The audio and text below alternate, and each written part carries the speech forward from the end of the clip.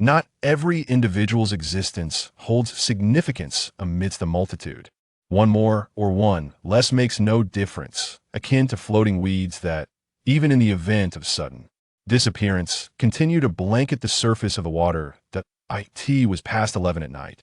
The room dimly lit by the flickering glow of a computer screen, while a solitary figure nestled beneath the covers, headphones adorning their head. Fixated on the screen, engrossed in anime, Moto was nearing the conclusion of his first viewing of Naruto, astonished as Naruto employed the reverse harem jutsu before Otsutsuki. Indeed, throughout, regardless of Naruto's growing power, his essence remained unchanged. Moto became increasingly absorbed, oblivious to the impending arrival of the Grim Reaper. The specter drifted behind the computer screen. Moto, sensing an unusual presence, lifted his gaze, only to behold a shadowy figure with two unfathomable eyes shimmering beneath a dark hood. Fear seized him, scattering his very soul. With a swing of the scythe, the Grim Reaper cleaved Moto's life in two. As the entity gradually vanished, Moto lay motionless, the computer's light continuing to flicker silently, punctuated only by the faint echoes of Rasengan emanating from his headphones. Beneath a clear sky, the mountain birds sang, and the hidden leaf village basked in tranquility. Yet within the Hokage Tower, the fourth Hokage felt a disquieting unease. Gazing out at the village, he sensed an ominous presence on this seemingly serene day. In the village hospital, a raven-haired woman lay on her bed, her complexion pale yet radiant with joy. A man in his 30s stood vigil beside her. Her eyes sparkled with delight as she turned to her husband and whispered, "Is it a boy or a girl? I heard its cry. Please bring it to me." The yearning mother longed to behold her child, gently imploring, even in the presence of her husband. The man, standing at the head of the bed, uttered not a word and exited the room. The woman watched his retreating figure, her lips curving into a slight smile, unaware of her frail condition. The man did not proceed to the nursery, but entered an empty room, where two nurses were placing a newborn into a white bag. Upon his approach, they halted. "Please leave us for a moment." The nurses exchanged glances, bowed, and exited. The man watched them depart, then gently unzipped the bag. He stood there, glancing out the window, the curtains drawn tight. He moved to open a window before returning to the bed. "I am sorry," he murmured, his hands moving deftly as intricate hand seals formed, enveloping the room in a shroud of darkness. Strange markings emerged upon him, resembling chains that bound the soul, yet his resolve remained undeterred. Outside, ominous clouds began to gather over the hidden leaf. At that moment, the fourth Hokage sprang to his feet, vanishing from sight, only to reappear atop the building, acutely sensing his surroundings as if searching for something. With a sudden roar, a crimson fox descended from the heavens, landing squarely in the heart of the village. Shrouding the day in darkness, the fourth Hokage stood still atop the Hokage Tower, his gaze fixed upon the distant Nine Tails. "Naruto," he murmured, glancing towards the hospital where a fiery-haired woman sensed the foreboding aura. Just as she attempted to rise, a sharp pain gripped her abdomen, prompting swift action from the doctors and nurses as she struggled. The third Hokage materialized beside him, while countless ninjas gathered below the Hokage Tower. The fourth's eyes swept over them, his cloak billowing in the wind. "Swear to protect the hidden leaf with your lives. Go!" With minimal commands, the ninjas surged forward, charging toward the colossal figure of the Nine Tails. In an instant, every ninja in the village was mobilized, their silhouettes darting throughout as panicked citizens fled. The ninjas endeavored to safeguard the villagers, while a portion worked to restrain the Nine Tails' movements. Nearby villagers were swiftly escorted to safety, while others rushed toward designated shelters. The fourth Hokage cast a glance towards the distant hospital, where numerous Jonin stood guard. He began weaving hand seals atop the Hokage Tower, biting his thumb, summoning forth a colossal toad adorned with a pipe, upon which he leaped in the hospital. The man continued his incantations, gazing out the window, realizing he was unable to break free in this crucial moment. Gritting his teeth, he hastened his hand seals. Outside, the first casualties among the ninjas began to emerge, a glint of hatred igniting in his eyes as a wave of death coalesced before him. Why have you summoned me? A faint shadow inquired, and as it materialized, the surrounding aura of death dissipated. Kneeling, breathless, the man raised his gaze to the lifeless body of the infant on the bed, declaring, I offer my soul in exchange for his. Agreed. The shadow's scythe glided, and the infant slowly regained vitality. Grant me a moment. A semblance of relief broke upon the man. As face that he burst from the hospital, charging toward the Nine Tails, his power surging anew. 8 gates open, he exclaimed, racing forward. The fourth Hokage, observing from a distance, glanced at Naruto beside him, whispering. Shikifujin, Kushina, far off, watched the fourth and Naruto, tears streaming down her cheeks.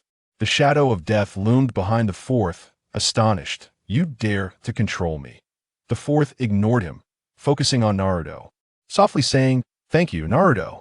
I'm sorry that a single tear escaped down his cheek as he raised his hand. The grim Reaper mirrored the motion with his scythe. Suddenly, Naruto erupted into tears, his limbs appearing to swell, facial hair sprouting forth, while simultaneously, the hospital echoed with the cry of another infant. The raven-haired woman approached, cradling her child, drawn by the sound of the resounding wail. In the distance, she spotted Naruto, and despite the chaos enveloping the hidden leaf, a smile of contentment graced her lips. Madam, a ninja leaped to her side, prompting her to turn. Sir, there have been casualties. Stunned, she slowly sank to her knees. The ninja watched her with concern, but refrained from offering assistance. The third Hokage cradled Naruto, making his way toward the Hokage Tower. Do not cry, my dear. The third's usually commanding voice held a gentle compassion. Weighed down by sorrow, Kushina struggled to her feet, hastily pursuing the third Hokage. Rain poured down, muffling the sounds of the funeral rites. Chapter 2. Lingyu and the Twins. Childhood of Naruto. Modu Ka opened his eyes to find a black-haired woman lying beside him, her eyes vacant. This was Mo Lingyu. A red-haired woman entered the room, looking weary, her clothes hanging loosely on her frame. Kushina. Mo Lingyu sat up and hurried over to support her. But Kushina pushed her away and glanced at Modoka. What is his name? Modoka, Mo Lingyu responded. Modoka? Kushina paused briefly. That's Naruto. I'm counting on you. No. Mo Lingyu shook her head resolutely. I don't have much time left. Kushina raised her gaze to meet hers. Mo Lingyu fell silent, turning to look at Modoka, who was reaching out, waving his hands. Mo Lingyu nodded. I will take care of him, but I cannot bring him with me. Thank you. Kushina smiled faintly before turning to leave. Mo Lingyu caressed Modoka's face, and he grasped her hand. In a soft voice, she cautioned, Don't be too happy. I'm caring for 2 people, so if you go hungry, don't blame me. Modoka chuckled inwardly. Just don't touch my face. Everything else is negotiable. Modoka had inexplicably traversed to this world, witnessing the chaos wrought by the Nine Tails in Konoha. Although he had fantasized about such scenes many times, now that he found himself here, he yearned to return. This was a perilous realm. His previous life, though mundane, was far safer. He observed Mo Lingyu. Her long black hair and exquisite features suggested she was in her early 20s. Modoka had never encountered her while watching Naruto, likely a mere background character. Mo Lingyu, still holding onto Modoka's fingers, ceased her caressing and seemed lost in thought as she leaned over his crib. Although Modoka did not know her well, her sorrow tugged at his heart, and he instinctively moved his hand. Mo Lingyu remained unresponsive, and Modoka quietly watched her, lost in her reverie. Days turned into weeks, and Mo Lingyu often sank into contemplation while Modoka grew day by day. A year passed swiftly. Modoka learned to walk and to call her mama. Despite her worries, Mo Lingyu frequently took him out, and he gradually became familiar with the village. In the second year, Modoka could run on his own, but only played near their home. By the third year, he had grown significantly, and one day, Mo Lingyu brought him to a particular place. She knocked on the door and called, Naruto, I've come to see you. It was Modoka's second encounter with Naruto. They entered Naruto's home, where he was alone. Naruto occasionally stole glances at Modoka, looking up at Mo Lingyu and asking, Is he Modoka? Yes, Modoka Naruto. He is your brother. Mo Lingyu casually replied as she tidied up the room. Naruto touched Motoka's arm and said, "Hello, Motoka. My name is Naruto." "Hello." Motoka nodded and sat on the couch, waiting for Imo Lingyu to return. Naruto approached and inquired, "I'm 3 years old. How old are you?" "3." Motoka replied, having been asked this question many times before. "Is Aunt Lingyu really your mother?" Naruto pressed on. "Yes." Motoka nodded but then looked at him and added, "Mama loves you very much. She will always take care of you." Naruto seemed puzzled initially, but upon hearing Motoka's words, he smiled and scratched his head. Once Imo Lingyu finished tidying, she took them out, closing the door behind them, ready to treat them to a meal. After walking a short distance, she paused. With a sigh of resignation, she said, "How about Naruto visits Annie's house?" "Okay." Naruto beamed with joy. After Naruto's arrival, Motoka played with him for a while. Previously, Motoka had never truly appreciated Imo Lingyu's nurturing nature, admiring only her meticulous care in daily life. However, upon seeing Naruto, he felt a different emotion, one of happiness for himself, contrasted with deep sympathy for Naruto. He had never understood why others mocked Naruto or avoided playing with him, but now he felt the stark difference. Naruto had no parents. Imo Lingyu could take him out, enjoy outings, yet she could not do the same for Naruto. Though Naruto could visit their home, he would inevitably leave, while Motoka could remain in the very place Naruto longed for. Perhaps Naruto was still young, for he seemed blissfully happy until the moment he departed. Observing Naruto's contentment relieved Motoka. Perhaps Naruto simply hadn't matured enough yet. Following this meeting with Naruto, Imo Lingyu frequently took Motoka to visit him, and Motoka gradually adapted to life with Naruto. 2 more years passed, and Motoka turned 5. The minimum age for enrollment in the Ninja Academy was 5, yet Imo Lingyu had not mentioned this to him. Several days after his 5th birthday, Motoka asked, "Don't I have to go to school?" Imo Lingyu hesitated for a moment. "Do you want to go?" "Yes," Motoka nodded. "Being a ninja is very hard. Aren't you afraid?" Imo Lingyu crouched down to look at him. "I'm not afraid." Motoka shook his head. Imo Lingyu remained silent for a long time. Motoka was unsure of her thoughts until she suddenly seemed to snap back to reality. Realizing Motoka was still waiting for an answer, she hurriedly stood up. "I'll go buy something." Imo Lingyu nearly dashed out of the house, and Motoka hurried after her, but her speed was too great for him to catch up. As Motoka continued walking, he noticed several children attacking another child. Just as he was about to intervene, he overheard the assailants taunting, "We'll beat you to death, unwanted child." Motoka finally recognized that it was likely Naruto and rushed over. Although he had yet to learn any ninja techniques, he had no hesitation in confronting the group of children. He pushed one aside and helped Naruto up. "What are you doing meddling?" One of the children questioned Motoka. "You're ganging up on him." "How shameful," Motoka retorted, noticing that the other children were slightly taller, likely around 6 years old. "Who asked you to meddle?" The child replied before turning to leave. "Naruto, are you all right?" Motoka examined Naruto, noticing his swollen face. "I'm fine. It doesn't hurt at all," Naruto grinned. "Motoka, why are you here? Auntie isn't with you, is she?" "No," Motoka shook his head. That girl with white eyes over there asked. A small girl nearby queried. "Yes, do you need something?" Motoka, concerned for Naruto, casually asked. However, upon seeing the girl's appearance, he was taken aback. It was Hinata. Chapter 3. The Path of the Ninja. As Mortaka observed Hinata, he was about to speak to her when a figure clad in a dojo uniform approached from the Hyuga household. Crouching down, the individual inquired, "Miss, are you all right?" Hinata was about to respond, but upon noticing Naruto, the person quickly added, "Miss, why are you with him? We should leave." The figure stood up and pulled Hinata away. Naruto glanced at the departing duo before turning to Mortaka and asking, "Where's Auntie?" "I'm looking for her." Mortaka glanced at Naruto's injury and suggested, "Go to my house and apply some medicine." "No, I'll head home first." "Don't tell Annie I got into a fight," Naruto replied before dashing off. Mortaka, unable to catch up with Imo Lingyu, decided not to pursue it further. He returned home, grabbed some ointment for external wounds, and hurried to Naruto's residence. After delivering the medicine, he returned home only to find the door ajar. He stepped inside and saw Imo Lingyu standing there, her head bowed. I'm back, he announced. What do you have the ointment for? Did Naruto get hurt? Mo Lingyu turned around, her eyes slightly reddened. Mortaka felt a pang of pain in his heart and recounted the events of the afternoon. All right, let's visit him tonight, Mo Lingyu said, looking at Mortaka. He nodded in agreement and suggested, let us go buy some ingredients to prepare a delicious meal for Naruto. Yes, Mo Lingyu replied, glancing at Mortaka. Her lips poised to speak, but ultimately remaining silent. That evening, Mo Lingyu arrived with a meal for Naruto, accompanied by Mortaka. Upon seeing her, Naruto's face, still swollen, filled with panic. Naruto, Mo Lingyu set down the food and said, come and eat. I brought a lot of dishes just for you. Naruto hesitated, then nodded, okay.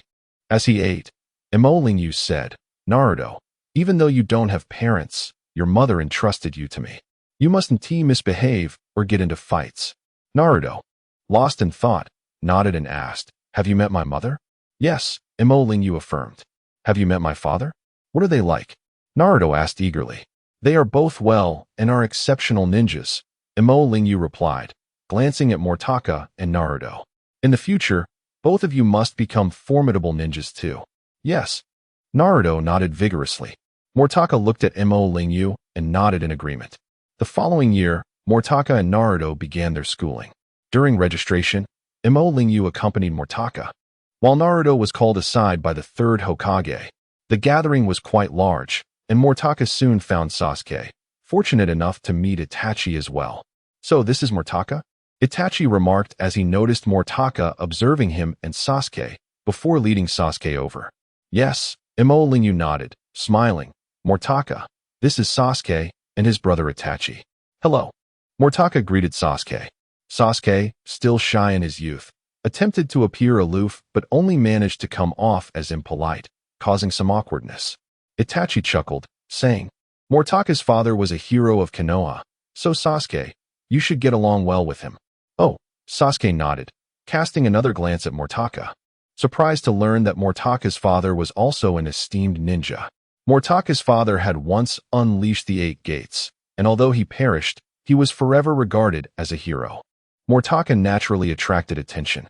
Among the other students registering were Sakura, Ino, Shikamaru, Choji, Kiba, and Shino. Hinata, meanwhile, kept glancing at Mortaka, seemingly recalling him. When Mortaka looked her way, their eyes met, and Hinata blushed shyly. After registration concluded, Mo Lingyu and the other parents departed. Mortaka entered his classroom, which housed over 30 students. He spotted Naruto sitting towards the back. When Naruto saw him, he immediately stood and called out, Mortaka, over here. Mortaka felt exasperated. He had intended to sit closer to the front, as it was well known that sitting at the back was not conducive to serious study. However, if he refused Naruto, he would undoubtedly face ridicule from his classmates. It seemed he would have to wait for another opportunity to suggest sitting at the front. Once seated, discussions arose about why he was sitting with Naruto. Mortaka feigned ignorance and asked, Naruto, how many people do you know now? Not a single one. Naruto shook his head. Well, do you see that boy with black hair? His name is Sasuke, and I just met him. And that girl over there is Hinata, the one from the fight last time. Mortaka pointed out Sasuke and Hinata, confident they wouldn't notice since they were seated at the back. Naruto nodded enthusiastically. As Mortaka spoke, he noticed the teacher entering, which prompted him to cease his conversation. Irika walked in, observing the numerous students, and announced, Hello everyone, I am your teacher. Irika, let's begin with self-introductions. Who would like to go first? I will. Naruto stood up first. I'm Uzumaki Naruto, and my goal is to become Hokage. The room buzzed with astonishment, though many expressed disdain. Mortaka face-bombed, having forgotten that Naruto naturally stole the spotlight and was already beginning to dominate the scene. Seeing the dismissive looks from the other students, Irika hesitated to comment on Naruto's ambition and instead inquired, Naruto, why do you wish to become Hokage? Because that's the only way to gain everyone's recognition. Plus, I promised Annie Lingyu that I would become an excellent ninja. But she probably doesn't know that my goal is to be the best ninja. Hee, she'll be shocked when she finds out. Naruto chuckled. All right, Irika nodded. After Naruto sat down, more students introduced themselves, and Irika repeated their names, which surely helped him remember. "Hello, I'm Haruno Sakura," Sakura said, accidentally sitting near the front. "Hello, I'm Uchiha Sasuke," Sasuke announced, seated in the third row near the aisle. I'm Hyuga Hinata," Hinata introduced herself, taking a seat in the middle of the third row. "Yamanaka Ino, Nara Shikamaru. I'm Akimichi Choji. I'm Inazuka Kiba. This is Akamaru Wolf. I'm Yamanaka Shino." When it was Mortaka's turn, he stood and declared, "I am Mortaka, and I aspire to become an outstanding ninja." Once all students had introduced themselves, Irika was unsure how many names he had memorized, but ultimately, all were present. Chapter 4, Step by Step, Forbidden Technique Scroll Mode. Ku quickly acclimated to school life. Although the curriculum at the Ninja Academy differed entirely from his previous studies, it commenced with fundamental concepts. As long as he kept pace with the instructor, he would soon grasp the essential knowledge, which was merely introductory material. As for Naruto, he initially remained quite earnest. After enrollment, while on their way home from school, Ku mentioned sitting in the front row, and Naruto, understanding it was for the sake of diligent study, did not object. For an entire week, Naruto and Ku sat in the front row, attentively absorbing the lessons. The school days unfolded monotonously, yet Ku was content, progressing through each day methodically. Sunday arrived swiftly, and after Irika assigned homework, he declared a day off. Upon returning home, Ku dedicated the evening to mastering the theoretical knowledge he had acquired and, the following day, practiced throwing shuriken in the yard. Throwing shuriken was their first outdoor lesson, akin to physical education. However, achieving proficiency required considerable practice. No amount of talent could substitute for this. With Ku engaged in his studies, Lingyu found herself with some free time and decided to go shopping. After practicing for 2 hours, Ku felt somewhat fatigued, but resolved to continue for another half hour. The shuriken flew from Ku's hand and struck the target. Occasionally, he would miss, but most of the time, he succeeded. After another 10 minutes of practice, Naruto's voice suddenly echoed, followed by his entrance through the door. "Naruto?" Ku inquired, holding his shuriken. "Let us go out and play," Naruto suggested, noticing the snacks Lingyu had prepared for Ku. He crouched beneath the eaves and poured himself a cup to drink. "Are you not going to practice throwing shuriken?" Ku asked, puzzled, as he believed Naruto, despite his poor grades, must be putting in some effort. "Practice throwing shuriken?" Naruto blinked in surprise. "I completely forgot. We've only had one outdoor class since starting school, and now that we have a day off, I've almost forgotten about the shuriken practice. My mother prepared a target for you as well," Ku said, glancing toward the wall where a target identical to his was placed. He walked over, picked it up, and added, "Let us go to your house first. I'll help you hang it up." "All right." Naruto scratched his head and followed Ku outside. As they strolled down the street, many people recognized Ku, and he greeted them, while Naruto trailed behind, awkwardly watching Ku converse with others. They eventually arrived at Naruto's home, where they hung the target in the yard. Naruto looked up at the second floor and asked, "Should we go inside and play?" "No need. I'm heading back now. You should practice throwing shuriken too." Ku shook his head and set off alone. Naruto hesitated, glanced at the target, then rushed upstairs to retrieve his shuriken.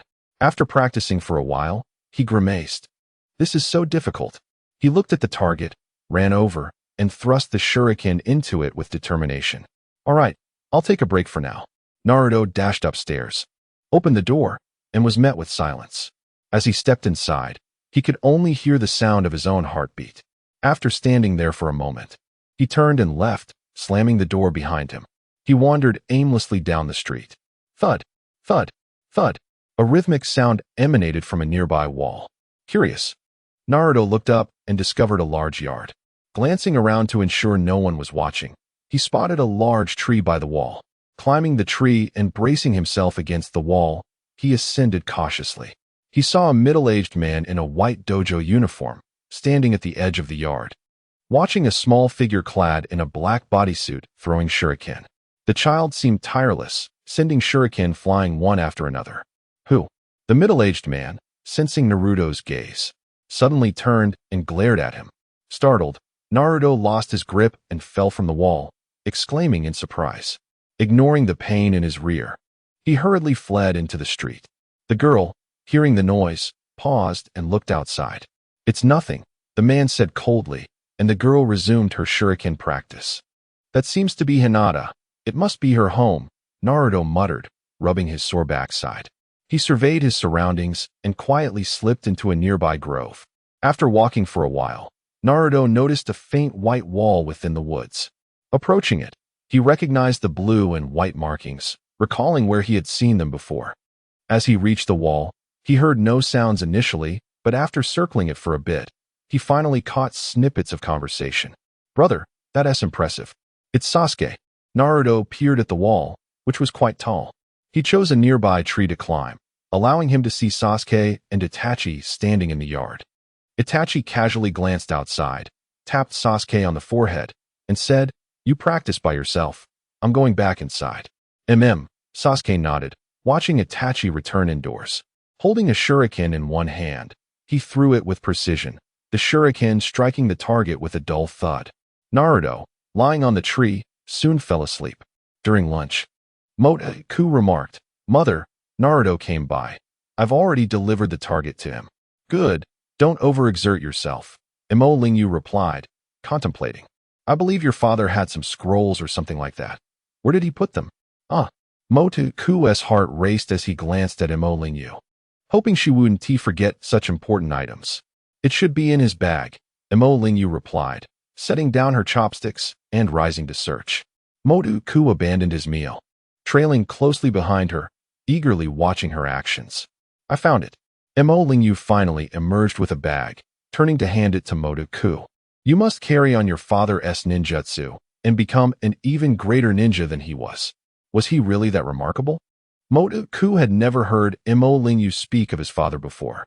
About that, Imo Lingyu pondered, returning to the dining table to continue her meal. In the afternoon, Motoku practiced throwing shuriken for another few hours, but his progress was minimal, and he felt disheartened. After dinner, he returned to his room. Sitting at the table, Motoku opened his father's backpack. He unrolled a scroll. "Lingyu is pregnant. I am overjoyed. I have prepared shuriken and kunai, as well as chakra refining techniques. I can hardly wait to present them to him." Motoku flipped through the scroll, momentarily stunned. As he continued, he found it blank. After a moment's thought, he took the scroll to Imo Lingyu's door and knocked gently. "What is it?" Imo Lingyu opened the door. "This seems to be Dad's notes," Motoku said, offering her the scroll. Imo Lingyu hesitated, then took it from him. After a moment, she opened the door wider, pulling Motoku inside. "Would you like to read it with me?" Imo Lingyu pleaded somewhat, but Motoku shook his head. "There's only one passage, the rest is blank." With that, Motoku returned to his own space. He rummaged through the bag once more, discovering an exquisite shuriken and kunai, alongside a chakra refining manual and a simple technique scroll. Upon examining these, he noticed a black scroll hidden within. He reached out and carefully pulled it out. Chapter 5, Fallen Capital. Genius to the left, Imo Lingyu concealed herself within her room, gently unrolling the ancient scroll. As her eyes scanned the words inscribed upon it, a sudden spasm overtook her. 6 years had passed, and she had lost count of the tears she had shed. Motoku took out the black scroll. Noting its considerable weight compared to the earlier ones, its paper seemed sturdier. As he unfurled it, his heart raced at the sight of just 2 words, forbidden techniques. Astonishment mingled with exhilaration surged within him, for without such forbidden jutsu, his aspirations of becoming a true powerhouse would remain unattainable. Lacking the Sharingan and the Nine-Tails chakra, he recognized that even in the early stages of this world, the absence of forbidden techniques would render one powerless in the climactic battles to come. Take Sakura Haruno from the Konoha 12, for instance. While each of her peers possessed unique family traits and abilities, she stood apart as an ordinary ninja. Without the mentorship of the 5th Hokage, Tsunade, she would likely have only reached the level of a standard Jonin, and perhaps her name would not even be among the Konoha 12, despite her role as the protagonist. Thus, upon encountering the phrase forbidden techniques, Motoku's heartbeat intensified. He cautiously pulled back the remaining section of the scroll and studied it for a moment, his expression gradually softening. Rising from his seat, he held the scroll in his hands but soon set it down again. Unable to resist, he approached the window and stood there for a considerable time, exhaling slowly. Glancing back at the black scroll, he finally comprehended the reason for his arrival in this world. Yet, he had not anticipated the truth to be so disheartening. His purpose here was merely to console the wife of that man. The instant he grasped this reality, confusion enveloped him. If this were indeed the case, what value did he possess? This world did not require him. Mo Lingyu only needed her own child. What, then, was his significance? It seemed exceedingly selfish.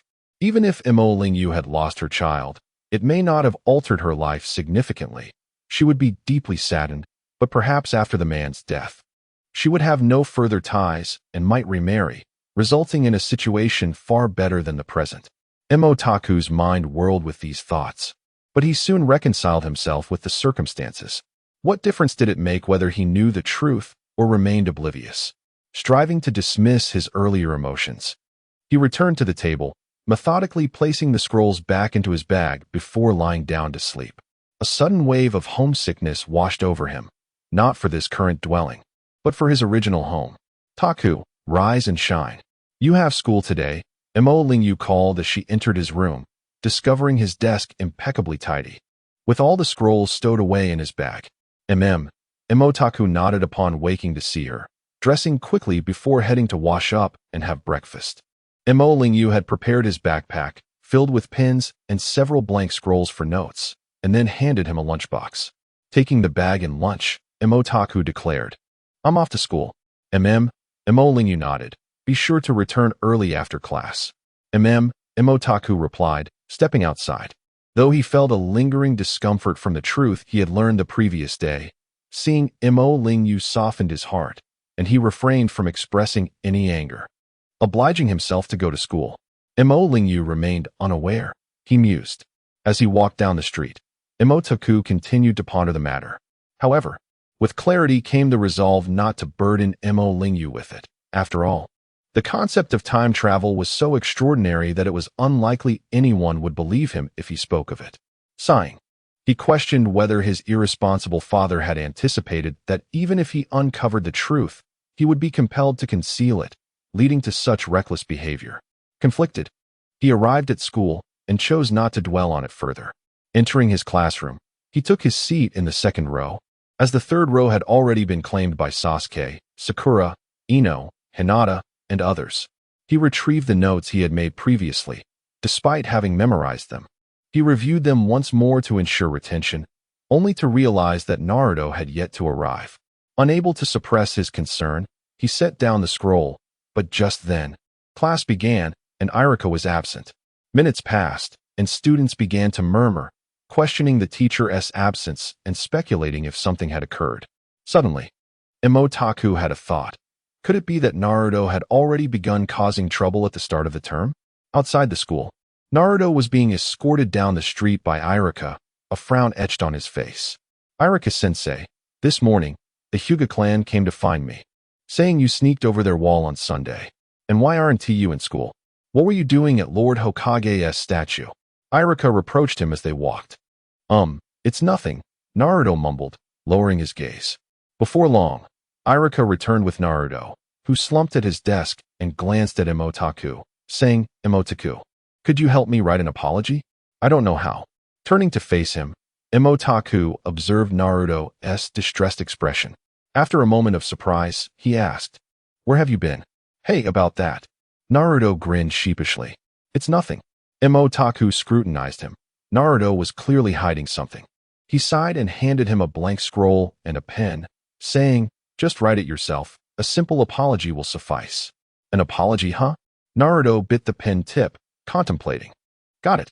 With that, he began scribbling furiously. His handwriting scrawled, but legible enough for Taku to discern that Naruto had indeed climbed the Hyuga wall and was likely reported. Once he finished, Naruto began fidgeting restlessly, which in turn distracted Taku. Noticing this, Irika suddenly exclaimed, "Naruto, stop disrupting others and move to the back." "Okay," Naruto replied, rising to take a seat in the rear. Taku paused, casting a glance at Irika before quietly listening to the lesson. During the lunch break, Emotaku walked to the back and found Naruto asleep. He gently shook him awake, saying, "I brought lunch, let us eat together." Naruto rubbed his eyes, spotting Emotaku and nodding in response. Emotaku's lunchbox was quite large, as both he and Naruto were still growing. Thus, Emo Lingyu had chosen a bigger one. After they finished eating, Naruto remained silent, prompting Emotaku to inquire, "How's your kunai practice going?" It's all right," Naruto replied, his eyes twitching. Emotaku studied Naruto for a moment, realizing he might be overstepping. After all, he and Naruto were not the same. He understood that Naruto, still youthful and playful, craved attention, which often led to his restlessness. Yet, he believed Naruto would eventually become formidable, unlike Naruto, who had always been at the bottom of his class. Emotaku felt the weight of necessity. He could not afford to slack off. He understood that many faced the dual paths of advancement and regression, like Kakashi, once hailed as a genius in his youth, who had since fallen, remaining at the J-nin level. However, it was crucial to note that Kakashi was indeed a genius, having reached J-nin status at a young age, thus possessing the privilege to falter. As for himself, if he did not continually advance, he would inevitably become cannon fodder. For Naruto, who had long occupied the lowest rank, there lay only one path, the path forward. Perhaps this singular focus on progress following his graduation was the reason for Naruto's continuous growth. Chapter 6. Initial Strength and Itachi's Betrayal. On this day, Irika shared the method of chakra refinement with everyone, although most had already mastered it. The day's lessons concluded swiftly, and upon returning home, Mortaku unrolled a black scroll that contained a different technique for energy refinement. While chakra is a fusion of spiritual and cellular energy, the method inscribed on the black scroll delineates the extraction of these energies separately. Through various transformation techniques, one could also obtain chakra for performing ninjutsu.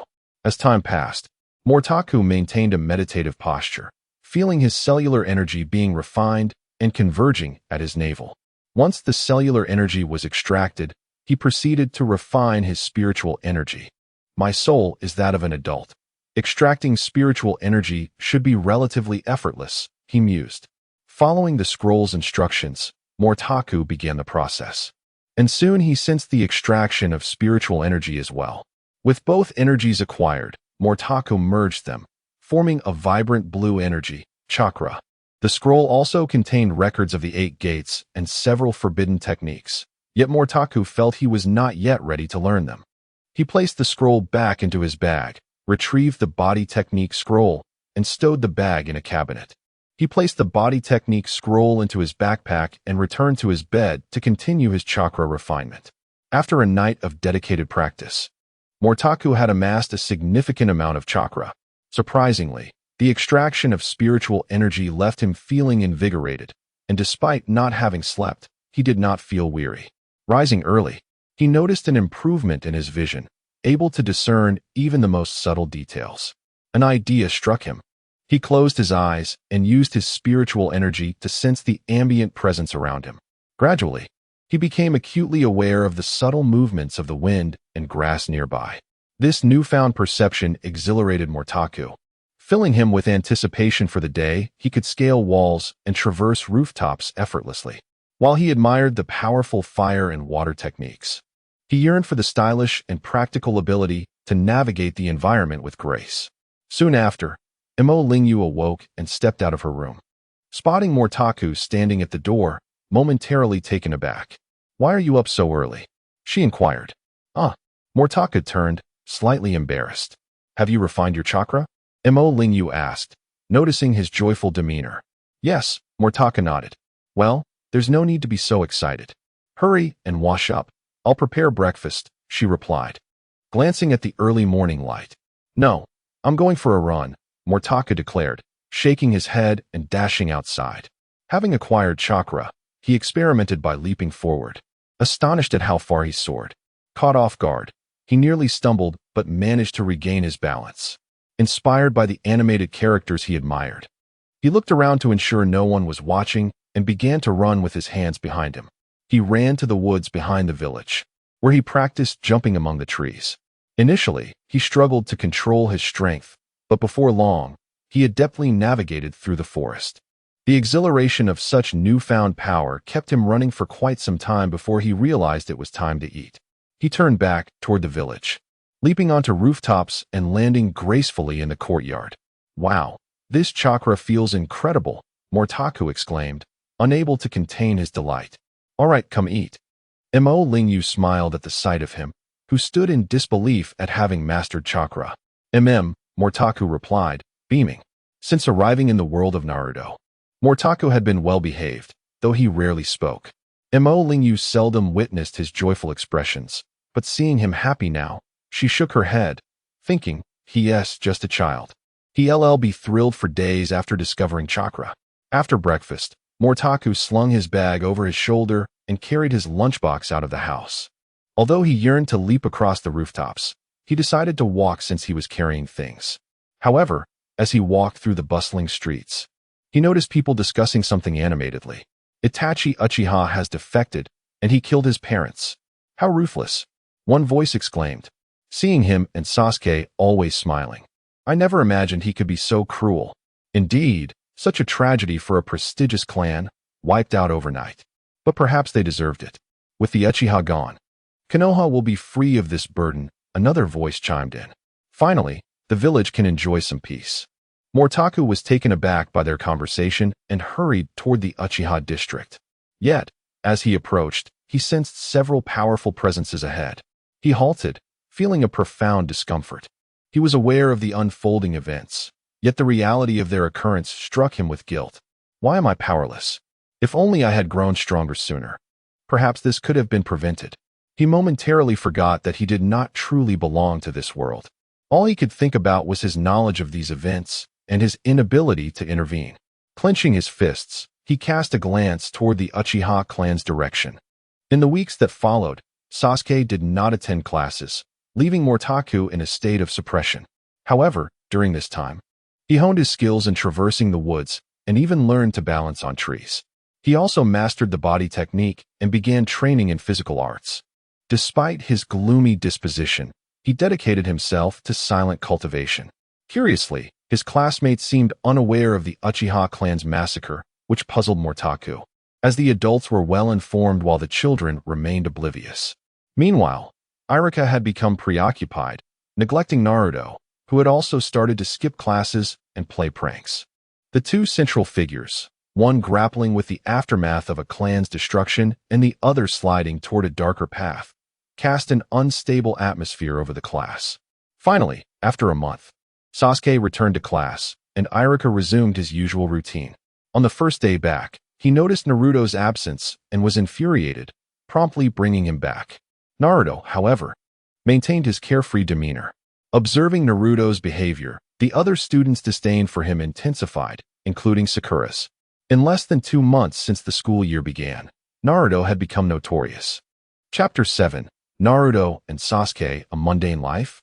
Every individual's life is inherently distinct, and so are their choices. The ordinary and the extraordinary arise from the interplay of both. During the period when Sasuke was absent from class, Iruka's teaching was often interrupted.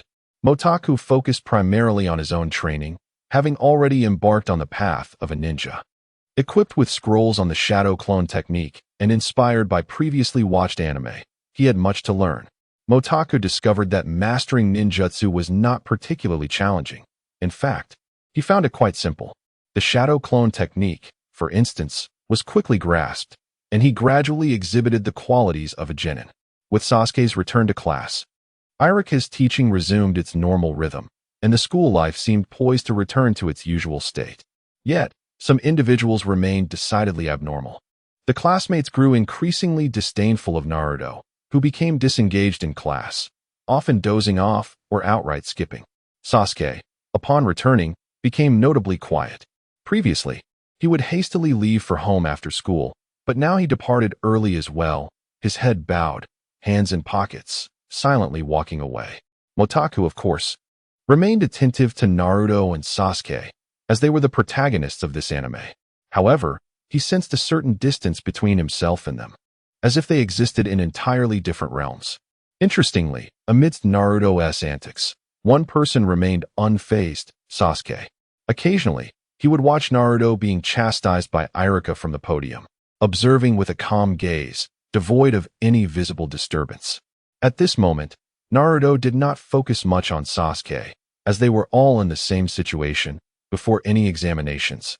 There was neither a bottom dweller nor a prodigy.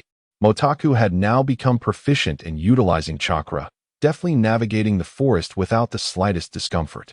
He had also learned to stand on his head on trees using chakra and planned to find a place to practice walking on water in a few days. As for the shadow clone technique, he had mastered it with ease.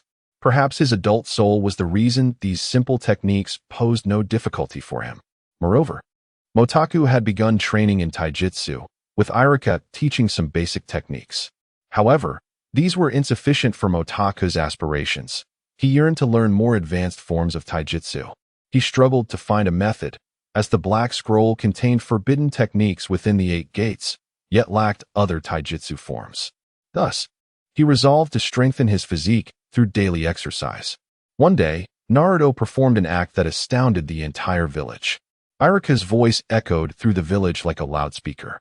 Motaku, standing atop a roof, glanced at the statue behind the Hokage building. Some amateurish graffiti had rendered the Hokage statue somewhat livelier. He shook his head and turned his gaze to the fleeing Naruto. Unbeknownst to him, Naruto's chakra had significantly increased. Motaku knew they had both received chakra refining techniques on the same day, yet Naruto's chakra now likely surpassed his by a factor of 2. This disparity was the result of Motaku's disciplined refining and Naruto's tendency to skip class. It was uncertain what Naruto's chakra levels would be if he were to refine it daily as well. However, mere possession of chakra was of little use. Naruto was swiftly apprehended by Iruka, who dragged him back to the classroom, demanding he bring a bucket and cloth, then ushered him outside again. "Oh my, why do we have such a student in our class? It's utterly infuriating," Ino lamented, her face a picture of despair. "Now Iruka-sensei can't teach us properly at this rate. We may never graduate. Why does Iruka-sensei always have to manage Naruto? Why not ignore him and just teach us?" Sakura frowned in frustration.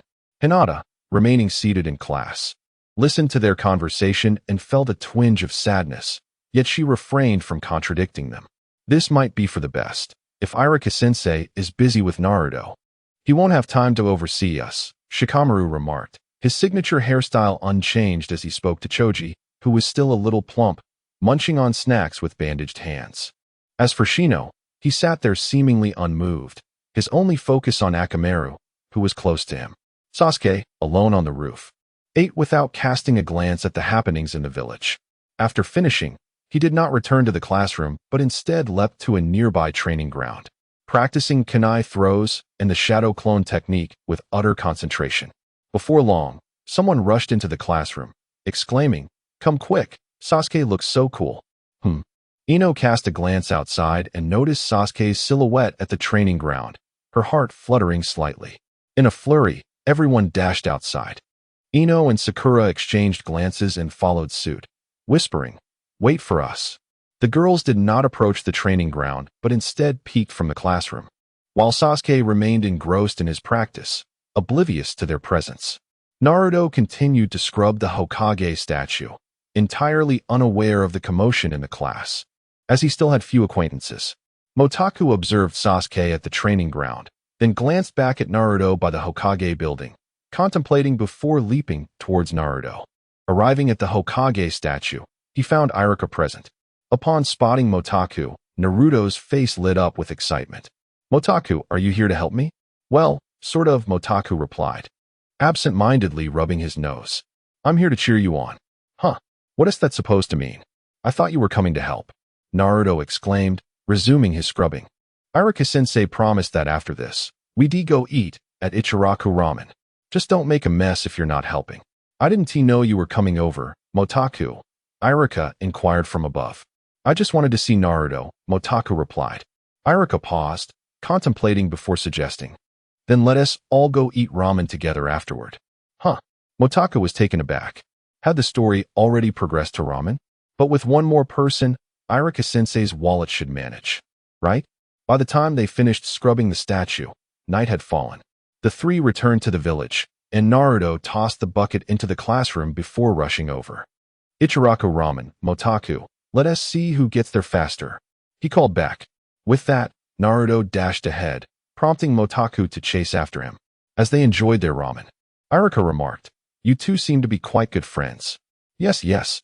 Motaku and I are the best of friends," Naruto replied with a grin. "What is going on here?" Iruka questioned, puzzled. "Well, we both grew up under the care of Aunt Imo Lingyu, so we've been together since childhood," Motaku elucidated. "Exactly.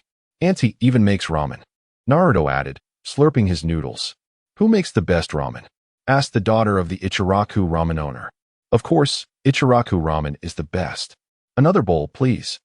Naruto pushed his empty bowl forward eagerly. Chapter 8.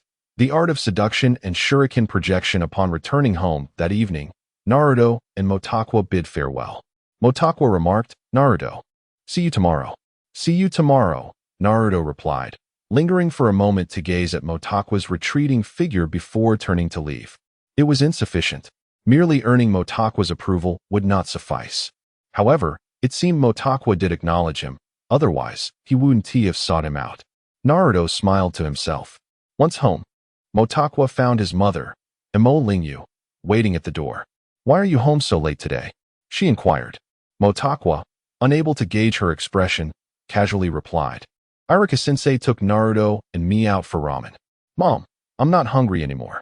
As he stepped inside, he noticed Imo Lingyu remained still, watching him. Turning back, he saw her smile and heard her say, "Well, go take a shower. Next time, if you're coming home late, just let me know." Motakwa felt a sudden pang of guilt. He hastily attempted to explain, but Imo Lingyu interjected, "It's all right, just go." A sense of disappointment washed over him.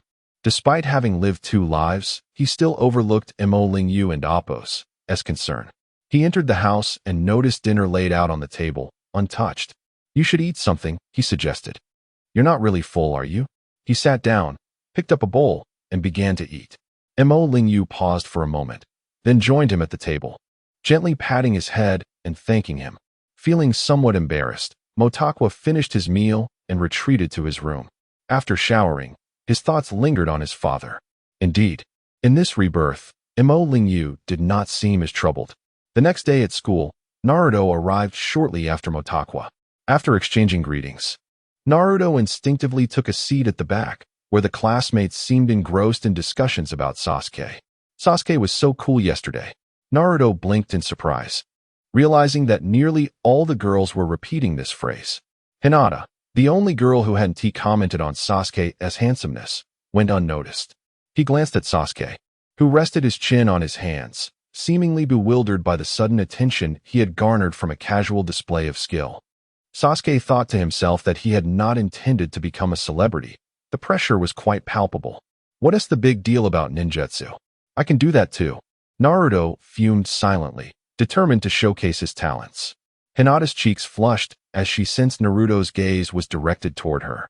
When Iruka arrived, class resumed normally, though he noticed a much quieter Naruto and felt a sense of relief. It seemed Naruto had become more obedient after yesterday's lesson. In a moment of cheer, Iruka announced, "Well, we've covered the body flicker technique. I wonder how well everyone has grasped it. Naruto, come here and show me your progress." "Why Naruto?" Sakura thought, feeling particularly annoyed. "Why not Sasuke?" "All right," Naruto exclaimed, his excitement palpable as he strode confidently to the front. "Prepare to be amazed by my original ninjutsu," he declared, drawing the attention of his classmates. Ninjutsu, transformation technique, art of seduction. Upon hearing the last phrase, Motakwa's eyes widened in astonishment. Indeed, with a puff of smoke, Naruto transformed into a stunning girl with golden hair and twin ponytails. The room fell silent as the classmates were momentarily stunned, while Iruka, blushing profusely, shouted, "Naruto, get out of here." In a fit of laughter, Naruto reverted to his original form and exclaimed, "What do you think? Wasn't that a bit inappropriate?" Iruka, now even more furious, thought to himself, "What if these students go home and talk about this? I can't face anyone after teaching such a student." Sasuke observed Iruka's distressed expression, puzzled by his reaction. Although he had never transformed into a girl himself, he saw no issue with it.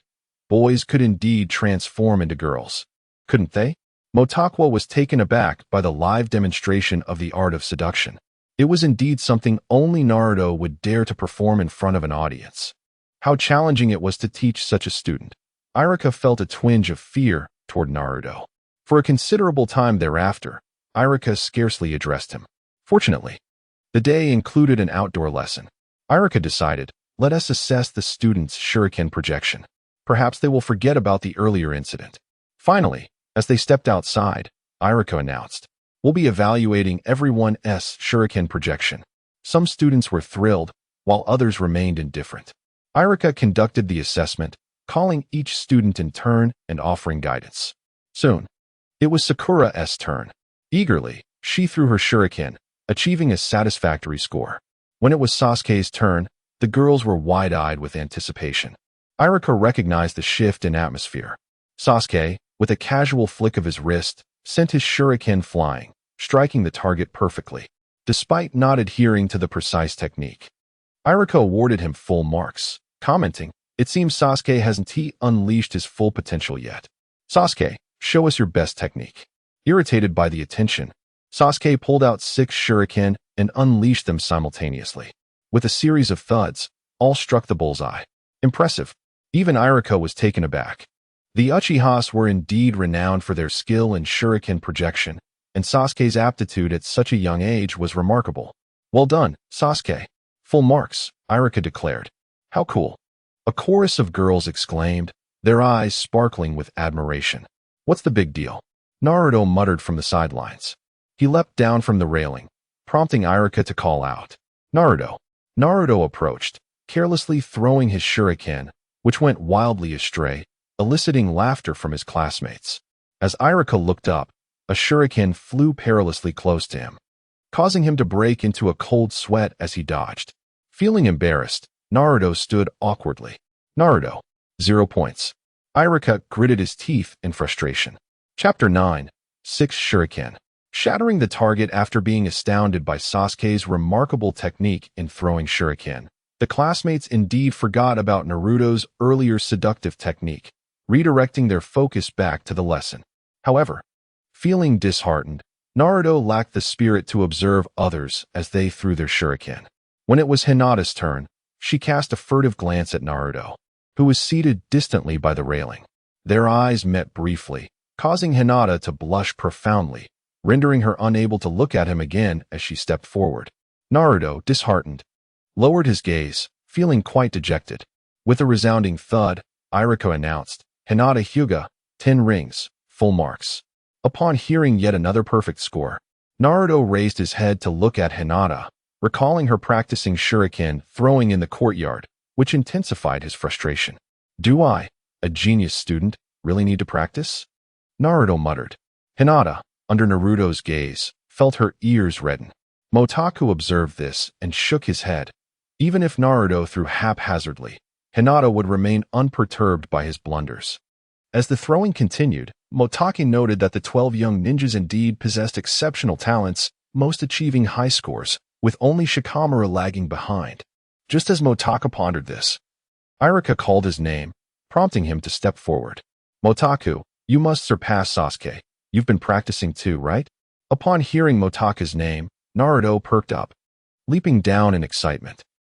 Not really, Motaku murmured, surprised by Naruto's competitive spirit. Motaku, did you hear? You must throw 8 shuriken. No, 10. Naruto shouted. 10. Are you joking? The classmates erupted in laughter. 10 is utterly impossible. Does Naruto even have a brain? Sakura chimed in, casting a discreet glance at Sasuke. Hearing the classmates' banter, Motaku fell silent. Recognizing that no matter how many shuriken he threw, it wouldn't alter their perception of Naruto, though he felt a twinge of annoyance. With a stern expression, he reached into his bag, momentarily catching Iruka's attention, who glanced at his hands. Motaku produced his shuriken, and Iruka, taken aback, quietly remarked, 6 shuriken? Although they share a good relationship, surely Motaku isn't trying to show off? What? 6 shuriken again? 1 was enough to astonish them. Now there are 2. How can others compete? Motaku disregarded the crowd, knowing that in the future, a ninja could throw thousands of shuriken or kunai at once, so he continued honing his skills. Sasuke shot a glance at Motaku, his expression shifting slightly. Motaku was not merely tossing them carelessly, for he understood that ninjutsu was not for mere training, but for combat. Precision alone was insufficient. Speed and power were paramount.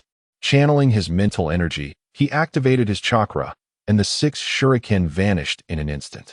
With a deafening explosion, the target shattered. The entire arena fell silent as Naruto snapped back to reality, exclaiming, "Incredible! Motaku, full marks." Iruka was equally astonished. While he too could pierce through targets with force, Motaku had only been training for 2 months. What a genius! His class had not just one, but multiple prodigies. If Sasuke exuded an aura of coolness, Motaku radiated genuine strength, leaving the classmates in contemplative silence, suddenly acutely aware of the disparity. A genius, Sakura murmured. The realization dawned upon everyone. Motaku was indeed a greater talent than Sasuke. Did you use chakra? Sasuke inquired. Yes, Motaku nodded. Why? Sasuke pressed further. Because a shuriken without power is futile, no matter how accurate, Motaku replied, incredulous that Sasuke did not grasp this. Sasuke nodded. He could achieve the same with chakra too, but he refrained from doing so. Upon hearing that Motaku employed chakra, Iruka interjected, everyone needn't be overly astonished. Motaku utilized chakra to achieve such power. However, we have not yet taught how to use chakra for throwing shuriken, as that would involve a degree of lethality. Yet, Motaku's simultaneous launch of 6 shuriken alongside Sasuke indicates both are geniuses. Everyone must not grow complacent, lest the gap between you widens. Well, teacher, can't you pierce a target without chakra? Shikamaru, who had been pondering intensely, asked. That should be feasible. After all, I have also practiced taijutsu. Iruka replied, scratching his head. Wow, Iruka-sensei, we want to see. The classmates exclaimed eagerly. All right, Iruka conceded, retrieving a shuriken from his bag and throwing it at another target. With a loud bang, the target was pierced, not violently shattered but cleanly penetrated.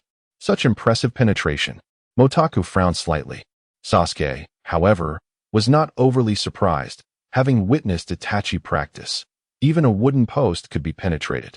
In the Hokage building, the 3rd Hokage observed Naruto, Sasuke, and Motaku through a crystal ball, puffing on a cigarette.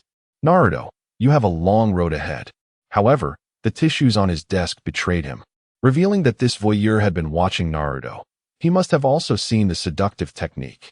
He might have even witnessed its development, truly shameless of him. Naruto, astonished by Motaku's brilliance, wished to congratulate him on being a genius, yet his mind was plagued with self-doubt. No, merely watching others grow strong is futile. I must become stronger. He clenched his fists resolutely. Beside him, Hinata gazed at Naruto with concern. While she did not fully comprehend, her care for Naruto was evident. This outdoor lesson unveiled 2 prodigies and effectively motivated their classmates. Iruka thought perhaps more such assessments could be beneficial in the future. However, more importantly, the students had forgotten about the seductive technique. Turning back, Iruka noticed Naruto still standing there, visibly begrudging, and said, All right, everyone, free practice. He approached Naruto and said, Naruto, there are countless geniuses in this world, but without diligent effort, even the most gifted cannot achieve great success. Iruka realized that yelling at Naruto was ineffective. Only patient guidance would suffice. Aren't I a genius? Naruto looked up in confusion. You. Iruka burst into laughter, chuckling heartily. What is so funny? Naruto snapped, irritated. Nothing. Naruto, just keep working hard, Iruka said, shaking his head as he departed with the attendance sheet. Naruto stood momentarily stunned, then turned to see Sasuke and Motaku, one practicing shuriken throwing, the other seated in meditation, refining his chakra. There was no denying it. Sasuke's chakra surpassed his own, and if he did not refine his skills, he would surely fall behind. As for the others, they remained oblivious. Sasuke practiced undisturbed, while Motaku continued his chakra refinement. Witnessing this, the other students resumed their practices with diligence. Even in Irika's absence, they did not slack off, except for Shikamaru and Choji, one idling, the other munching away. Chapter 10. Attention-grabbing and forbidden techniques. That afternoon after school, Motaku returned home early, while Naruto wandered alone to the riverbank, sitting on the grass and tossing stones to pass the time. It was uncertain whether this was the very river where the first Hokage had encountered Uchiha Madara. But it was at that moment that Sasuke happened to pass by. With his hands tucked in his pockets, Sasuke glanced at Naruto and mused to himself. He must feel quite lonely. Naruto, seemingly sensing Sasuke's gaze, turned around and caught sight of him. Their eyes met for an instant before they both averted their gazes. Naruto thought, what is with the attitude? It's just a kunai throw. I will definitely surpass you. Sasuke reflected, he noticed me. Does he think I feel just as isolated? No, I can't let him see that I'm the same. Harboring their respective thoughts, Sasuke soon walked away, while Naruto turned back to look at Sasuke's retreating figure, clenching his fists. He vowed to become a stronger ninja, believing that he would find a way to earn everyone's recognition in due time. Once he had sorted out his thoughts, Naruto returned home and stood in the yard, staring at the target where his kunai was still embedded. Since Motaku had delivered the target, he had only practiced briefly that same day and had not returned to it since. He approached, pulled the kunai out, stepped back a distance, and hurled the kunai with all his strength. Bang, bang, bang. In Naruto's yard, he had practiced kunai throwing every day after school for the past week, and now he could consistently hit the target. Wiping the sweat from his brow, he surveyed the numerous marks on the target and chuckled, I am indeed a genius. Haha. Naruto had also practiced the body flicker technique, but his most proficient skill remained the transformation technique. As for the substitution and shadow clone techniques, he struggled to grasp them and had yet to master them.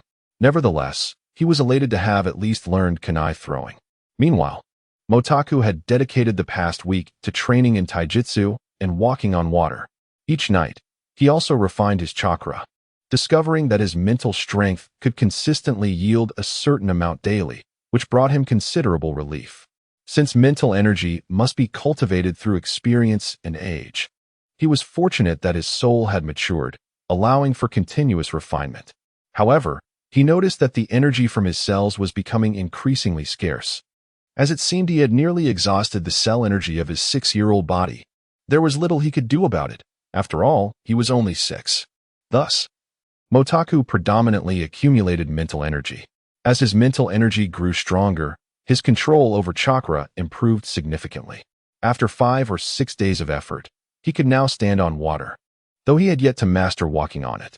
During class, Naruto remained somewhat inattentive, yet motivated by Sasuke and Motaku's encouragement, as well as Irika's occasional tests. He felt compelled to strive to keep up with them. Throughout this time, Naruto, Sasuke, and Motaku drew considerable attention. However, Naruto was noted for consistently ranking last, while Sasuke and Motaku always tied for first. Motaku's strength had reached the level of a genin in just a few months, meaning he could graduate at any time. Yet, he chose not to, for graduation would lead to missions, and he had little interest in a ninja's life. His fascination lay solely with ninjas and chakra. Simply leaping across rooftops satisfied his dreams of being a ninja. Furthermore, the purpose of his existence in this world was merely to be the son of Imo Linyu. Truth be told, if Motaku had chosen to graduate, he would undoubtedly be regarded as a prodigy akin to Kakashi and Itachi, especially considering he was only 6 years old this year. Time flew, and it had been half a year since Motaku began school. He had finally met the requirement to learn the first forbidden technique inscribed in the Black Scroll. His mental strength had reached the necessary level. Motaku diligently refined his mental energy daily, and its growth showed no signs of waning, leaving him uncertain if it was a consequence of his transmigration. However, he paid it little mind, as long as it continued to increase. The Black Scroll was a forbidden technique employed by Motaku's father to resurrect him. However, the death god summoned by his father was not the same as the one summoned by the impure world reincarnation. Motaku retrieved the scroll from his bag, laid it on his bed, and sat cross-legged, examining its contents. Find a deceased soul and transform it into a true death god? While Motaku comprehended the words, their meaning eluded him. Can a soul even die? He pondered, perplexed. As for the notion of transforming into a true death god, he questioned its feasibility. Despite his skepticism regarding the scroll's content, he couldn't dismiss it entirely, for he himself had been summoned by his father's forbidden technique. The existence of souls in this world was indeed a reality. Let me see if I can truly witness one, Motaku resolved. Following the scroll's instructions, he channeled his mental energy into his eyes and opened them, only to be startled. Before him stood a soul that mirrored his own likeness. Motaku trembled. It was his first encounter with a ghost, one that bore his resemblance. After a moment of shock, he recalled something and inquired, "Are you Motaku?" The soul, however, did not perceive him and remained silent. Gritting his teeth, Motaku began forming hand seals. A surge of deathly energy enveloped his hands, causing the soul to waver. Fortunately, it made no resistance, allowing Motaku to absorb it effortlessly. After merely a few hand seals, Motaku was drenched in sweat. No wonder they require a deceased soul. While conscious souls are powerful, they cannot be captured so easily. Motaku recognized this as a soul-capturing technique, albeit a weak one, indicating it was not a high-level soul capture. In truth, he was unaware that the souls utilized in this forbidden technique were inherently not of high caliber, thus negating the need for advanced capturing methods. He examined the black soul now compressed into a spherical form in his hand, took out another prepared scroll, bit his thumb to draw blood, and began inscribing symbols on the scroll. "Open," he commanded, and the bloodstains on the scroll emitted a crimson glow as he placed the soul orb atop it, causing the black soul to vanish. As the red light faded, the scroll ignited spontaneously.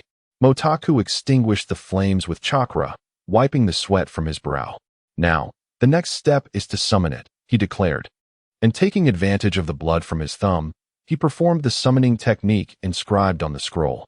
There was no explosive sound. Instead, a shadow appeared before him, resembling the earlier ghost, but only the upper half manifested. Motaku gazed at the shadow that mirrored his own form and remarked, "It seems this is my father's final wish.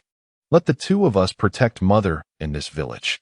After completing the first step, Motaku infused some of his mental energy into the soul, causing its eyes to gradually become animated. Chapter 11. Naruto is attacked in recent days. Imo Lingyu has been feeling quite unwell, sensing a presence watching her from behind. However, upon turning around, she finds no one there. She is aware of Imo Takwa's academic performance at school, yet she also recognizes his diligent efforts. Since childhood, Mo Takwa has been well-behaved and earnest in his studies, consistently maintaining his position at the top of the class, a result she believes is due to his hard work. Light and darkness coexist in the world. Konoha is the most humane among the 5 great ninja villages, yet it too has its shadows. Imo Lingyu is somewhat anxious, suspecting that she may be under the watch of the Umbu. Furrowing her brow, she contemplates her concerns and decides to head home. That day, Imo Takwa is at home, as school is closed for the day, and he has not stepped outside. Upon returning home and shutting the door, Imo Lingyu finds Imo Takwa seated under the eaves. Refining his chakra, "Takwa," she whispers after closing the door. Imo Takwa opens his eyes, noticing Imo Lingyu speaking in a hushed tone, her expression tense. She approaches him, takes his hand, and leads him into the house, closing the door behind them. Imo Takwa is momentarily taken aback. Imo Lingyu turns to him, asking mysteriously, "Tell me, are you being followed by the Umbu?" "The Umbu?" Imo Takwa furrows his brow, channeling his spiritual energy, but sensing no presence of the Umbu. He shakes his head. "Not at all. I felt as though someone has been watching me these past few days. If the Umbu comes looking for you, remember to refuse them. I've heard that the Umbu is no good. They are said to turn people into killing machines. If it comes to that, we should inform Lord Hokage." As she speaks, her frustration rises. Their family is well off, and Imo Takwa would never join the Umbu. "Okay, I understand," Imo Takwa replies, finally grasping her concern. He glances behind her, and suddenly, his shadow vanishes. "Well, I'll go visit Naruto's house. If the Umbu follows, I will definitely let you know," he asserts, pushing the door open and stepping outside. "Remember my words," Imo Lingyu calls after him. "Got it." Imo Takwa chuckles internally, exiting the house, with his shadow reappearing beside her. So, have you seen enough? Imotakwa leaps onto the rooftop, landing atop the Hokage monument, where he inquires. The shadow remains silent, gazing down at the village. Lost in thought. All right, now we are partners. I hope you will assist me greatly in the future, Imotakwa smiles. The shadow nods. Imotakwa's forbidden technique essentially strengthens the soul bound by a contract, comprising 4 stages. In the final stage, the contracted soul can transform into the Grim Reaper. Although the techniques performed become more formidable, they demand a greater cost. For now, as long as Imotakwa possesses sufficient spiritual energy, he can execute certain techniques, relying primarily on his mental prowess. However, the Shadow's strength remains limited and requires training. Nevertheless, with an additional partner, Imotakwa's power effectively doubles, and he gains immense confidence for future battles, especially as the forbidden technique promises even more potent abilities ahead. After the emergence of the shadow, Imotakwa's life returned to a regular rhythm, and he adapted to having an additional shadow by his side. Naruto continues to play pranks intermittently, yet his proficiency with kunai has improved dramatically, and his transformation technique has reached a remarkable level, complemented by an extraordinary chakra reserve that allows him to be active throughout the village daily. Conversely, Sasuke has become increasingly withdrawn, engaging in little conversation beyond the essentials and observing the world with a cold demeanor, hands tucked in his pockets. Imotakwa, however, stands out as the pride of the village. His father sacrificed for their community, and the villagers treat him with great care. Being a prodigy, he receives greetings from nearly everyone he encounters on the streets. Takwa will undoubtedly become an outstanding ninja in the future. Keep it up. Imotakwa hears the same encouraging words repeatedly, akin to a star in a theatrical performance, basking in the spotlight. Meanwhile, Naruto and Sasuke represent 2 contrasting worlds, one shrouded in gloom, the other in perpetual darkness. Yet, some remain unsatisfied, like Sakura and her friends. It's their first time. Why is Imotakwa so popular? Sasuke simply doesn't talk. He is too shy. If he were more outgoing, I believe he would be far more popular than Imotakwa. What are you saying? Sasuke doesn't care about such things. Sakura retorts. True. How could Sasuke possibly care? It's only Imotakwa who does. Ino, the outspoken girl, adds. But we can't just teach him a lesson. We are ladies after all. Besides, we might not even be able to defeat him. He is the top student. When it comes to Imotakwa, Naruto is equally irritating, Sakura huffs. Indeed, it's baffling how Imotakwa associates with such a person. I can't fathom his thoughts. We may not be able to defeat Imotakwa, but that doesn't mean we can't take on Naruto. However, we mustn't let Naruto see us. Otherwise, he'll tell Imotakwa, and we'll surely regret it, Ino declares with determination. All right, that is settled. We can just cover our faces with handkerchiefs, she suggests. Exactly, after school. Let us follow Naruto. Will that be all right? Sakura expresses her concern. What is there to be afraid of? It's all for Sasuke's sake. Exactly, the girls agree, planning their scheme, completely oblivious to Hinata, who sits nearby, anxious and unnoticed amidst their discussion. Naruto Hinata's expression turns pale as she observes the surroundings, confirming there is no one around. She approaches Naruto, standing 5 or 6 meters away, speaking softly. However, Naruto's keen hearing picks up her voice as he practices kunai throwing, turning to her with a frown. What do you want? Don't disturb me. I must become stronger. Hinata is startled by his loud response, nearly in tears, wanting to say something, but Naruto waves her off. Just go home. Don't interrupt my practice. He replies impatiently. Hinata lingers, and Naruto dismisses her again. What is so impressive about that? Watch me. With that, Naruto pulls out several kunai and hurls them, hitting only 3 targets while the others fly wildly. Why is this so difficult? Naruto exclaims in frustration. Hinata turns to see Sakura and her friends, their faces covered, approaching. Where's Naruto? Someone calls out. What are you doing? Didn't I tell you? Naruto retorts as he turns around, only to be unexpectedly punched in the face. Whoa, who was that? Caught off guard, Naruto falls to the ground. and as he attempts to rise, he is met with a flurry of kicks. Hey, hey, Naruto shouts. But the assailants quickly Chapter 12. The disdain for Sasuke. Hinata glanced at the vanishing Naruto, wiped her tears, and hurried towards the village. As Motaku reached his doorstep, he noticed someone running up behind him. Turning around, he saw Hinata approaching with an anxious expression. Hinata? Motaku was momentarily taken aback. Why was it her? She was a goddess, after all, but her affections lay with Naruto, didn't they? In his previous life, he had only witnessed the Kaguya segment and was unaware that Naruto eventually married Hinata. Once Hinata stopped, she softly spoke. Naruto was hurt by some girls from our class.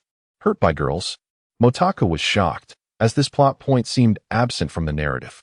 However, seeing Hinata's urgency indicated the number of assailants was considerable. He nodded. You should head home. Otherwise, your family will come looking for you. I'll check on him. It's nothing to worry about. Naruto has endured worse. Motaku hinted at the previous incident where Naruto had defended Hinata, causing her to blush slightly as she recalled it. He chuckled, tossed his backpack towards his home, and sprinted towards the village. Though Hinata remained somewhat concerned, she glanced at the sky and hurried home. Upon arriving near the school, Motaku indeed found Sakura and Ino standing with a group of girls who had not yet left for home. Counting them, he noted over a dozen. Their class consisted of more than 30 students, and aside from Hinata, all the girls were present. He scanned the distance and spotted Naruto's bright yellow jacket, easily visible as he had already run outside the school. Motaku leaped down, effectively blocking the girls' and Appo's path. They paused momentarily upon seeing him. Motaku? Ino exclaimed in surprise. Why did you attack Naruto, who is in your class? Motaku inquired. You and Naruto seem to be quite close. But what right do you have to interfere with our lesson for him? You just admitted that I have a good relationship with Naruto. Regardless, it's unacceptable for you to assault someone without reason, Motaku replied with a smile, though it appeared somewhat threatening to the girls. We outnumber you. There's nothing to fear, they declared, charging towards him. Motaku was taken aback. Wait, I didn't even say I would fight. However, the girls had already reached him. Motaku summoned his energy and, with precise strikes, incapacitated each girl within a minute. What kind of strength does he possess? Consider this matter resolved. If you report this, I'll inform the teacher that you were the ones who attacked Naruto first, Motaku warned, glancing at them. He had been a bit rough, but hadn't struck anyone in the face, so no visible bruises were apparent. After each took a hit, it took a while for the pain to register. Noticing that it was getting late, the girls exited the school, their parents likely arriving to find them. In a panic, they hurried home. Naruto, after searching for a long time, he walked the streets alone, sporting visible bruises. How did you get hurt again? Motaku approached him. How would I know? I was just minding my own business when a group attacked me, Naruto replied, still confused. All right, let's head to my house, Motaku suggested. Fine, Naruto murmured, lowering his head, knowing he would surely face a scolding from Moriyuki, who would undoubtedly be informed by Motaku. Upon arriving at Motaku's home, Naruto caught sight of Moriyuki standing by the door with a pile of backpacks, appearing as if she were waiting for him. Why are you getting into fights again? I should never have sent you to the ninja academy. How will you grow up to be a ninja like this? Moriyuki's earlier concern turned to anger upon seeing Naruto's injuries. Just a little accident, Motaku interjected, surprised that Naruto had been directly attacked by Sakura and the others.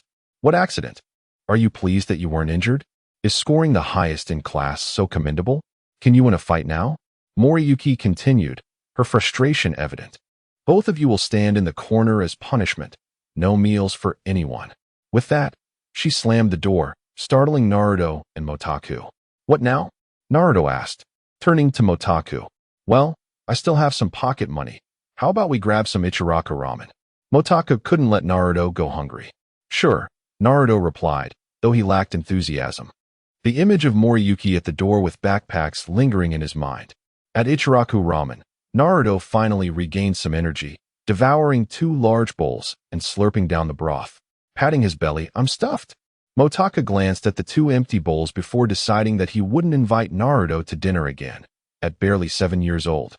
Naruto's appetite was already immense. Imagine how much he would consume in the future. If only Motaka knew that all this stemmed from his newfound popularity in the village, overshadowing Sasuke. He would be intrigued to see the outcome. Naruto still had a considerable journey ahead to shed his status as the underdog, while Sasuke would remain ensnared in darkness until the very end. Yet, Motaka pondered, what could he do? This village operated as such. Even if Sasuke was innocent, he would still bear the shame of the Uchiha clan, not to mention the vendetta he had against his kin. As for Naruto, Motaku could not alter the villagers' perceptions of them. They had to rely on their own strength. All Motaku could offer was to assist Naruto in small ways and remain by his side. The following day, Motaku arrived at school to find the girls subdued. Upon seeing Motaku, Hinata's face flushed as he smiled at her. Naruto's injuries had healed by the next day, and he still had not identified his assailants. Motaku refrained from informing him, knowing it would only deepen his sorrow, especially since they were classmates. If Naruto developed a psychological scar, it would be a grave misfortune. Sasuke, having enjoyed a rare moment of peace, initially did not anticipate drawing attention, yet eventually found it uncomfortable. However, he could not forego practicing at school. He needed to improve. Yet, each of his casual attempts at training quickly garnered attention, and the girls, having forgotten Motaka's lesson, resumed their infatuation with Sasuke, gazing at him with starry eyes. Of course, once Sasuke immersed himself in practice, he became oblivious to the world around him. The girls would not disrupt him. If they passed notes, he could simply discard them. But too many would become bothersome.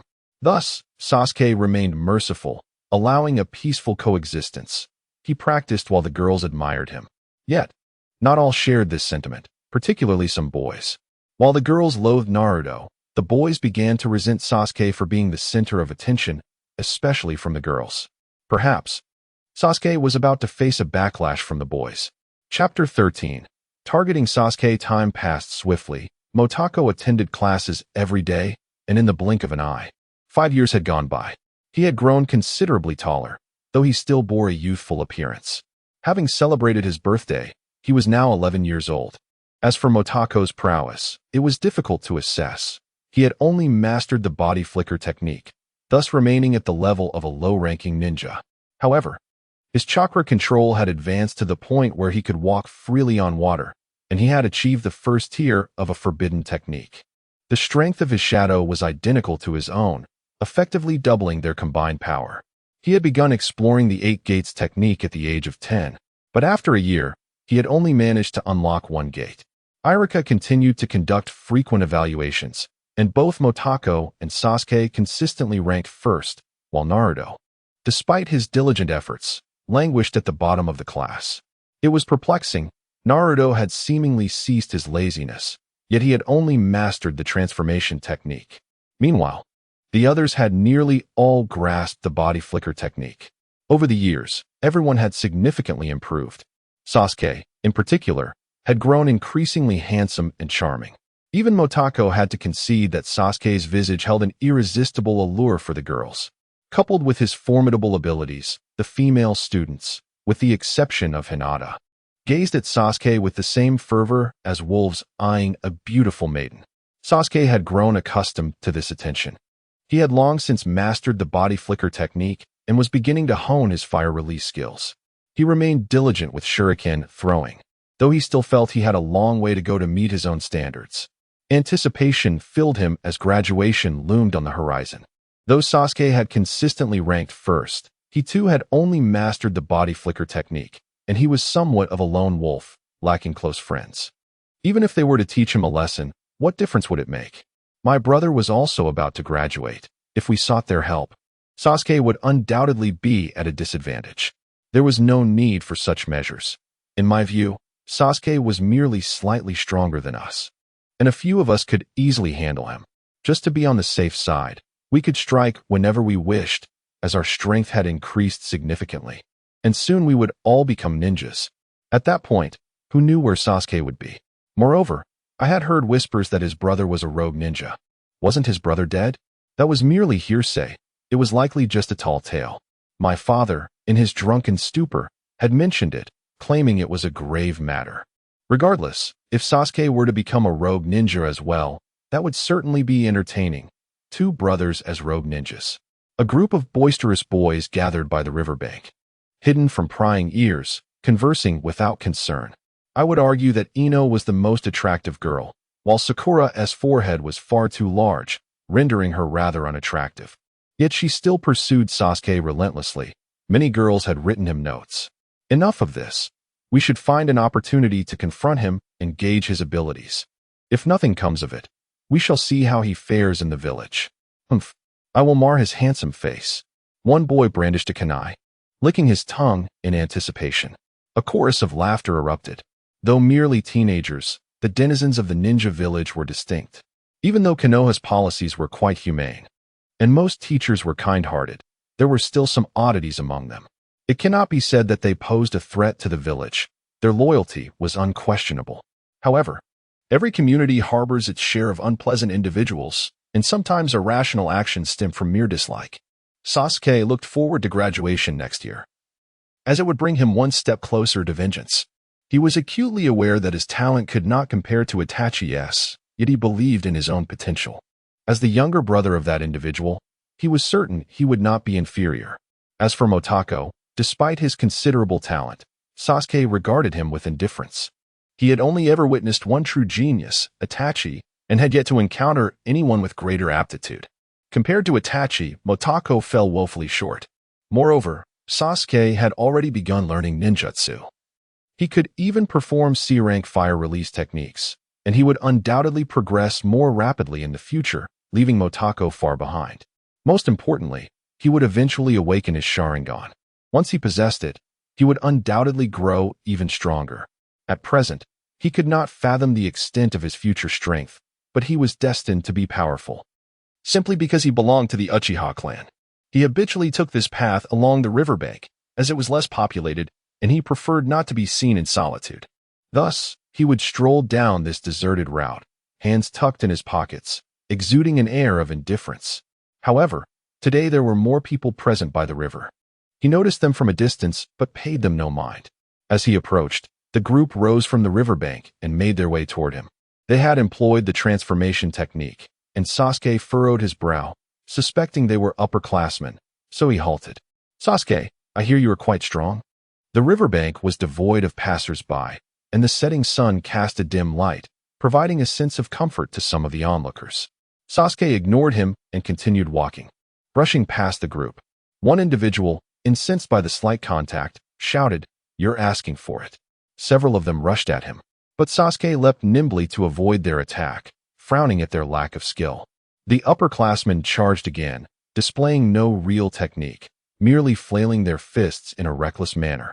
Relying on a modicum of chakra, Sasuke shook his head. "If this is your level, I am quite disappointed in this school." With that, he jumped into action, sending two of them flying with a swift kick, and then barreled toward the remaining assailants, delivering precise punches. He casually slipped his hands into his pockets, stating, "Upperclassmen, perhaps you should practice a bit more before returning." As he continued on his way, the river reflected his image, indifferent and unbothered. One boy, gazing at his reflection, turned and lunged at him with a kunai. With a swift motion, Sasuke seized the boy's wrist, causing the kunai to clatter to the ground. The others followed suit, drawing their kunai and advancing. Sasuke frowned, applying pressure to the boy's arm, nearly twisting it out of its socket, but he ultimately showed restraint. Stepping back, he demanded, "Since we are from the same village, state your names." He drew his kunai, his expression growing cold. "Kill him." The group charged once more, and a cold glimmer ignited in Sasuke's eyes as he rushed forward, kunai in hand. Clang, clang, clang. The kunai clashed, sending sparks flying.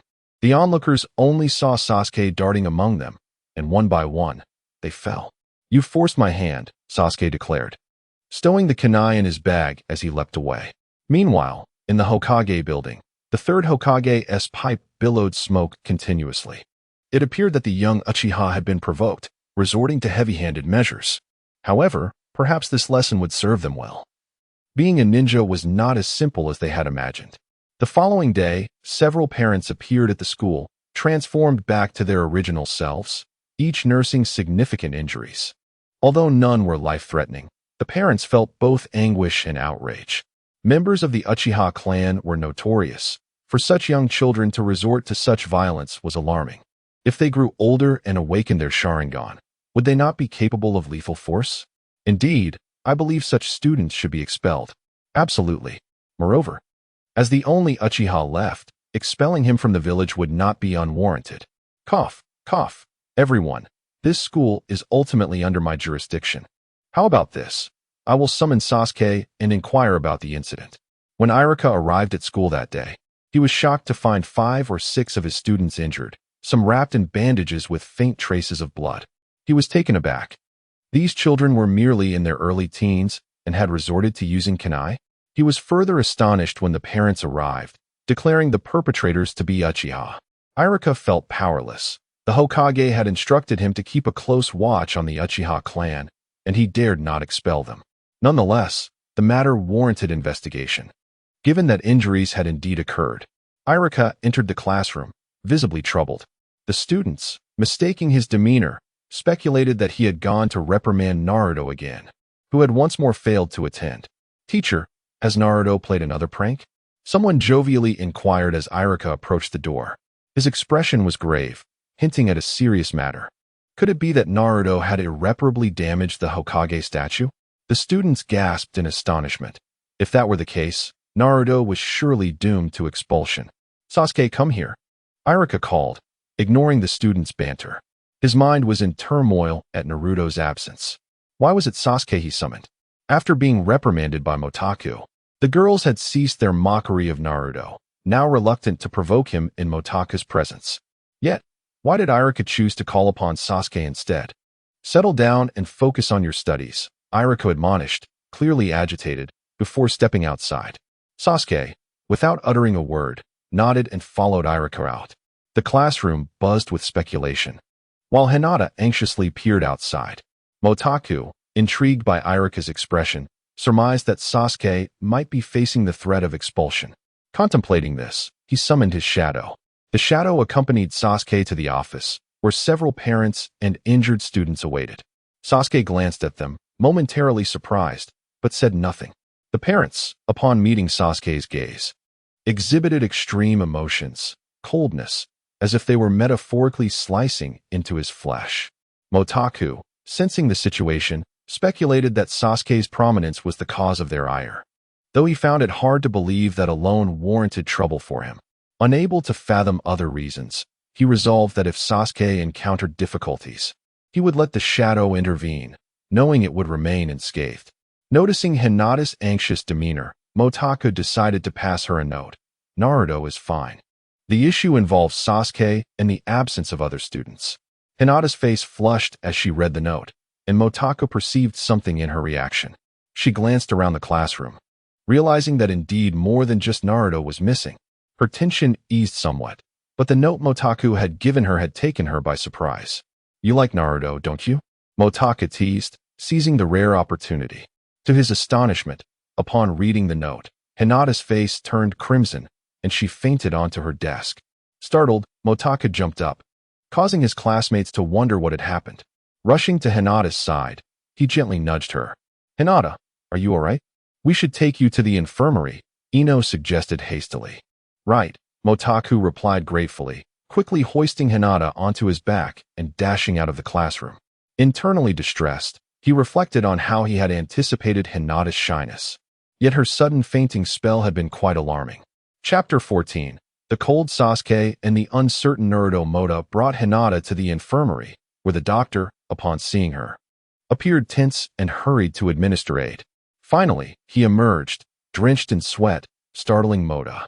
"Hinata often faints. She should be fine, right?" The doctor reassured him. "The patient is all right. She's just a bit agitated. Please avoid startling her. Also, thank you for bringing her in." Relieved, Moda nodded but couldn't help but wonder why the doctor was so flustered. Did he recognize Hinata as the heiress of the Hyuga clan? Pondering this, he noticed Hinata had already regained her footing and promptly stepped into the ward. Upon seeing Moda, Hinata's face flushed crimson, leaving Moda frozen in place. Fortunately, she did not faint again and spoke softly. "Takakun, it's good to see you're fine. I must be going now. I didn't intend to mention Naruto. Goodbye." Nervously, Moda blurted out Naruto's name, cursing his own clumsiness before hastily exiting. Sighing in relief, Moda glanced around the school and decided to seek out Naruto, knowing that Sasuke was likely being followed. Just as he was about to search for Naruto, the latter came rushing towards him, disheveled and exclaiming, "I'm late. I got too caught up yesterday." When Naruto spotted Moda, he skidded to a halt and chuckled, "Taku, you two have escaped, huh? Iruka-sensei's class is so dull. I figured you would skip, ha ha ha. What with your outfit? You're not fully dressed." Moda observed Naruto holding a yellow jacket, triumphantly raising it as if he had guessed Moda's intentions, while his trousers were still unfastened. Surely, if Moriyuki saw him, he would be in for a scolding. "It's all because I stayed up too late last night. My alarm was too quiet, and my home is too far from school," Naruto lamented. "Quickly put your clothes on. It's not good to be seen like this," Modu reminded him, noticing Naruto's reluctance to dress properly. "Oh right." Naruto adjusted his trousers and slipped on the jacket, tousling his hair.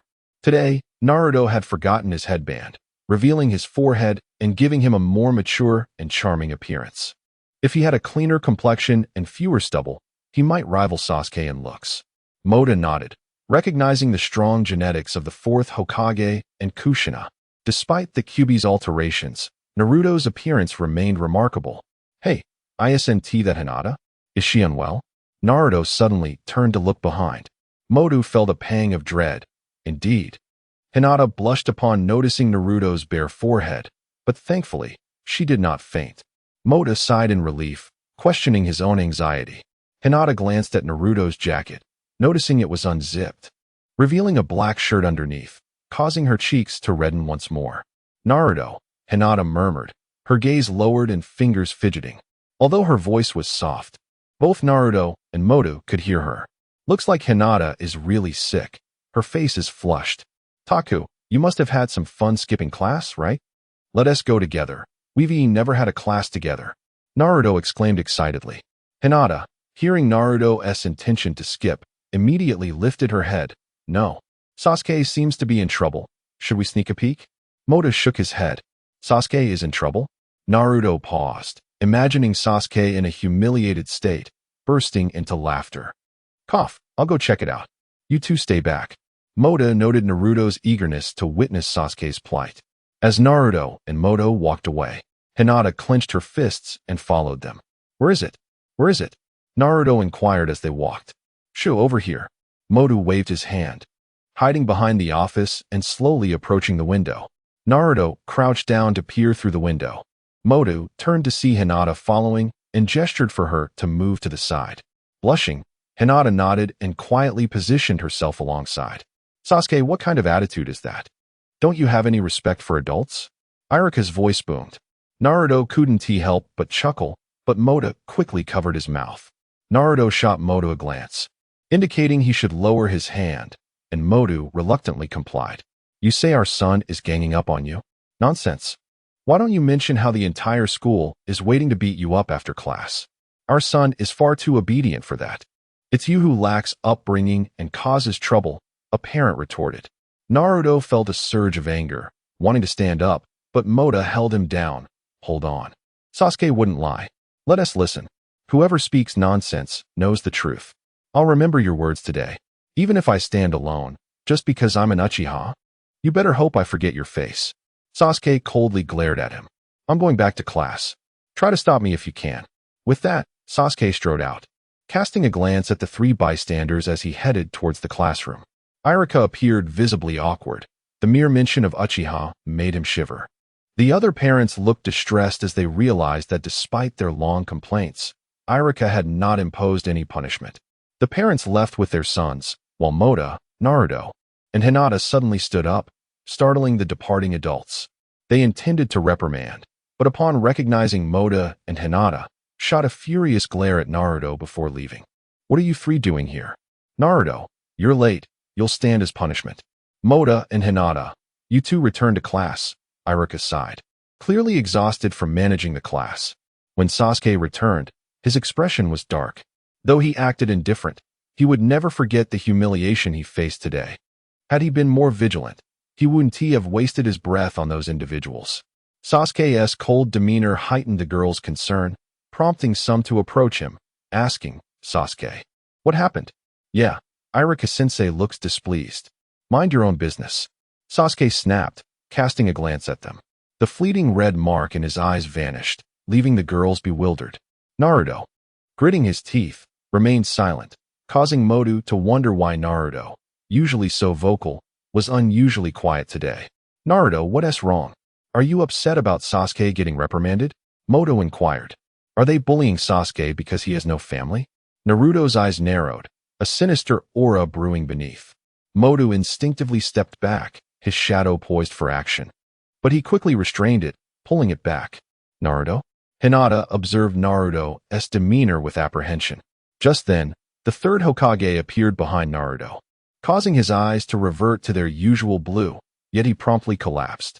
Moments later, Naruto opened his eyes, glancing at Modu and Hinata, realizing he was in the infirmary.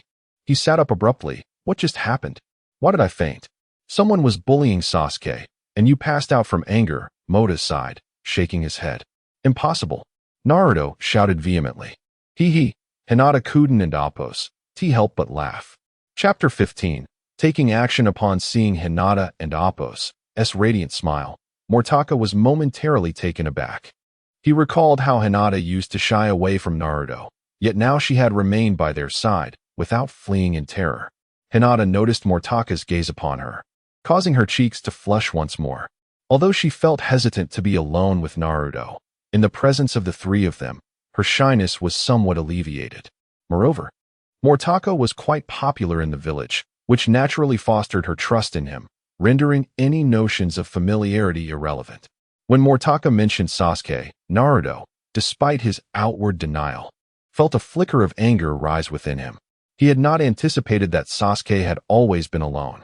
Bowing his head, Naruto contemplated solitude, perhaps understanding it more profoundly than Sasuke did, and at that moment, his concern for Sasuke intensified.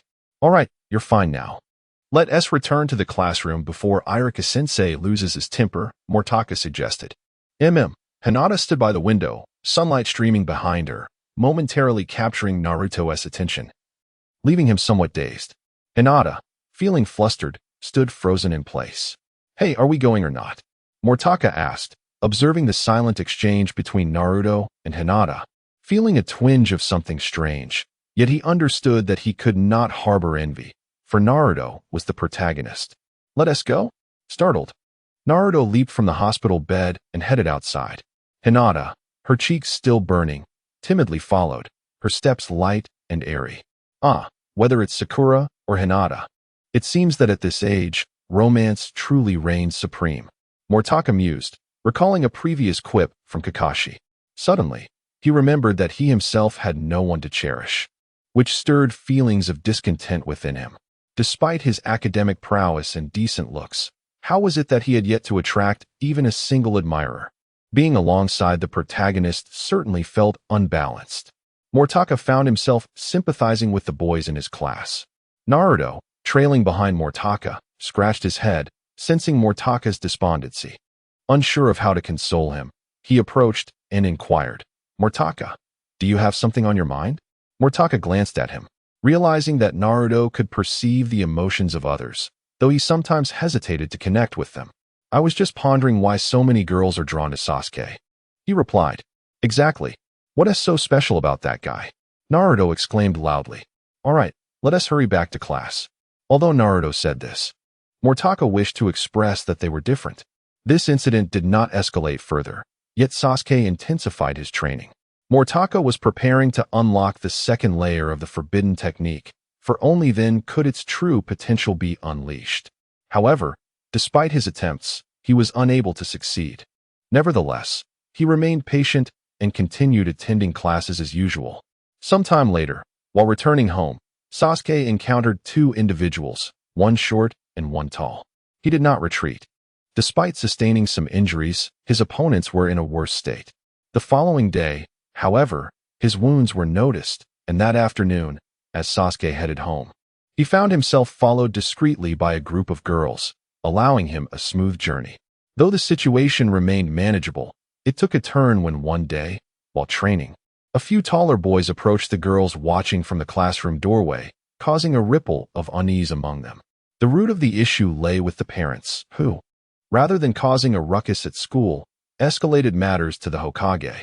The third Hokage, puffing on his pipe, remarked, "Let the students resolve this themselves. We parents should refrain from interference." Stunned by the Hokage's stance, the parents retreated, albeit reluctantly, still harboring a desire for retribution. Unbeknownst to them, the third Hokage had refused to expel Uchiha Sasuke from the village due to his talent and the Sharingan. Isn't it just the Sharingan? The parents mused as they conferred with relatives, plotting against Sasuke. Having just recovered from his previous injuries, Sasuke was caught off guard by yet another confrontation. He turned to see three opponents approaching, furrowing his brow. Haha, that guy Sasuke is in for it. Naruto, Mortaka, and Hinata sat on the steps, observing the training ground where Sasuke was engaged, chuckling. Say that again, and you'll regret it. The girls could no longer tolerate Naruto's comments. Even with Mortaka sitting nearby, instantaneously, Naruto felt the weight of their glares. Mortaka gently remarked, "I haven't encountered any trouble previously." But this time his words were interrupted as he declared, "Finally, I can witness the action firsthand. Oh no, Sasuke stands no chance. But for love, one must brave the odds. Sasuke, I'll come to your aid." The girls surged toward the training ground, obstructing Sasuke's view, which irritated him. "Shall we go too?" Naruto glanced at Mortaka. "You want to just stand by, will you? Look behind you." Mortaka pointed to the far left of the training ground, where three more figures stood. Naruto was taken aback, realizing that 6 had suddenly appeared instead of 3. Clenching his fists, he declared, "Let us help Sasuke, and then we'll deal with those 3. No need. You go assist Sasuke. Hinata can join you, and I'll hold them off," Mortaka responded, uncertain of the opponent's strength. However, he believed he could handle 2 with his shadow technique, though 3 would be a stretch. With that, Mortaka rose, and as Naruto attempted to stop him, one of the opponents landed a blow to his face. "Get lost." Sasuke's crimson eyes startled Naruto, though they vanished just as quickly. Seeing the blood on Sasuke's face made Naruto question his eyesight, yet it ignited his anger, prompting him to rise and charge forward, with others from the class rallying to confront the 3. Shikamaru, noticing Mortaka's stance, suggested, "Choji, you should lend a hand as well." "Okay," Choji acknowledged, hastily consuming his snacks before rushing into the fray. Shikamaru evaded the chaos, making his way toward Mortaka, hoping his shadow imitation technique might provide assistance. Mortaka summoned his shadow, but did not advance immediately. The 3 adversaries, noticing Mortaka, remarked, "It seems he is aware of us. But does he think he can stop us alone? Isn't that Mortaka? I've heard he is a genius like Sasuke," one of them said, casting a glance at Sasuke, who was being overwhelmed in the skirmish, and chuckling. "Regrettably, I hadn't intended to let personal emotions interfere. But you're really getting on my nerves," Mortaka stated as he leaped toward them. Kunai were swiftly hurled, and while one opponent drew their own kunai to block, they were momentarily jolted by the force of the impact. Such strength? Mortaka surged forward, his shadow enveloping him, amplifying his power exponentially. He produced another kunai, thrusting it directly at his opponent. Whoa, how ruthless! The opponent had not anticipated such an aggressive approach from Mortaka, hastily defending themselves. Yet they felt the immense pressure from Mortaka's strength. After successfully fending off Mortaka's assault, the adversary shook their hand. Impressive, but I won't hold back either. With that, they charged forward. Mortaka's mental energy surged, enabling him to anticipate every movement, and as his chakra surged, his speed escalated dramatically. With a swift motion, Mortaka's kunai sliced through the air, leaving a trail of blood on the ground, prompting the opponent to clutch their wound and retreat. What is this? The third Hokage was taken aback, realizing that Mortaka's speed and strength had already surpassed that of a mere genin. "Are you freshly graduated?" Mortaka wiped his kunai clean, addressing them directly. The young man should not be so arrogant. The 2 individuals charged forward together. Motako converted all his cellular energy into chakra and surged ahead once more. With only 2 opponents, Motako felt no fear. These 3 individuals possessed merely the skills of a genin, and lacked any advanced ninjutsu, they would likely struggle against Sasuke. Let alone him. Even without the shadow, his strength surpassed that of a genin, and with the shadow's power, dealing with a few genin was quite manageable. Yet, it was astonishing that he had such prowess before even graduating, and no one seemed to be aware of it. Indeed, while the two opponents could employ the substitution technique, Motako's mental energy allowed him to detect their every move, swiftly unraveling their strategy. Meanwhile, Shikamaru stood in shock, witnessing one injured and two subdued. Is this truly Motako? Shikamaru, why are you just standing there? Lend a hand. Motako called out, having retained his strength as he engaged with them. Oh! Shikamaru snapped back to reality and formed hand seals. Shadow mimic technique. Under Shikamaru's foresight, one of the foes was unable to evade his technique and was ensnared, allowing Motako's kunai to pierce the man's right arm. Motako then turned his gaze to the last remaining opponent, whose hand holding the kunai trembled slightly. Motako rushed forward and knocked him unconscious. On Sasuke's side, he and Naruto were both bloodied, yet the three adversaries lay defeated before them. Sasuke had refrained from using fire style, Motako mused. Fortunately, the others remained unharmed. Approaching Naruto, Motako inquired, "Are you all right?" "I'm fine, just a minor wound." "There's a lot of blood," Sasuke replied, pressing his hand against his head where he had struck the ground. "But defeating a few genin means I saved you, Sasuke. Shouldn't you thank me?" Naruto clapped Sasuke on the shoulder and walked away. Sasuke shot Naruto a cold glance before turning to Motako.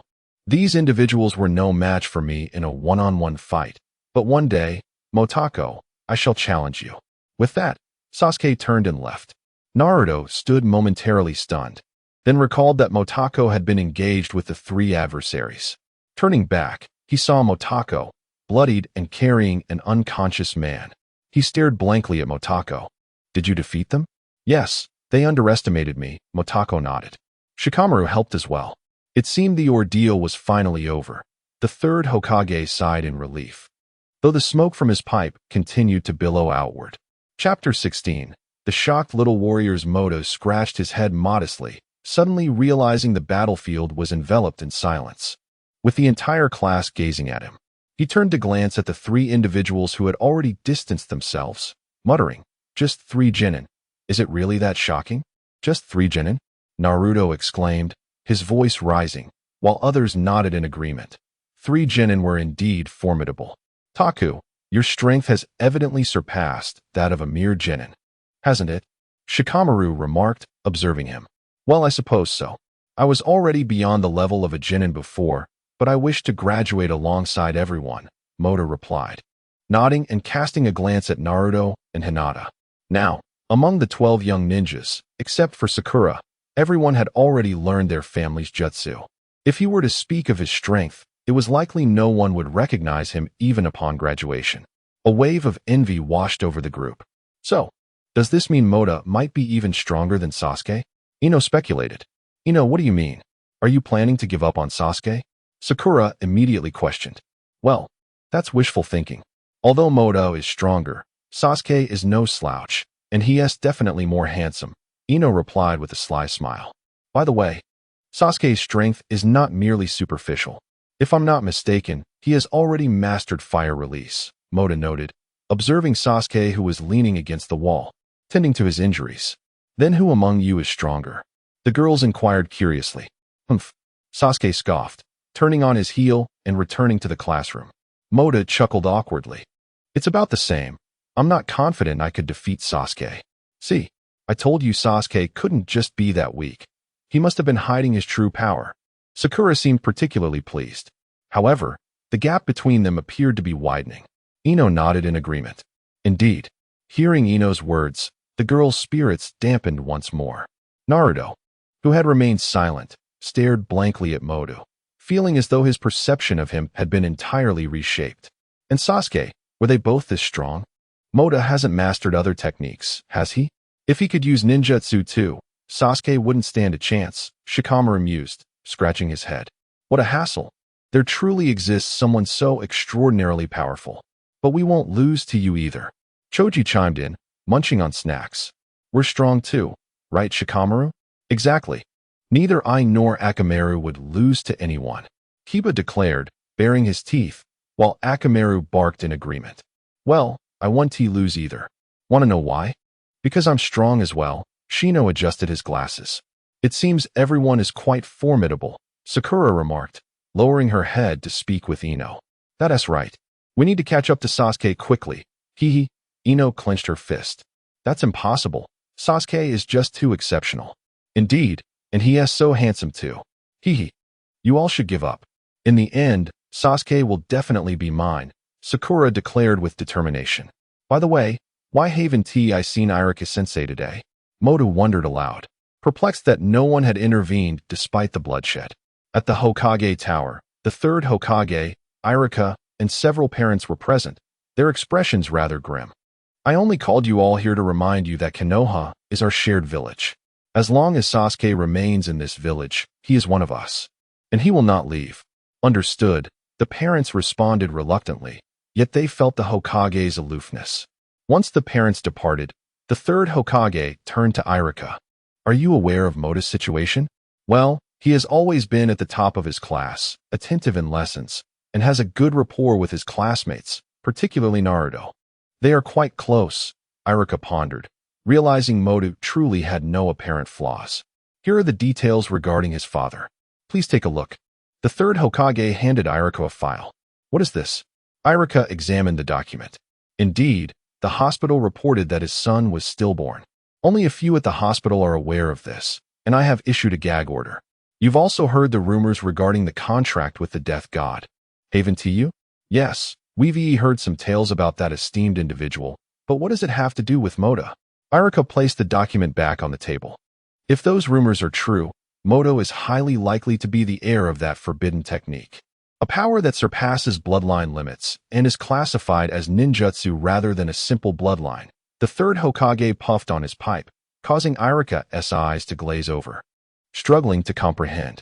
In any case, keep a close watch on him and ensure he does not attract the attention of those with ulterior motives, the third Hokage cautioned. Yes, understood, Irika replied promptly. Good, the third Hokage nodded. We will not interfere with that individual's techniques, nor will we allow others to meddle, and certainly, we will protect Moto from any potential harm. Indeed, Irika affirmed. After Irika left, the third Hokage glanced once more at the file, which detailed Moto's father, with an adage beside his name. Years ago, a ninja had appeared in Konoha, notorious for his ruthlessness and cold-heartedness, rarely seen by anyone. It was said he had no friends, save for his wife. He undertook missions alone, with the fourth Hokage as his superior. Even the true extent of his power remained a mystery, and no one knew what missions he had accomplished. The third Hokage contemplated the file, reflecting on the fourth Hokage. He could not fathom why the fourth had concealed this individual from him, nor could he discern the nature of their relationship. Nonetheless, during the fourth's tenure, Moto's father was always referred to as Lord, though his position seemed ambiguous. The third Hokage gazed into the crystal ball, the image frozen on Naruto, who appeared somewhat lost at that moment. After bidding farewell to Moto, Naruto wandered down the street with his hands in his pockets. Passers-by cast disdainful glances his way, but he remained oblivious, his thoughts consumed by the silhouettes of those three individuals. One was bleeding from an arm, another was covered in blood, and the last had fainted. What would he have done had he faced those three? Naruto questioned himself. Was he truly that weak? Scratching his head, Naruto's thoughts were a tangled mess. He realized he had never taken his training seriously, treating it as a game. Unbeknownst to him, he had been surpassed by both Moto and Sasuke. Though reluctant to admit it, he finally recognized his own weakness. Moto could perform the body flicker technique, yet he had not even mastered that basic skill, let alone the more advanced techniques to come. Panic began to set in. What if he truly was a fool? How could he ever become an exceptional ninja, let alone the Hokage? It felt insurmountable. Naruto gazed up at the sky, standing there in contemplation. Chapter 17. The Challenge. Bang, bang, bang. Inside the wall adorned with blue and white insignia, Sasuke, with a bandage wrapped around his head, hurled shurikens at the target ahead. Damn it, damn it. The visage of that Motakwa lingered in his mind. How could that guy, lacking any ninjutsu skills, possibly rival a genius like Itachi. It was unfathomable that he was stronger than 3 genin combined. As he continued to launch shurikens, Sasuke muttered to himself, 3 genin, strength, speed, agility. How could that be? He flung the last shuriken, drenched in sweat. A sharp pain suddenly surged from his head wound, and he stifled a cry. Sighing, Sasuke lowered his head, allowing the sweat to cascade down. My strength pales in comparison to theirs, though my speed is on par, and I can evade their attacks. He recalled his confrontation with that upperclassman.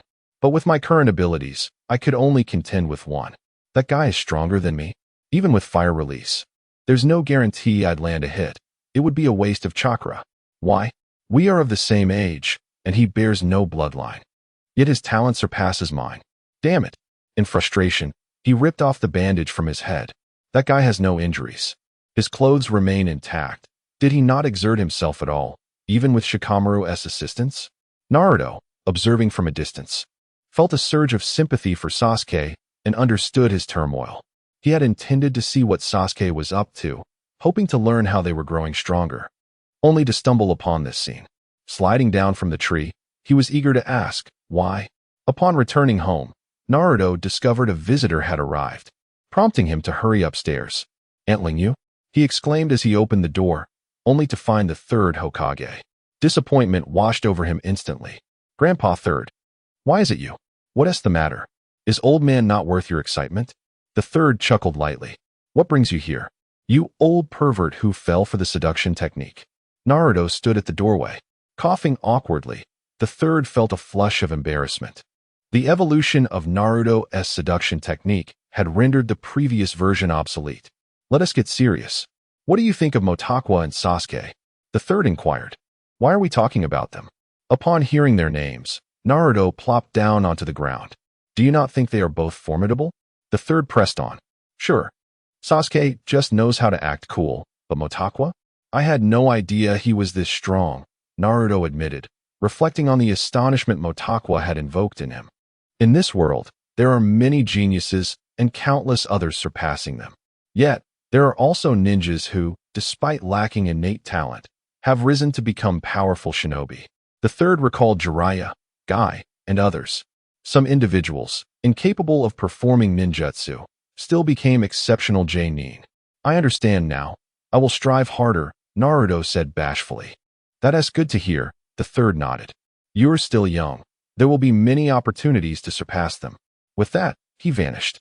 Naruto stood in a daze, gazing at the empty room, then at the window through which the third had disappeared. Days passed, and on a sunlit day in Konoha, Naruto walked the path to school. Naruto, you're going to be late. Shikamaru and Choji dashed past him. Hey, wait for me, Naruto shouted as he hurried after them. The trio raced to school, but suddenly, Shikamaru slowed his pace, and Choji halted as well, causing Naruto to bump into Choji's back.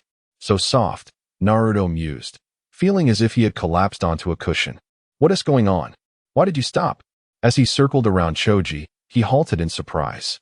Motakwa. And there was Sasuke too. A crowd had gathered before the classroom, with Motakwa and Sasuke standing in front of the teaching building. Upon seeing them, Naruto fell silent. Shikamaru glanced at him, then back at Motakwa and Sasuke. Sasuke, fixated on Motakwa, ignored the onlookers, aware that he was no match for him. Yet, the urge to fight him was irresistible. Motakwa cast a sidelong glance at Naruto before turning away. Let us begin. Class will start soon. Sasuke, quick and agile in battle, displayed remarkable talent, prompting Motakwa to reflect on Sasuke's combat abilities, which were superior to his own. Had it not been for his keen perception, he might have been caught off guard by Sasuke's movements. However, Sasuke found the battle exhausting, using all his strength, believing Motakwa would be caught unprepared. Yet it seemed as if Motakwa possessed eyes in the back of his head. After some time, Sasuke felt disheartened. The tactics he had devised over several days proved ineffective. As he continued, he realized that Motakwa could follow him even when he maneuvered out of sight. Sasuke began to suspect that Motakwa had anticipated his every move. Finally, he stepped back. What is Sasuke doing, just circling around? Naruto remarked. How could he possibly win like this? Sasuke was attempting to strike from Motakwa's blind spot. but it seemed transparent. Shikamaru observed, Motakwa can handle 3 genin alone. Sasuke must have known he couldn't secure a victory, hence this strategy. Had Motakwa been a moment slower, Sasuke might have won already. Why is Motakwa just standing there? If Sasuke keeps attacking, won't he tire out and be defeated? Sakura questioned. Stop jinxing it. Motakwa can't be beaten. Haven't you seen Sasuke doing all the attacking? Ino interjected. Oh, Sakura nodded. But didn't they say Motakwa might be stronger than Sasuke? It doesn't seem that way now, does it? How should I know? Perhaps Sasuke has unleashed his hidden strength, Ino pondered, equally perplexed. Sasuke retreated a bit, unable to resist stealing a glance into Motakwa's eyes. They seemed comparable to the Sharingan. Contemplating this, Sasuke formed a hand seal, fire release, great fireball technique. He thrust his chest forward, unleashing a torrent of flame. Wow. Fire release. This was Motakwa's first encounter with such a technique, and he hastily dodged, noticing that the flames did not reach the classroom. What an impressive ninjutsu. The crowd erupted in astonishment. It's the Uchiha clan's signature fire release. Sasuke has truly mastered it, Sakura and Ino exclaimed, their eyes wide in disbelief. Just then, the bell rang, signaling the start of class. Ahem, let us call this a draw for now. I will challenge you again next time, Sasuke announced, his face flushed. Phew. All right, Motakwa nodded, feeling fatigued from the exertion of his mental energy. Motakwa. Just as he turned towards the classroom, Naruto dashed over. Motakwa turned to see Naruto, Shikamaru, and Choji approaching. Sasuke glanced at them before heading back into the classroom. Let us return to class, Motakwa said as he spotted Irika. Naruto nodded, then declared, Motakwa. Before graduation, I will defeat you. Await my challenge. Chapter 18. Graduation. The graduation ceremony had finally arrived. Mortaku had waited 12 long years, and the narrative was about to unfold. However, in stark contrast to the story, the examinations were significantly more rigorous. While the narrative only required the transformation technique, the actual tests encompassed physical skills, the 3-body technique, and fundamental ninja knowledge. Commencing at 8 in the morning, the students began their written examination on the basics of being a ninja. Mortaku completed it effortlessly. He set down his pen and glanced at Naruto, who was biting the tip of his pen, furrowing his brows in deep contemplation. An hour swiftly passed, and students began submitting their papers, Naruto visibly relieved. The next examination focused on physical techniques. The entire class assembled in the training ground to throw shuriken, and this time, Naruto did not embarrass himself, hitting the bullseye. By now, it was noon, and the 3-body technique was scheduled for the afternoon. Mortaku and Naruto sat together, enjoying rice balls. After finishing, Naruto remained silent as they returned to the classroom to await their classmates' return. Irika, having graded the papers, returned to the classroom accompanied by a man. This was Mizuki-sensei, who would soon evaluate everyone's 3-body technique alongside Mortaku. Irika approached the podium, stating, additionally, Naruto has failed the exam. Laughter erupted among the students, leaving Naruto feeling quite embarrassed. All right, Naruto, if you fail the 3-body technique, you might not graduate and risk being held back.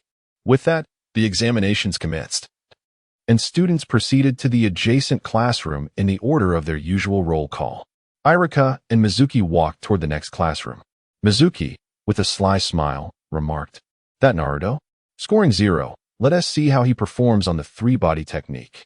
If he fails again, he'll have no choice but to repeat the year. Irika, recalling Naruto's blank paper, felt a surge of irritation. Indeed, Naruto had clearly not listened to his lectures. As the examination began, the students refrained from mocking Naruto, but whispers began circulating. Who was that teacher? Why is he here with Irika-sensei? I don't know, but he looks quite handsome when he smiles. Sigh. Why are girls always so infatuated? Seeing Mizuki, Mortaku felt a thrill at finally encountering a character from the narrative, though he was confident that Naruto would graduate. So he paid little heed. When it was Naruto's turn, he refrained from using the seductive transformation technique, instead employing the substitution technique. Yet Irika declared it a failure. Mortaku had no intention of intervening. Knowing that Naruto would soon master one of his signature jutsu, the shadow clone technique. However, seeing Naruto's dejected demeanor, he couldn't help but chase after him. Molinyu stood at the doorway as Naruto leaped toward the outskirts of the village. Mortaka followed, feeling a bit worried. He glanced at the parents congratulating their children, and clutching two ninja tool bags, she turned to leave. Naruto quickly arrived by the river, spotting Sasuke walking along the bank. "Naruto," Mortaka called out as he approached. Naruto turned, and Sasuke halted. Mortaka found himself at a loss for words. The narrative depicted Naruto seated on a swing, called away by Mizuki, yet here Naruto had run out, and he had followed. What to do now? Feeling somewhat despondent, Naruto glanced at Mortaka before turning to walk away. "Naruto," Mizuki unexpectedly pursued him, jumping in front of Naruto. "Naruto, I need to speak with you about something." Naruto looked puzzled. "Follow me." Mizuki beckoned, leading Naruto away. While Mortaka glanced back, not overly concerned, he intended to head home when Sasuke spoke up. "Mortaku." Mortaku turned. "Since we'll all be ninjas now, we may not have another chance to meet, so let us settle this today." Sasuke's eyes narrowed. "I want to know how far I've come." "All right. I have nothing else to do," Mortaka nodded. Sasuke drew out a shuriken, clearly using all his strength and attacking as if Mortaku were an enemy. Mortaku focused intently on his movements, sidestepping and swiftly grasping his hand, while his other hand pressed against Sasuke's back. "You've lost," Mortaku released him. Sasuke, now holding his shuriken awkwardly, trembled slightly, again. He charged once more, but Mortaka kicked him away effortlessly. "It's futile. My strength has far surpassed that of a mere genin," Mortaku declared, having trained in chakra control and the 8 gates, complemented by his shadow techniques. It was impossible for Sasuke, lacking the Sharingan, to defeat him. Sasuke slowly rose, red markings appearing in his eyes. Mortaku was astonished. This was unexpected. Sasuke had only fully awakened his eyes when confronting Itachi. Were the Uchiha truly formidable, growing stronger in the face of adversity? Sasuke discerned something amiss, gazing at Mortaku, even perceiving the flow of chakra within him. "You've awakened your eyes?" Sasuke clutched his eyes. "Mortaku, once more, I need to acclimate to my vision." Sasuke was exhilarated, charging at Mortaku again. This time, Mortaku promptly brandished his shuriken. Sasuke's speed had increased, and Mortaku began to feel pressure. Sasuke's eyes could discern his vulnerabilities, each attack striking at his weaknesses. "Mortaku, while your strength may exceed mine, it seems your combat experience is lacking," Sasuke remarked. Mortaku was aware that despite combat classes in school, none of his peers had ever pressured him, resulting in little experience. Sasuke, recognizing this, felt a sense of pride. Indeed, Mortaku was not a complete genius, as his combat aptitude was evidently inferior to Sasuke's. With no other option, Mortaku utilized mental energy to fully capture Sasuke's movements, gradually gaining the upper hand once more. "What's this ability you're using?" Sasuke retreated swiftly, realizing Mortaku had regained the advantage. "Nothing much.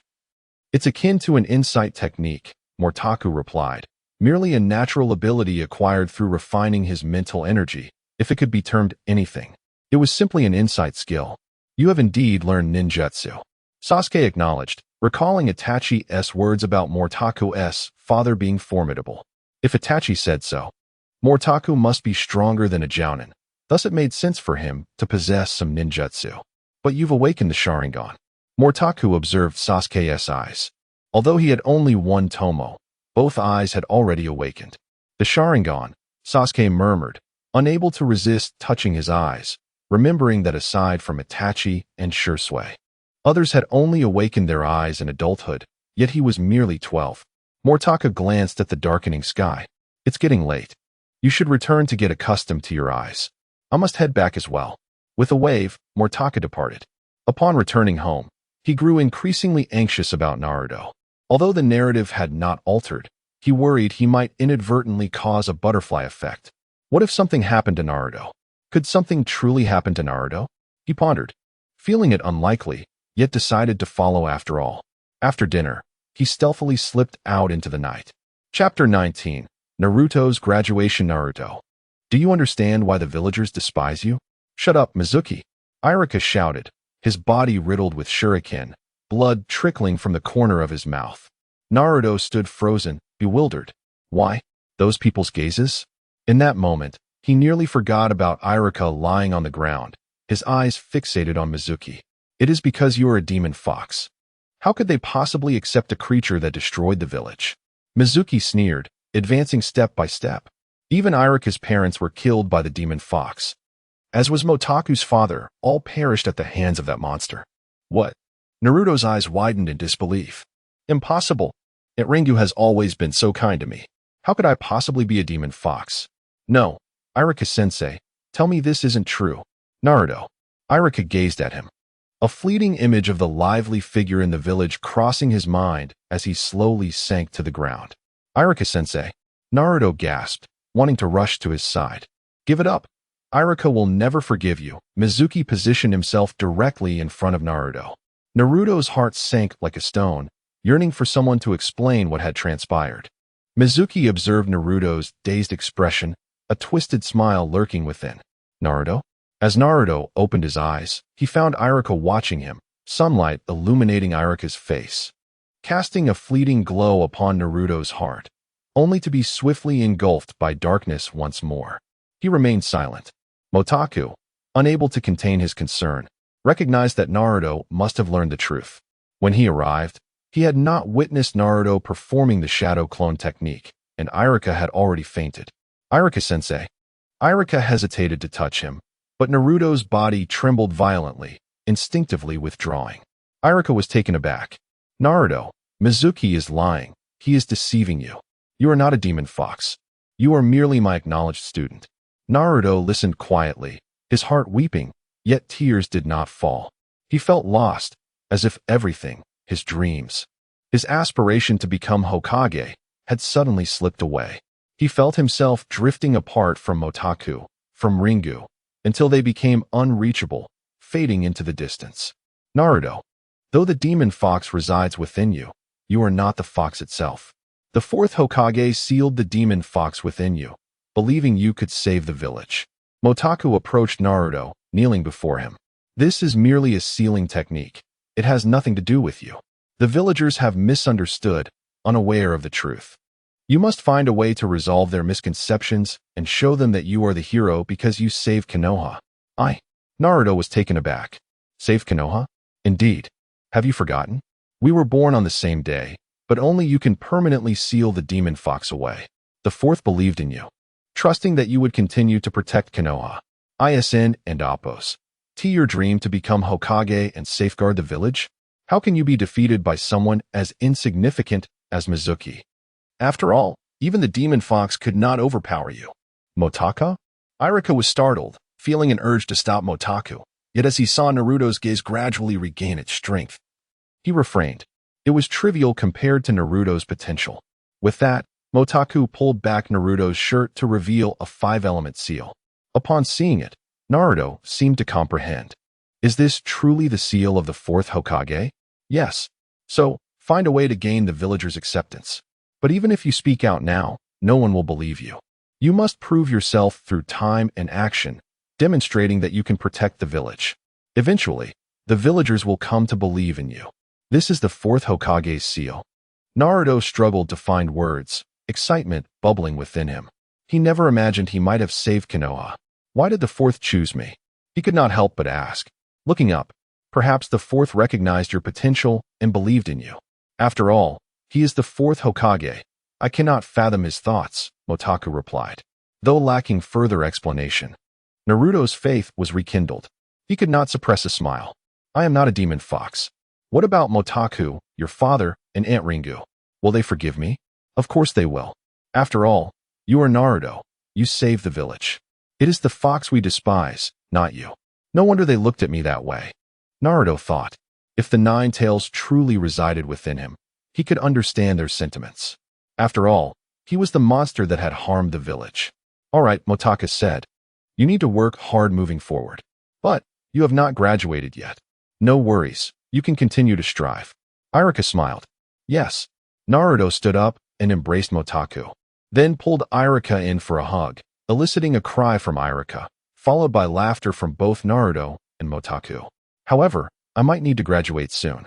Naruto released them, scratching his head while glancing at the ceiling scroll beside him. The techniques were too complex. He had only mastered one. With that, he began forming hand seals, fingers crossed, shouting, "Ninja art, shadow clone technique." Boom, boom, boom, boom. Suddenly, countless Narutos filled the surroundings, all mere shadow clones. What do you think of this technique? Naruto beamed. This is truly. Iruka stared at the circle of Narutos. He promptly sat down, lying back and gazing at the blue sky. Naruto, you have graduated. He swiftly removed his forehead protector, raising it high and shouting, "Naruto, you have graduated. From now on, you are a true ninja." "Yes, Iruka-sensei," all the Narutos chorused. The third Hokage observed the crystal ball, finally smiling with satisfaction as he watched Naruto don his forehead protector and accept the ninja tool pouch from Motaku. Though you are not a genius like the fourth, you are undoubtedly his son. Naruto, you have truly grown. Report. Naruto has not been located. A ninja appeared. No need to search. Iruka has already brought him back. This matter is concluded. Do not disturb Naruto again. Understood. The ninja paused, then added, "Hokage-sama, I take my leave." By the way, Motaku, how did you know about this?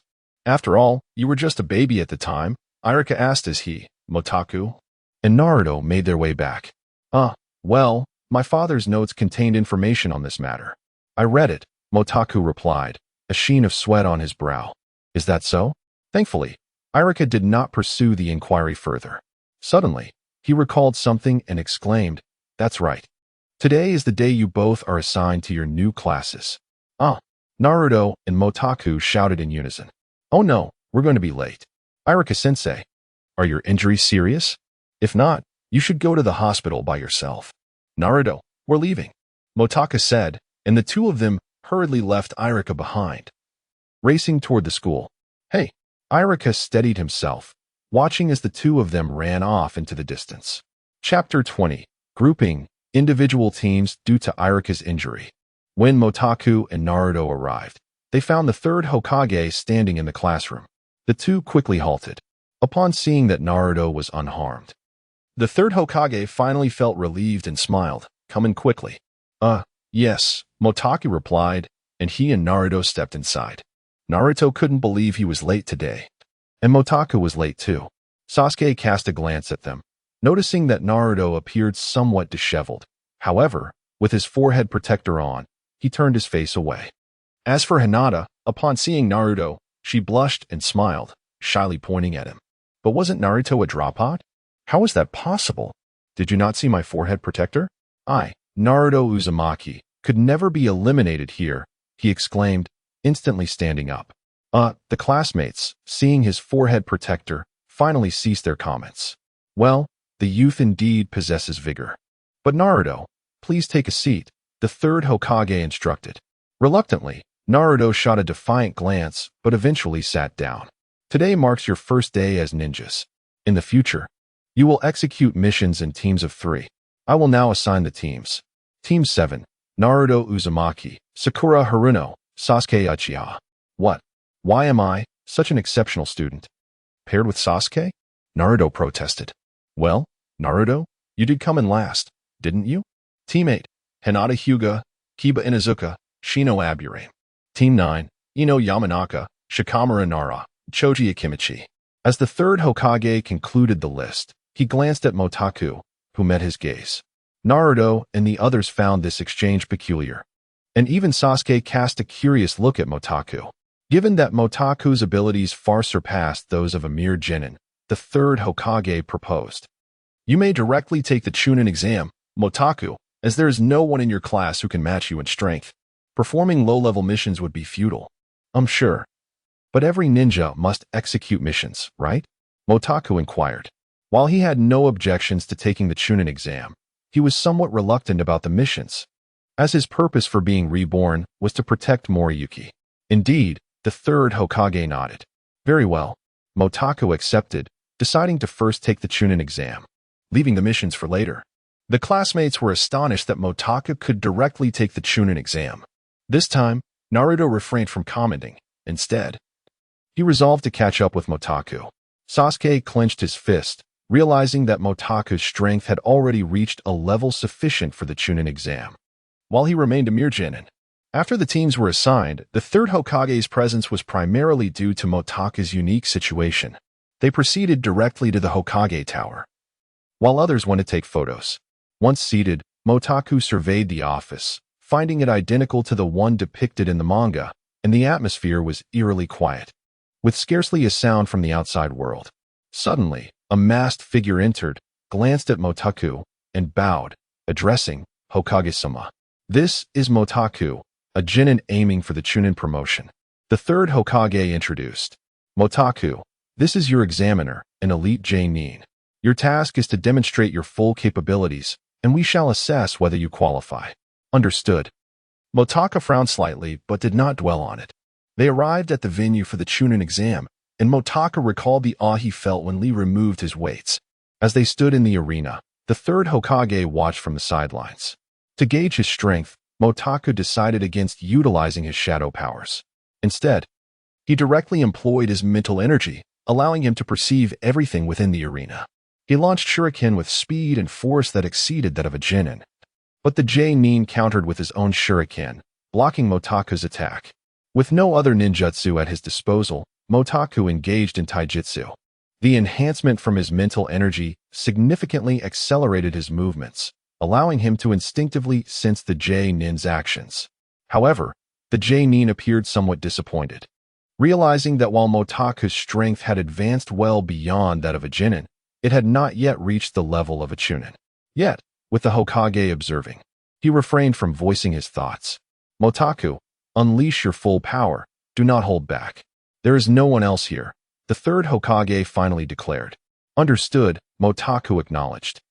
Recognizing that withholding his strength was no longer an option, he retreated slightly, but the genin did not pursue him, resembling a mere training dummy prepared for the exam. Motaku converted all his cellular energy into chakra, and his aura surged. A layer of white chakra enveloped his body. Open the gates, open. He was utilizing the 8 gates technique. The third Hokage had not anticipated this unexpected revelation, although he only opened one gate. Motaku and Appo's strength had clearly reached that of a chunin, given that his original abilities already surpassed those of a genin. The genin became more serious. Sensing that Motaku could read his moves as if he were battling a member of the Uchiha clan, Motaku's figure accelerated, and the genin engaged him in combat. After a brief exchange, the genin still refrained from declaring whether Motaku had reached chunin level. It seemed they were not merely conducting an assessment. Motaku understood that unless he utilized his shadow powers, the Hokage would not grant him passage. Shadow, enhance, he thought. Feeling somewhat disgruntled and aware that while he had surpassed Sasuke, these individuals were still far stronger than he was. In their eyes, he remained a weakling. The shadow doubled his strength, catching the genin off guard, forcing him to defend clumsily before employing a substitution jutsu to escape the confrontation. Twice the strength. The third Hokage's eyes gleamed with intrigue. Remarkable. I cannot believe you reached such a level right after graduation. Truly a prodigy. The genin was astonished as well. Achieving chunin status and mastering the 8 gates was already extraordinary. Discovering that Motaku's strength had doubled was equivalent to possessing the power of 2 chunins. However, the sudden surge in Motaku's strength had taken him by surprise. Very well, Motaku, you have passed, the genin stated, glancing at the third Hokage, who nodded in affirmation. Motaku nodded, offering no further comments. The third Hokage waved his hand, and the genin exited the arena. The Hokage then escorted Motaku back to his office. Motaku, how much do you know about your father's situation? The third Hokage inquired directly. Chapter 21. Official Chunin. To be frank, I am unaware of much, as my mother has never mentioned it. Motaku shook his head. The third Hokage observed him and noted that although Motaku was merely 12 years old, he was unlike typical youths. His demeanor was perpetually solemn, seemingly disinclined to converse, yet his expression remained steadfast, hinting at a certain resignation. Well, I too have recently delved into your father's records, but there appears to be little documented. I only know that your father's prowess is classified as S rank, which signifies a ninja surpassing even the elite jounin. It is rather peculiar that there are no records of his missions or incidents. While the fourth Hokage may have concealed this information, it still strikes me as odd. The fourth? Motaka paused, contemplating whether his father had connections with the fourth Hokage. Indeed, your father was under the fourth command, and it seems he only heeded his directives. When carrying out missions, he appeared to have left no name behind. In essence, the man who executed tasks was a different entity from the one residing in the village. One might even say he was a shadow. Moreover, your father possesses a forbidden technique that you have already mastered. Motaku remained silent, prompting the third Hokage to elaborate. However, you need not be anxious. Few are aware of your father's existence, and even fewer know of that forbidden technique. The village will not compel you to reveal it. I merely wish to ascertain whether you have genuinely acquired it. After a moment's contemplation, Motaka nodded. Yes, I have studied it for several years and have grasped the first tier of the forbidden technique. Is there a tiered structure? The third Hokage was astonished. The power increase alone was formidable, currently classified as a Chunin. If Motaku were to ascend to Jounin or even S rank, the augmentation would be staggering, potentially surpassing the S rank threshold. It is worth noting that S rank ninjas are exceedingly rare. Yes, there are 4 tiers in total, Motaku affirmed. The third Hokage nodded, his thoughts turning serious. If this were accurate, Motaku's potential might rival that of Sasuke. The village had gained yet another ninja with extraordinary potential, prompting the third Hokage to consider taking him on as a disciple. However, reflecting on his previous 3 apprentices, he sighed. Age had diminished his vigor, and the weight of past experiences had rendered him unable to teach effectively. Furthermore, since Motaku was learning his father's forbidden technique, it is unlikely anyone else could instruct him. Yet, witnessing such a prodigy without guidance filled the third Hokage with concern. He pondered whether to disclose the death report to Motaku, but decided against it. Remembering that Motaku had only just been born at that time, it was entirely plausible that his father had employed some unfathomable ninjutsu to resurrect him. Ultimately, the third Hokage resolved to keep that information concealed and vowed to erase the record entirely. By the way, do you have any questions regarding missions? The third Hokage inquired. I am willing to undertake missions, but could I, like my father, execute them alone, with the designation simply as shadow or left unmarked?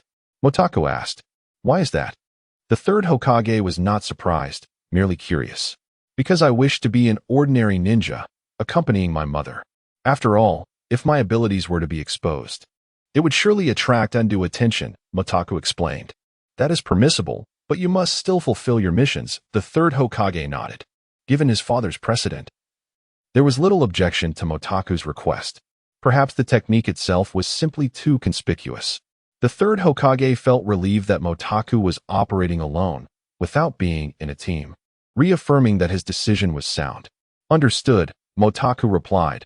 No more issues remain. Very well. Should you have any inquiries regarding ninjutsu, feel free to approach me. I shall endeavor to provide answers. If I cannot immediately do so, I will find a way to assist you.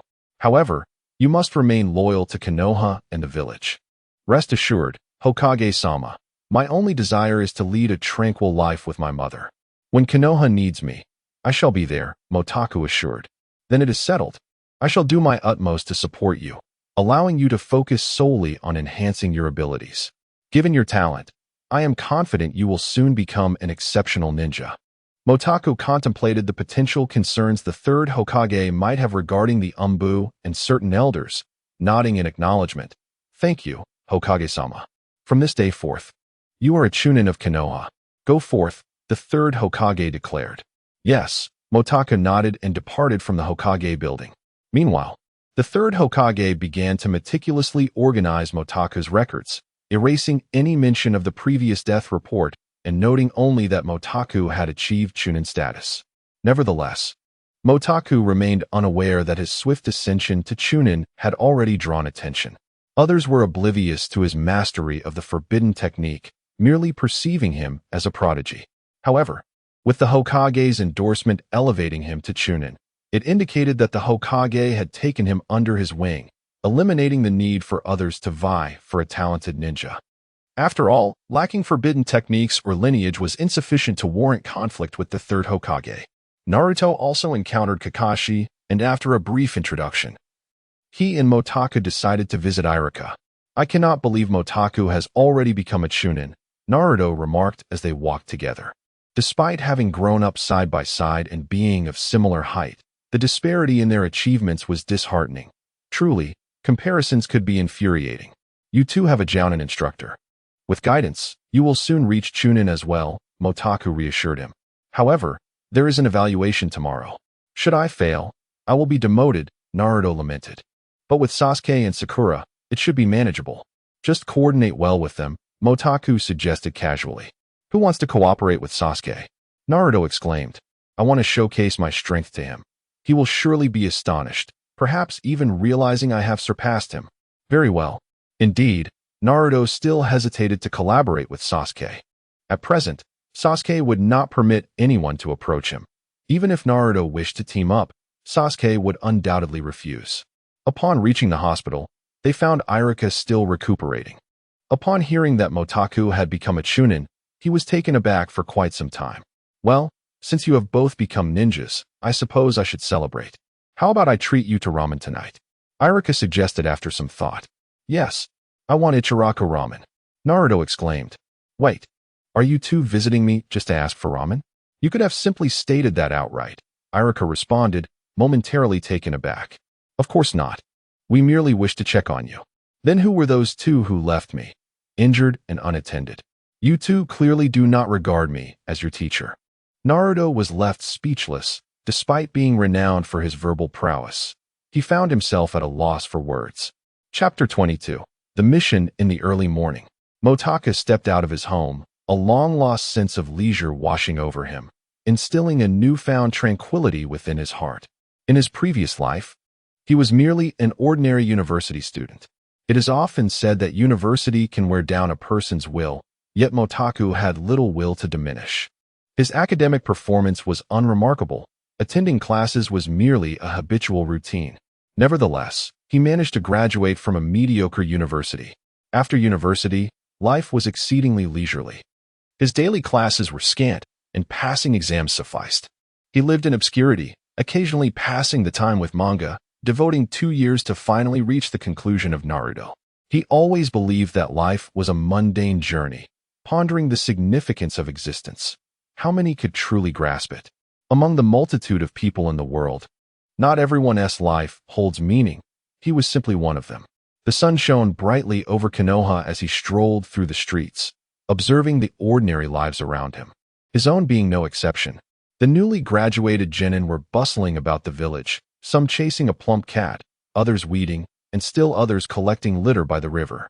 When people spotted him, they greeted him, occasionally reminding Motaku that he had achieved the rank of Chunin. What did it mean to be a Chunin? It merely entailed monthly missions, a stark contrast to the daily learning tasks he once faced. In his mind, ascending to Chunin was akin to attending university. Chunin missions were not particularly perilous. With a stroke of luck, one could complete a task within a week, leaving ample time to linger in the village. His placid gaze betrayed the fact that he had long since forgotten the exhilaration of harnessing chakra, and he rarely employed it anymore. Hey, Motaku, here to check on missions? He had not intended to undertake a mission today, merely curious to peruse the options. The ninja addressing him was seated at a small desk, appearing to be in his late 20s. The space housed tasks available for both genin and chunin. What kind of requests has the village received lately? Motaku inquired, nodding. Though merely 12 years old, his calm demeanor and perpetually smiling expression led others to perceive him as a serious individual, devoid of the playful banter typically reserved for children. The ninja responsible for sorting tasks was a warm-hearted individual. Most villagers were quite amiable. He responded with a grin, mostly tasks suited for genin. But there are a few chunin missions, primarily C rank, with one B rank that's been here for a while. As he spoke, he handed the mission board to Motaku. Upon inspection, Motaku noted that the C rank tasks had only been received yesterday. Some involved dealing with bandits, which would likely require lethal force, a prospect he declined. Others involved handling wandering samurai, which also necessitated violence, so he turned his attention to the B rank task. The mission details were vague, as the designated location was a desolate area seldom visited. simply requesting an investigation that required either Chunin or Jounin strength. What is this location? Motaku asked, scrutinizing the information. The ninja replied, this task is relatively simple, but it's quite distant, and the area is vast. Are you sure you want to take it? Yes. The previous tasks all seem to involve killing, and I lack experience, so I'll take this one, Motaku affirmed with a nod. All right then. I'll provide you with a map and mark the location. Make sure to return promptly once your investigation is complete. The ninja contemplated for a moment, acknowledging that while the task bore minimal risk, all missions carried some degree of danger. He glanced at Motaku, recognizing his youth. Should he be assigned a lethal mission? He retrieved a map and circled the relevant area. Though the task posed little danger, the distance was concerning. Once you accept it, consider your approach. No need to rush. He added before handing over the mission request form, assisting Motaku in filling out his name and rank. Understood, thank you. Motaku accepted the document, tucking it into his ninja tool pouch. After bidding farewell, Motaku returned home, contemplating how to inform Moryu of his mission. It was his first assignment, and he would be going alone. He wondered if she would approve. Upon reaching home, he approached Moryu. Mother, I've accepted a mission and will be departing tomorrow. Upon hearing this, Moryu approached him. So soon to embark on a mission? Yes, after all, I am now a Chunin. How long will you be gone? Is it far? She inquired. Somewhat distant, but I won't encounter any enemies. I'll just be investigating the local conditions. I should return in about a week. If I can reach there in 3 days, I'll have a day to conduct my investigation, which fits perfectly. A week? Moryu felt a pang of concern. Undertaking a mission would mean he wouldn't eat well, and he'd be in dirty clothes for an entire week. What would he look like upon his return? Would he resemble a beggar? She pondered why Motaka had achieved Chunin status so swiftly, with no mentor accompanying him. He was still just a child. And the thought filled her with unease. After a prolonged moment of hesitation, she deliberated, growing increasingly troubled. I've accepted the mission and will leave tomorrow, but truly, there's no need to worry. I'll take care of myself, Motaku reassured her. Moryu scrutinized him before finally conceding. Very well, I'll prepare some food for you. Should I pack an extra set of clothes? Is there a place to bathe where you're going? You can't survive a week on just dried rations. Is that really necessary? Motaku replied, slightly overwhelmed. What is the trouble? A week is a long time. You must change clothes. Besides, if you pass through a town, you should buy some food and bathe. Let me gather some supplies for you. With that, Moryu took a basket and went shopping. Okay, I'll go with you, Motaku offered. As they wandered the streets, Moryu eyed various items, eager to purchase, while Motaku continually advised and persuaded her. Eventually, they managed to avoid returning with an overflowing load. Nevertheless, with these provisions, he would not face hunger on his journey.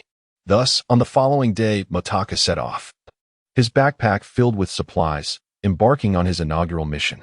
The location remained within the Land of Fire, but it lay in the far northern valley known as the Valley of the Wind's Grave. It was said that due to the terrain, the air circulation there was poor, rendering the atmosphere akin to smog.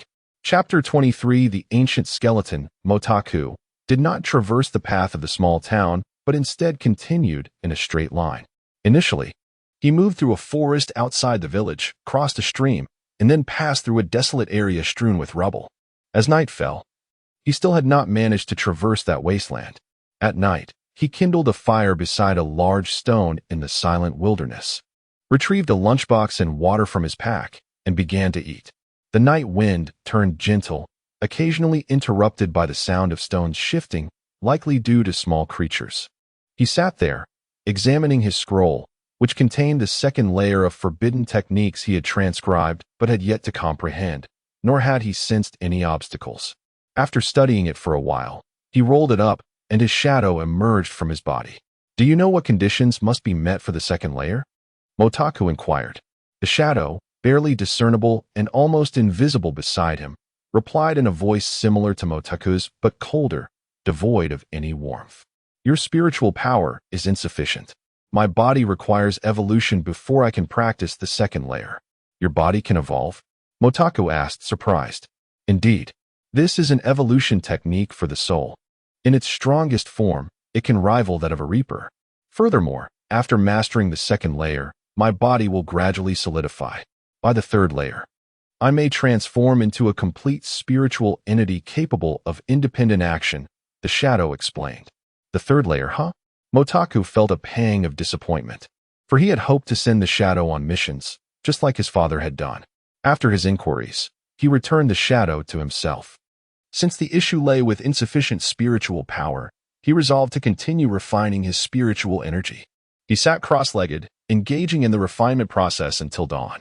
When he finally opened his eyes, he realized he had spent more time refining than usual, and his spiritual energy felt noticeably greater. The fire before him had extinguished overnight. He consumed a modest meal, drank some water, and resumed his journey. 2 days later, under the cover of night, Motaku found himself only a few kilometers away from his destination. He pressed on without pause, ultimately arriving at 10 o'clock in the evening. The area was shrouded in a layer of mist, appearing hazy beneath the moonlight. He stepped forward, quickly disappearing from view. This place seemed to have borne witness to a true event. Tattered cloth remnants littered the ground, yet it did not resemble a battlefield of ninjas. Visibility was limited to about 10 meters. After some contemplation, he decided to wait until sunrise to investigate further, as he had ample time. Uncertain of what lay ahead, he selected a spot he deemed suitable, lit a fire, and commenced refining his spiritual energy again. The atmosphere felt chilling. Before long, he sensed his skin growing cold. There was almost no airflow in this eerie stillness. Ironically, the very tranquility of the place unsettled Motaku, prompting him to open his eyes. The shadow emerged from his body, merging into the mist. It appeared that the surroundings were uniform. Motaku surmised that the area might be more extensive than he had anticipated. Suddenly, the shadow discovered a wall, seemingly part of a mountain. It ascended, breaking through the mist after a short while. From above, the moonlight revealed that the thick layer of fog persisted below. Motaku rose, extinguished the fire, and leaped in that direction. Following the mountain's incline, he soon realized it was merely a slope, rising less than 10 meters above the fog. Standing atop the slope, he noticed it bent at nearly a 90-degree angle, enveloped by mist, suggesting that the terrain continued beyond. After observing for a moment, he suddenly realized the shadow had vanished. Sensing a peculiar shift, he found himself in an odd place, a room illuminated by a kerosene lamp, with what appeared to be a coffin in the center. Controlling the shadow, he directed it outside, discovering that it resembled a burial site, where soldiers from the battlefield seemed to have been interred directly.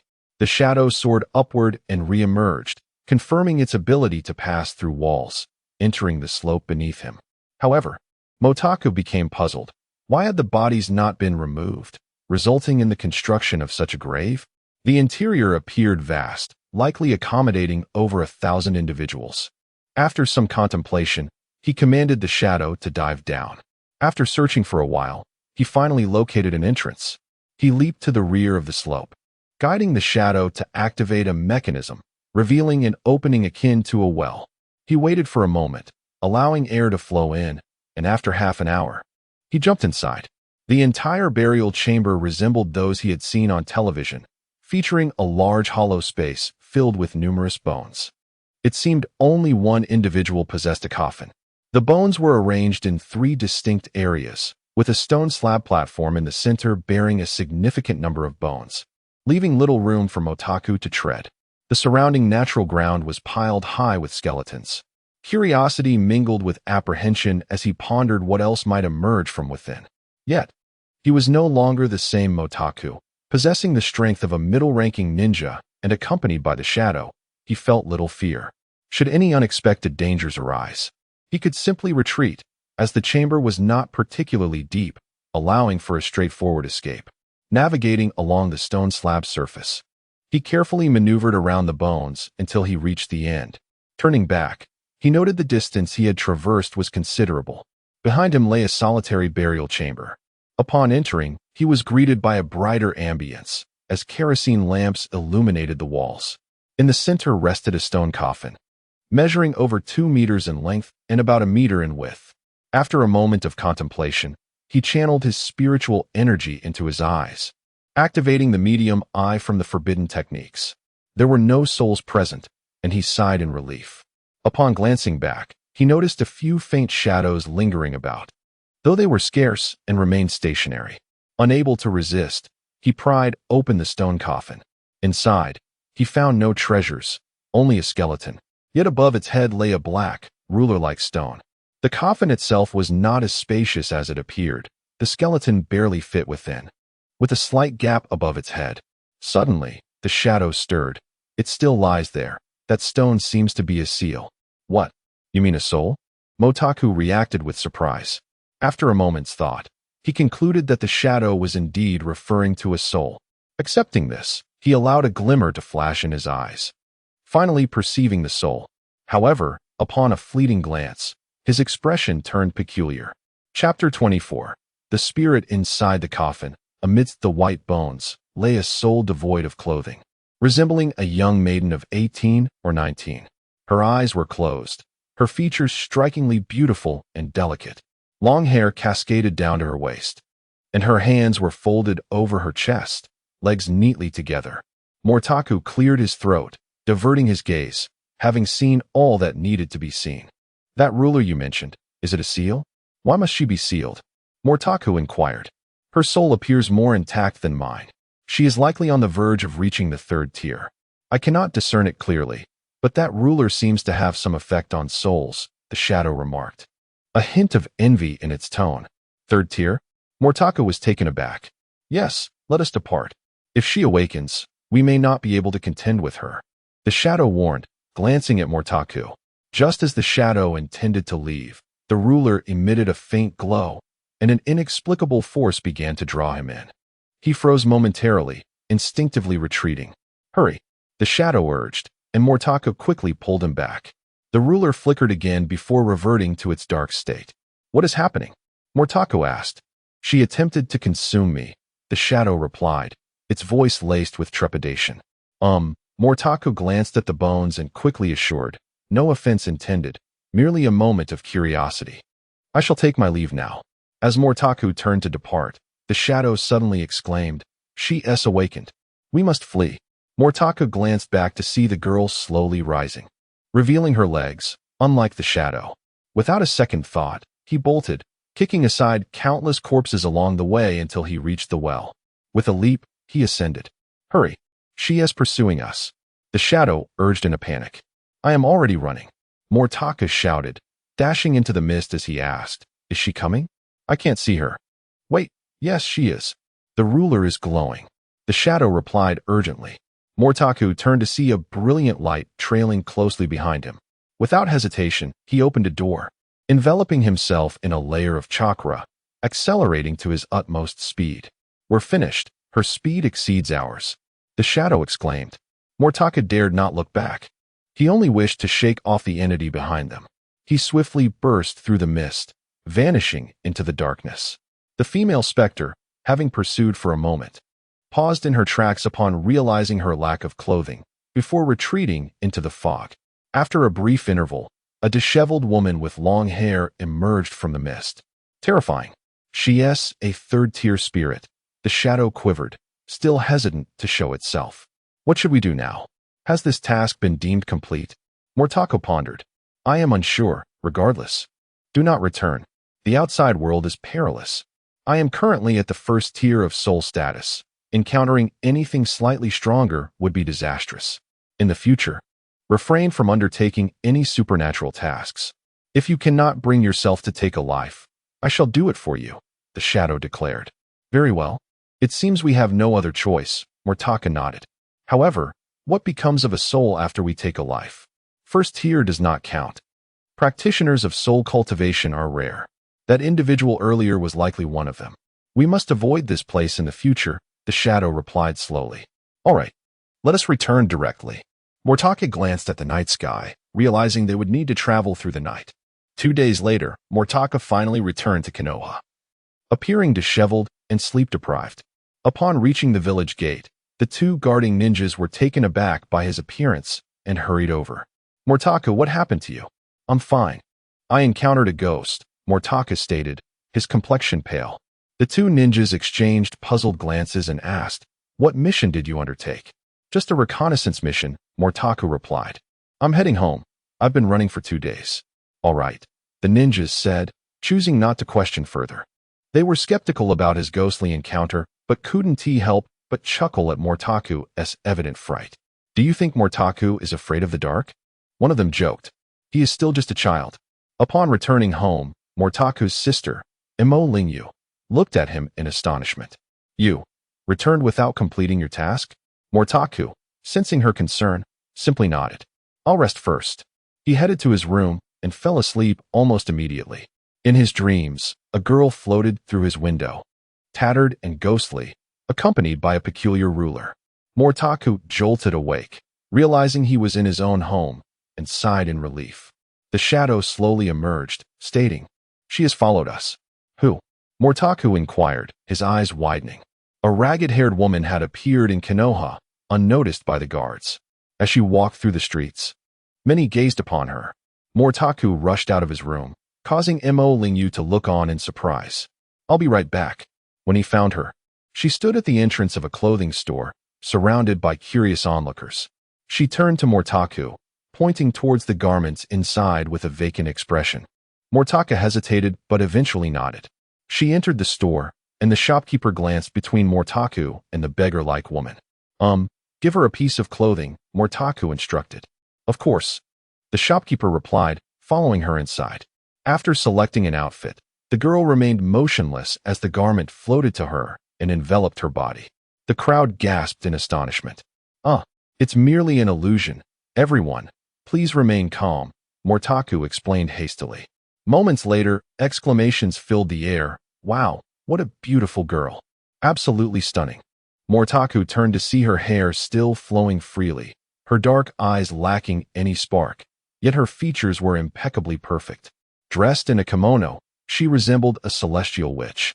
She must be a witch, Mortaku thought. But why has she come? Is it truly for the shadow? As he pondered, noticing the crowd's fixation on the girl, he suppressed his racing heart and pulled her away to ease the tension on the street. Though her hand felt real, Mortaku discovered it was merely a solidified fragment of spiritual energy, not yet fully manifested. The two fled to Mortaku's home, where he inquired, "Who are you? I need your assistance to solidify my form.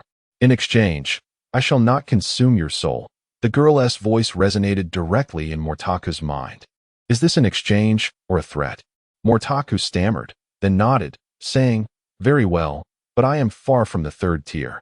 Perhaps you should return and wait for me to reach that level before seeking me again." "I do not wish to return. I have consumed all the souls there." She replied, "Then you cannot follow me. Find another place to feed on souls. Just avoid attracting the shadow's attention, and everything else can be negotiated." The girl shook her head resolutely. "We shall discuss this later. Is this your home?" "Yes," Mortaku replied, but he soon froze. The girl simply pushed the door open and walked inside.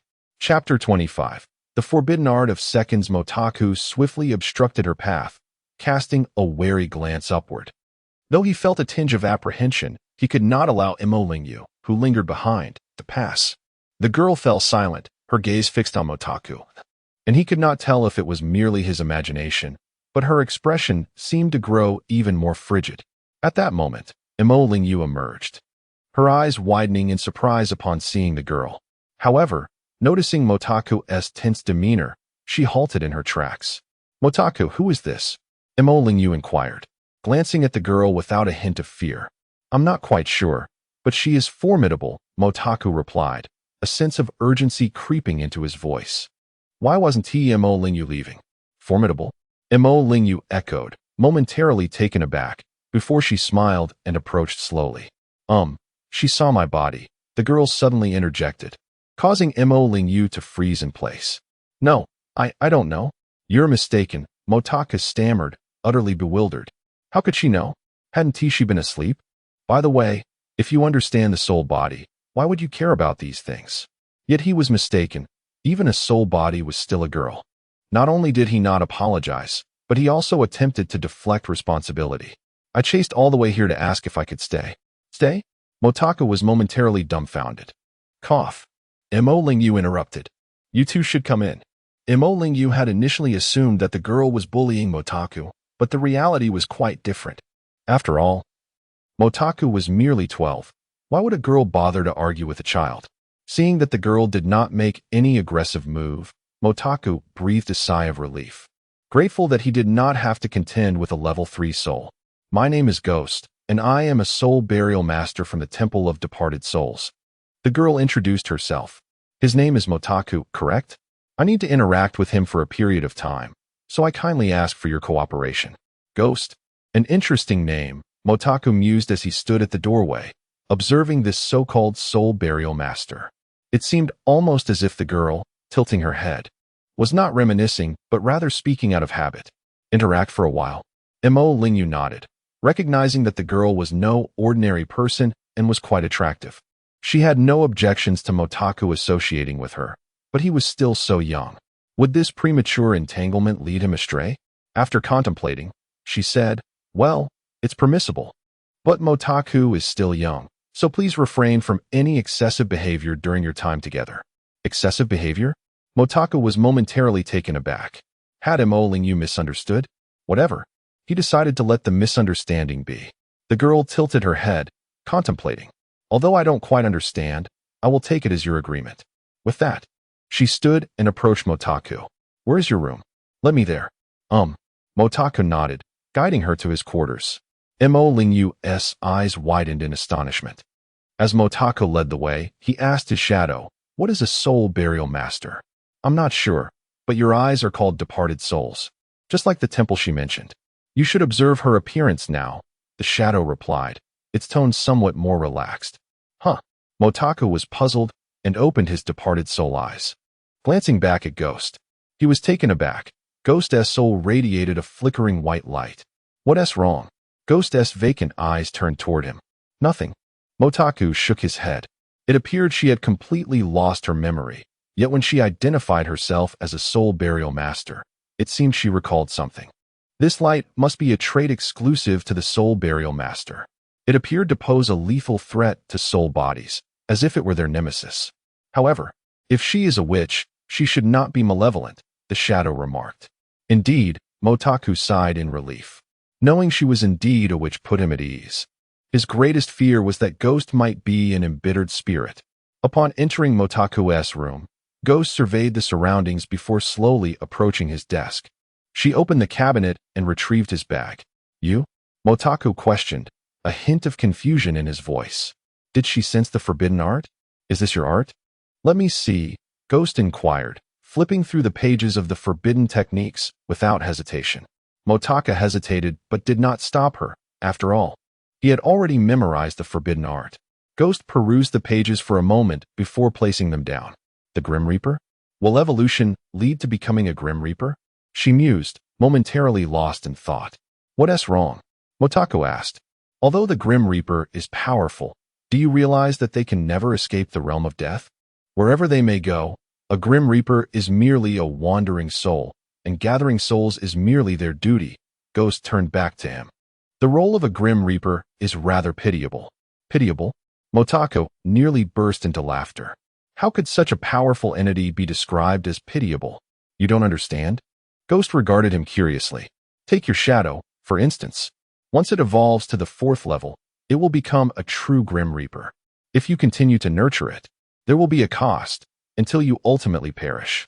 It will then return to the realm of the Grim Reaper, and without a contractor, it becomes merely a wandering soul, perhaps even facing the risk of being slain by a true Grim Reaper. The Grim Reaper is heartless. For them, killing is merely a form of amusement. So, are you certain you wish to evolve it into a Grim Reaper? This? Motaku was taken aback. Shadow, is what she says true? It should be, the shadow replied, shaking its head. Nonetheless, your forbidden art is quite impressive. We soul burial masters can at most purify vengeful spirits directly, while your forbidden art can influence other vengeful spirits at the 2nd level, and by the 3rd level, you can even unleash nightmare illusions. However, by the 4th level, there is truly no need to become a Grim Reaper, Ghost explained. The laws of life, even if the Grim Reaper can break them, it is correct to adhere to their principles. Life and death are merely beginnings and endings. Motaku nodded, but he pondered what use this information was to him. His father had already resurrected him. This is merely a suggestion, Ultimately, the decision lies with you. By the way, could I borrow your shadow for a moment? What do you intend to do? Motako asked, feeling a tinge of wariness. Your art. I'd like to give it a try, Ghost explained. Try how? Motaka hesitated, curious to witness the second level of the forbidden art. You just need to release it. Ghost stood up. After a moment of thought, Motaku released his shadow, and Ghost was momentarily taken aback. At first, I thought I was mistaken. But how come you both look identical? I already have two souls, don't I? Motaka thought it best not to reveal he was an outsider. The fourth level of the forbidden art indeed allows for resurrection. Ghost nodded. She gazed at the shadow, her eyes suddenly sparkling, and Motaku felt as if the shadow was being drawn. Don't control it. I'll just give it a try and return it to you. Ghost clarified. All right, Motaku replied, somewhat anxious. Fortunately, Ghost only controlled the shadow for a brief moment before returning it to Motaku. As the shadow re-entered his body, he experienced a profound sense of regaining something lost. Would you like to try the nightmare illusion? Although I am not yet at the third level, I can barely manage to cast it using the soul control ruler, Ghost suggested. Hearing this, Motaku immediately shook his head. The wall of ghosts is the most terrifying. I want to try it. Very well. However, your art requires cooperation. A solitary soul cannot cultivate it.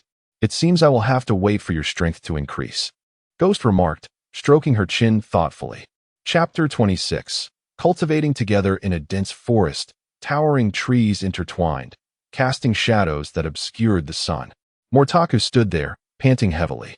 A phantom floated down and hovered before him, urging, do not halt. If you stop now, your potential shall remain untapped. Gritting his teeth, Mortaku continued to channel his chakra. He felt somewhat overwhelmed by the abundance of chakra he possessed, or rather, by the limited jutsu at his disposal. Had he mastered techniques such as fire style or lightning style, he would have exhausted his chakra long ago. After nearly 2 hours of utilizing the body flicker technique in physical combat, he still had a modicum of chakra left. Seeing he was prepared, the phantom descended from the air and struck with a palm. A loud bang echoed as a plume of white smoke erupted, revealing a wooden stump in front of the phantom, while Mortaku reappeared behind her. Indeed, if the substitution technique is mastered correctly, it can rival the body flicker technique. Mortaku mused, leaping back to evade the phantom's attack. Lacking any additional jutsu and having exerted himself throughout the morning, Mortaku finally collapsed to the ground, utterly drained. Rise and refine your spiritual energy, the phantom instructed, flipping him over. Mortaku's eyelids fluttered as he slowly sat up, gradually regulating his breath. He had never before exhausted his chakra in battle. Although his chakra reserves were not particularly vast, he had yet to encounter a true adversary. His strength had always stemmed from refining his chakra. Now, with his physical stamina depleted, he sensed a slight increase in his cellular energy. Refining spiritual energy yielded little sensation, and the increase was quite gradual. He remained unperturbed as time passed, and eventually, his spiritual energy began to restore. Can I continue refining? It appears to be effective. Once his spiritual energy was replenished, Mortaku noticed it lacked the fullness he expected during the refining process. He realized that his potential had indeed been awakened. As dusk approached, Mortaku finally opened his eyes. Is it already this late? He stretched his legs and yawned, feeling his body brimming with vitality. Awake at last, the phantom stood, holding a roasted fish, and approached him, offering it. Did I fall asleep?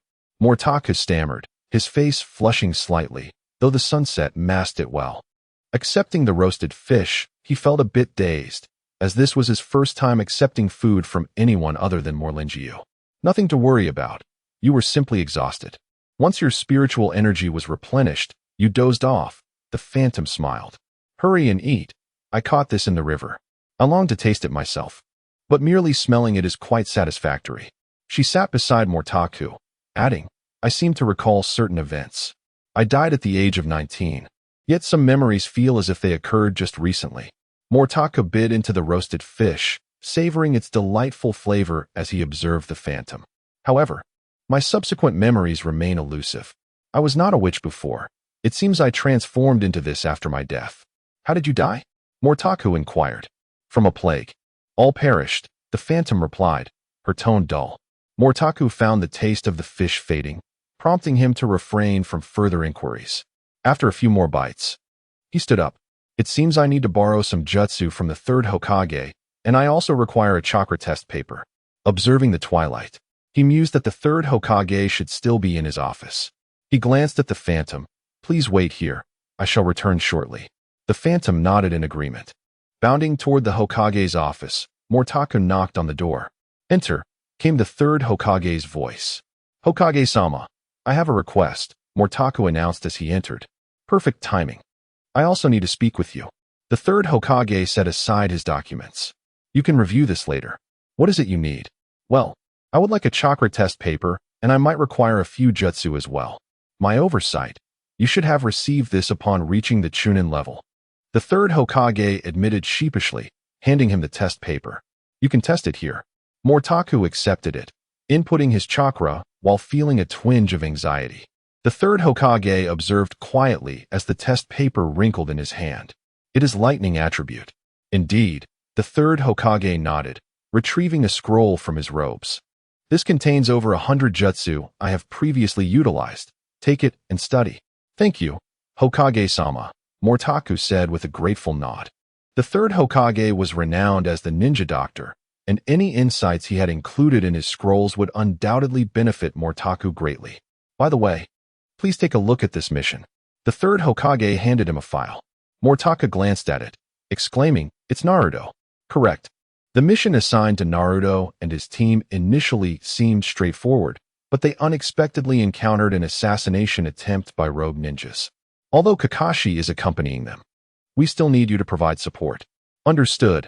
I will prepare and depart immediately, Mortaku affirmed. Another plot-related mission, yet Mortaku felt little concern, for both Naruto and Sasuke were stronger than their counterparts in the original narrative.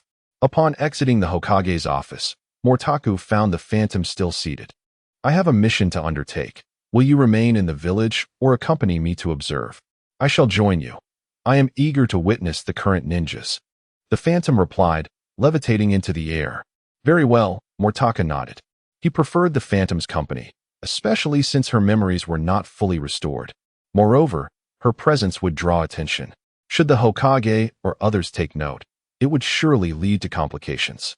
Returning home, Mortaku sighed. Well, Hokage-sama has assigned me a mission. So soon? You're taking her with you? Morlinjiu remarked, noticing the phantom had changed from her kimono into casual attire. Yes, with me around, you needn't worry. I will ensure Mortaku's safety, the phantom assured. Very well, Morlinjiu acquiesced, nodding. Mortaku gathered his ninja tools, declaring, I shall take my leave. Be safe. Morlinjiu replied with a nod. After departing from the hidden leaf, the phantom floated effortlessly, exuding an impressive aura. Yet Mortaku felt a sense of awkwardness. Don't you have legs? Why do you choose to float? I am accustomed to it. The phantom responded, momentarily perplexed. Are you suggesting I appear more normal? I will give it a try. With that, the phantom descended to the ground, taking a few strides before nodding. This works. All right then, Mortaku conceded. Thus, one moved like a seasoned ninja, hands clasped behind his back, while the other followed in a flamboyant, yet chaotic manner. Chapter 27. Chakra Control Ability in this narrative mission. The characters Zabuza and Haku were yet to be encountered by Motako. However, knowing the eventual outcome, Motako remained unperturbed. As he traversed the path, he took the opportunity to practice ninjutsu, focusing solely on the lightning release technique. Given that he possessed lightning attribute chakra, he had no intention of learning techniques of other attributes, as they would prove less potent and waste chakra unnecessarily. The techniques inscribed on the scroll were all C rank, making them relatively easy to master. Despite his initial nervousness during his first attempt, Motako memorized the hand signs and formed the seals, his chakra crackling to life like lightning. His chakra control was formidable, allowing him to wield ninjutsu with remarkable ease. After completing the hand signs, he refrained from immediate release, pondering how to directly convert his chakra into lightning attribute. Upon dispersing his chakra, the lightning dissipated as well. He perused the scroll once more. discovering over a dozen lightning release techniques, which he promptly memorized. It turned out that only 2 hand signs were necessary for chakra conversion. After experimenting, he found that these 2 signs indeed transformed his chakra into lightning. As he continued to practice, he noticed his chakra reserves dwindling, as well as his mental energy. Is controlling ninjutsu truly this taxing? He mused. Reluctantly, he decided to take a break. The specter, surprised, inquired, "Aren't you supposed to assist your companions?" Motako shook his head, asserting they are more than capable of completing their tasks. With his current strength, he believed he was on par with Haku, both being Chunin. Though Haku possessed a bloodline limit, while Motako had access to forbidden techniques. Thus, he concluded that he could only match Haku at best, and he certainly could not defeat Zabuza. What troubled Motako most was not his inability to defeat Zabuza, but the potential disruptions to the storyline. However, the timeline had already been altered. In the anime, Sasuke awakened his eyes at this juncture, yet he had already done so several days earlier. Observing Motako's seeming indifference, the specter nodded. "In that case, continue your practice. I can see that your chakra and mental energy are depleting rapidly. This will enable your strength to elevate more swiftly." Motako, initially intent on resting, acquiesced to the specter's encouragement. The 2 hand signs were nearly instantaneous, and upon releasing his chakra, it manifested as lightning. However, he found it challenging to control the chakra's trajectory, leading to an explosive discharge.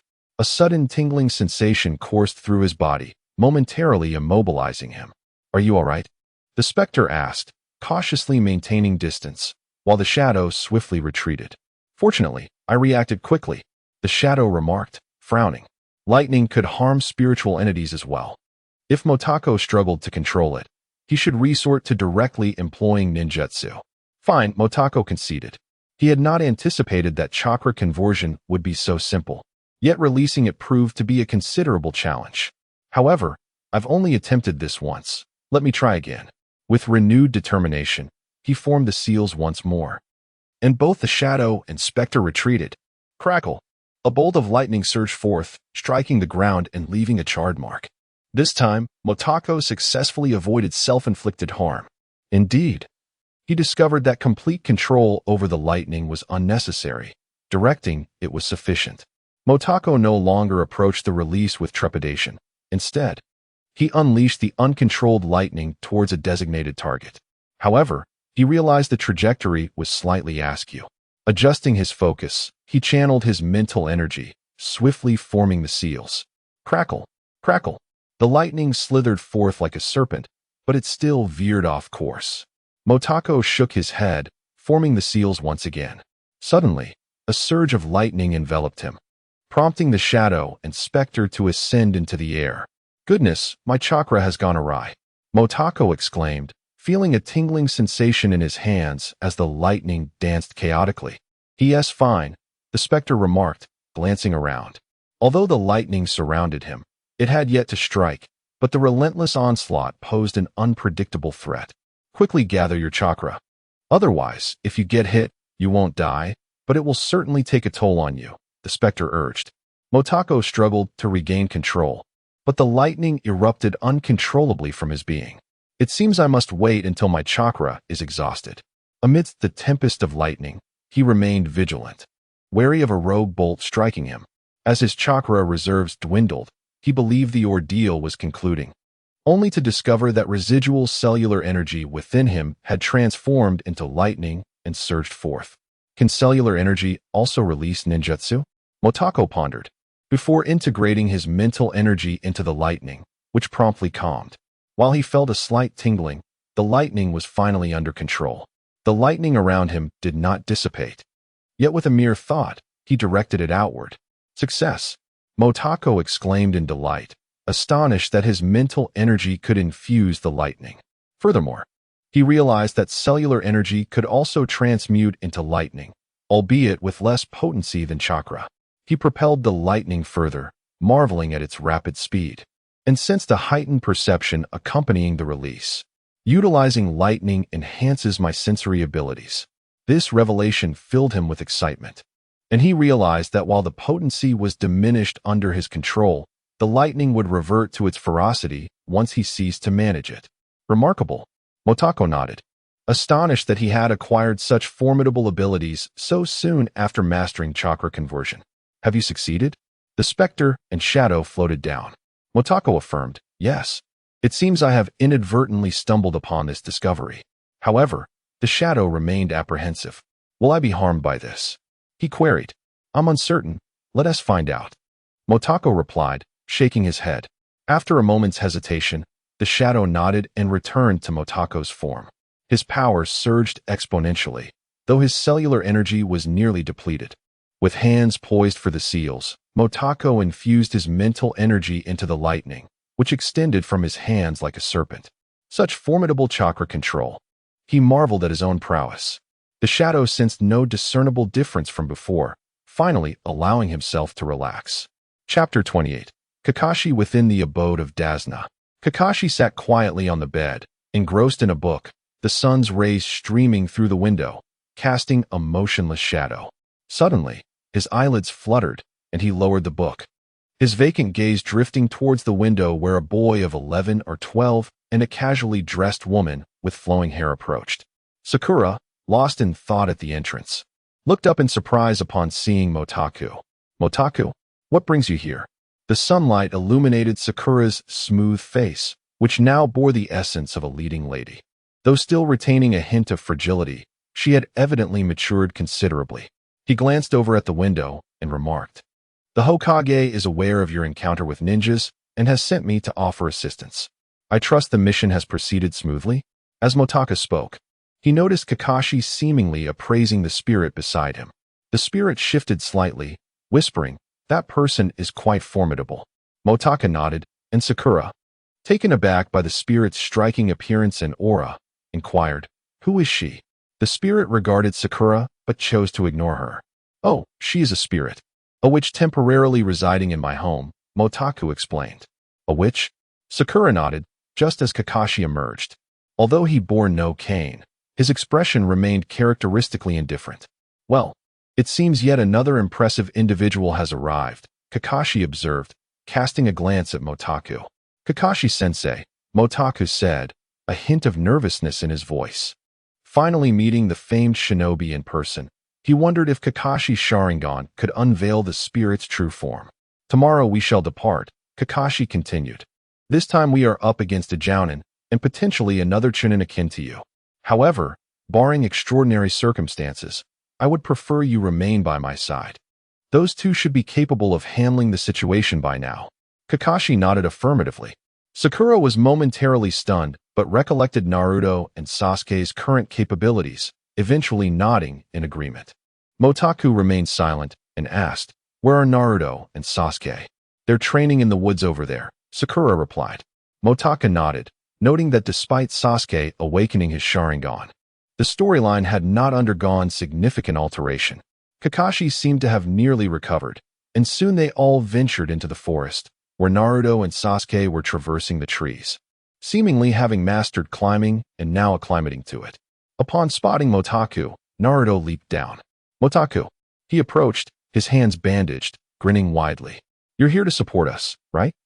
Indeed, it appears you have all grown stronger, Motaku acknowledged, glancing at Sasuke. Sasuke's eyes had transformed into the Tomo Sharingan, but he continued to scrutinize the spirit. Sakura, noticing, felt a twinge of anxiety, wanting to speak but hesitating. Motaku felt a bit anxious. Could the Sharingan truly discern the spirit's true form? And who might this be? Sasuke could not restrain his curiosity. I am called Spirit, a necromancer. The spirit spoke for the first time, catching Kakashi off guard, who smiled and replied. No need for surprise. Witches do not rely on chakra. Instead, they harness the power of mental energy.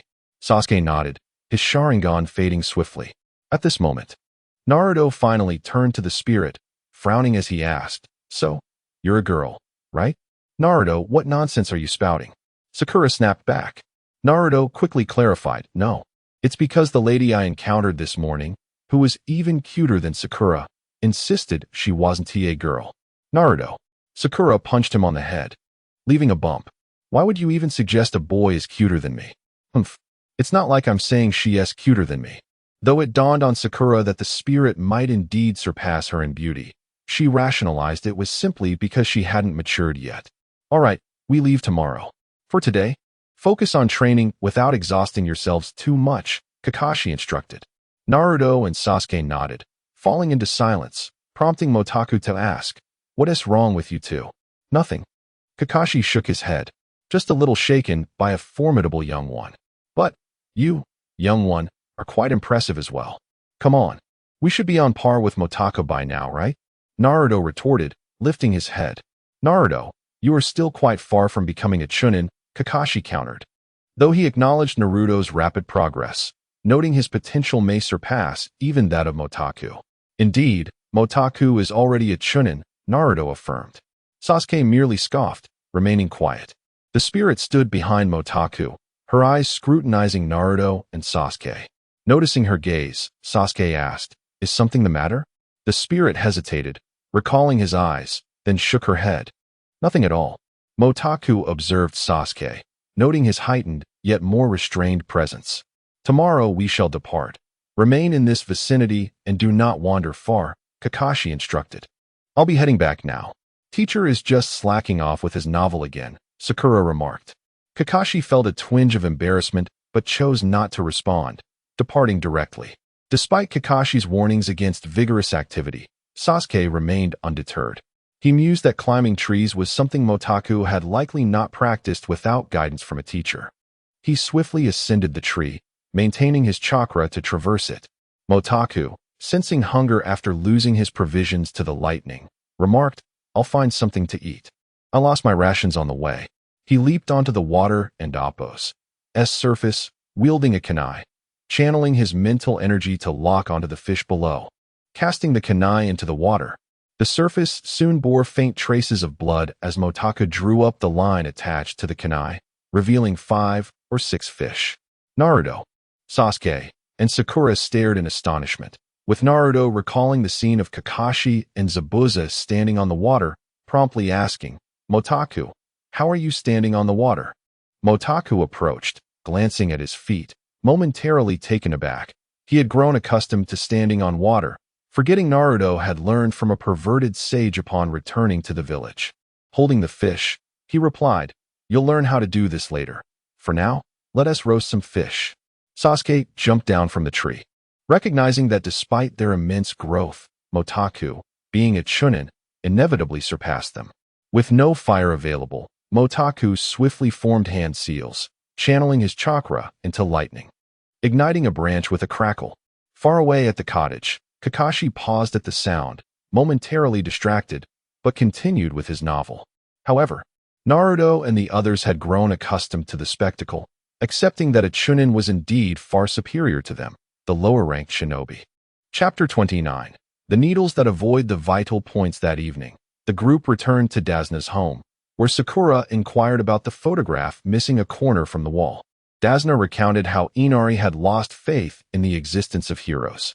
Naruto, rising from the floor, declared, "I will make him believe that heroes do exist in this world." He dashed out the door, prompting Sakura to spring up in alarm. "Naruto, where are you going? We need to leave tomorrow." "Don't worry about him," Sasuke replied coldly. Kakashi and Motaku remained seated, unmoving. Kakashi glanced at the specter and asked, "Aren't you going to eat? Why do you still wear that mask while eating?" The specter had been observing Kakashi, who had kept his mask on even while eating, for quite some time. Kakashi found himself at a loss for words and decided to ignore the witch. Sakura, still somewhat anxious, prompted Kakashi to say, "It might be wise to keep Naruto here. I originally intended for Motaku to stay as well. Considering the presence of Kato, the hired ninjas are likely not limited to just Zabuza. Are you concerned that other ninjas might attack here?" Sakura asked. "Can Naruto handle it on his own?" "Regarding Naruto, he will undoubtedly prevail against those foes," Motaku affirmed. After dinner, Motaku and the specter entered the same room, which caused Kakashi's thoughts to wander into inappropriate territory. However, realizing Motaku was merely a child and the specter a witch, he quickly dismissed his shame and retreated to his room. Those two, Naruto and Sasuke, possess remarkably strange spiritual energies, the specter remarked. "You can see souls?" Motaku asked, taken aback. Although he possessed the ability to see lost spirits, he had never seen the souls of the living. No, it's just that Naruto's soul has a distinctly yang quality, while Sasuke's carries an essence of yin, the specter clarified. Shaking her head. Ah, I see. Mortaka nodded, recognizing that Naruto and Sasuke seemed to be the reincarnations of Ashura and Indra. It would be wise to feign ignorance about this. The specter continued, and Sasuke's eyes are quite peculiar. Those are the Sharingan, which can perceive all ninjutsu, jinjutsu, and taijutsu. However, with only one tomo, it should be unable to discern your true form. The Mangekyou Sharingan, however, likely can. We must devise a way to help you reach the third level swiftly, otherwise, this world is perilous. Mortako added, there is also the Rinnegan, which can directly perceive a person's soul and even extract it from their corporeal form. The specter did not respond, but regarded Mortako with keen interest. Mortako, sensing the atmosphere, refrained from further comment and spent the night refining his spiritual energy. The next day, he boarded a boat with Kakashi and the others, heading toward the bridge. While Naruto remained oblivious, deeply asleep, unaware of whether he had located Inari the previous night. Upon arriving at the bridge, they found several corpses lying on the ground, just as the story had foretold. Kakashi, Sasuke, and Sakura instinctively shielded Dasna, while Mortaka lagged slightly behind.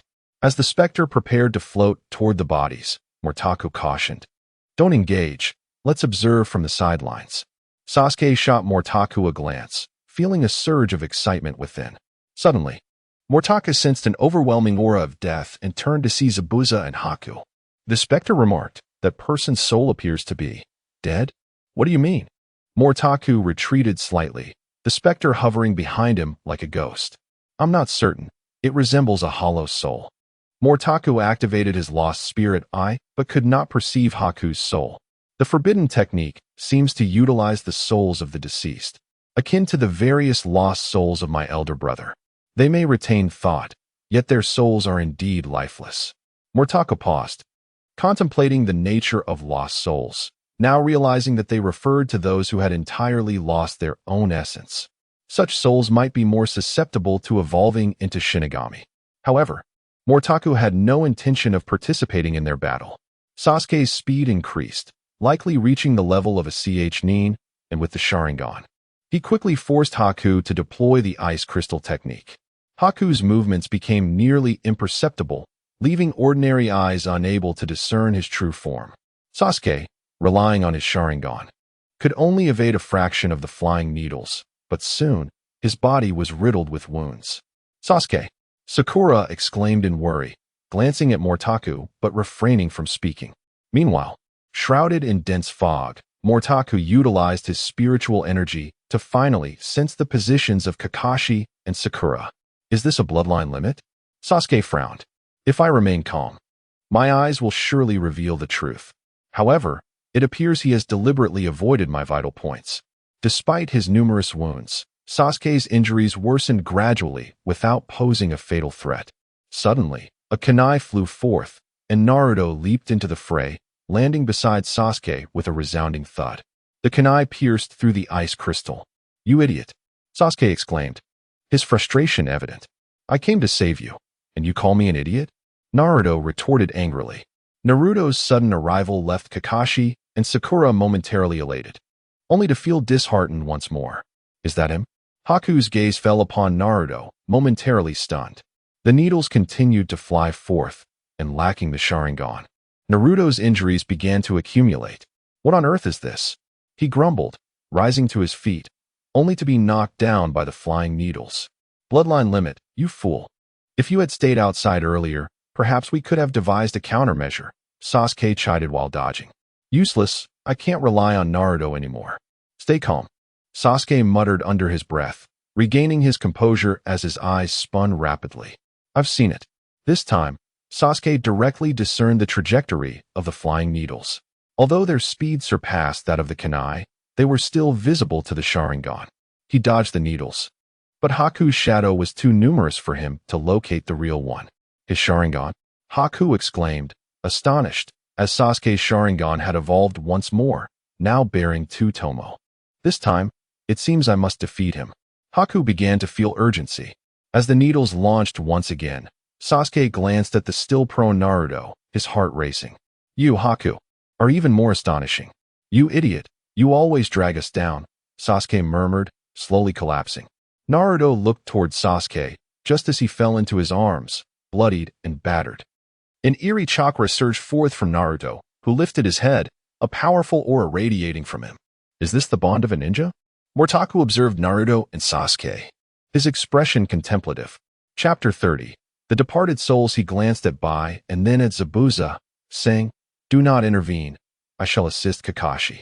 Simultaneously, two thunderclaps resounded, startling Zabuza, who turned to see Mortaka coldly regarding him, his hand having pierced through Zabuza and Appo's body.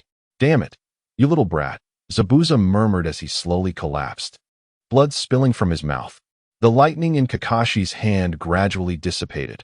Although Mortaka had claimed a life, he remained indifferent, directing his gaze toward Mortaka and stating, "It appears you have mastered the transformation of lightning." Zabuza, enveloped in black smoke, was weakened.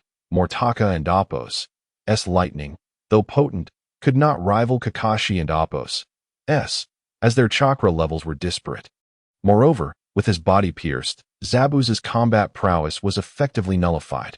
Kakashi then looked to Bai, observing that Naruto had not yet made a move. He approached Sasuke, instantly appearing by his side. Sakura rushed over, and Kakashi remarked, "He is still alive." The needles did not prove fatal. After swiftly tending to Sasuke's injuries, Kakashi rose.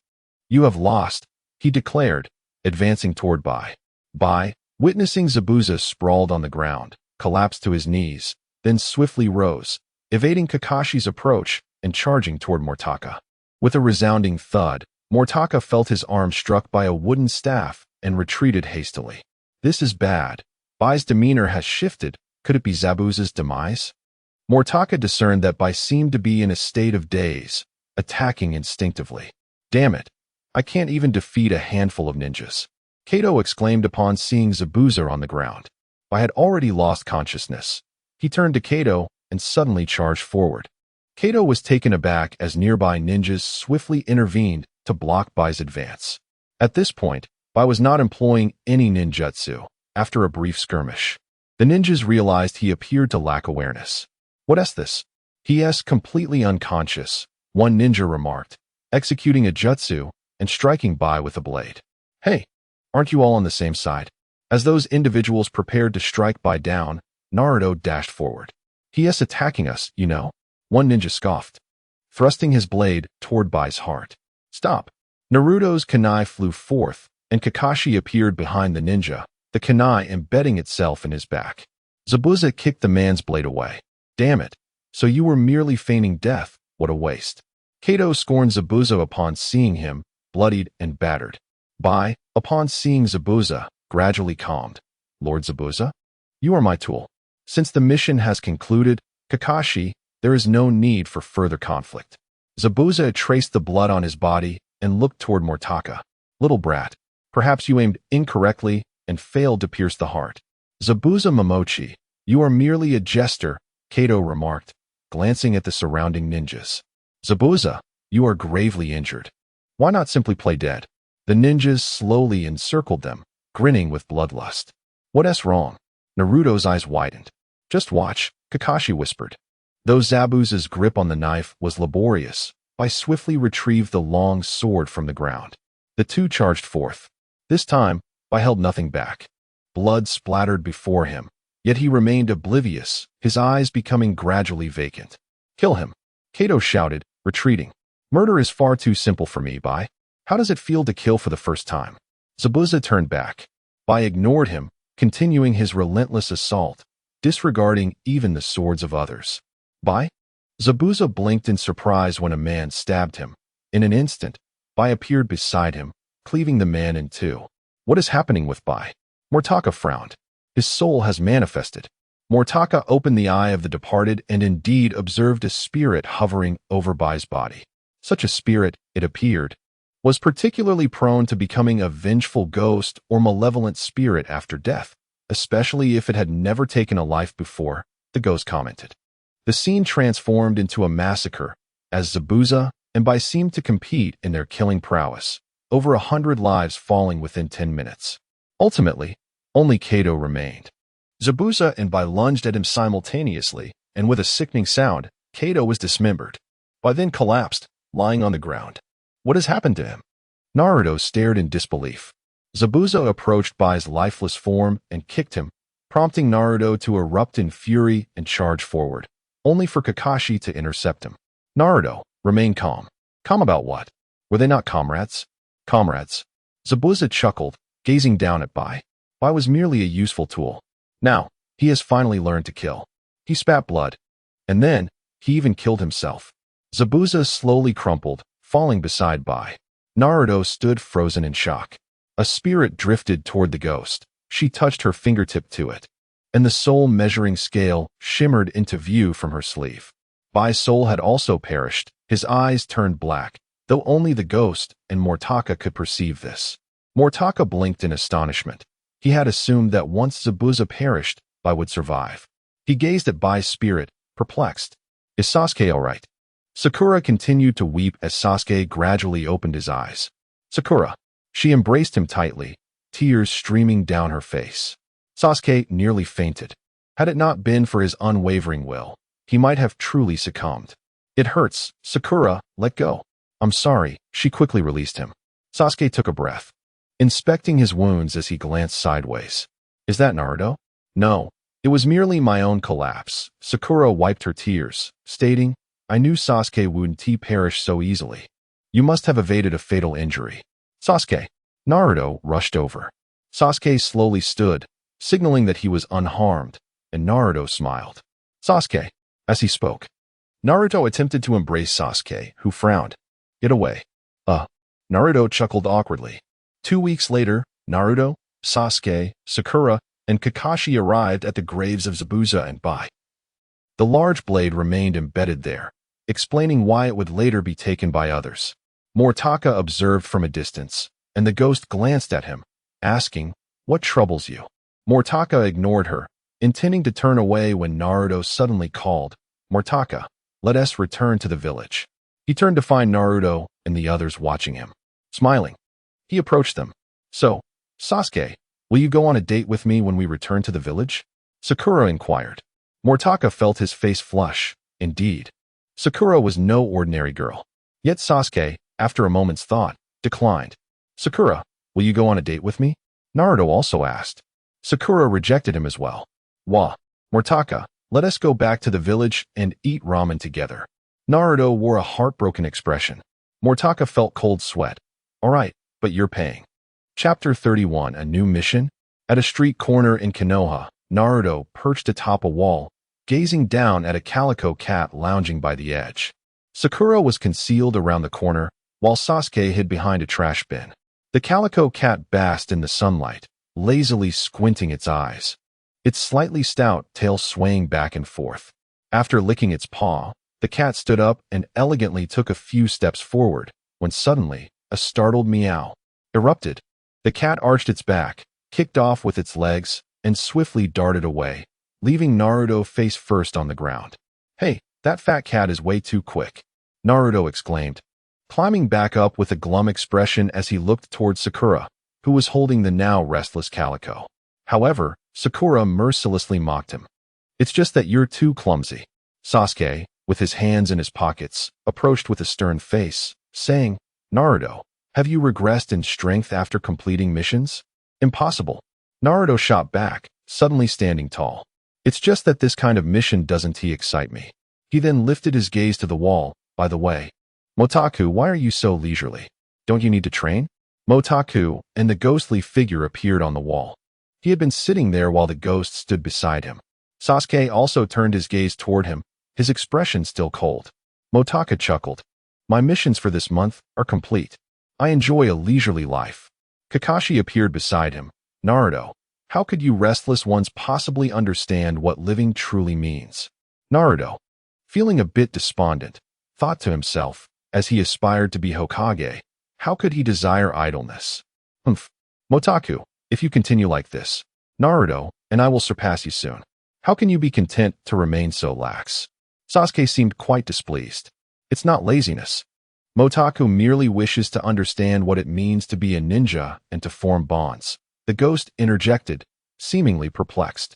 Naruto and Sasuke exchanged glances, then simultaneously turned their heads away. Sasuke huffed, but said nothing more. Naruto, taken aback, raised his head. Motaku, you're not thinking of looking for companions, are you? Why not join us? Although you're slightly stronger than us, Sasuke and I will surely catch up soon. And besides, we are not the kind of ninjas that drag others down. What nonsense are you spouting? Motaku is already a ch-nin, while we are still genin. Sakura exclaimed. Indeed. That one do, Kakashi added, but then glanced at Motaku and asked, your talent is impressive. The third Hokage must have made special arrangements for you, right? Motaku smiled and nodded. Well, I requested companionship myself. I can handle missions alone. Yet, there are some things I cannot learn. He refrained from elaborating. But he understood in his heart that upon witnessing Naruto and Sasuke gradually transform into true ninjas, he realized the considerable distance that still lay between him and the essence of being a ninja. He was not of this world. Although he had some understanding of ninjas, he initially did not comprehend what it meant to be a true ninja. His understanding of ninjas at the outset seemed to be flawed. Naruto, not overly concerned, remarked, what does it matter? If this is your own ninja way, then there's no need to change it.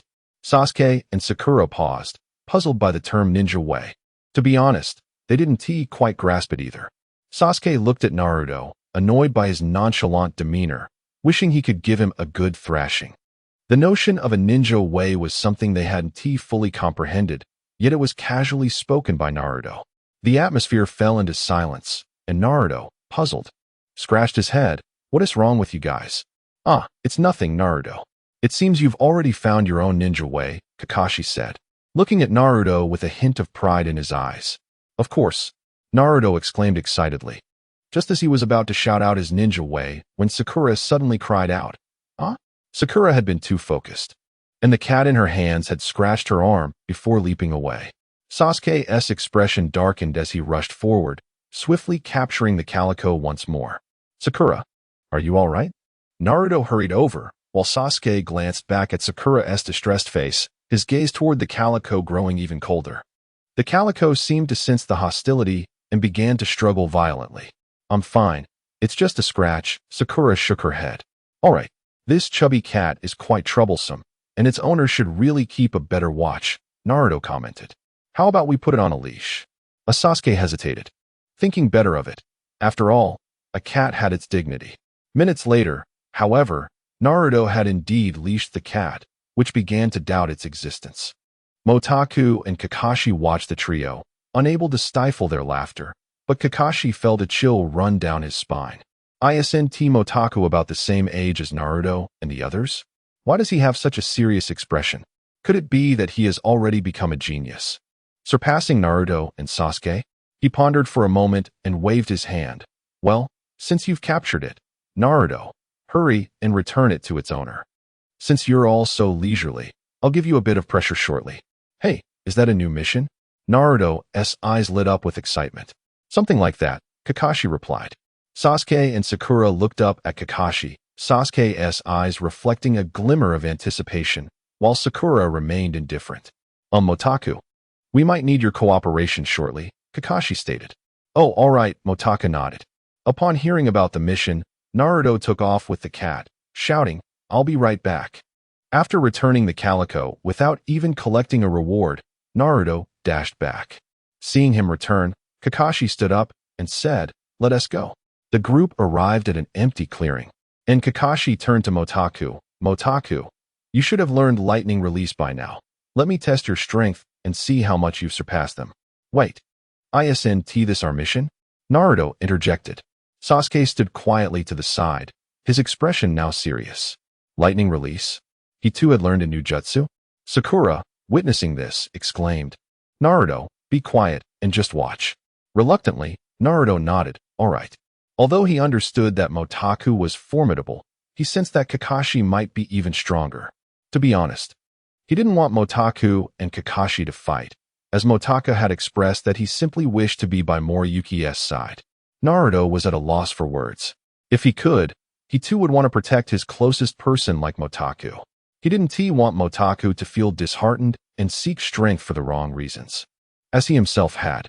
Moreover, his goal was to become Hokage, but that wasn't Motaku's aspiration. He kept these thoughts to himself, watching Motaku with concern in his eyes. As for how strong Motaku truly was, he had long since lost interest. He merely hoped that Motaku would adhere to his ninja way and protect Moriyuki. He wanted to see that side of Motaku and Moriyuki together. Otherwise, he would feel a deep sense of regret. After much contemplation, Naruto fell silent, and Sakura, taken aback, chose not to speak further. The ghost stood at a distance. Upon hearing Kakashi mention letting Motaku take action, she positioned herself behind him, though she hadn't anticipated a confrontation with Kakashi. She too began to take the situation seriously. Motaku nodded, feeling a bit of pressure within himself. He looked at Naruto, who paused for a moment and smiled back at him. Motaku retracted his gaze, taking a deep breath. Then please, Kakashi-sensei, enlighten me. Very well, Kakashi nodded, raising his forehead protector. Don't hold back. Let them see just how strong you truly are. Naruto and the others were astonished. Did Kakashi underestimate Motaku? That seemed implausible.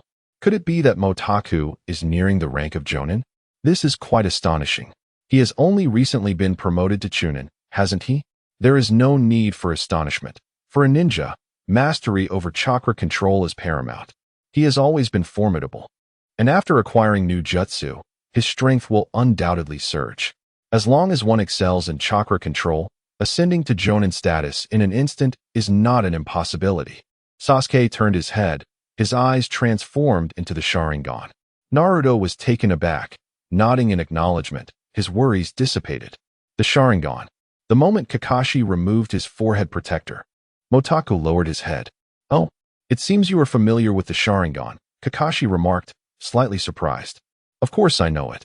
I also understand that when one faces the Sharingan, the only option is to flee. However, since it is teacher Kakashi, I certainly need not fear for my life. Motaku closed his eyes, pulling down his forehead protector to shield his gaze. No need for your eyes? Sakura exclaimed in astonishment. The Sharingan not only perceives others' ninjutsu, jinjutsu, and taijutsu, but also amplifies the potency of ninjutsu and jinjutsu. In one-on-one encounters, the Sharingan holds an absolute advantage. Sasuke gazed at the pair of Sharingan, visibly impressed. However, Sakura and Naruto had grown accustomed to it, so they were not particularly affected. Nevertheless, teacher Kakashi might face some challenges. Sasuke glanced at the eyes of Motaku, now concealed, his opinion of him rising further, for the advantage of the Sharingan would diminish against Motaku. Although Kakashi was somewhat surprised, he said nothing and did not make the first move. Apologies, Motaku declared, already drawing a kunai and flinging it forward, while swiftly retreating. The moment the kunai struck Kakashi, he vanished. When they looked towards Motaku, they found him missing as well. The arena fell into silence, and Sasuke's eyes flickered. He could discern the general direction of Motaku, but could not see Kakashi. Motaku did not possess body flicker techniques, so while he concealed himself, Kakashi and Sasuke, equipped with the Sharingan, still tracked his movements, prompting Motaku not to continue hiding. Shadows silently enveloped him as he swiftly formed hand seals, disappearing once more from his original position. How fast? Sasuke was momentarily stunned as Motaku almost instantaneously appeared at another location, his kunai crackling with lightning, aimed at Kakashi. Clang! Kakashi blocked Motaku's kunai, simultaneously retreating to the arena. He shook his hand, the tingling sensation rather unpleasant. Narrowing his eyes, he remarked, "It seems that without your eyes, you can see even more clearly. It is akin to a sensory ability, isn't it?" Upon hearing this, Motaku could only smile wryly. Truly, Kakashi-sensei is remarkable. I revealed only one technique, and you discerned it. Although Sasuke was surprised, he was not taken aback. As for Naruto and Sakura, having barely seen any figures, they were momentarily bewildered. Chapter 32. The plot. Did you see clearly, Sasuke? Naruto inquired. Indeed, Motaku possesses a perception-based ability. Within a limited range, concealment proves ineffective, Sasuke remarked, feeling a tinge of envy for this skill. However, He acknowledged that such an ability could also be quite troublesome. But has Motako truly become that formidable? Sakura exclaimed in astonishment. This is simply astonishing. He surpasses even Sasuke. They have yet to employ any ninjutsu. It's difficult to ascertain just how powerful he is at this point. Sasuke shook his head, simultaneously feeling more confident about the future, knowing he too would soon acquire such strength. Motako sheathed his kunai, aware that his taijutsu was not particularly strong and that fighting blindfolded would be futile. Once again, he formed seals with his hands, and bolts of lightning materialized from his palms. Lightning release. What exceptional chakra control! Both Kakashi and Sasuke exclaimed in unison, observing under the gaze of the Sharingan that Motako's chakra existed in a state of both tumult and tranquility. Kakashi's expression turned serious. Indeed, this exceeds my expectations. Be cautious, teacher. Motako smiled, and the lightning surged forth towards Kakashi. He leaped back, but the lightning pursued relentlessly. After watching for a moment, Sasuke finally spoke. Motako's chakra control is simply astounding, yet if forced to control it, the lightning chakra will be restrained. If that is the case, Motako has already lost. Naruto and Sakura could only witness the terrifying bolts of lightning chasing Kakashi, knowing that if struck, he would surely be in peril. A sudden bolt of lightning lunged forward, accompanied by Kakashi's voice, "Earth release, Earth flow wall." The lightning crashed against the earth wall, breaching through but failing to injure Kakashi, who assessed the power and declared, "Motako, you have lost. Wait, I still have one final move." Suddenly, Motako vanished again, breaching the earth wall and charging towards Kakashi. Kakashi summoned lightning in his hands. Lightning release, Chidori. Countless birds' cries echoed as Motako's silent lightning collided with Kakashi's Chidori. With a muffled grunt, Motako was forced back several steps, and a spirit appeared behind him, steadying him. "Are you all right?" Motako's arm bore traces of blood, yet he shook his head. "I am fine. My arm may require a few days to recover." Kakashi's lightning gradually dissipated as he regarded Motako, uncertain of what to say. "A genius, comparable to Itachi and myself," Kakashi concluded, reflecting that although he became a Nin at 11 and mastered Chidori, its ultimate form could only be fully realized with the Sharingan. In contrast, Motako's lightning release, despite being slightly less powerful and swift, could be more stealthy in close-range assassination than Chidori. As for Itachi, Kakashi was not well-versed enough to make a comparison, but Motako was not far behind his younger self. "As far as I know, you have only studied lightning release for about half a month, correct?" Kakashi asked. At that moment, Naruto and Sakura had gathered around Motako, whose hand was severely injured. Skin split open and flesh blurred, though not critically so. However, his control is so intense that it limits the most ferocious lightning, Sasuke commented, examining Motako's hand. Therefore, the jutsu he executed pales in comparison to that of our teacher. "Hey, Motako is already quite impressive, alright? And he is injured," Naruto retorted angrily. "Well," Sasuke's Sharingan suddenly vanished, staring at Naruto in disbelief. "What does this injury amount to? It's not even as severe as your self-inflicted wounds." "Sasuke, are you looking for a fight?" Naruto shot back directly. "Enough, Naruto. I'm fine," Motako interjected hastily. "As Kakashi-sensei and Sasuke mentioned, my lightning release is newly acquired. I controlled the ferocious lightning through a special method, but it weakened its power. However, I expect to strengthen it in the future. Indeed, your chakra is still in its growth phase. Once your chakra reaches Nin level, its power should rival Chidori. While you have managed to control lightning release, if it slips from your grasp, its power will return." Kakashi approached. "So, Naruto, do you still dare to claim you will surpass Motako soon?" I didn't expect Motako to learn a new technique as well." Naruto scratched his head. "If I am not mistaken, Motako, your strength has indeed increased," Sasuke remarked. "It's the 8 gates," Kakashi explained. At 12 years old, mastering the 8 gates and controlling lightning release, his strength surpasses that of a Nin. Such talent is rare even in Konoha. Alas, I truly feel my age." Kakashi concluded, "All right, today is a free activity. Take Motako to get his wounds treated. You both just experienced a battle, With some stabilization, your strength will advance further. As Kakashi pulled down his forehead protector and departed, Naruto grumbled. I initially thought it would be a mission, but you merely let us watch you fight? What kind of nonsense is this? At the very least, we now understand the nature of chakra transformation, Sakura remarked. Naruto, you wouldn't actually be oblivious to chakra transformation, would you? Chakra transformation? What is that? Naruto asked bluntly, leaving the others momentarily speechless. Hey, don't keep me in suspense, Naruto exclaimed awkwardly. The spirit chuckled softly at him, while Sasuke coldly stated, You absolute fool. After Motoko cleaned and bandaged his wounds at the hospital, the group exited. Sensei was correct. After our battle with Zabuza, our strength feels somewhat stagnant. I must return, Naruto. Don't grow complacent, Sasuke said sternly before swiftly leaping away. Sakura glanced at Sasuke's retreating figure, her expression tinged with melancholy. I won to lose, Naruto murmured, then turned to Motoko and exclaimed, Motoko, how about teaching me that lightning release? Once I learn it, I'll surely defeat that guy Sasuke. Motoko shook his head. You don't need to learn new ninjutsu just yet. After pondering for a moment, Naruto nodded. All right. Suddenly, an object resembling a box appeared in the middle of the road, blending in with the pavement as if an extra piece had been added. If one were not a ninja, they might think it was some oddity. Naruto glanced at it, feigning ignorance, then turned around suddenly, pointing at the ground. Whoever it is, come out now. This disguise is far too poor. The ground shifted, and a 6 or 7-year-old boy stood up, as expected of big brother Naruto. You saw through my disguise technique in an instant. Konohamaru, what brings you here? Naruto asked.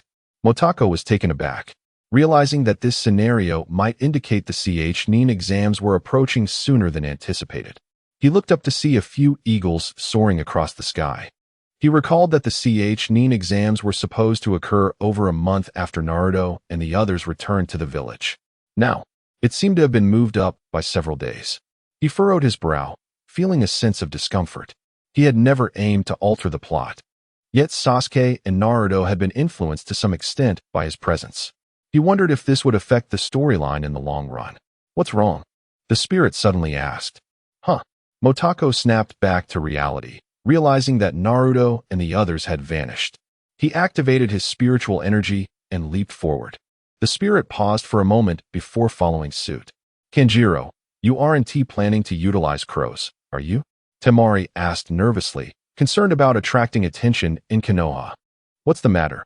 The ninjas here are hardly imposing. Kanjiro scoffed, looking down on Naruto. Are the ninjas of Konoha really that weak? Release him, you scoundrel. Naruto can no longer restrain himself. Brother Naruto, save me. Konohamaru's face flushed with discomfort, a tinge of fear lurking in his heart. Suddenly, a stone whizzed past. Sakura glanced over, her eyes lighting up. Sasuke. Sasuke regarded Kankuro with a frosty gaze, then shot a disdainful look at Naruto, muttering, Idiot. Enough, Kankuro. This is truly embarrassing, he added. Just as Kankuro was about to retort, Gaara interjected. When did this happen? Sasuke furrowed his brow, turning towards Gaara, who hung upside down from a tree, his eyes concealing an ominous aura so potent that it seemed to obscure his true intentions. A layer of sand materialized before Kankuro, and Gaara appeared among the group. My apologies. I truly am sorry. Both Temari and Kankuro quickly offered their apologies. Is this truly the Chunin exam?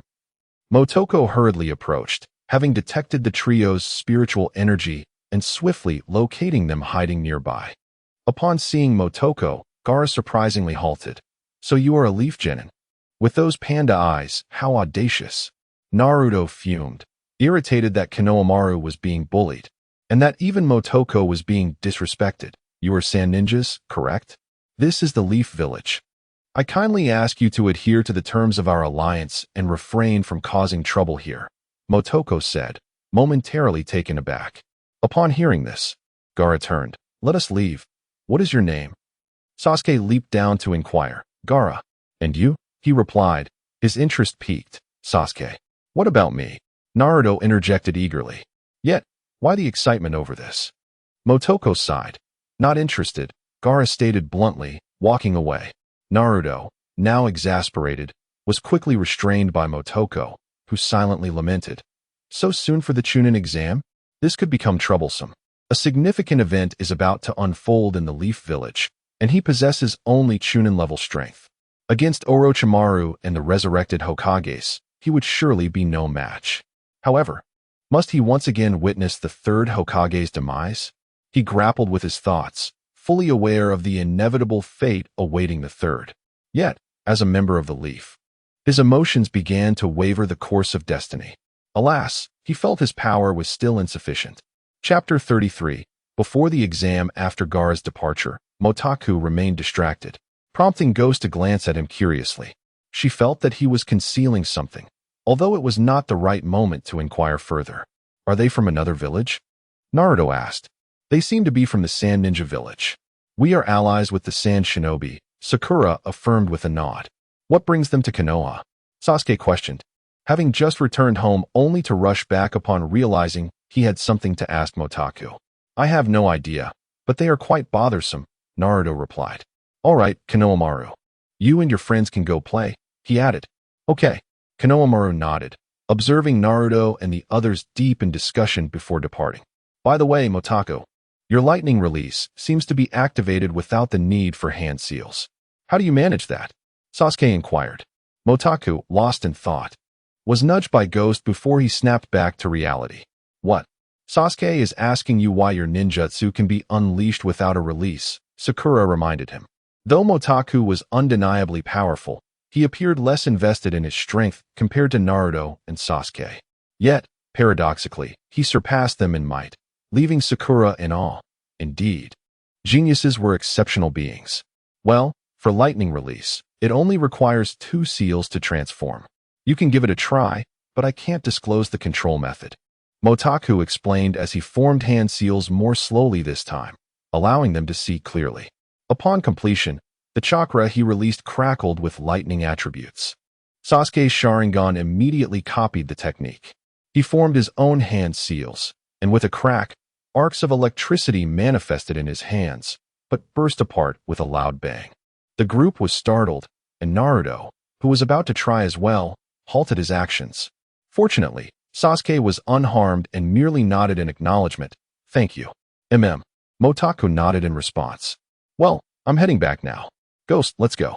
Naruto hesitated for a moment, but did not stop him. He attempted to form the seals, but his chakra did not transform into lightning. Why can't I do it? Perhaps your chakra nature isn't lightning. Mine is both lightning and fire. I have tested it. Sasuke explained. Although it was unlikely he could control lightning release like Motaku, Sasuke's strength was rapidly increasing, and with lightning release, his progress would surely become more pronounced. Sasuke soon returned to his training, and Sakura, sensing that lingering with Naruto would drive her mad, decided to head home as well. Naruto sighed, it's over. That guy Sasuke is definitely going to get stronger again. Ghost, is there no other way besides daily pressure to enhance my spiritual power? Upon returning home, Motaku directly questioned Ghost. There isn't. She shook her head. Your strength is already significantly superior to your peers. Why do you still wish to grow stronger? Motaku was at a loss for words. Did he truly want to confront Orochimaru? That seemed impossible. Even if he mastered the second layer of forbidden techniques, he still might not be Orochimaru's match. Yet, he found this feeling difficult to grasp. Moreover, he had always believed that interfering with the plot was wrong. But now he could not help but desire to grow stronger, at the very least, to avoid witnessing the third Hokage perish. Although I am unaware of what you are hiding, there truly are no other options, Ghost remarked, observing him with concern. However, if you need assistance, I am here to help. Motaku regarded her, nodding yet feeling a deep sense of helplessness. After all, he was contemplating facing Orochimaru and 2 Hokages. Even with Ghost having reached the third layer of her spiritual form, her strength was still likely on par with Orochimaru, especially considering she had not fully evolved at that level. Must I truly give up? Motaku's brow furrowed, while Ghost remained oblivious to his turmoil. He had hardly trained all day, and it was only by night that he came to a realization. The only course of action left was to train. He endeavored to calm his mind and refine his spiritual energy. The Nin exams are approaching. This is splendid, There will surely be many formidable opponents, Naruto exclaimed excitedly. Sasuke remained silent, lost in thoughts of training. He had been unable to successfully execute lightning release yet again, though his training had solidified his strength. Sakura, feeling somewhat anxious and in a gloomy mood, found herself weighed down by the atmosphere. Naruto, despite his excitement, soon donned a pained expression. Why do both of you look so glum? I'm heading back to train. If anything comes up, let me know. With that, Sasuke quickly departed. Sakura sighed. I'll head back too. Naruto looked around, and just then, Kakashi arrived. Spotting Naruto, he immediately inquired, where are Sasuke and Sakura? Sensei, you came to discuss the Nin exams, right? Have you registered us yet? Naruto eagerly questioned, disregarding Kakashi's tardiness. Yes, I have registered you. Here are your application forms. Just fill them out. Also, you two are responsible for delivering these to them, Kakashi instructed. By the way, your sense of teamwork seems to be dwindling. You don't even gather anymore. Sasuke has been focusing intently on training with lightning release. Speaking of which, Kakashi-sensei, could you help me test my chakra nature? Lightning release. That must be Motaku's, right? Kakashi nodded. As for you, focus on solidifying your strength first. You haven't trained much these past few days, have you? After fighting, Naruto had undoubtedly improved his strength through diligent training. But given his current aura, Kakashi found himself troubled. How can this be? Naruto lamented, feeling unacknowledged. All right then, I'll give you a crash course today. Go deliver those forms, then meet me at the training ground, Kakashi insisted, unwilling to let Naruto squander an opportunity to enhance his strength. Oh, that is more like it. Can't I just fill out the forms for them? Naruto was particularly averse to trouble, especially with guidance on the horizon. Just go? Kakashi dismissed him, heading toward the training ground while contemplating. Sasuke's attributes are fire and lightning, and he possesses the Sharingan. Lost in thought, he adjusted his forehead protector and arrived at the training area, pulling out Ica Paradise to peruse. Sometimes, when the past came rushing back, it was better to immerse oneself in a novel, lest one lose their way along the path. Ironically, even then, he often arrived late and lost. Naruto soon arrived, and as Kakashi read Ica Paradise, he unleashed lightning release, chasing Naruto down. Naruto rapidly countered with his chakra, gradually refining it and stabilizing his aura. Kakashi glanced at him, nodding. All right, return to your training. If you become complacent, don't complain if you fail the Nin exams. Naruto grimaced, his expression dark as coal, yet he scoffed. Humph. You think a mere Nin exam could defeat me? Kakashi shook his head in exasperation and departed. Sasuke received the application form with no surprise. His strength had long been solidified and had increased significantly. He had not neglected fire release, which had grown substantially in power. As for lightning release, he swiftly formed the hand seals, unleashing a bolt of lightning that pierced through a wooden post with a resounding boom. Unlike Motaku, who required complete control over the lightning, Sasuke could easily perceive the lightning's trajectory with his Sharingan, allowing for precise adjustments in his release. However, this success was limited. Should he continue, he would struggle to manage such a volume of lightning. Motaku's lightning release bore a resemblance to Chidori. Yet Sasuke had yet to concentrate a significant amount of chakra in his hand. It appeared that mastering this technique would require more time. However, with the Sharingan, he would eventually attain complete control over this skill. The Konoha Ninja Academy suddenly buzzed with activity, while Motaka had retreated to the woods on the back mountain. The third Hokage had initially intended for him to gain some practical experience during the Nin exams, but Motaka declined, citing the need to enhance his strength. The Hokage, upon hearing this, felt a sense of relief and granted him a break. After all, he was only 12 years old, and as a key talent under careful cultivation, he would not be denied minor conveniences despite the lack of formal instruction. Motaka recalled that the survival trial of the Nin exams lasted a week, while the actual competition was postponed for a month. He surveyed the path ahead, adding weight to his legs and beginning to wrap bandages around his hands. Ghost sat on a nearby tree, her eyes having regained their luster over the past few days. She was somewhat concerned about Motaka's inexplicable urgency, but refrained from hindering his training. However, Despite his efforts, Motaka returned home each day looking somewhat fatigued, causing Mo Lingyu to fret. It was simply too early for him to advance to CH Nin. The CH Nin exams unfolded much like the original story, with Lee, Tenten, and Niji finally making their appearances alongside Kabuto, who exuded an aura of mystery. These individuals were undeniably formidable. Faced with such competition, Naruto felt an overwhelming pressure. Nonetheless, Naruto Uzumaki, will never yield to you all. Hey Naruto. Sakura, feeling a twinge of fear, surprisingly refrained from delivering a punch to Naruto. Idiot. Sasuke remarked with a sidelong glance. Naruto chuckled. I feel much better now. Humph. Sasuke managed a rare smile. How troublesome. I find myself somewhat nostalgic for Motaka. If only he could be in the same class. I, who am second to last, could surely team up with him. Ino lacks any real strength. Shikamaru, feeling lethargic, began to complain but was suddenly jolted by a sense of danger. Instantly alert, he noticed Ino glaring at him. Shikamaru hastily tried to explain, only to realize Ino was merely shooting him a quick glare before she turned her attention to Sasuke. Thank goodness, Sasuke, you just saved my life. Shikamaru wiped the cold sweat from his brow. The Sound Ninja had indeed initiated their attack. Although Kabuto's entrance brought a sense of foreboding, the battle with the Sound Ninja proved to be challenging, as they were adept at sound-based assaults, making them difficult to defend against. Fortunately, the exam proctors arrived promptly. First round, written examination. Naruto Nani? Chapter 34. After the examination, Naruto felt an overwhelming pressure, while Motaku pondered whether to intervene against Orochimaru. However, he could not help but shake his head.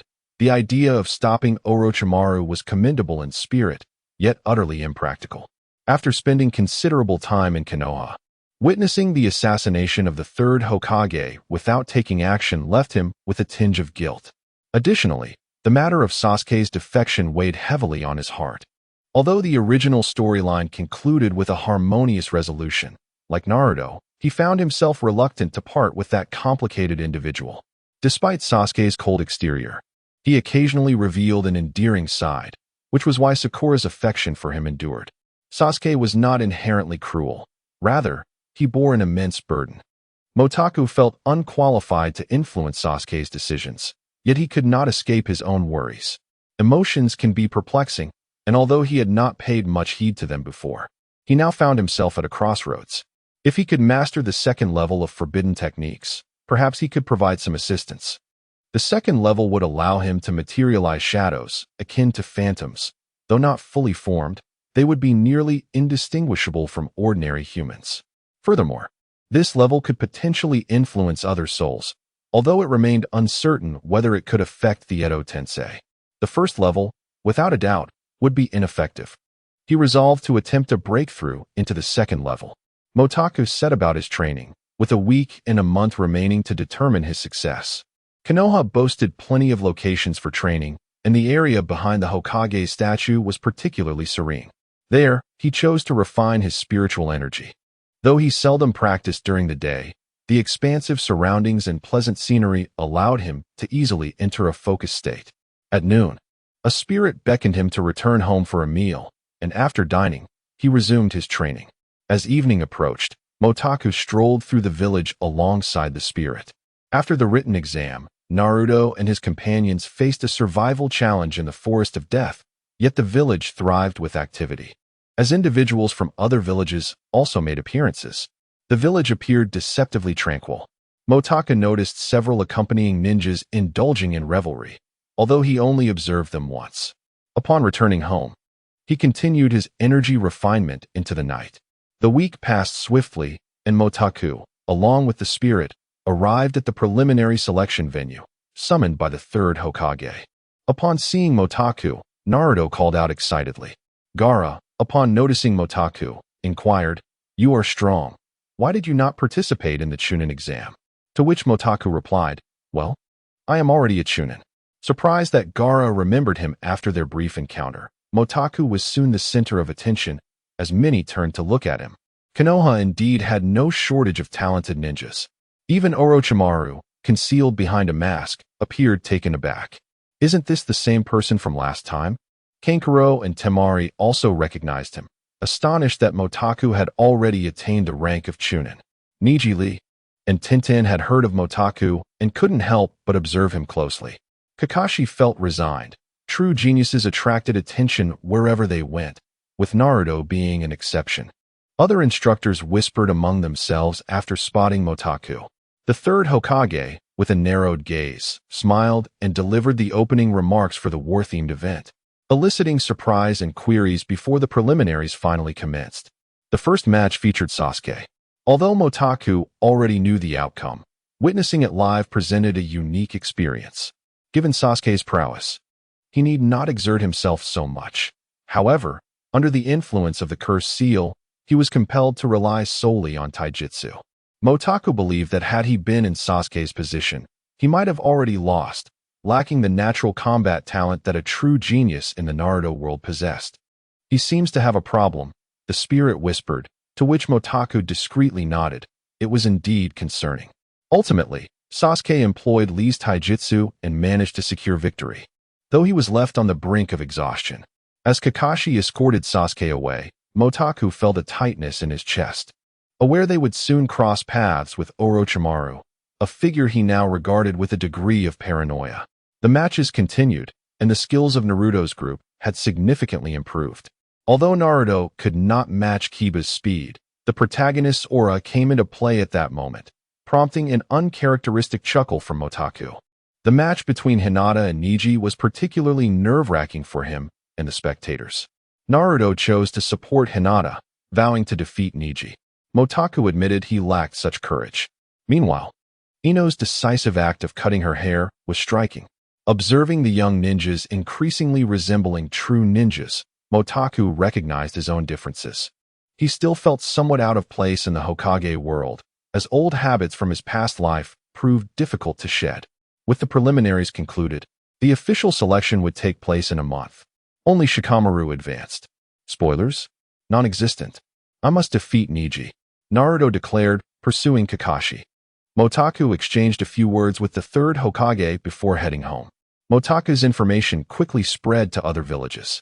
Though he had only made a fleeting appearance at the tournament, a young Chunin promoted by the Hokage drew considerable interest. Whether the third Hokage acted intentionally or merely wished to apply pressure remained unclear. Sasuke had been subjected to a cursed mark, though Motaku was uncertain of the specifics. When the spirit inquired about Sasuke, Motaku found himself at a loss for an answer. While the mark consisted of just 2 characters, it was the brainchild of Orochimaru, encompassing theories of jutsu that Motaku likely did not comprehend. The spirit, sensing Motaku's nonchalance, refrained from pressing further, assuming it was not a significant issue. The lecherous sage should now be in the village, and although Motaku wished to meet him, he decided to postpone that encounter, as he and Naruto would soon embark on training and gathering materials. Disrupting Naruto's training would surely provoke his ire, and the sage was not one to be trifled with while pursuing his research. Training persisted, and after tirelessly refining his spiritual energy, Motaku finally sensed a hint of breakthrough. The practice of forbidden techniques gradually improved the practitioner's soul. Motaku's soul and shadow represented 2 extremes, yin and yang. As Motaku gained strength, so too did his shadow, which doubled in power and acquired the abilities of soul manipulation and the 3rd level of nightmare illusion. However, the practitioner's spiritual energy was also needed to generate chakra, and the shadow's manifestation was not direct. Thus, Motaku remained unaware. Furthermore, he did not realize that his soul had transcended that of ordinary individuals. He mistakenly believed that the spiritual energy of a Jonin would also grow stronger. Yet, he overlooked the fact that a Jonin's chakra was finite. While his physical energy might be limited, his spiritual energy had gradually surpassed that of a Jonin, leaving a considerable reserve even after accounting for chakra generation. This surplus would later be employed in soul manipulation and illusions, and Motaku eagerly anticipated the effects these techniques would yield. The first level of forbidden techniques appeared formidable, but in a world where even shadow-level beings could become fodder. What significance did 2 shadow-level entities hold? He remained curious about the potential of soul manipulation and illusions. As for the final level of techniques, He would address that in due time. The spirit had mentioned that evolving to the 4th level would impose restrictions on the shadow. This shadow represented his original soul. Although it initially lacked consciousness, after forming a contract, they shared a portion of their awareness, signifying that it had truly been revived. Thus, Motaku felt a lingering concern regarding the shadow's confinement in the realm of death. The final month has quietly reached its end. Behind the Hokage statue, the eerie wails of spirits emerged, leading others to believe that the place was haunted in broad daylight. After breaking through, Motaku finally breathed a sigh of relief. With half a day remaining, Naruto should have returned by now. Although Naruto was still wandering outside, he was accompanied by Jiraiya. Motaku did not conceal his shadow, as the use of shadow clones was hardly remarkable in this world. "Motaku, you brought a clone while shopping?" Naruto inquired. "Indeed," Motaku replied, glancing at Jiraiya. "Who was one of the legendary Sannin? Is this the famed pervy sage?" He mused. "Perverted sage?" Jiraiya responded awkwardly, while Naruto burst into laughter. "It seems I'm not the only one who thinks so. You little rascal, I see you know me," Jiraiya remarked, his thick skin showing no signs of embarrassment. Lord Jiraiya, may I request your guidance?" Motaku pondered, considering Jiraiya's prowess akin to that of Orochimaru and deciding to test the waters. "Request my guidance? Not a chance." Jiraiya bluntly refused, seemingly unimpressed by Motaku. Motaku hesitated, contemplating whether to employ a seductive technique. Such an experience might be unforgettable, yet he would lose face in the future. Fortunately, Jiraiya's keen eyes soon spotted the spirit, and they sparkled with interest. "Who is this?" he asked, unable to contain his curiosity. Motaku could no longer hold back. "Lord Jiraiya, please have some decorum. She is merely a teenager." "Oh, you know her?" Jiraiya retorted. "Yes, she is my cousin," Motaku confirmed with a nod. "Very well," Jiraiya responded, though the spirit frowned. "Why are you seeking guidance from someone like him?" Motaku appreciated the spirit's question. "Indeed, let us forget it then." As the trio prepared to leave, the shadow remained reticent, aware that, like shadow clones, it possessed its own consciousness but feared exposure. Jiraiya, however, was unwilling to let it go. Why did he appear to be the unrefined one? While gathering materials was essential, he believed himself to embody the image of a sage. "Isn't it merely guidance? You seem slightly stronger than Naruto, but few have the privilege to receive my counsel," Jiraiya insisted, blocking Motaku's path. Although the spirit was unaware of why Motaku sought Jiraiya's guidance, she sensed that he was not weak and that Motaku had an air of mystery about him. Thus, she refrained from interfering. Motaku had no intention of departing just yet. "Well, I have indeed experienced a breakthrough in my abilities." Naruto was eager to discover Motaku's true strength, and soon the group arrived at a clearing. Chapter 35.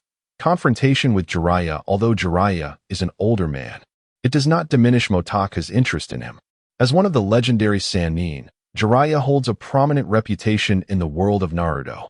What left the deepest impression on Motaku was Itachi's evaluation of Jiraiya after the Chunin exams. Motaku vividly remembers that it was only upon seeing that moment that he truly understood the formidable strength of Jiraiya. Thus, the opportunity to engage in combat with him upon their first meeting fills Motaku with immense honor. Jiraiya stands over 6 feet tall, with wild, white hair and a robust physique. Even those who have not fought him would likely regard him with caution.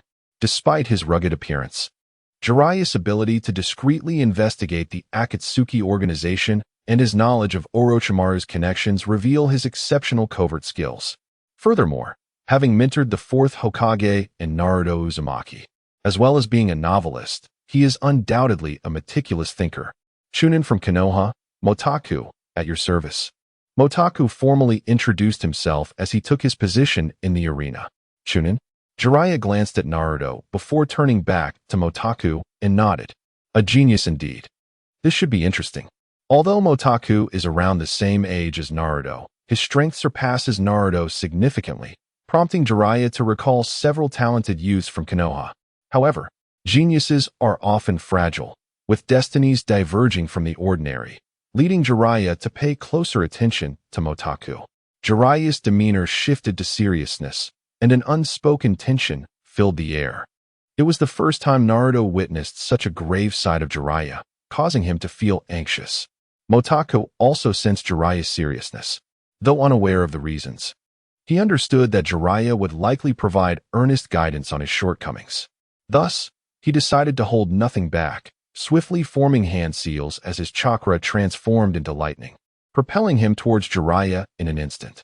Only chakra transformed into lightning without any techniques? Jiraiya discerned Motaku's approach at a glance, leaping back to evade the electric assault. As the lightning surged forth, Motaku's legs and arms crackled with electricity, and he reached Jiraiya in a heartbeat. Jiraiya, having just evaded the lightning, remained composed as he perceived that Motaku was still too slow. When Motaku's kunai lunged at him, Jiraiya countered swiftly, seizing Motaku and Appo's wrist while his other hand aimed for Motaku and Appo's collar. Motaku and Appo's lack of combat experience stemmed from his minimal fighting background. As Jiraiya attempted to grasp his collar, he hurriedly blocked with his other hand. Their hands intertwined, and Motaku felt an overwhelming force that sent a sharp pain through his wrist before he was abruptly lifted off the ground. Jiraiya yanked him backward, and Motaku suddenly found himself caught by a shadow technique that appeared beside him. Once Motaku regained his footing, his heart raced. Although Jiraiya had only made a brief grab, the timing was impeccable, leaving Motaku with no option but to defend, resulting in his effortless toss into the air. "Kid, your combat experience is nearly non-existent, and your instincts are lacking," Jiraiya remarked casually as he turned around. Of course, what combat experience does a 21st century otaku have? Motaku thought to himself, feeling somewhat indignant. Realizing that Jiraiya's superior strength made it evident he could not win. However, he merely wished to gauge the gap between them, feeling a sense of relief in not needing to determine a victor. With renewed determination, Motaku charged forward alongside the shadow. Yet, they proved insufficient. Having not trained in taijutsu for a month, Motaku's physical condition had declined, revealing numerous vulnerabilities before Jiraiya. Time and again, they were sent flying while Jiraiya employed only a few techniques. The disparity was staggering. How could he have ever imagined stopping Orochimaru? After battling for a while, Motaku felt utterly exhausted. This was not sparring, but rather a one-sided domination. Shadow clone. It seems different, Motaku mused, but Jiraiya remained unfazed. Noticing Motaku's halt, he smiled and inquired, "Is this all you've got? I still have more tricks up my sleeve." "It's too early to concede. My forbidden techniques haven't even been utilized yet." Suddenly, the shadow disappeared, causing Jiraiya to pause in surprise. Had he dispelled the clone? Upon the shadow's disappearance, Motaku's strength surged dramatically, doubling his power to the point of near uncontrollability, his chakra overflowing as his hair began to float lightly. "Oh, you've grown stronger," Jiraiya noted, now facing a more formidable opponent. The two engaged in a rapid exchange of blows, the sounds of kunai clashing and their bodies colliding resonating in the air. As the battle intensified, Motaku found himself increasingly at ease. Jiraiya's movements became clearer to him than ever, yet he noted that Jiraiya had yet to employ any jutsu, leaving him astonished. How could he feel stronger than Kakashi, even without using ninjutsu? "Jiraiya-sama, what do you believe is the most important quality in a ninja?" In the midst of their fight, the outcome had become inconsequential. Motaku was merely honing his abilities. Although Jiraiya was being utilized, he remained unconcerned. "Power, of course," Jiraiya replied without a second thought. "Only with strength can one achieve greater feats." "Oh, that is rather unexpected," Motaku remarked. "But what if the wielder of that power has malicious intentions?" "Malicious intentions? Then they should change." "What's the matter? Do you have psychological issues?" Jiraiya casually responded. "With your talents, you are already at the pinnacle. If there are any psychological concerns, it's best to bring them up promptly."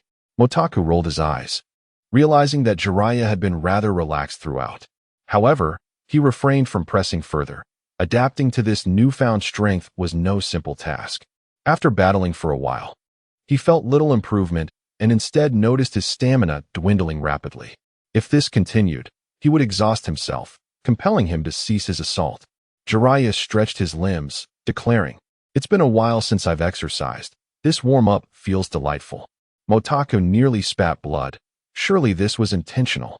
All right, kid, you're quite impressive. But there is room for improvement. I can't offer much advice on your techniques, but your taijutsu is lacking, and your combat style is wanting.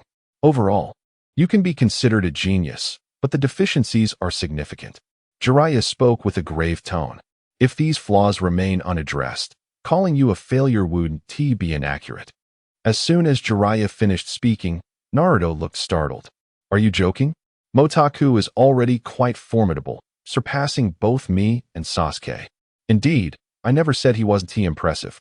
However, if you and Sasuke possess such power, I wouldn't have found this so effortless. Am I incorrect? Jiraiya scratched his head, contemplating the validity of his statement. Correct. Motaku nodded. I've hardly engaged in real combat before, not even once. Well, that is a good thing. It means you've grown smoothly. However, you will encounter many challenges in the future, so don't dwell on it too much, Jiraiya chuckled, perceiving this as entirely normal. However, Motaku, didn't you claim to have made breakthroughs? How come it seems like after a month, there has been little progress? Naruto questioned once more. Oh, that is because my breakthrough isn't in my inherent strength, but in my techniques, Motaku clarified. What techniques?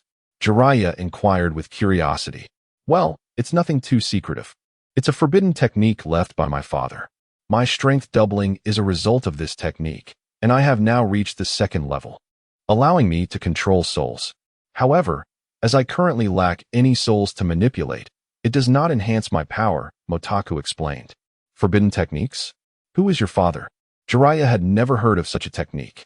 Motaku was momentarily taken aback. Jiraiya was quite close with the fourth Hokage, so he should have been aware of his father's existence, right? My father's code name is Shadow, Motaku quickly declared. Shadow? Jiraiya's expression shifted upon hearing this. Is he that little brat? Little brat? Motaku's lips twitched. Why did everyone refer to him as a little brat? Motaku's guess was not wrong. Jiraiya indeed knew a bit about his father. Oh, right. He must have grown up now, considering his son is already this big. How is he faring? Jiraiya felt awkward. Calling someone else a little brat in front of their child might not end well. He has passed away. During the Nine Tails attack on Konoha, Motaku responded. Upon mention of the Nine Tails, Naruto instinctively wanted to apologize, but remembered Motaku had stated he was not the Nine Tails, so he calmed himself.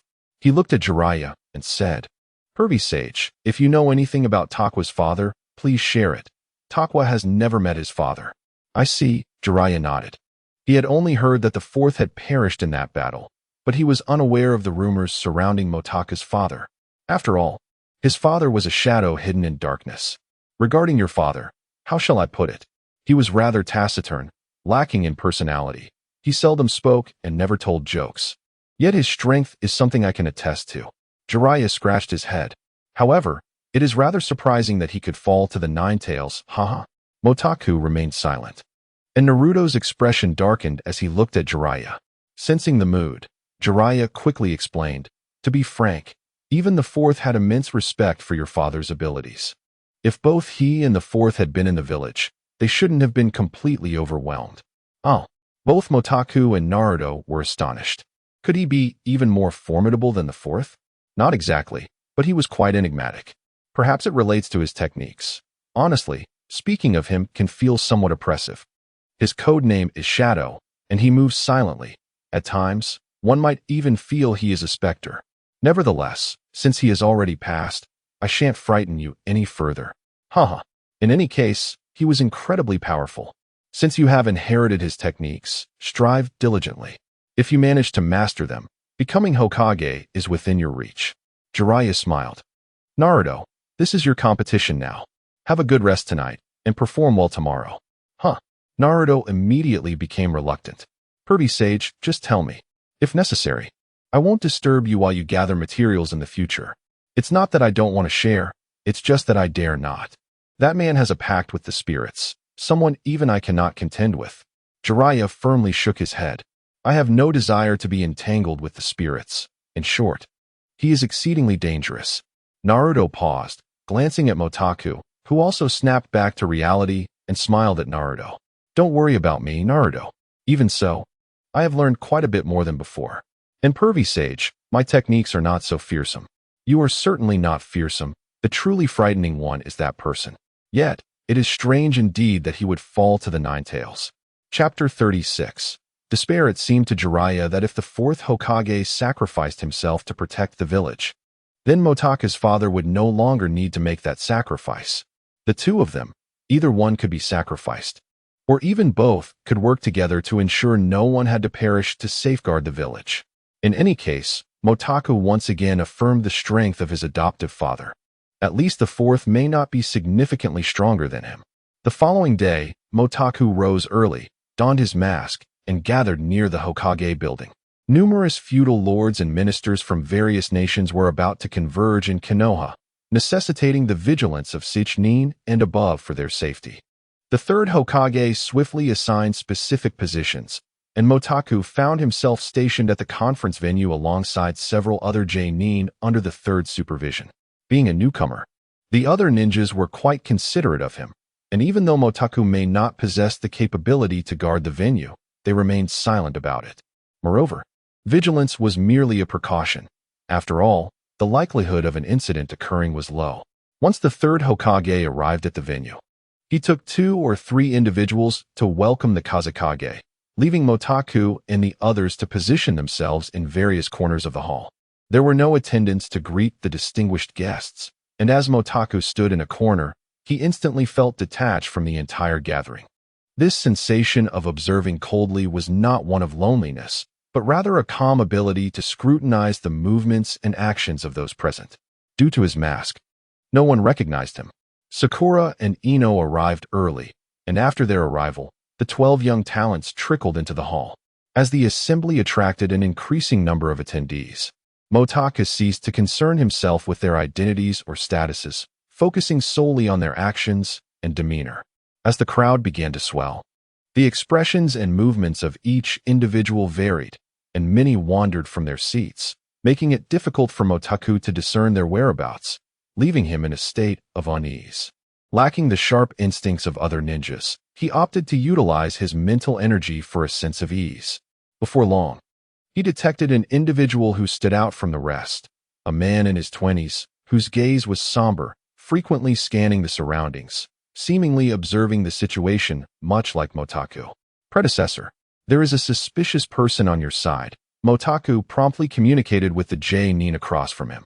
After a brief exchange, the Jonin also sensed the anomaly, and soon Motaku witnessed them both exiting, only for that Jonin to return alone shortly thereafter.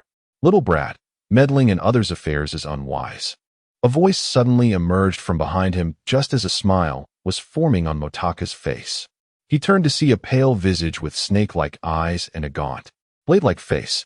Orochimaru? Oh, you know me? Orochimaru stood beside him. The individual across from you has grown suspicious.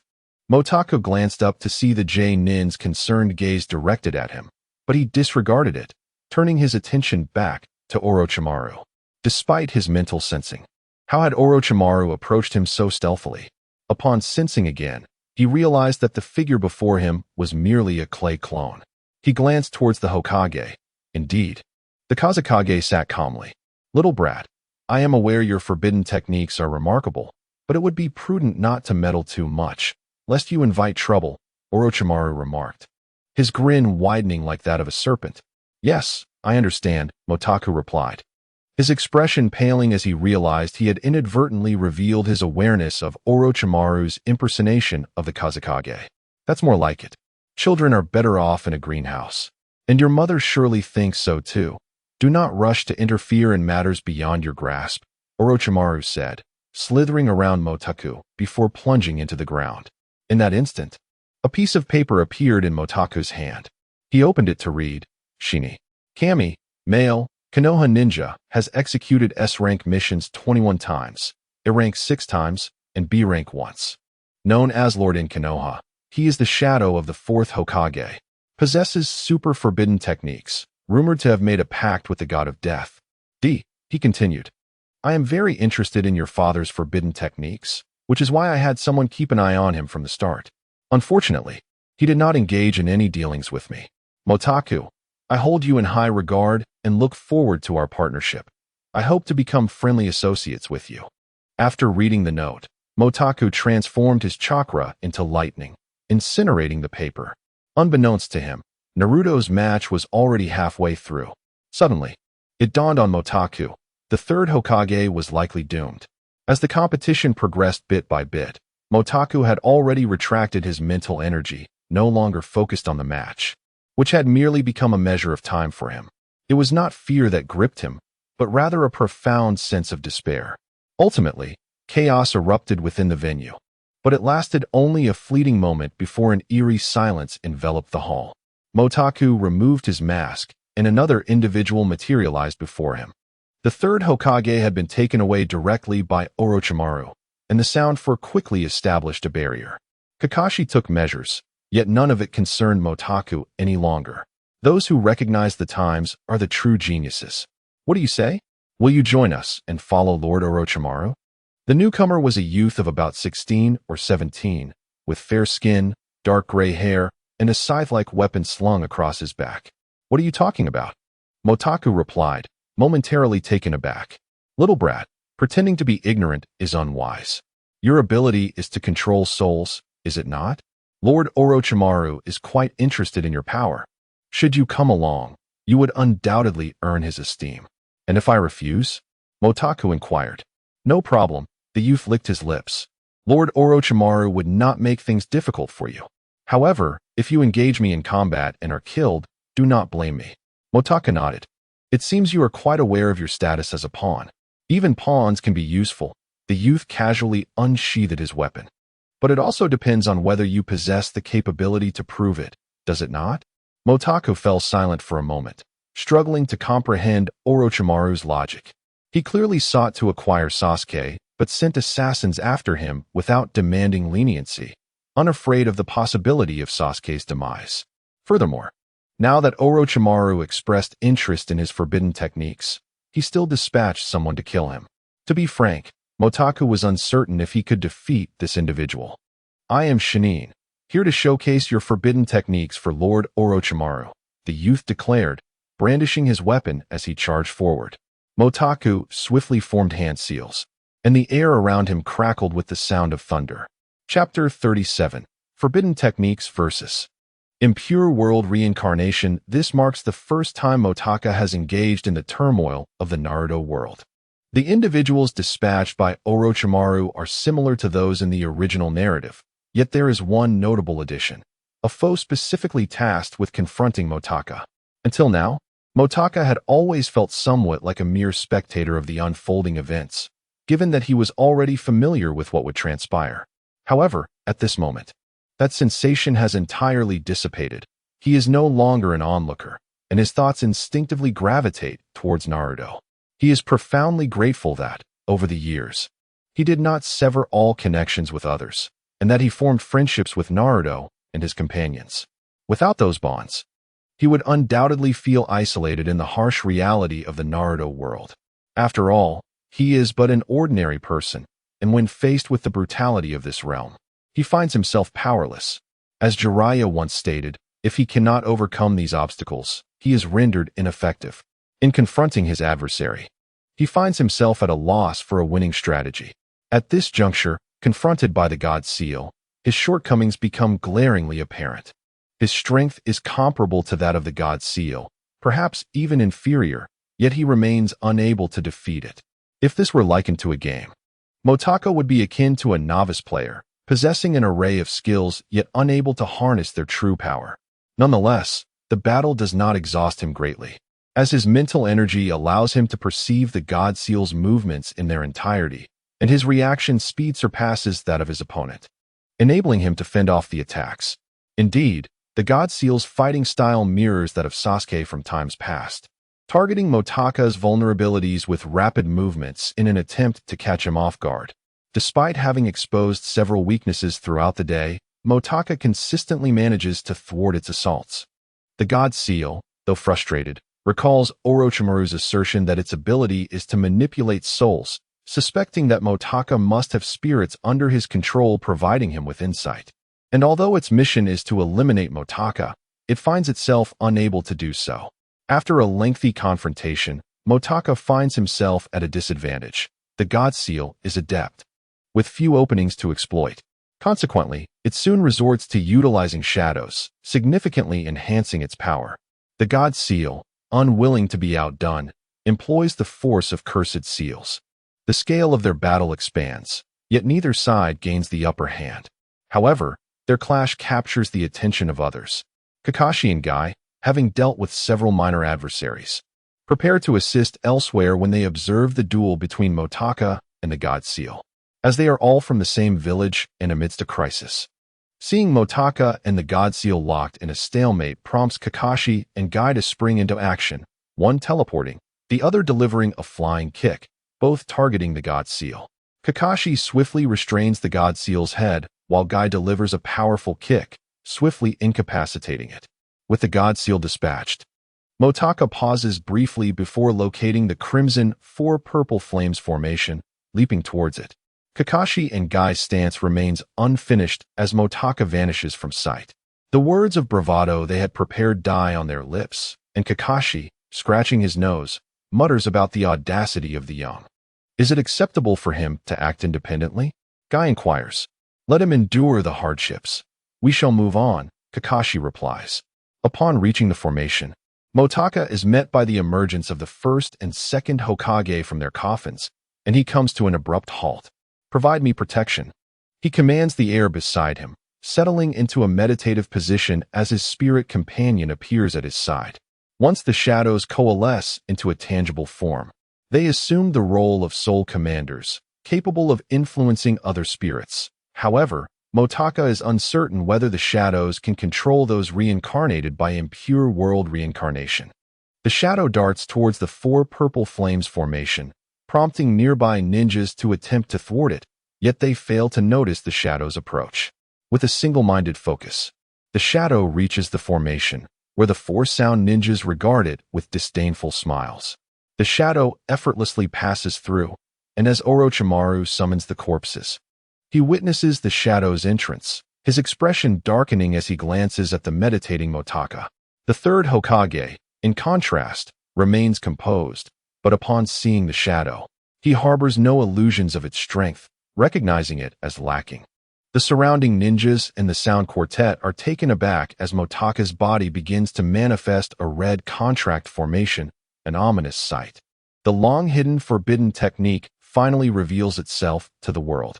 The first and second Hokage, upon seeing the third Hokage, begin to comment on his age, while they lavish praise upon Orochimaru. As for Motaka, they find him inscrutable. Brother, this young one appears otherworldly. Do you discern what he is? The second Hokage, Tobirama, questions. It seems he is akin to us now, truly impressive, wielding soul manipulation techniques. The first Hokage, Hashirama, replies. Soul manipulation? An extraordinary young one. Even I cannot achieve such a feat, Tobirama reflects. Orochimaru smirks, concealing his concern that Motaka might unravel his techniques. He retrieves a kunai inscribed with a contract and declares, I did not summon you both merely for idle conversation. With that, he thrusts the kunai into the back of their heads. Motaka's heart races at the sight. As anticipated, once the kunai merges with their reincarnated forms, they fall silent, their souls entirely subdued.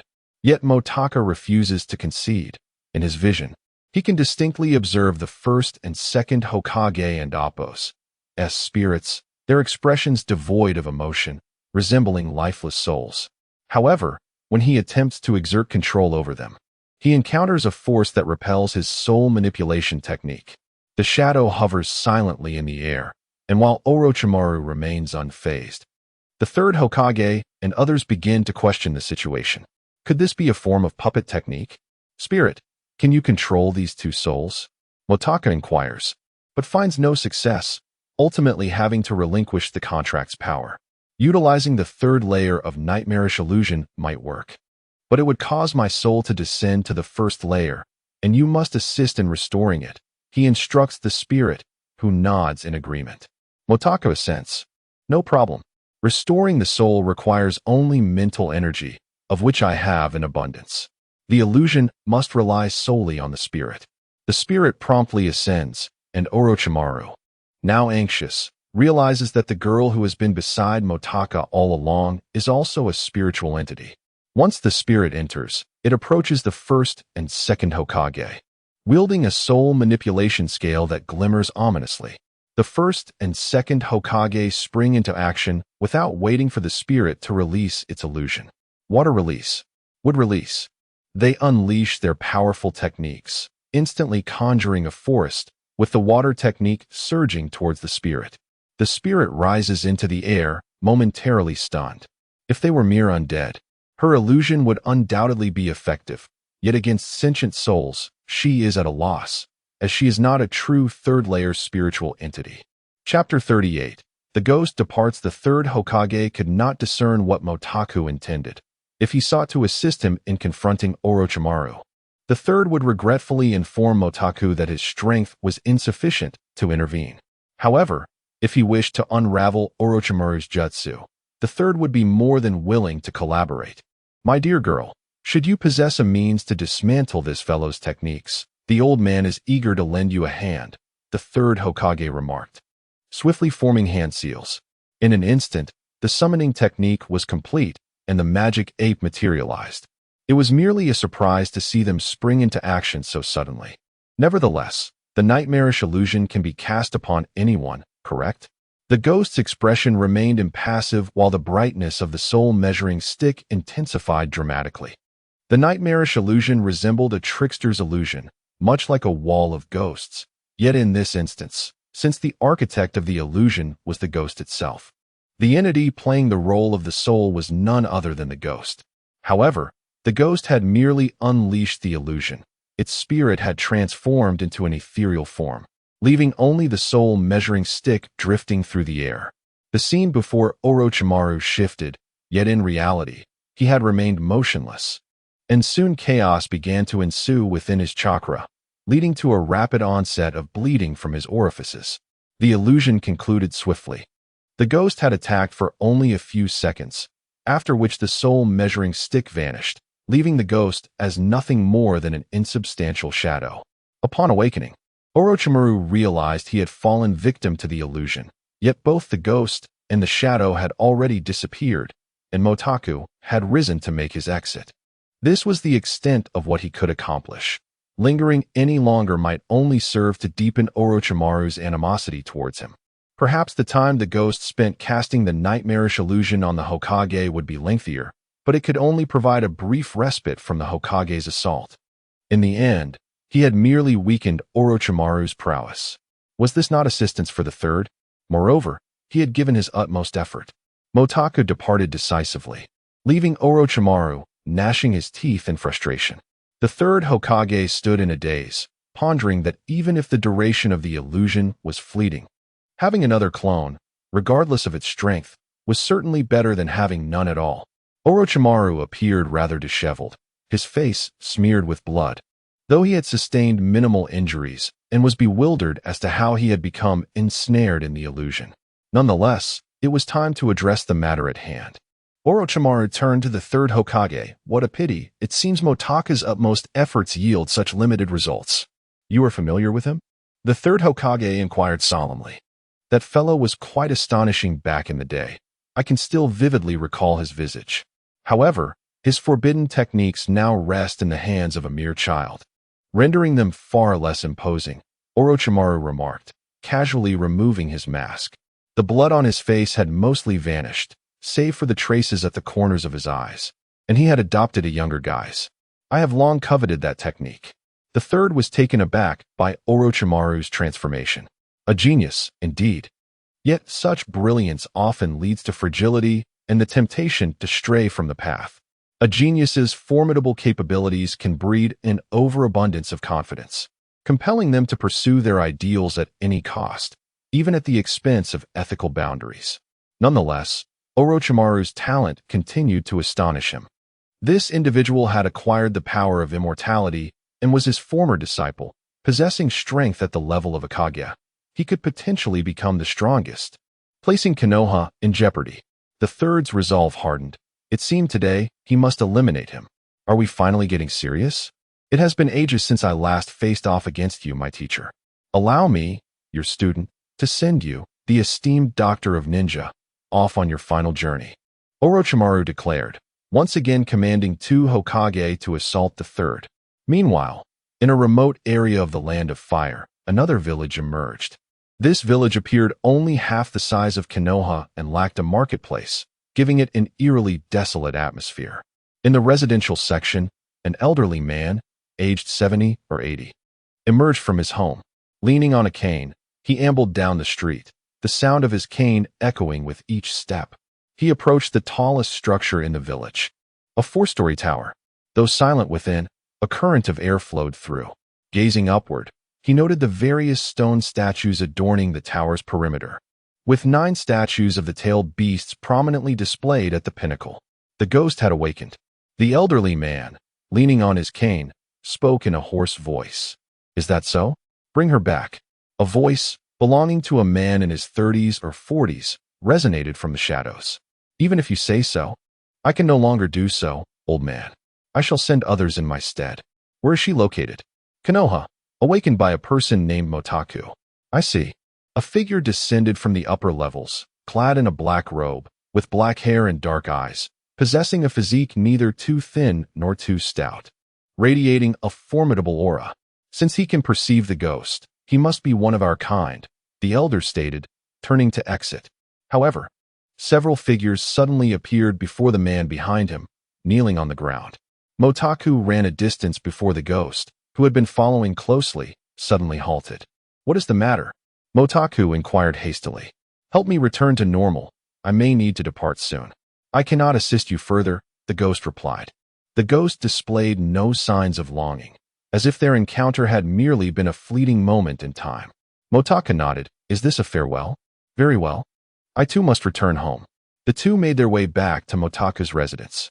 The villagers had all taken refuge, and although battles raged outside, Motaku's home, situated in a corner of the village, remained unscathed. Upon entering, Motaku transferred the forbidden technique to his shadow, utilizing the summoning technique to send it to another realm, subsequently aiding the ghost in restoring her corporeal form. As the ghost's strength reverted to its initial state, her body became ethereal and her garments dissipated. Yet, as her form gradually re-emerged, the ghost's pristine skin and exquisite curves were laid bare before Motaku once more. Motaku's heartbeat quickened, and his breathing grew heavier. The air felt charged with heat. However, when he gazed at the ghost, he found her merely staring back at him with an expression devoid of emotion. Although he did not wish to admit it, a fleeting sense of hurt washed over him. The ghost's icy demeanor left him feeling unsettled, even prompting thoughts of withholding his assistance. Yet, he was no child. He recognized that to the ghost, he was ultimately a stranger. Even after spending some time together, their paths would inevitably diverge. Unbeknownst to him, the ghost had safely restored her form, and while he remained in a daze, she had already donned her attire. "Leaving?" Motaku asked as the ghost approached the door. "Yes," she affirmed with a nod before pushing the door open and stepping outside. Motaku sighed as he observed the ghost's shoes and clothing, muttering to himself, "After all, she is merely a specter." He then settled cross-legged, beginning to replenish his spiritual energy. The plan to destroy Konoha had reached its conclusion. Chapter 39. The Sorcerer as Orochimaru departed. The specter encountered those who had come to seek her just outside the village of Konoha. Her gaze remained vacant, and although her kimono adorned her remarkable figure, it could not conceal the lack of vibrance in her exquisite features dulled by her lifeless eyes. The two figures before her, clad in ancient black garments, bore expressions as stagnant as still water. Their confusion was palpable, for the specter's presence here, so close to Konoha, was perplexing, yet they refrained from inquiries and instead commanded her to lead them to Motaku. The specter stood motionless, seemingly oblivious to their words. Frowning, one of them muttered, "What is the matter? Has she lost her memory again?" With no other recourse, they decided to exert control over her, intending to restore her memories later. Eventually, the specter began to move toward Konoha, with the two trailing silently behind her. An oppressive atmosphere enveloped the village, and as they drew nearer, an unsettling aura became increasingly tangible. Upon entering Konoha, it was apparent that the village had recently endured a fierce battle, leaving it eerily deserted.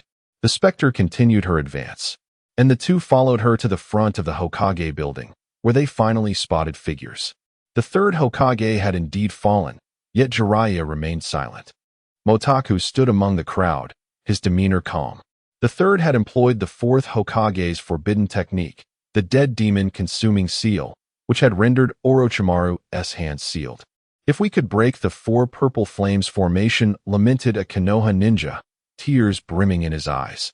A somber silence enveloped the village, prompting the higher-ups to swiftly address the situation. Jiraiya declined to remain and assist, choosing instead to head into the village alone. Upon noticing this, Motaku also withdrew from the crowd. "Kid, have you encountered Orochimaru?" Jiraiya inquired. "Yes, he sought my forbidden technique, but I have concealed it well," Motaku replied with a nod. "Is that so? But you can't hide forever, can you?" Jiraiya mused, his steps heavy with concern, while Motaku followed silently behind. The disparity between him and Orochimaru was vast. Should Orochimaru truly desire the forbidden technique, danger still loomed. "For the time being, stay close to me. Although Orochimaru's arms are sealed, he remains a formidable opponent," Jiraiya advised. "Thank you," Motaku replied, looking up only to find Jiraiya smiling wryly. Despite his unease, he felt a measure of reassurance. Truth be told, if Jiraiya were to become Hokage, he would certainly support him. Jiraiya nodded. "No need for thanks. After all, there's a young one who will also require my protection, so consider it a side benefit." Motaku shrugged. "Speaking of which, who would be the best candidate for Hokage after the third?" Jiraiya paused, taken aback by Motaku's insight. "I hadn't expected you to possess such foresight." "Indeed, the appointment of the fifth Hokage must be settled swiftly, but it cannot be me." Motaku merely shrugged again, choosing not to elaborate, yet Jiraiya noticed his expression and chuckled.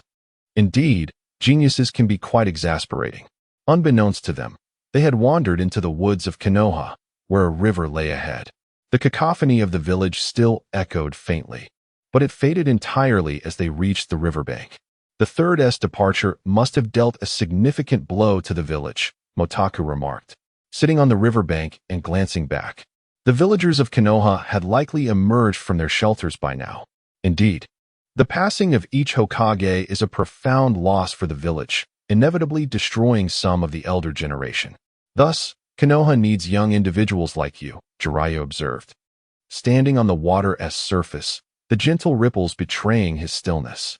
"Honestly, if I were stronger, or if this had happened later, my forbidden technique could have been of use," Motaku admitted, feeling a tinge of guilt.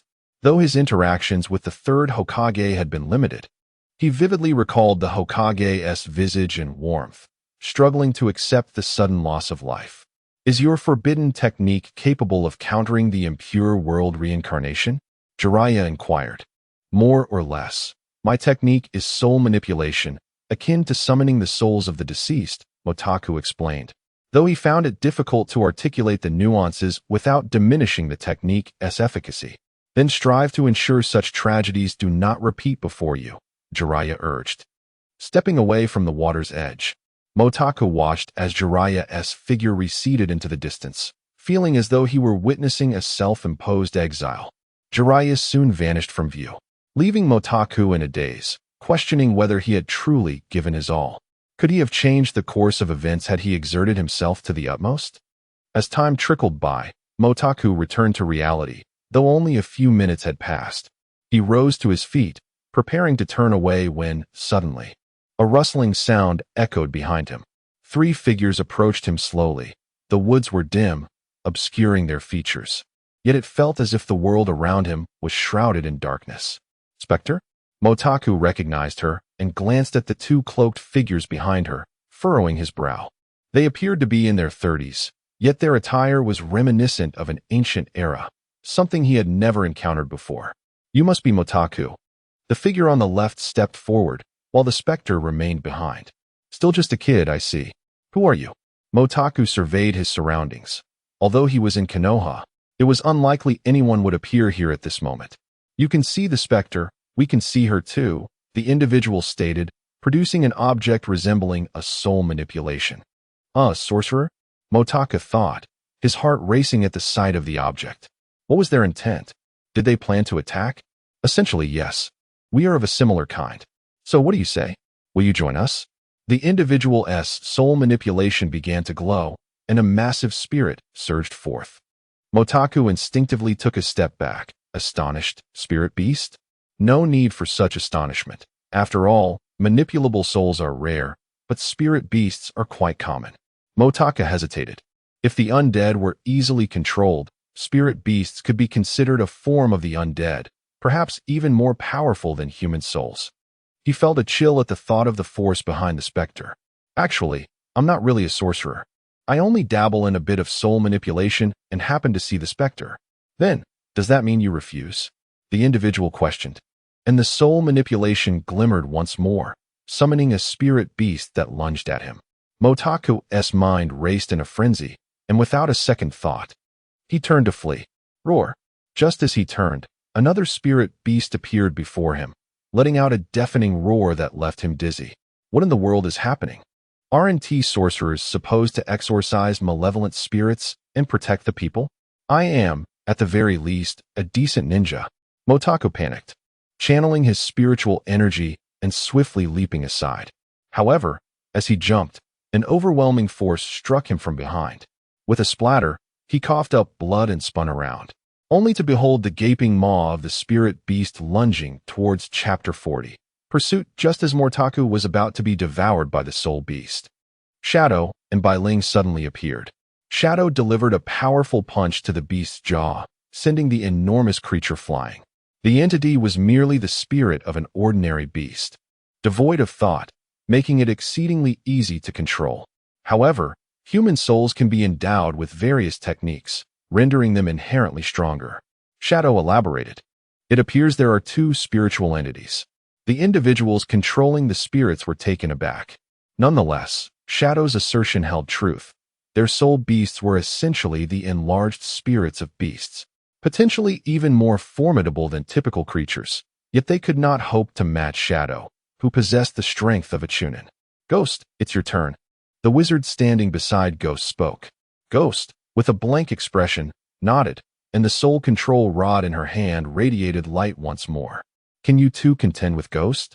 Mortaka's earlier relief was swiftly extinguished. Shadow hesitated. It seems we cannot. We have just reached the second level, while Ghost is already at the third level. Her power should be at the Jonin level. Then what are we waiting for? We must find a way to escape. Mortaku had long lost his desire to fight. Yet his gaze remained fixed on Ghost. A burning curiosity ignited within him. We will restrain Ghost. You can attempt to defeat those two. Shadow had no intention of retreating. Moreover, you would not wish to see Ghost fall into their hands, would you? Both Mortaku and Ghost were momentarily stunned. Yet Ghost's expression remained unchanged as she charged toward Shadow. Shadow and Bai Ling had no choice but to engage her. Initially, Mortaku was intimidated by the sheer size of the soul beast and the mysterious strength of the two individuals before him, believing them to be formidable shadow-level beings. To his surprise, they were not even Chunin. When Ghost suggested leaving, he did not protest, assuming she meant to return to the Soul Slayer Temple, as she had mentioned. However, the two individuals that had appeared now seemed anything but benevolent, rapidly forming hand seals. Lightning suddenly crackled in Mortaku's palms as he closed in on the person before him and struck. Just as Mortaku aimed to end this person's life, Ghost swiftly intervened, forcing him to withdraw. We must leave. Although the person struck by Mortaku was injured, they appeared relatively unharmed. The two of them quickly departed, with Ghost trailing closely behind. Mortaku stood momentarily stunned, refraining from pursuing them. Shadow silently approached his side. Ghost chose to leave because she anticipated their arrival. She did not wish to implicate you. If these two had not sought you out, you would likely remain unaware that Ghost had fallen into such hands.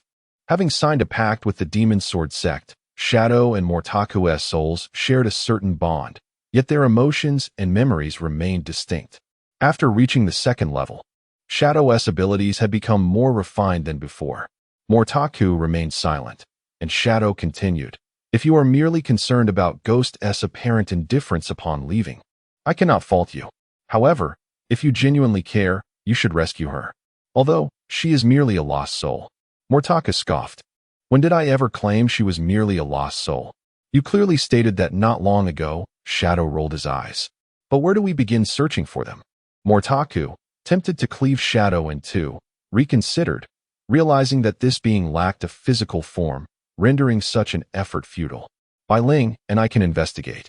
However, they possess spirit control techniques, and their soul control rod can ensnare spiritual entities. Without you, we may also fall into their trap, Shadow stated. Very well. I will accompany you, Mortaka conceded. Let us pursue them first. You should return and inform them. Shadow glanced at him before departing with Bai Ling. Mortaka nodded and leaped toward his home. After much negotiation with Mo Lingyu, he managed to excuse himself from Konoha, citing a temporary mission due to the recent war. He informed Jiraiya, who did not probe further and even rescinded Mortaka's upcoming assignment. With that, Mortaku felt relieved to leave Konoha. Yet uncertainty loomed ahead as he embarked on this perilous journey for the first time. Meanwhile, Shadow had already caught up with the two individuals, whose speed paled in comparison to his own. Ghost remained oblivious to their presence, and even as Shadow drew near, he harbored no concerns of her suddenly discovering them. Mortaka trailed closely behind Shadow. In truth, it was prudent to send Shadow ahead to gather intelligence, akin to his Shadow clones. After approximately 2 hours, Mortaku assessed the surrounding terrain. They had arrived at the borders of the Land of Fire, yet the two individuals carrying Ghost showed no signs of stopping. Ahead lay a mountain at the border, but due to its remoteness, few ventured here, rendering it an unsuitable battlefield even during past conflicts. This situation heightened Mortaku and Appo's anxiety. If they encountered enemies here, he would likely meet his demise without anyone knowing. The two figures ascended the mountain, and after roughly half an hour, they neared the summit. Just as Mortaku pondered their destination, they made a turn. To his surprise, near the mountaintop, there lay a lower peak, almost overlapping with the first, creating a natural arena. Before Shadow appeared a hidden village. As Mortaku prepared to approach, he noticed Shadow retreating. What is the matter? We're almost there, yet you're pulling back. Mortaku exclaimed in frustration. We cannot proceed any further. Both Bai Ling and I sense danger. Moreover, this concealed village likely harbors individuals far superior to us, Shadow explained. What should we do? Had we known, we could have intercepted them on the road, Mortaka lamented, distressed at the thought of Ghost being taken to such a perilous location. There is no alternative, only you can rescue Ghost. However, with your current strength, your efforts would be futile. Furthermore, since they can locate you, if we eliminate those two, you would truly be in jeopardy. Let them return. They remain unaware that we know their hiding place. As long as we exercise caution, we need not fear them seeking trouble. Though they possess spirit control, their inherent strength is not formidable, thus they would not dare confront you openly, Shadow elucidated. Mortaka nodded. So Ghost will not encounter danger, will she? Ghost is likely part of their group, yet she is presumably under their control, Shadow replied, though uncertainty lingered in his tone. Mortaku silently nodded in understanding. Shadow continued, if you remain unaccustomed to combat, it is perfectly acceptable to rely on me. I am likely more suited to battle than you.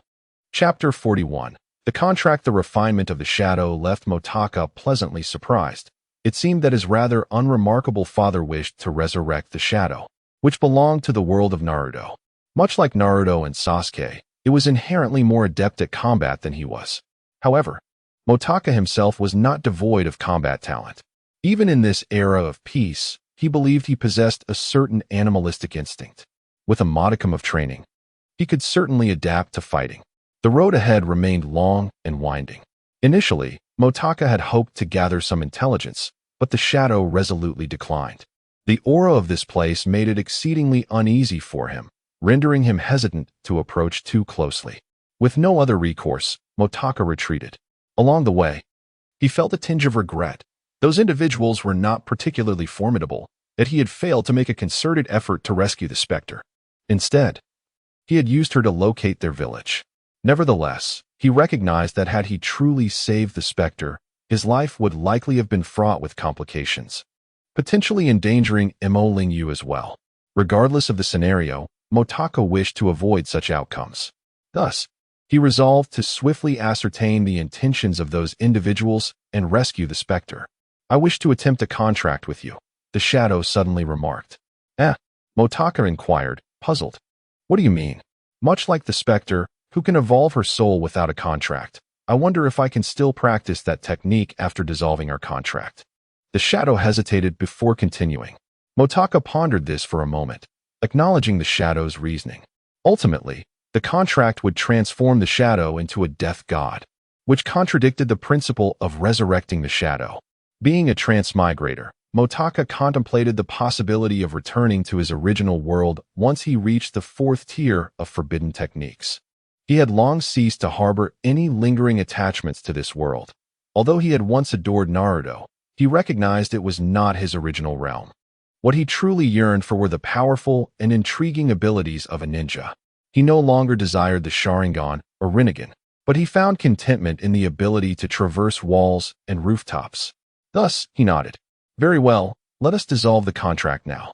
As he spoke, Motaka produced a scroll adorned with intricate symbols, capable of channeling spiritual energy to connect with the realm of the death gods. While both Motaka and the shadow would undergo evolution, the shadow's transformation would be significantly amplified due to its connection to the death god realm. At that moment, Motaka released the spiritual energy from the scroll, causing its effects to dissipate instantly. The shadow could no longer access the realm of the death gods. "Is it done?" The shadow gazed at himself incredulously, noting that he appeared unchanged, still at the second tier of spiritual being. This indicated that his soul had officially been resurrected. "Now that we have dissolved the contract, you should sign a new one with the White Spirit. His soul is, in fact, stronger than mine, but due to his past, he might not be as easily controlled," the shadow advised Motaka.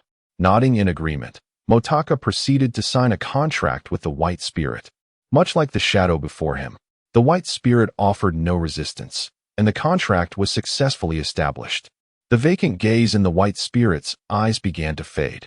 To the White Spirit, Motaka and Appo's memories were merely data. However, Motaka could not access his own memories.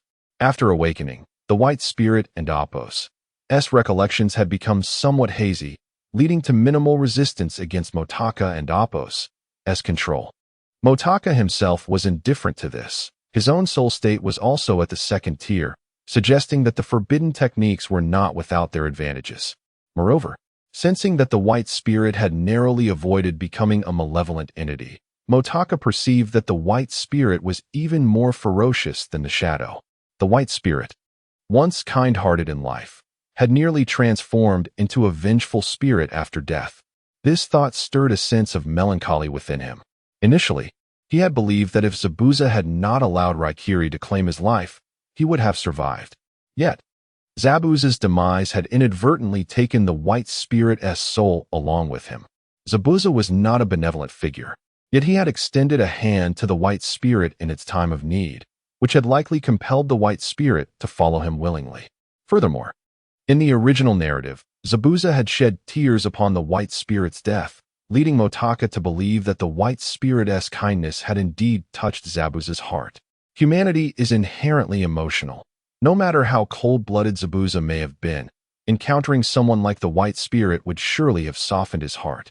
As Motaka contemplated the White Spirit's essence, he noted that it was markedly more vibrant than the shadow and did not merely serve as a tool to obey commands.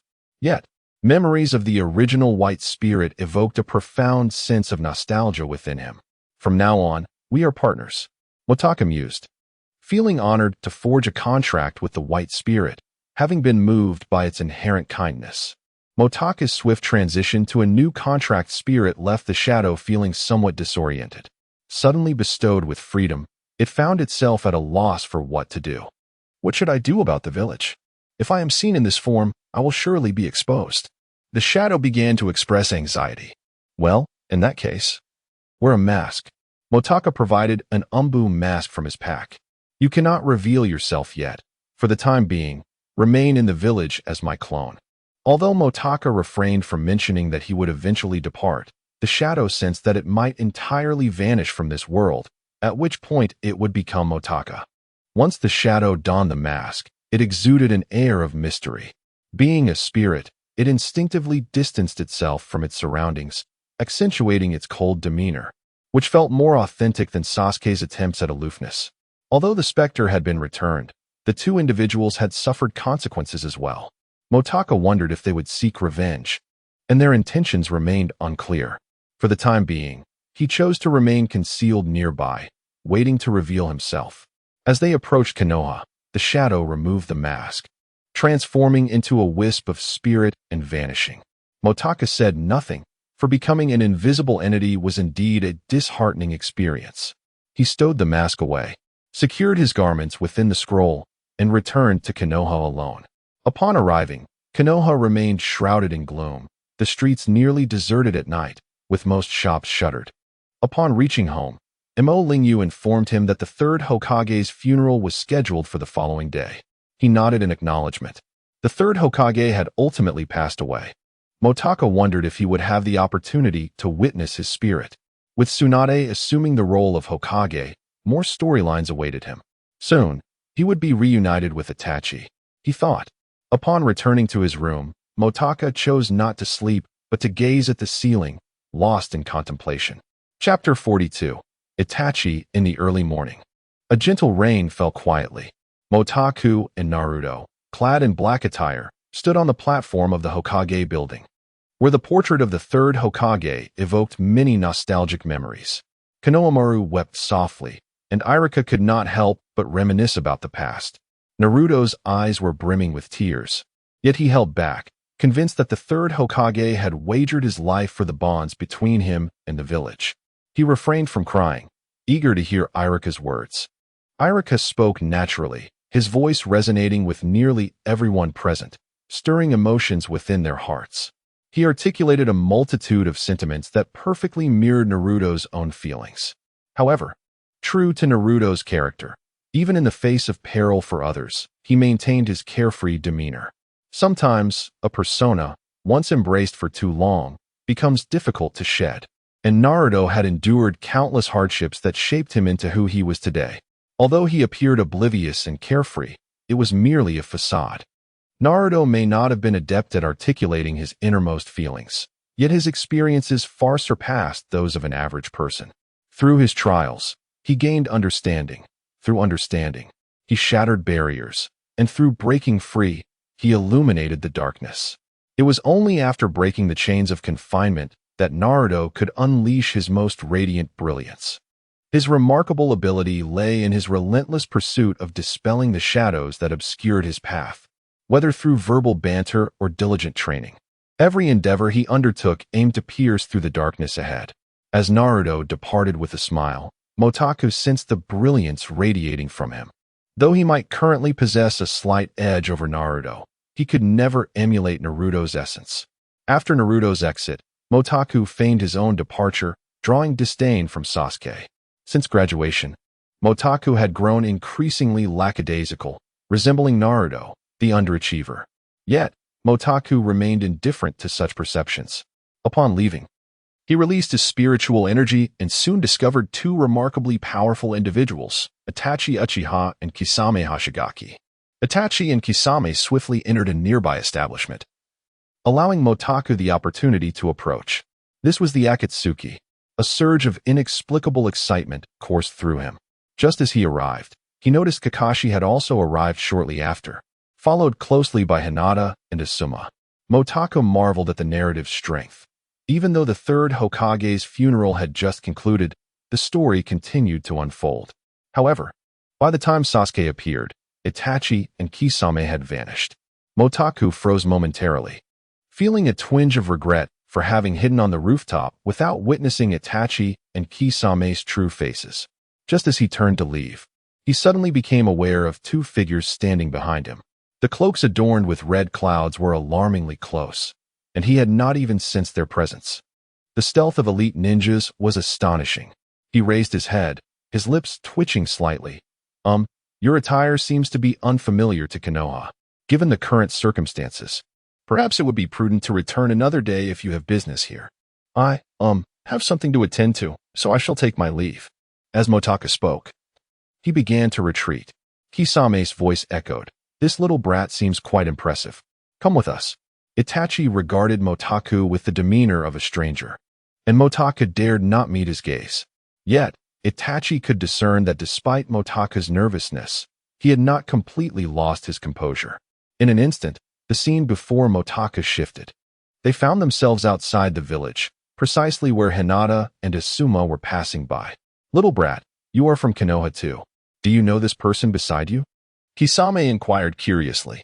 Motaku feigned curiosity as he glanced at Itachi, then remarked, Itachi, weren't you a rogue ninja? Motaku's performance was somewhat juvenile, but both Kisame and Itachi recognized his act. However, they chose not to comment, perhaps attributing his presence to a mere coincidence of having seen Itachi. Kisame then said, Mr. Itachi, you were indeed quite renowned in the village. Your father was a hero of Konoha, and if one were to treat you poorly, they would surely face the consequences. I used to know you. Itachi cast a cold glance at Motaku. In Itachi's eyes, he was merely a child, and Motaku couldn't help but think that being underestimated did not instill fear within him. After all, sometimes, being belittled ignites a fervent desire to fight. Is that so? Truly, Mr. Itachi is impressive. The offspring of Konoha's hero, will you not eliminate him? Kisame queried further. There is no need to provoke trouble. Let us not forget our purpose here, Itachi replied coolly. At that moment, Hinata and Asuma caught sight of the three. Isn't that Motaku? Who are these two beside you? Hinata asked, glancing at Itachi and Kisame, her expression filled with confusion. Do you not recognize me? Hinata, Asuma? Itachi raised his gaze towards them, his Sharingan calm yet oppressive. Itachi. Hinata and Asuma exclaimed in surprise. Motaku stepped back. That guy is a rogue ninja. He poses a danger. However, Motaku interjected. But aren't rogue ninjas meant to be captured or eliminated? As a Konoha ninja, it is my duty to apprehend rogue ninjas, isn't it? He lowered his head, acknowledging his limitations against Itachi, yet the desire to spar with the Uchiha prodigy burned within him. With that, Motaku pulled his forehead protector down to conceal his eyes, summoning his spiritual energy as he swiftly formed hand seals. In the blink of an eye, kunai was drawn from his ninja tool pouch, and he charged at Itachi. Impressive. Far superior to Sasuke, Itachi mused internally. However, to him, Motaku's movements appeared agonizingly slow, and with a casual gesture, he deflected Motaku's attack. A mere flick of his fingers sent Motaku staggering backward, as if struck by a heavy blow. Are you all right? Hinata rushed to support him. I'm fine, Motaku replied, touching his forehead, feeling a pang of frustration. It was not the defeat by Itachi that troubled him, but the realization that Itachi was still under Sasuke's influence. How could the illustrious Itachi be so easily swayed by the allure of his younger brother? Was it merely due to his looks and being his brother? Such sacrifices seemed excessive. As Motaku contemplated these thoughts, the skirmish had already commenced. Hinata was quickly dispatched into the water, while Asuma found himself struggling against Kisame. Fortunately, Kakashi soon arrived, followed closely by Guy. They finally managed to extricate themselves from peril, yet Motaku felt a lingering discontent in his heart. He understood that this was merely Itachi's way of alerting more people to his presence. Otherwise, he would not have encountered Kakashi and Asuma if he were simply seeking Naruto. Ultimately, Itachi's actions were aimed at protecting Sasuke. Chapter 43. A new phantom emerges. Kakashi was left in a state of utter exhaustion after being ensnared in the Tsukuyami. While Motaku was also taken to the hospital, they had encountered danger together, and Kakashi was still uncertain about his condition, unwilling to simply walk away. Fortunately, he was unharmed. Itachi had not inflicted any injury upon him. Despite his attempts to explain, no one was listening, and he could only endure their incessant examinations before finally breathing a sigh of relief. How fortunate indeed to have been struck by Uchiha Itachi and emerged unscathed, exclaimed Guy, seemingly elated about Motaku's situation. Motaku rolled his eyes, thinking that even if Itachi had merely flicked his forehead with a finger, it was not definitive proof of harm. At that moment, Sasuke arrived, discovering Kakashi lying on the hospital bed. He inquired about the events that had transpired, and the group of fools inadvertently revealed that Itachi had returned. Just as Sasuke departed, Motaku vanished as well. He had become so engrossed in the unfolding drama that it felt meaningless to not follow the plot. Sasuke acted with remarkable speed, making a swift judgment before chasing after Itachi. Jiang Yunsheng trailed closely behind, not pausing for a moment. They soon arrived at the quaint town where the story unfolded, and Mortaku admired Sasuke's ability to pinpoint their location with such precision. Mr. Itachi, you bear a striking resemblance to him, and you possess the Sharingan, Kisame remarked, encountering an Uchiha for the first time other than Itachi himself. He is my brother, Itachi replied coldly, regarding Sasuke as if he were a bothersome stranger. However, he found the little boy behind Sasuke amusing, having noticed him twice. Mortaku stepped forward, awkwardly smiling. Brother Itachi, it is good to see you again. He was curious to see how Itachi, known for his protective nature towards his brother, would react to being called brother again.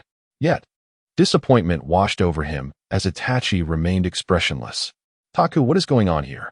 Naruto exclaimed, incredulously observing Itachi, Kisame, and Sasuke. This was likely Naruto's first encounter with such a vengeful Sasuke. Sasuke, blinded by rage, charged at Itachi, reminiscent of a child in a brawl. Naruto felt compelled to warn him, but Sasuke persisted, only to be easily overpowered by Itachi, who swiftly subdued him with a mere flick, pressing him down beneath his foot. Sasuke, is this all you've got? You can't even compare to Mortaku. Itachi taunted. Yet, he appeared disinterested in Sasuke after defeating him, intending to take Naruto instead. Just then, Jiraiya finally made his entrance. Though he had witnessed the events once before, experiencing them again stirred a sense of tension within him. Mortaku began to appreciate Jiraiya's formidable prowess, as he seemed to handle the dual threat of Itachi and Kisame with remarkable ease. Despite their brief skirmish, Mortaku noted that Jiraiya bore no sign of anxiety. Meanwhile, a shift occurred on the Phantom's side. First, let us restore her memories, commanded the old man as the two returned without saying a word. They dared not question him as they guided the Phantom toward the tower. The old man observed the Phantom's retreating figure, his eyes reflecting a peculiar emotion. Inside the tower, a transformation quickly took place. A spirit emerged from a statue, merging with the Phantom's essence, revitalizing her gaze. Truly a unique spirit, capable of absorbing countless memories. One of them remarked.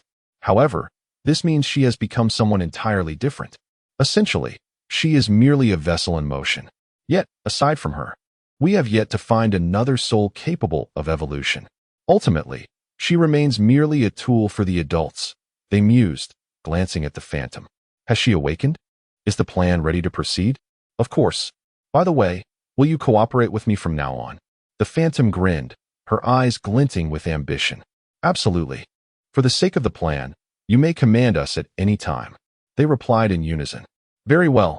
How many of you are there now? The Phantom feigned importance, demanding their compliance. Counting the old man and the adults, we have 7. One responded. That's rather few. I assent it. Why not recruit more? If we had greater numbers, we would have completed this long ago. The Phantom expressed her impatience. That is not feasible. If word gets out, we, aside from the adults, would stand no chance against the ninjas. One quickly interjected. Fine, I was merely suggesting. Where are the adults? Why do they not appear? The Phantom surveyed her surroundings, questioning them. That, we do not know, they replied, shaking their heads. TCH, if they think I will handle everything myself, they are sorely mistaken.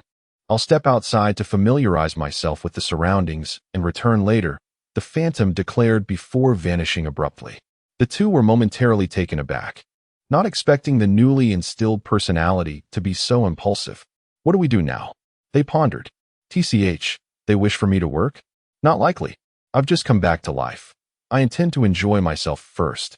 The Phantom exclaimed, leaping toward a nearby town. Hey, don't miss out on this exquisite jade. A middle-aged man shouted as he peddled a piece of jade on the street.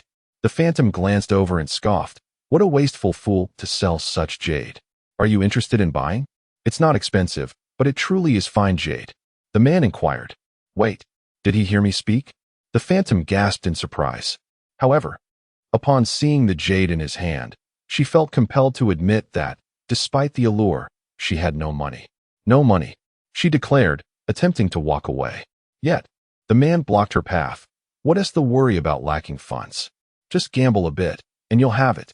Thus, the phantom followed the man to a casino, her gaze wandering aimlessly. The man, as if understanding her confusion, guided her while explaining the various games. Soon, they arrived at a simple betting table. This is the easiest game. Here, I'll lend you some money. If you win, you can pay me back. Sound good? Sounds good. The phantom nodded, taking the money and betting it all on the smaller option. To her surprise, the result was indeed small, causing the man to break into a cold sweat. Yet he remained silent. After playing several more rounds, the phantom's winnings multiplied exponentially, quickly piling up into a small mountain. The man was left dumbfounded, unsure of what to say. This is boring. It's too easy, the phantom remarked, pushing her winnings forward again, her voice low. Easy. The man hesitated, realizing she was becoming addicted. However, once the gambling session concluded, the phantom had won again, leaving the man despondent. He then took her on a tour of the entire casino, and they had long forgotten about the original intent of purchasing jade. Chapter 44. Encountering the phantom again after Sasuke fell unconscious, he was transported back to Konoha. Naruto and Jiraiya sought out Tsunade, while also taking the opportunity to learn about the transformation of chakra along the way. Motaku, finding himself idle, shamelessly followed along. Motaku, it seems you've changed significantly since your graduation. And that phantom, surely not one of our villagers? Naruto inquired as the trio walked. Well, without school, one must indulge a little. Besides, I am already a Nin, no longer bound by the same routines as before. True. Naruto nodded, devoid of any jealousy. Soon, he began to pester Jiraiya for advanced ninjutsu. Perverted sage, isn't it time you taught me more powerful techniques?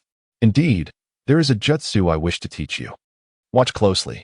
Jiraiya promptly demonstrated the Rasengan, Naruto's signature technique, which he had long awaited to witness. As the Rasengan took form, Jiraiya struck a tree, sending wooden splinters flying and creating a spherical cavity. Naruto's eyes widened with excitement, and then Jiraiya began to explain the origins and principles of the Rasengan. Motaku listened attentively, nodding in understanding. However, he realized that mastering the lightning-style transformation merely required formidable chakra control. Yet, he was entirely unfamiliar with nature transformation. Isn't this merely chakra's form transformation? What about nature transformation? He posed. Jiraiya, acknowledging Motaku's question, decided to include him in the instruction but chuckled at the mention of nature transformation. That is something I have yet to master myself. Have you truly grasped form transformation? Well, it seems I have. Naruto replied, nodding in affirmation. Fortunate. Motaku concurred, reminding himself that he was indeed a top student at the Ninja Academy. My affinity is lightning. While I cannot learn the Rasengan, I can still manage the Raikiri, albeit with less potency. You cannot unleash the full might of Raikiri without the Sharingan. Jiraiya shook his head. The conditions for that technique are exceedingly stringent. Even without the Sharingan, one can still harness perceptual abilities. Yet, I am eager to comprehend nature transformation. Motaku had been following the narrative in anticipation of this moment, believing that Konoha would wholeheartedly teach him, and only Jiraiya possessed the capability to do so. He was not fond of aimlessly wandering. His greatest aspiration was to master ninjutsu, and then retreat into solitude. Now that he had acquired ninjutsu, returning home was not an option, yet with the phantom captured, a new mission awaited him. A mere few days had passed since the phantom's departure, and Motaku had forgotten that the phantom and those individuals were indeed allies. His curiosity about this ninja world, which had once been fervent, had diminished significantly after his prior experiences. In essence, the true narrative had yet to commence, and he had lost his fighting spirit. What was the point of becoming stronger if he could only remain a spectator in this world? However, the phantom was not part of the narrative, and she had chosen to leave in order to protect him. Thus, Motaku believed that her departure was forced. It would be inaccurate to say that Motaku was simply enamored with the phantom. Human emotions are complex. The phantom did not belong to the narrative, and Motaku felt isolated outside of it. He could not intervene in the unfolding story, becoming a mere shadow against his will, unable to endure a life devoid of meaning. Thus, he yearned to understand the phantom beyond the narrative, to develop an alternate story within the world of Naruto. Yet, for the time being, he could not see the phantom and was left to idly follow the plot. While the phantom was present, he had not conversed with her much. But after their separation, especially upon learning of her being controlled, he inexplicably felt a profound connection with her, compelling him to rescue her. Perhaps this is the essence of humanity, perpetually swayed by myriad emotions throughout life. Nature transformation awaits you until you have fully mastered lightning release. Only then can it be unlocked. If you have merely grasped Raikiri, you still have a long way to go. Jiraiya's voice echoed, prompting Motaku to nod. So, each technique must be mastered thoroughly to attain a higher realm. Huh. You seem to know everything. It hardly feels like you need to seek my guidance. I wonder what you're even doing with us. Even in leisure, your time wasting is excessive. Jiraiya had discerned Motaku's intentions. He was simply bored and tagging along for the sake of it. Well, being with Lord Jiraiya, I am bound to learn a great deal. By the way, I am also quite interested in writing novels and would like to seek your advice on that. Ah, that? Wait until you grow up, haha. Jiraiya laughed heartily, clearly jesting. When it comes to writing, one must write about what they understand and find intriguing, such as keeping a daily journal. Forget I asked. It was merely a fleeting interest, Motaku replied candidly. I still believe mastering lightning release is sufficient. As they meandered through the town, Jiraiya unexpectedly spotted the phantom walking alongside a man. Ah, I see a stunning beauty. It's your cousin. And your brother-in-law is quite handsome too. I suppose I have no chance. Hey. Motaku glanced over and indeed saw the phantom walking ahead of a man, her demeanor relaxed, while the man appeared to carry a rather oppressive air, as if burdened by a dark cloud. Phantom! Motaku called out urgently. The phantom and the man turned to see Motaku, Jiraiya, and Naruto, momentarily stunned. Jiraiya? Why is this guy here, accompanied by these two kids? It seems he has quite the affinity for children. The man muttered under his breath. The phantom regarded Motaku, then glanced at Jiraiya and Naruto, inquiring, Is there something you need? Ah, nothing. Motaku shook his head. Oh. The phantom nodded before continuing on her way. Are we not going over? The man asked, puzzled. Since you know them, why not greet them? Why should we? The phantom replied, bewildered. The man fell silent, realizing that the phantom was indeed an enigma. Sometimes she seemed almost foolish, yet when it came to gambling, she often emerged victorious. Yet, avoiding Jiraiya was prudent. After all, Tsunade would likely not find him quickly. The new generation of gambling prodigies, Miss Phantom. Indeed, she had her assistant with her. Miss Phantom is truly a breathtaking beauty. Don't get your hopes up. To become a gambling prodigy, those two are no ordinary individuals. They stood before one of the larger casinos in town. Previously, the Phantom had placed bets here in a dazed state, yet her winnings had steadily increased. In this world, wealth was not scarce. The Phantom and her companion had amassed substantial sums over the past few days, their earnings exceeding 2 million by now. While not astronomical, their continuous success in gambling had swiftly garnered them notoriety. Due to the Phantom's unerring luck, she had earned the title of the gambling goddess. And during her time in the casino, she had become a household name. Chapter 45, The Ghost and Appo's. Warning. Jiraiya entered a hotel, and although it was daytime, the atmosphere was somewhat dim. A few patrons were inside, indulging in drinks. He spotted a ghost and Tsunade seated on a sofa, surrounded by 7 or 8 individuals, and approached them. Ah, what a coincidence, running into you again. Jiraiya exclaimed with a familiar grin. Oh, the ghost nodded in acknowledgement. The others, unfamiliar with Jiraiya, expressed their discontent at his intrusion, but they refrained from voicing their displeasure upon seeing the ghost's nod. Bring me a bottle of wine. Jiraiya called out to the waiter after sitting down, simultaneously grumbling. What kind of hotel is this? Not even a charming waitress to accompany the drinks? What is the point of just sitting here drinking? Sir, you may have come to the wrong place. This isn't a place for merriment. Merely a den for drowning sorrows. A middle-aged man across from him chuckled. Ah, so it's a leisurely spot, Jiraiya mused, his gaze fixed on the ghost. The waiter soon delivered the wine, and he poured a glass for the ghost before filling his own, raising his glass and proclaiming, "Drinking together makes it enjoyable." The ghost grimaced, "I don't drink." "What is this? You're not a child, yet you speak like one." Jiraiya was incredulous. In his view, every adult should partake in wine. However, the ghost continued to refuse. "Who are you? Why are you bothering me?" Her words created an awkward silence. The man seated to the ghost's left nearly chuckled, but then considered delivering a punch to Jiraiya. Jiraiya was taken aback. "Haven't we met before? Just moments ago? I encountered every passerby." The ghost regarded him quizzically. She had yet to receive any assignments and was merely passing the time, harboring no intention of lingering. Hence, Jiraiya's persistence held no significance for her. "Did you have a quarrel with Mortaku?" Jiraiya inquired, completely bewildered. "Mortaku?" The ghost paused, a flicker of recognition crossing her mind. Yet she could not recall him at all. "I don't know him. Sir, I am not your type. If you continue this pursuit, I might become quite irate." Upon hearing this, Jiraiya was momentarily stunned before nodding. "My apologies. I mistook you for someone else." He then rose and relocated to another spot. The man beside the ghost appeared momentarily dazed, then grew solemn, remaining silent. "Ah, so it was merely a case of mistaken identity. Yet, it seems like an excuse. Doesn't he it? Miss Ghost is so beautiful. Unwanted advances must be bothersome," he thought. The gamblers still held a measure of respect for the ghost, for she was stunning and possessed remarkable gambling skills. They had never encountered such a flawless woman. "By the way, what time does it start in the evening?" The ghost directly inquired. The man's smile faltered slightly as he replied, 7 o'clock. "Very well, I shall return at 7. The ghost rose and made her way outside, with the man quietly following her. "Why are we leaving?" he asked. "Although there is little entertainment here, it's quite tranquil. Surely you could endure sitting for a while longer?" "Boring. I'd rather return home and sleep.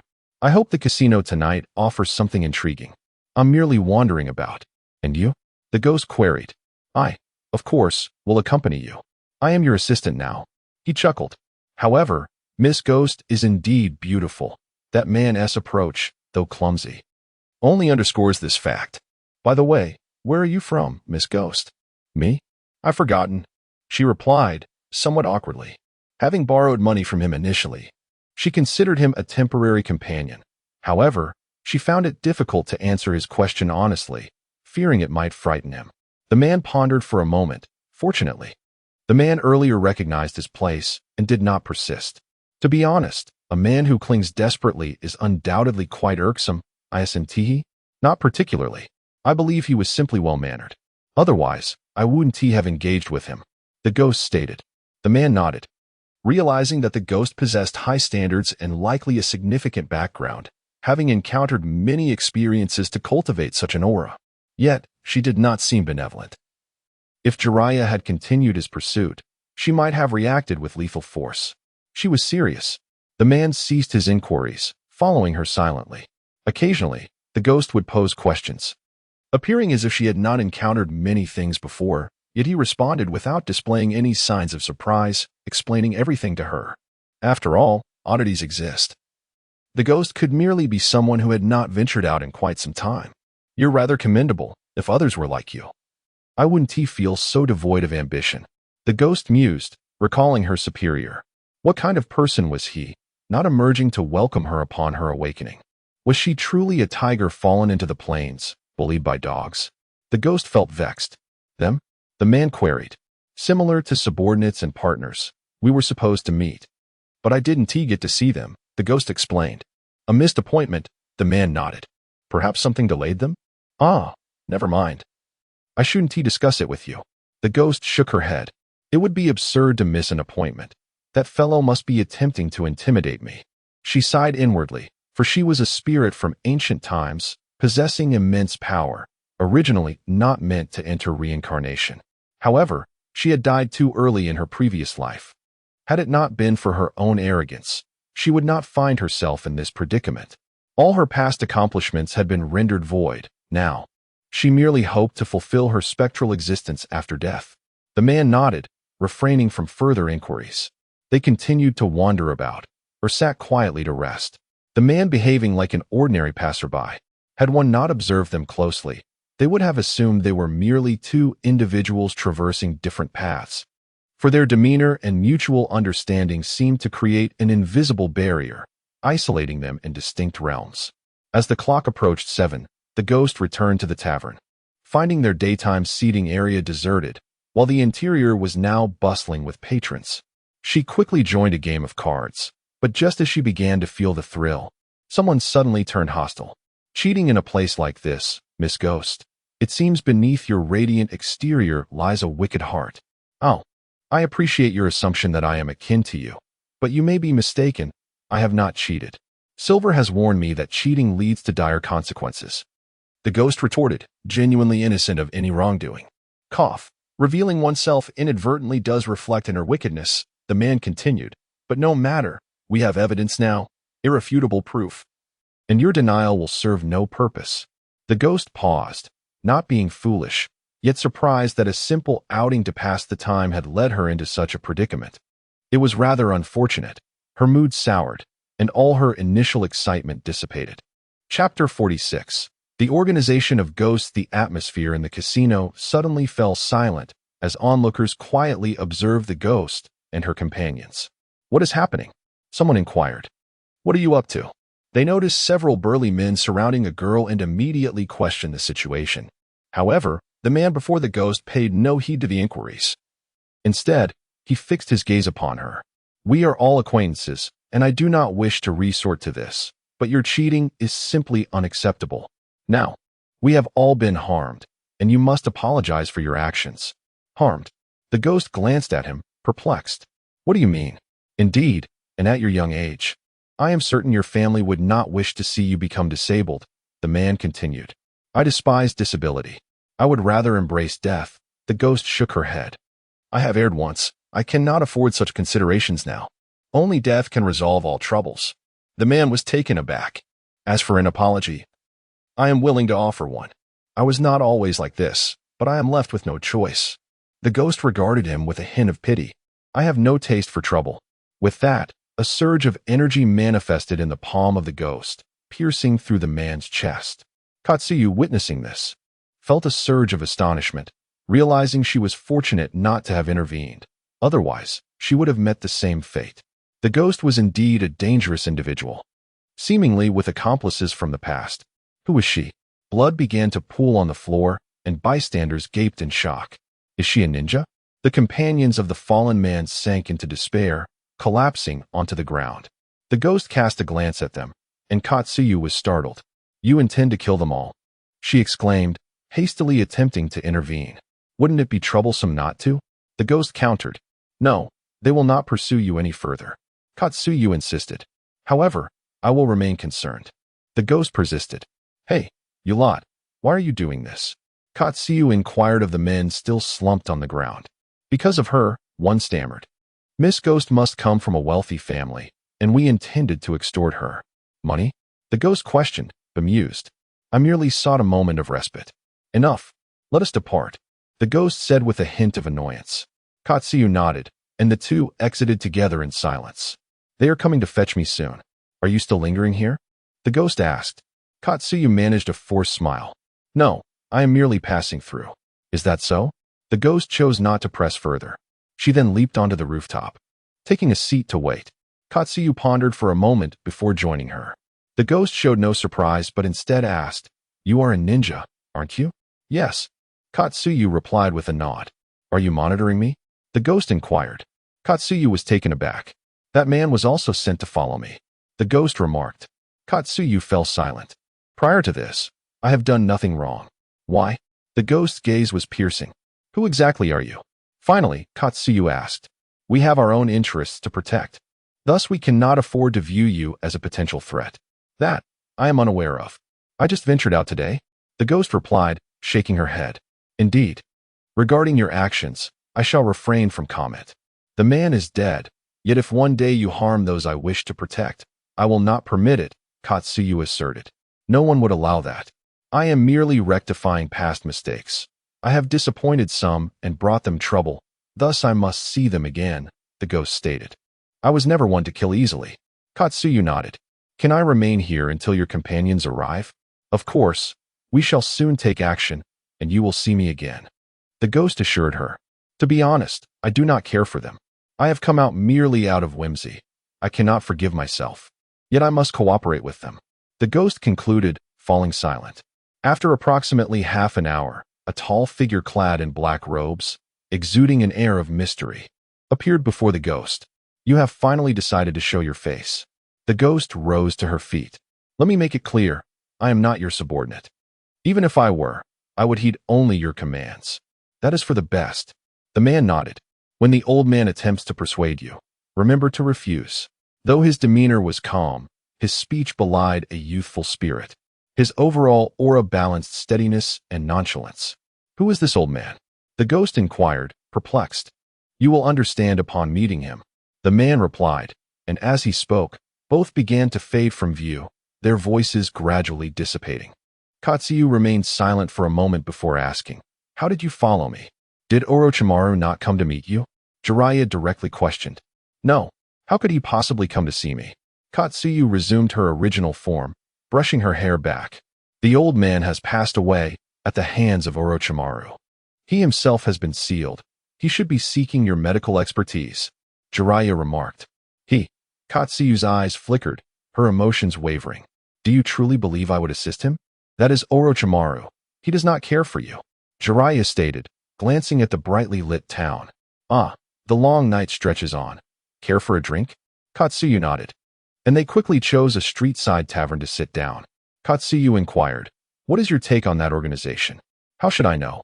The ghost is Mortaka's cousin. Mortaku is the son of that individual, so it is no surprise that he possesses forbidden techniques," Jiraiya remarked, pouring himself a drink. "That individual?" Katsuyu frowned. "Do you not recall that little brat who once accompanied the fourth Hokage?" Jiraiya elaborated as he poured. "It is him." Katsuyu was taken aback. "Those individuals earlier were the undead? Goodness, do not frighten me. I know nothing." Jiraiya shook his head. Katsuyu remained silent for a while before asking, "The Mortaku you mentioned, is he his son? What of him?" "He is dead."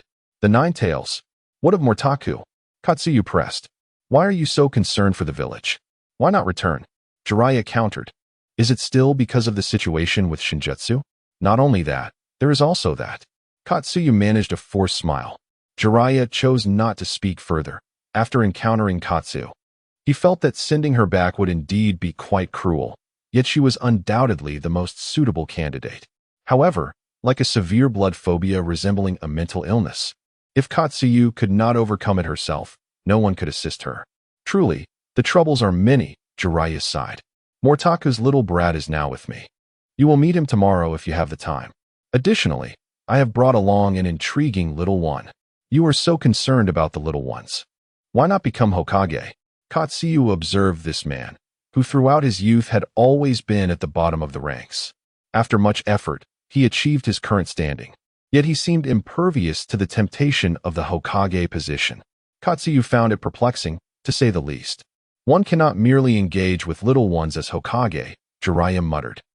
"Moreover, he truly lacks the capability. Even if he possessed strength and prestige, he could not handle such a role." Chapter 47. Tsunade's command the following day. While Motaka remained idle at the inn, Naruto was already immersed in his training. By 8 or 9 in the morning, the town had begun to buzz with activity. How tedious! With no tasks at hand, Motaka gazed out at the bustling streets, feeling as though he had returned to a bygone era. What distinguishes this from the past? Indeed, does my life hold any significance at all? He stared at the sunlight streaming through the window, while his heart felt shrouded in gloom. Now that the shadow had detached from him, was his purpose in the world of Hokage merely to await his final departure? He was uncertain whether he could still intervene with the specter. The shadow's willingness to assist him stemmed solely from his own reluctance to part with the ghost. Yet, it seemed that the specter was gradually returning to her original world, transforming them once again into strangers. His feelings of attachment towards her had thus reached a conclusion. Affection is inherently reciprocal. The specter cared for him, and he, in turn, would reciprocate that concern. But now that she no longer cared for him, what reason did he have to summon her back to his side? Aside from investigating the specter, he could not find anything else to occupy his time. However, He had resolved not to meddle in the affairs of the ghost anymore. His actions over the past couple of days were nothing more than a transient impulse. He glanced around the modest room, where there was only a bed and a table. Lying back down, he mused, if only I had a smartphone, I could play some games. In truth, he had watched very few anime. Prior to university, he had adhered strictly to his studies and had never contemplated anything beyond that.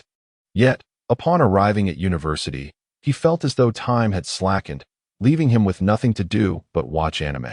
The Shadow's father had summoned him to save his life. Initially, he had felt quite elated, believing that becoming a ninja would be a remarkable achievement. But now he realized that it was far from that. The essence of life is not simply about possessing something to find satisfaction. Without aspirations, life becomes mundane. Yet, he was at a loss as to what to pursue, having no ambitions to chase after. He had not anticipated that even in the world of Hokage, he would still be unable to find the meaning of life. Hey, still asleep? Jiraiya's voice suddenly broke through his thoughts, causing Motaka to sit up in surprise. He looked at Jiraiya and Tsunade, exclaiming, how did you both appear out of nowhere? Were you trying to scare me to death? What's the matter? I've been calling you for ages. Jiraiya replied, I thought you had fallen asleep. But really, you're fully dressed and lying in bed. That's quite the display of despondency.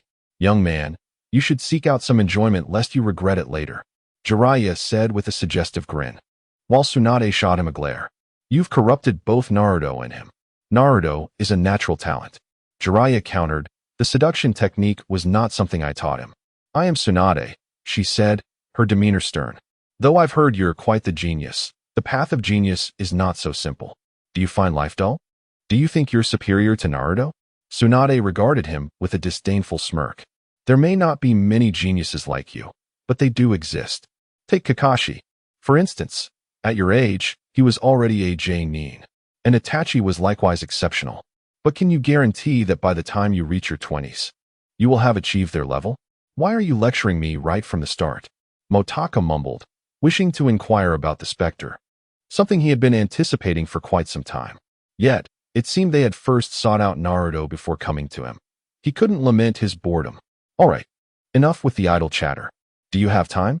Well, you Don and Appos. T seem busy, so let and Appos. Let's go for a stroll, Jiraiya suggested. Motaka nodded. It is an honor to meet the legendary trio of Konoha so soon, Lady Tsunade. Tsunade blinked in surprise, kid. Motaka chose not to comment further, and the three of them stepped outside. Since you are already a Ch-nin, we shall not regard you as foolish as Naruto. So tell me, what is your relationship with the specter? How much do you know about her abilities? Jiraiya inquired. What happened? Motaka nodded. Although he had spied on her with the help of the white spirit, it was better to feign ignorance. Don't tell me you didn't send her? That thing was monitoring you. Are you two siblings? Jiraiya pressed. I forgot you were aware of my father. Motaka scratched his head, realizing he had slipped up. I've only known the specter for a short while. He recounted the events of his encounter with the specter and her arrival in Konoha. It seems her memories have partially returned, but she has forgotten us, he concluded. I see. But why did you initially claim she was your cousin? Jiraiya immediately asked. Well, she is still a girl close to me, after all. If we were to source material, I would still be concerned, Motaka replied awkwardly with a smile. So, their abilities are similar to yours? Tsunade interjected. Yes. Motaka nodded. Just then, the white spirit emerged from behind him, as if it had been there all along. Motaka gestured towards the white spirit, saying, This is my contract partner. You can call him White Spirit. He was a good person in life, though his temperament may not be the best now. Indeed, the white spirit appeared somewhat unstable, as if on the verge of becoming a malevolent entity. Yet both Jiraiya and Tsunade remained silent. Perhaps I shall become the 5th Hokage. I am entrusting you with a mission regarding the specter and her organization, which will be under your exclusive purview. Once you advance to J-nin, I could facilitate matters for you, but you must remain vigilant against any potential threats to Konoha, Tsunade declared. You agreed? Motaka questioned, bewildered. In the narrative, Tsunade had consistently refused. Had it not been for Naruto's influence, stirring her memories of the past, she would never have willingly embraced the role of Hokage. I have no choice, If I do not take it on, no one else will. Tsunade shook her head. That makes sense. Motaka nodded. But Orochimaru should be arriving soon, right? If he doesn't show up soon, they will leave. However, he suddenly recalled that Orochimaru ultimately did not receive Tsunade's medical treatment, yet his hands eventually healed. Nevertheless, he still believed Orochimaru would appear since the storyline was inexorable. Yet, he waited in vain for Orochimaru's arrival. Even upon returning to Konoha, Orochimaru never appeared. Nonetheless, Tsunade continued to see the shadows of her past in Naruto and actively worked to overcome her blood phobia. Many in Konoha awaited Tsunade's return, and upon her arrival, she was inundated with various duties. At last, Naruto mastered the Rasengan. Motaka felt a pang of envy, for this signified that Naruto had caught up to him, perhaps even surpassed him. After all, as Naruto trained with the Rasengan, his control over chakra had also significantly improved. Though he might not yet reach Motaka's level of absolute control, he would certainly gain considerable strength. However, with the white spirit by his side, Motaka was confident that in a confrontation, Naruto would still be no match for him. Yet, in Naruto's heart, he felt a genuine sense of strength. After mastering the Rasengan, he felt as though he had finally risen, seeking the acknowledgement of two individuals he cherished most, Motaka and Sasuke. Motaka had certainly recognized him long ago, and he did not believe Sasuke was definitively stronger than he was. Chapter 48. Sharing forbidden techniques. Upon returning to Konoha, Motaku strolled leisurely through the streets alongside Naruto. Let us grab some ramen. It's been days since I last enjoyed Ichiraku. Naruto squinted with enthusiasm. Sure, why not?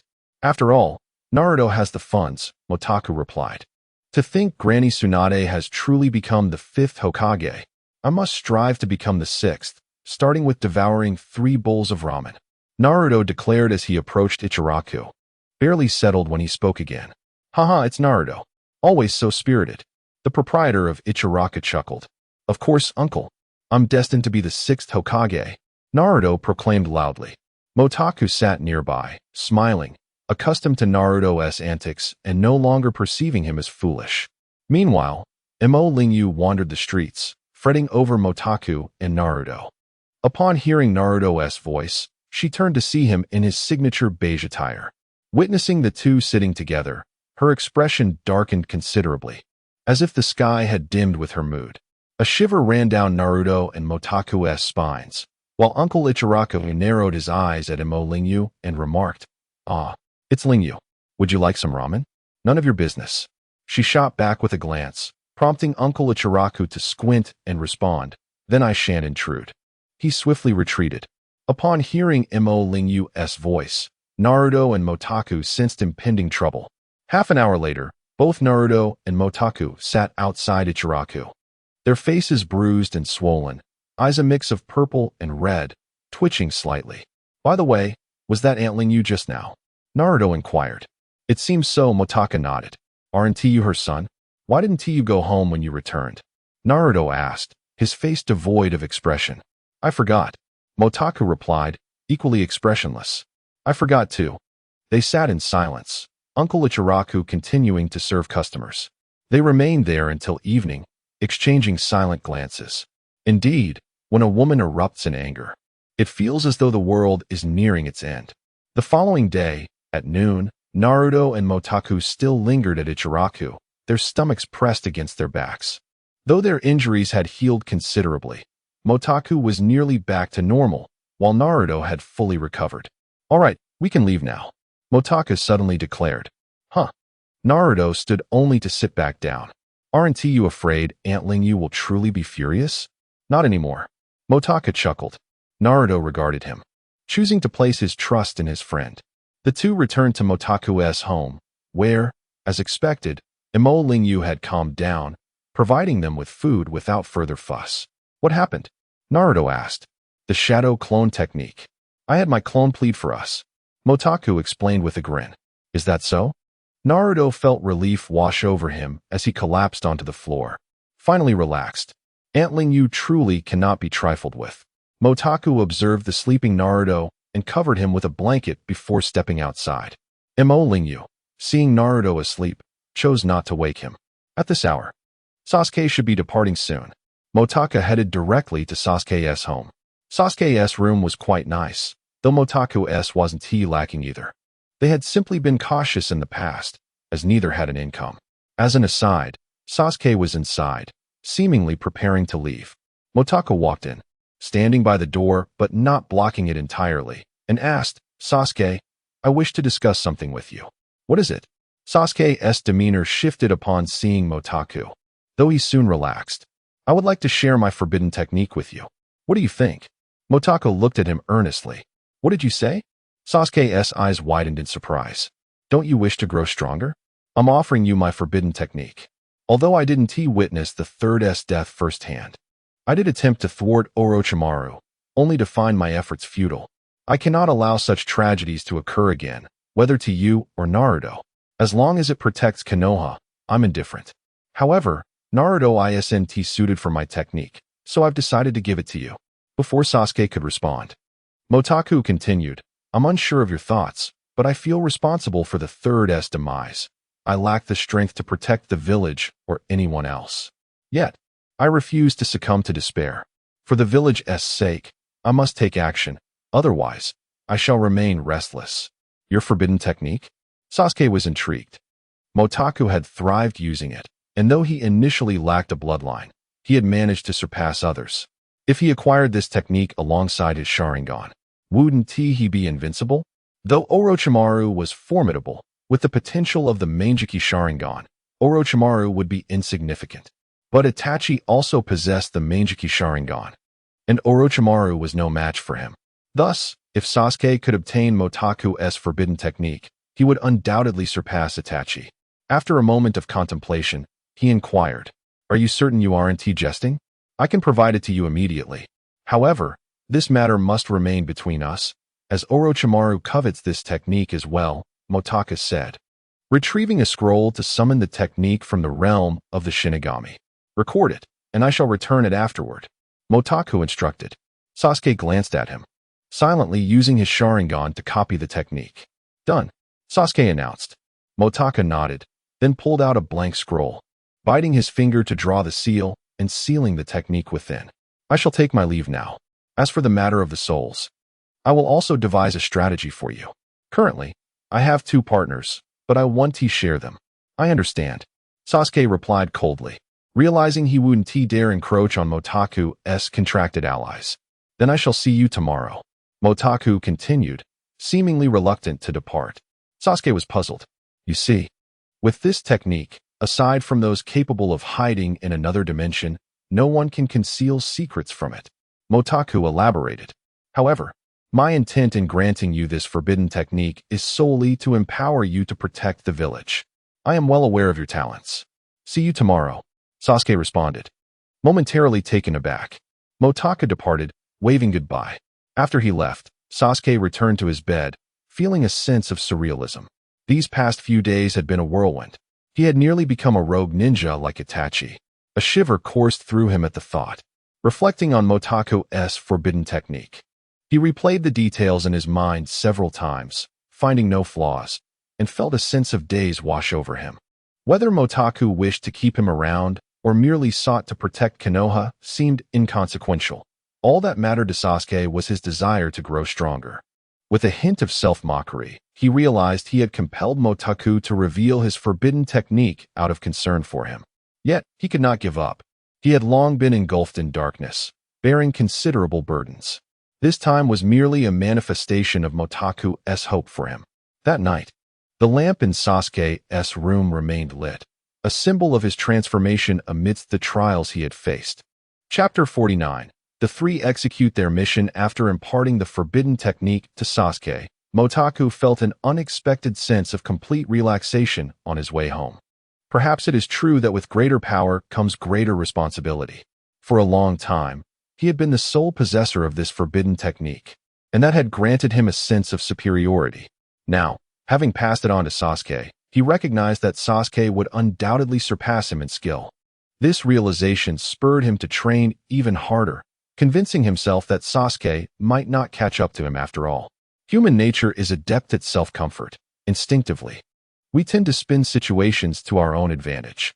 Initially, The idea of becoming a prodigy through the forbidden technique fostered a mindset that talent and the technique itself were paramount. Yet, once both the technique and innate talent ceased to hold significance, the narrative shifted to emphasize the importance of diligence. Indeed, people are fickle and remarkably adaptable to their circumstances.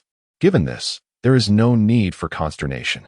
However, Motaku was unwilling to concede defeat or fall behind. This sentiment is universal. Thus, he exerted effort and sought progress. For is it not true that competition fuels motivation? Yet, he overlooked a crucial point. The decision to bestow the forbidden technique upon Sasuke stemmed from two primary motives. First, he wished to safeguard Konoha, a place where he had grown accustomed to living. Secondly, in his quest to protect Konoha, he had come to view Sasuke as a vital component of a collective. As long as the group thrived, Konoha would be more secure. After all, humans possess a selfish side. Even after relinquishing the forbidden technique, Motaku still refused to yield, thus neglecting his initial intention of seeing Sasuke as part of a collective. Perhaps this exemplifies the spirit of teamwork, yet individual competition is inescapable. Motaku had little understanding of the concept of bonds, so how could he comprehend the essence of teamwork? He might be able to articulate a definition, but the true meaning eludes him. A modicum of team spirit suffices, after which it is best forgotten, as long as it brings inner solace. Soon, he realized that his life had reverted to a dismal routine.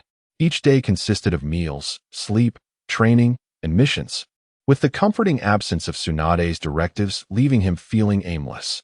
She was busy with her duties, while he languished in idleness, questioning the purpose of his existence and feeling despondent. The absence of the ghost diminished the little novelty left in his life, and facing the insipid shadows and the unanimated spirit, it was a challenge to muster any enthusiasm. Indeed, only the charm of a lovely young lady could salvage him. Motaku mused, touching upon a fundamental human instinct. Perhaps it is simply the attraction between the sexes. He could not escape this reality, yet he was acutely aware that, lacking Sasuke's charisma and Naruto's allure, it was nearly impossible for him to be noticed or admired. Yet, the monotony was unbearable. If such a life continued, he would surely be sickened by it. Finally, one day, when Motaku could no longer endure the tedium, a mission arrived. What? Arima Yakumo? Motaku was taken aback. Noting that Naruto seemed somewhat discontented, a common occurrence when he encountered something he disapproved of, yet Motaku paid it little mind. Let us go together, Naruto stated decisively. All right, it's about time I got some exercise. Even a tiger must know its limits, Motaku replied with an air of confidence, perhaps even a hint of arrogance. For he had been diligently honing his skills, and his power had undoubtedly increased. Naruto nodded, seemingly unperturbed by Motaku's pride. On the contrary, he felt invigorated by Motaku's enthusiasm. As for Motaku's strength, it no longer concerned him. What mattered was that Motaku was reliable. Regarding teamwork, although Naruto possessed a strong individualistic flair, his contributions exceeded those of Motaku and Sasuke combined. He was not overly calculating. If Motaku acknowledged Sasuke's capabilities, that was sufficient. Allow me to explain the situation, Naruto asserted with a seriousness befitting a ninja, leaving Motaku momentarily speechless. While I was bored with my cultivation, I found myself pondering what Jiraiya might be up to when I spotted a girl drawing a dark cloud, followed by a bolt of lightning striking the Hokage's residence. Motaku nodded, recalling the events, though the timeline seemed a bit jumbled. He was uncertain whether the incident had transpired at that moment. Therefore, in order for Iruka-sensei to continue instructing Team 8, we must devise a solution, Naruto concluded. Motaku shrugged. You could manage that even without a plan. Nevertheless, he was eager to get involved, and his thoughts wandered to Sasuke, desiring to see him experience the illusions of the Arima clan firsthand. Thus, Motaku proposed enlisting Sasuke's aid, and after a moment's consideration, Naruto agreed. Upon encountering Sasuke, he appeared rather aloof but ultimately consented to join their endeavor. What kind of jutsu requires drawing? Did you not observe her forming hand seals? Sasuke questioned, intrigued. No, but there's likely no hand seals involved. She was holding something, Naruto speculated, uncertain. Sasuke sighed. not expecting Naruto to provide much intel. Let us conduct an investigation first. Motaku will handle information gathering while the two of us focus on infiltration. Naruto nodded, albeit confused by the division of tasks, yet trusting it was correct. Motaku shrugged again. Gathering intelligence was a simple task. He promptly indicated a location without further elaboration. Naruto pouted, "What is this? I already knew that. I've never encountered Yakumo, so I've based my findings entirely on the intelligence I received," Motaku cleverly asserted. Naruto nodded, "That is true." Naruto and Sasuke proceeded with their infiltration. Naruto, quick-witted, transformed to resemble a girl, and fortune smiled upon him as he effortlessly entered Yakumo's studio. However, upon witnessing a red figure being attacked, he was startled and fled. Soon, 2 or 3 individuals noticed Naruto, and Sasuke cursed under his breath, "Idiot." He then observed Naruto being injected with something and collapsing to the ground. This time, Sasuke finally took the situation seriously. The area was heavily guarded, and the individuals were equipped with tranquilizers and other drugs. Clearly, something was amiss. He charged ahead, activating his Sharingan. The 3 adversaries quickly succumbed to his Jinjutsu, and just as he prepared to retrieve Naruto, he suddenly lifted his gaze. A girl, about their age, with long black hair, regarded them with indifference. Sasuke activated his Sharingan without hesitation, but soon realized he had fallen prey to a Jinjutsu himself. When had this occurred? Sasuke was astonished. How could someone stealthily ensnare him in a Jinjutsu? For an instant, he was alarmed. Was this girl more formidable than he and Motaku? Realizing the gravity of their situation, he refused to underestimate her. They were there to infiltrate, and being discovered indicated their mission had failed. Without hesitation, he dispelled the Jinjutsu and hurriedly extricated Naruto. Upon finding Motaku outside, he noted his relaxed demeanor. Sasuke understood that Motaku must have gleaned some information, but he had yet to locate any deceased spirits to assist in his inquiries. It appeared that Motaku was unwilling to share any insights. Sasuke refrained from pressing further and stated, "The infiltration was unsuccessful. Naruto was injected with something akin to a tranquilizer.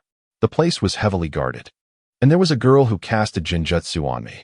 Chapter 50. The Uchiha household. In the spacious and well-lit room of the Uchiha residence, Naruto slowly awakened, initially believing he had been abducted. "Where am I?" he inquired upon seeing Motaku and Sasuke. "My home," Sasuke replied coldly. If Motaku and Appo's home could be deemed decent, then the Uchiha household was undeniably luxurious, truly befitting the noble scion of Konoha. This was Naruto's first visit to Sasuke's abode, filling him with curiosity and a tinge of envy. Moreover, he felt a bit bashful thinking that Sasuke had taken him home while he was unconscious. Did this mean Sasuke had acknowledged him? "Sasuke, it's my first time here, and your place is enormous. Next time, let us invite Sakura to join us. With a house this big and just you here, what do you say we make it our base?" Naruto suggested. "Are you a child? A base?" Sasuke scoffed, rolling his eyes. The notion of a base seemed rather juvenile to him.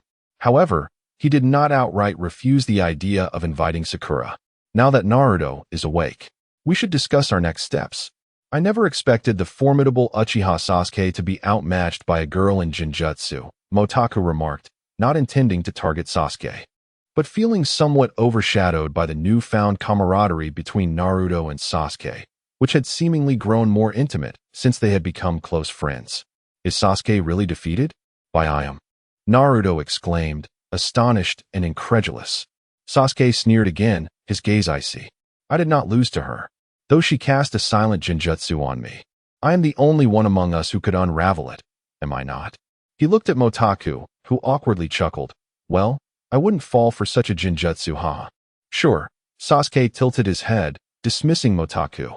He had come to realize that Motaku had become increasingly frivolous. His once serious demeanor from school now replaced with a more flippant attitude. There seemed to be no other choice, without some levity. Motaku's life had become as bland as plain water. Perhaps this was his way of adding some spice to his existence. Naruto was oblivious to their subtle rivalry, choosing instead to trust that Motaku was slightly superior to Sasuke in this regard. Although Sasuke was strong, Motaku had consistently outperformed them. And even if he had not been diligently training recently, he still held an edge over them. However, there is definitely something between Teacher Hong and I am, Naruto stated. I transformed into Teacher Hong and stumbled upon a painting depicting her being stabbed in the heart. I was completely taken in by it, which led to my exposure. That was a Jinjutsu. It seems this Iam is exceptionally skilled in illusion techniques, Sasuke noted, finally showing interest in Kuruma Iam. I intend to seek out Teacher Hong to learn more about the situation. What about you two? Naruto asked. I'll go meet that Iam, Sasuke replied, eager to challenge her in the realm of Jinjutsu. Motaka paused, pondering his own role. These two had swiftly found their tasks, but what about him? As Naruto and Sasuke turned to him, he felt embarrassed to admit he had nothing to do. Instead, he nodded, then I shall investigate some information. There must be some hidden truths. Even if Teacher Hong tells you, it might not be the entire story. Naruto nodded. I just want to confirm whether Teacher Hong and I am truly have a connection. After all, it's possible I am merely happened to see me transform into Teacher Hong. Motaka nodded, internally critiquing Naruto's apparent foolishness. Yet, when it came to crucial moments, Naruto seemed to possess an uncanny ability to shine, whether in intellect or emotional intelligence. Truly, he embodied the protagonist, someone not to be trifled with. Once we confirm that, we will regroup at Iam's place, Sasuke declared, eager to set off. Naruto followed closely behind, leaving Motaku alone. Sighing, he realized he was the one left to close the door behind them. It seemed Sasuke had no intention of leaving Konoha anytime soon, even though he remained eager to enhance his strength. When Motaku first heard of Kuruma Iam, he recalled her storyline. The Kuruma clan was renowned for their powerful Jinjutsu, capable of manipulating the senses to cast illusions, with the pain inflicted being all too real. He wondered why she had not appeared since then. After breaking free from her inner demons with the help of Hong and Naruto, she had seemingly vanished, perhaps leading a normal life due to health issues. It was a pity. Her extraordinary talent could have greatly benefited Konoha if she continued as a ninja and with Tsunade around. Her frail health should not have been a barrier. Motaku resolved to investigate Iam's condition and inquire with Tsunade if any remedies existed. As for Naruto and Sasuke, he felt it unnecessary to intervene. They were both protagonists and would surely be fine. This was also the first time Motaku employed forbidden techniques to gather intelligence in Konoha. Possessing a soul contract, he could acquire anything he desired, yet he had never utilized this power. Recently, the shadow had ceased to control him, so he decided to send White Spirit in its stead. Although White Spirit was not as docile as the shadow, it did not resist his commands, albeit lacking in amiability. If one were to compare, White Spirit was less adept at social interactions and expressed emotions too overtly. The shadow, on the other hand, concealed its feelings, likely due to its inherent connection to Motaku. Motaku allowed White Spirit to act freely, knowing it was summoned by his father. He could hardly blame it, and without it, the shadow would not possess consciousness. While controlling White Spirit, Motaku felt its restlessness, yet he found solace in its transparent emotional expressions, which, although troublesome, were far preferable to the shadow's inscrutability. It resembled Orochimaru's myriad snakes, albeit in a much better context. White Spirit's agitation stemmed from emotional intensification, showing a propensity for violence. Having infiltrated the Kayakawa mountain manor with White Spirit, Motaku took refuge in a concealed spot nearby, sitting cross-legged to begin gathering intelligence. Through White Spirit's perspective, he could even pinpoint Sasuke's location. However, it was impossible to greet him now. To his surprise, Sasuke seemed to have noticed White Spirit's presence. White Spirit, while retaining its original form, exhibited a different aura. Sasuke paused, seemingly taken aback that White had perished, leaving behind only its spirit. In the past, had White not shown mercy, neither he nor Naruto would have survived to this day. The kindness of such an individual ending in this manner left Sasuke contemplative. Yet, White Spirit ignored him, and Sasuke merely cast a fleeting glance before continuing his search for Iam. Chapter 51. Confirming data while the Lijiang Chiu Mountain Villa appeared serene. It exuded an oppressive atmosphere, suggesting it was far from a welcoming place. Sasuke crouched behind a patch of grass, motionless, yet his mind was rife with tumultuous thoughts. Encountering the white spirit evoked memories of the past. But he was more concerned about the true identity of Motaku's original shadow and how he managed to acquire such a deathly specter. The conditions for Motaku's forbidden technique were exceedingly stringent, requiring souls that had departed from the mortal realm. Souls, by their nature, are indifferent to the concept of life or death. Thus, he found himself perplexed. However, upon meeting the white spirit, new ideas began to form. I had lived solely for others, and, due to his inherent kindness, his soul perished along with his body, likely having witnessed Zaibu's demise. I was exceptional, thus far. He had only encountered one individual meeting the criteria, yet Motaku had encountered two. It was evident that Motaku was concealing further secrets. Sasuke firmly believed that encountering two specters was no mere coincidence. Even with good fortune, the odds were minuscule. His surmise was correct. But the fatal flaw lay in his distraction while on the mission. Before him stood a house where Yakumo resided, yet suddenly, the scenery transformed, and he realized too late that he had fallen prey to an illusion. To his dismay, he found himself unable to utilize ninjutsu. What kind of illusion was this? Sasuke and Appo's heart raced with astonishment as he silently activated his Sharingan, attempting to pierce the veil of this illusion, and Appo's essence, unable to employ ninjutsu, left him feeling vulnerable. And the surroundings morphed once more. The house faded into a forest, which began to stir ominously. Despite recognizing it as an illusion, he instinctively evaded the assault of branches. Chakra became vividly apparent under the gaze of his Sharingan, yet the flaw in the illusion eluded him, given his current capabilities. Meanwhile, the white spirit arrived at a place resembling a clinic, specifically established for Yakumo. The tranquilizer, too, was concocted there. The Lijiangqiu mountain villa had rarely seen visitors, resulting in a lax security, allowing by ample time to gather the necessary information. He diligently compiled various data concerning Yakumo at Jiang Yunqing's behest. Once by completed the task, Motaku commanded the white spirit to seek out Sasuke, eager to see if Sasuke's Sharingan could unveil Yakumo's illusion. However, upon arrival, Bai found Yakumo seated on the ground, while Sasuke stood proudly nearby. Sasuke seemed to anticipate Motaku's intention to use the white spirit for reconnaissance, hence he had kept his eyes open. As soon as Bai appeared, Sasuke spoke up.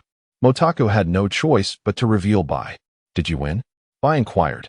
Yes, thanks to your forbidden techniques. Remember your perception ability? I have mastered it, allowing me to execute Chidori without relying on my Sharingan, thus conserving my ocular energy, Sasuke replied. A hint of satisfaction reflected in his demeanor. Motaku scoffed, and Bai continued. If you've won, why do you remain here? Can't you see? She is troubled, Sasuke's Sharingan activated, coldly fixating on Yakumo. Her pupils writhed, as if something was struggling to escape. Yet, she bore it silently, exuding an unsettling aura. The Sharingan could discern even the nine tails within a human, so naturally, Yakumo's inner demons were no exception. The Sharingan is indeed remarkable, Motaku mused enviously. Do you have a solution? I asked. None. Only the three Tomo might offer a possibility, Sasuke replied, shaking his head. What now? Motaku pondered. Why linger here? Are you merely posturing? We should await Naruto. He will likely return with vital information. Sasuke seemed inclined to wait, prompting Motaku to take his leave. You wait then. I have matters to discuss with Lady Tsunade.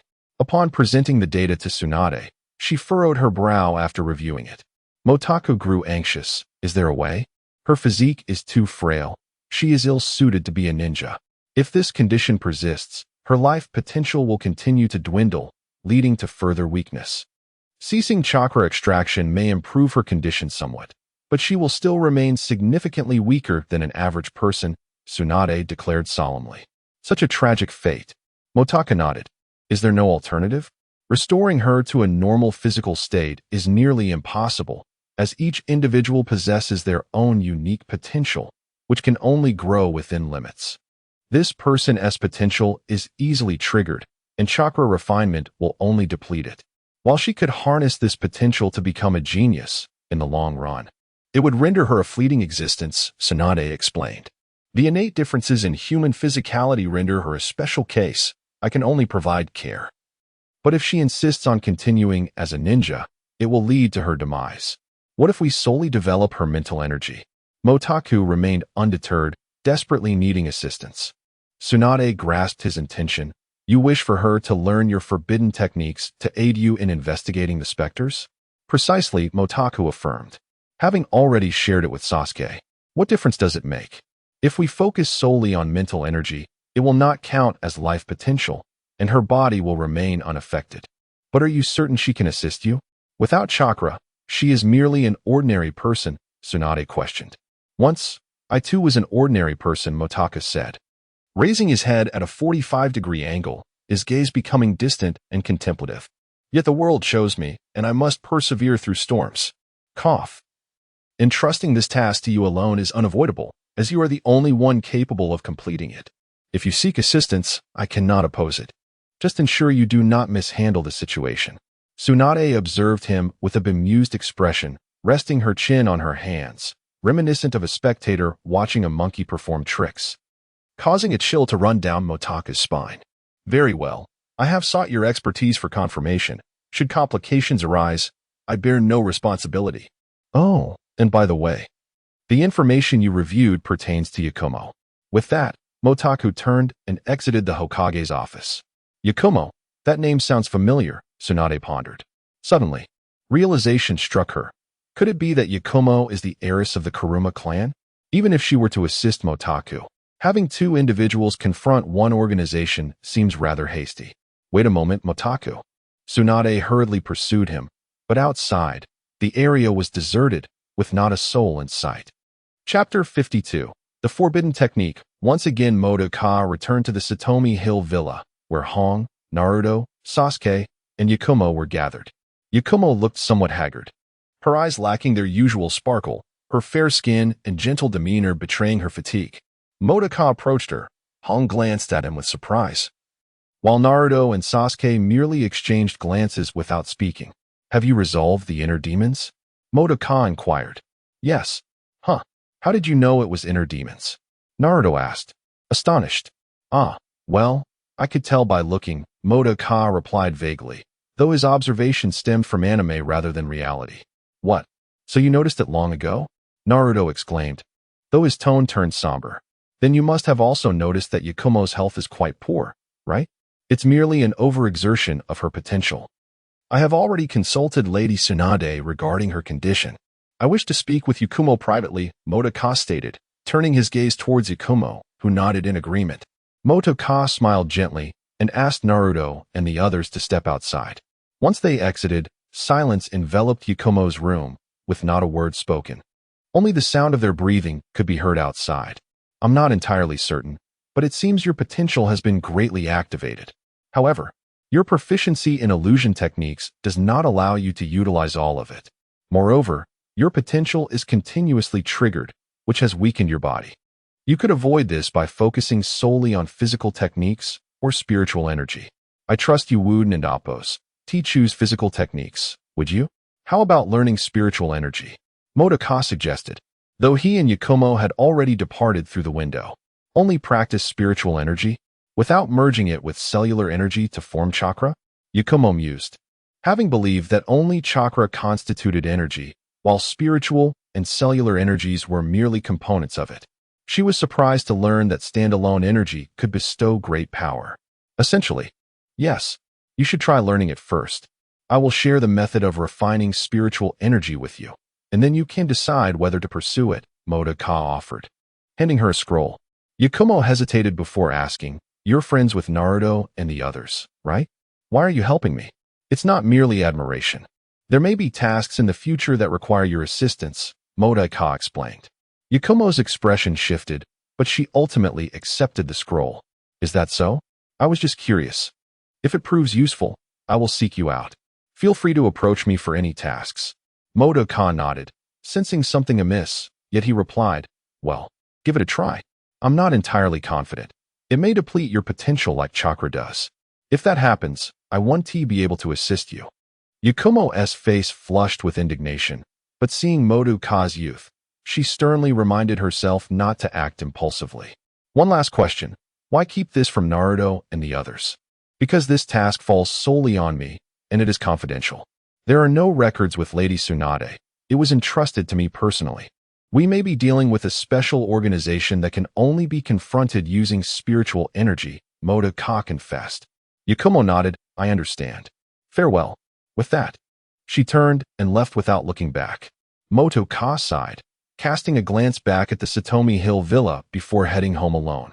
20 minutes later, Moto-ka sat in a tea house in Konoha, indulging in pastries and tea when Naruto and Sasuke approached. Without hesitation, Naruto plopped down in front of Moto-ka and complained, "Why did Yakumo send us away as soon as she returned? What did you say to her?" "Nothing much. Her ailment is difficult to treat, and I'm not confident. If things don't improve, she may have to give up," Moto-ka replied, contemplating that if Yakumo failed, he would need to find another to learn his forbidden techniques. The task from the Phantom was now his responsibility, whether he wished to engage with it or not, and he alone possessed the capability to complete it. Facing a whole organization alone without proper preparation was unthinkable, even if Yakumo mastered the forbidden technique. They would only be 3, including Sasuke. Those adversaries, while perhaps lacking in personal combat prowess, wielded formidable soul control. Furthermore, the Phantom, already of J-nin caliber, could potentially reach the 3rd layer of the soul, thereby attaining a level akin to that of a Kage. Among them, only Sasuke was likely to ascend to the Kage level quickly. As for himself, he remained uncertain. Naruto fell silent, wishing for Yakumo to continue pursuing her dreams. Yet if all hope was lost, what then for Yakumo? Sasuke said nothing as he sat down and resumed sipping his tea.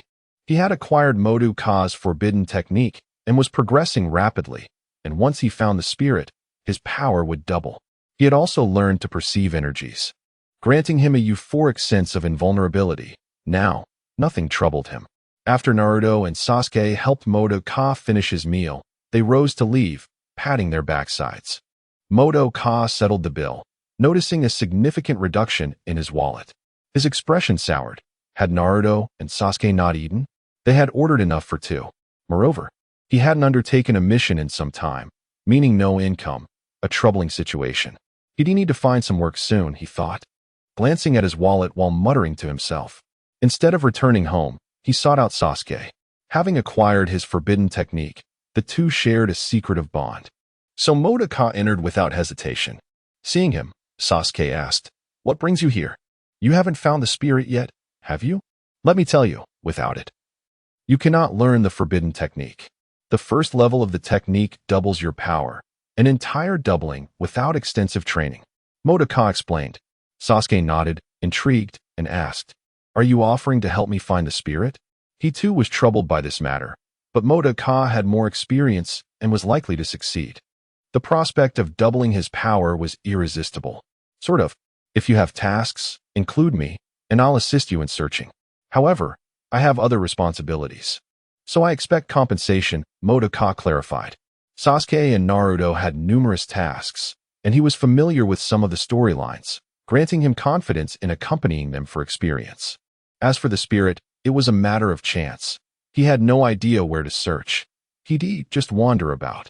Sasuke furrowed his brow, uncertain of Moto-ka's intentions. But the idea of 4 collaborating on a mission was appealing. With Moto-ka as a formidable ally, their tasks would likely proceed more smoothly. He nodded in agreement. Moto-ka smiled. "All right, I will assist you in finding the spirit. Remember to call on me for any tasks." Chapter 53. The girl on the ruins. Moto was seated on the couch in Sasuke's home, feeling rather agitated. Although it was summer and the house remained cool, it could not alleviate the turmoil within him. Has it been a week already? What on earth is Kuruma Yakumo up to? Can she not simply inform me whether she is capable or not? Sasuke, feeling helpless, had not anticipated that he would again bestow a forbidden technique upon Kuruma Yakumo. What is his intention?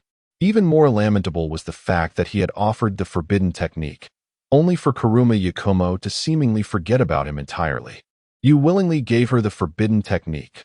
Once she possesses it, she is under no obligation to concern herself with you, Sasuke remarked coldly. I am well aware of that. But it infuriates me, Moto replied, his frustration palpable as he slouched further into the sofa. Perhaps we should seek her out. She may be entangled in some trouble, Sasuke suggested, observing Moto's inability to regain his composure. But I have no idea where the Kuruma clan resides, Moto exclaimed, unable to contain himself any longer. And what if we cannot find her once we arrive? Let us cross that bridge when we come to it. Inquire about the location of the Kuruma clan. You simply do not wish for Yakumo to breach your agreement, do you? Sasuke continued to speak in his usual icy tone. Moto fell silent, and Sasuke surmised that there was a pact between him and Yakumo, yet Moto could divulge nothing to Sasuke.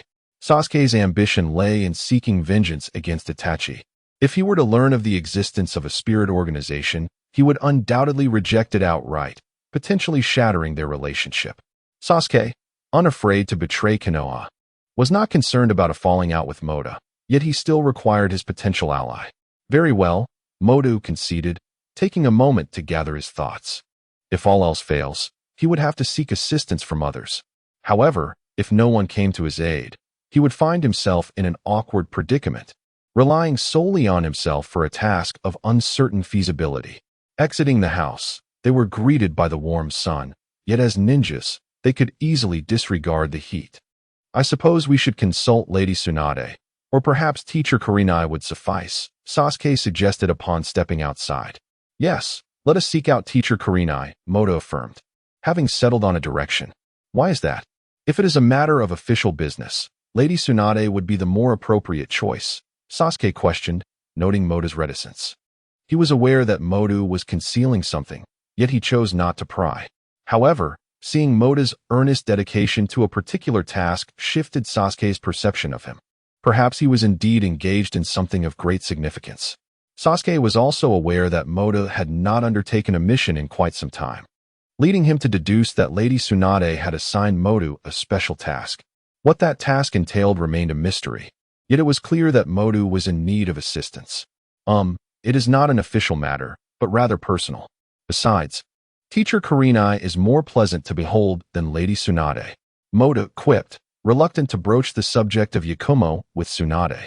The possibility of Yakumo being able to learn the forbidden technique was still uncertain, and with her currently unaccounted for, questioning Tsunade would only serve to complicate matters. Whatever you say, Sasuke replied, neither endorsing nor opposing Moto's rationale. The two soon arrived at Kurenai's residence. Fortunately, she was free of missions, yet she found herself perplexed by Moto and Sasuke's desire to seek out Yakumo. When did you two become so close? Kurenai inquired, her brow furrowed in confusion. It is Sasuke. He has taken a liking to Yakumo and wishes to see her. I merely accompanied him, Moto hastily explained, feeling a wave of relief wash over him as he found his excuse satisfactory. After all, Sasuke was merely 11 or 12 years old, and perhaps he, like Sakura, placed great importance on matters of the heart. Indeed, he is quite clever, Kurenai mused, albeit a bit taken aback. However, upon seeing Sasuke's frown of clear disapproval, she noted Moto's flustered demeanor. It was evident that the sentiment of infatuation was not mutual. Moreover, Kurenai had heard whispers about Sasuke, knowing that romance seemed nearly impossible for him. Yet Sasuke remained silent, which surprised Kurenai, as it revealed a level of trust in Moto that she had not anticipated. Very well, she conceded. However, do keep in mind that Yakumo is a few years your senior and not so easily swayed by childish whims. With that, Kurenai provided Moto with the address of the Kuruma clan and shared advice on how to approach Yakumo, while also cautioning them. Yakumo was once my student, and I would prefer that you do not cause her any trouble. Understood. Thank you, Teacher Kurenai, Moto responded, instantly adopting a more obedient demeanor as he and Sasuke swiftly departed her home, making their way to the residence of the Kuruma clan. The Kuruma clan had once been a prestigious family in Konoha, but they had since fallen into decline. Moto introduced himself as a classmate of Yakumo, and he was granted entry without issue. While the Kuruma home was not as expansive as the Uchiha residence, it was comparable in size to the Hyuga estate. If one were to compare, the Uchiha abode exuded luxury, the Hyuga estate conveyed a sense of strict propriety, and the Kuruma home, adorned with various flowers and plants, created an inviting ambience without overwhelming the senses. Undoubtedly, The Kuruma clan was no longer what it once was. They had retreated into the shadows, and their lives appeared to be more tranquil, though the reality of their situation likely remained known only to themselves. Guided by the steward, Moto and Sasuke swiftly arrived at Yakumo's dwelling, which was a quaint and exquisite courtyard. Yakumo's residence was a two-story building, similar in size to Naruto's, yet exquisitely decorated, rendering it unrecognizable as the abode of one who once sought to assassinate the Hokage. The steward was courteous, as Moto was a classmate of their young lady and a ninja from Konoha.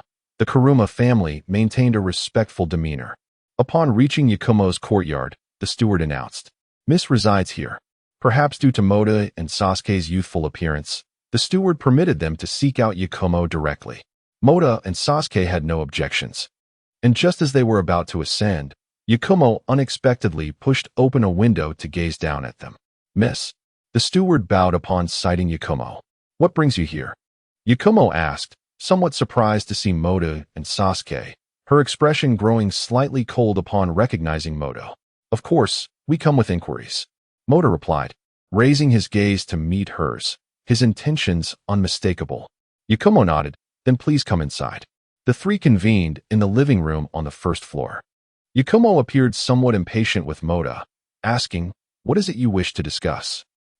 Regarding the technique I provided you, how did it fare? Was it of any use?" Moto inquired, initially believing she was merely feigning ignorance, yet he now sought to press for answers. "The technique?" Yakumo was momentarily taken aback. "You still desire it?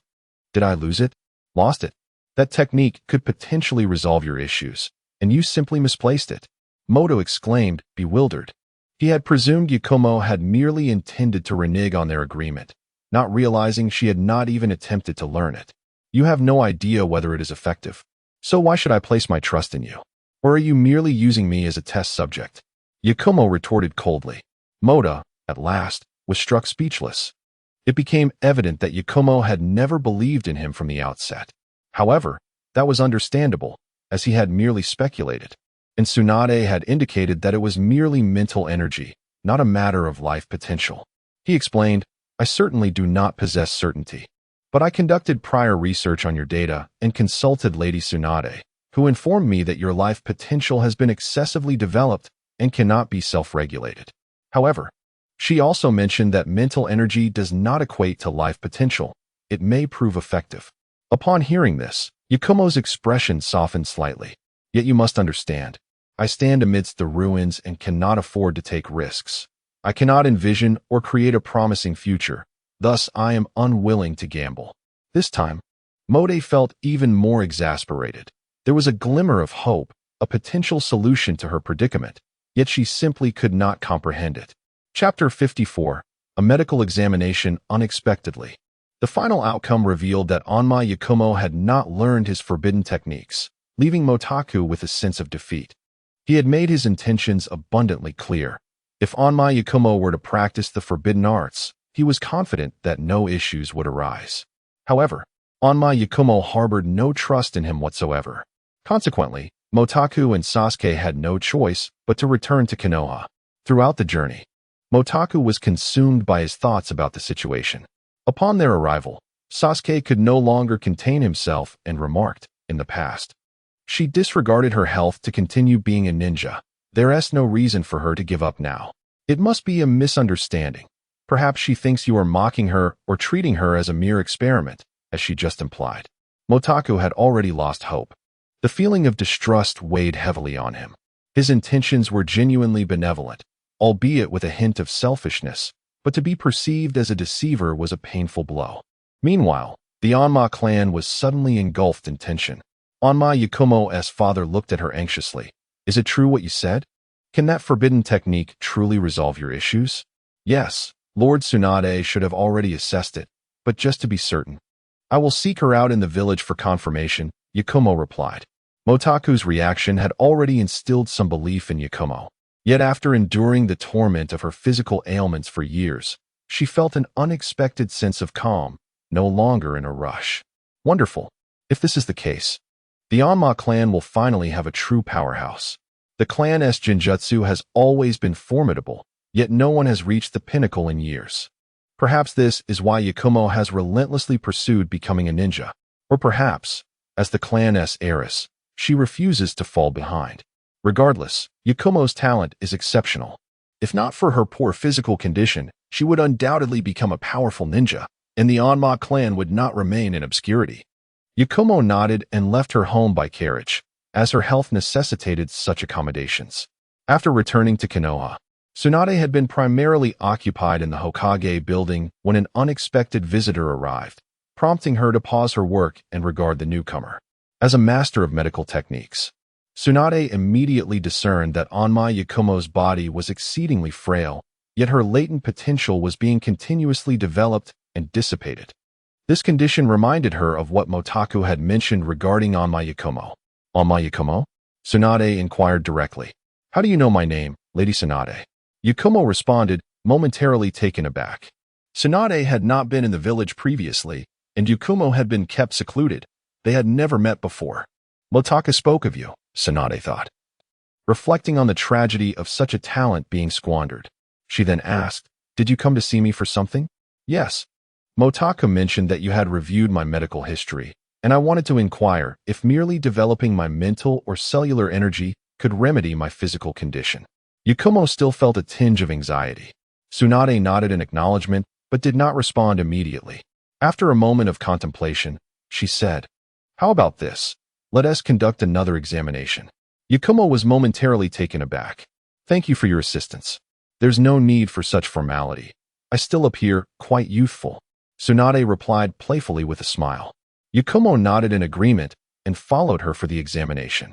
Once all the data was collected, Tsunade's expression grew serious. Your body is no longer suited for the life of a ninja. If you continue on this path, I fear that within a year, you may encounter significant problems. Within 3 years, you might find yourself bedridden. Yakumo's complexion turned pale. Did this mean she was without hope? In any case, you can no longer refine chakra. As for the technique you mentioned, could you show it to me? Tsunade asked. That technique belongs to Motaku, Yakumo replied, her expression softening slightly. Indeed.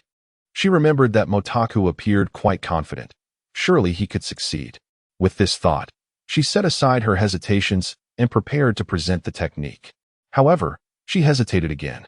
Should she consult him first? All right, I'll call him over. Tsunade instructed Shizen to fetch Motaku. Within a minute, Motaku stood before Tsunade and Yakumo.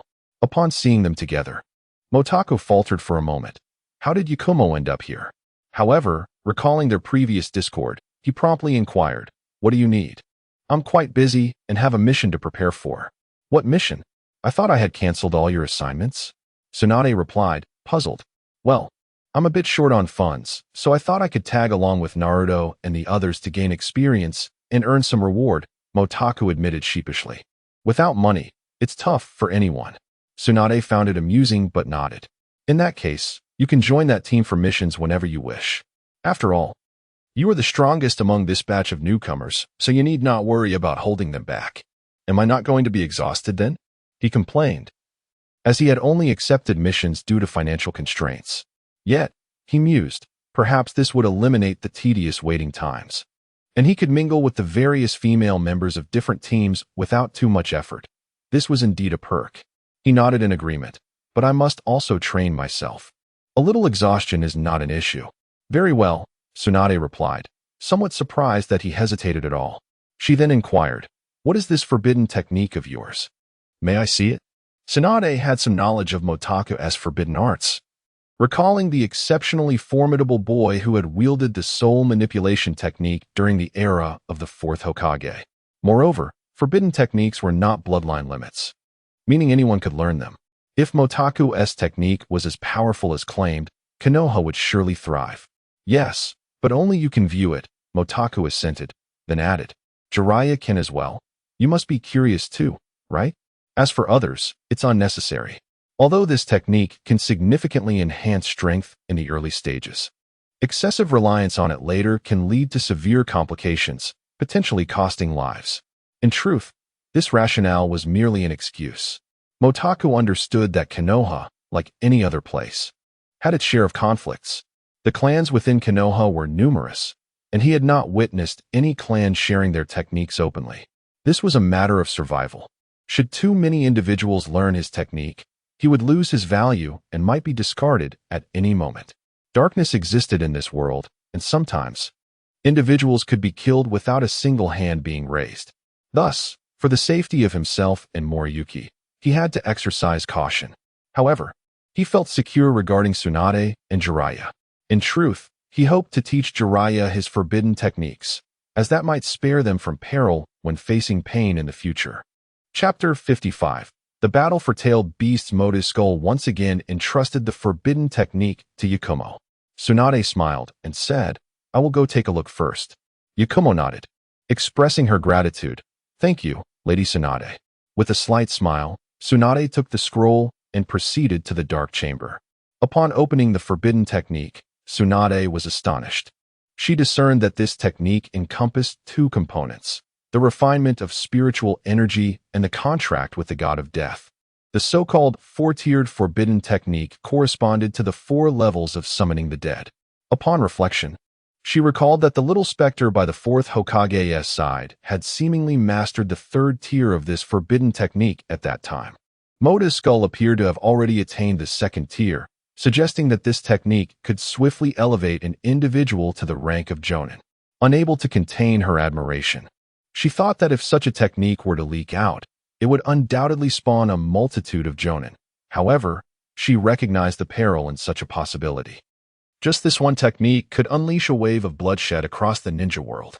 She would never engage in such reckless actions. Although Yakumo was qualified to practice this technique, the refinement of cellular energy was evidently beyond her reach, meaning Yakumo could only cultivate it partially, leaving uncertainty about whether she could achieve the technique's full potential.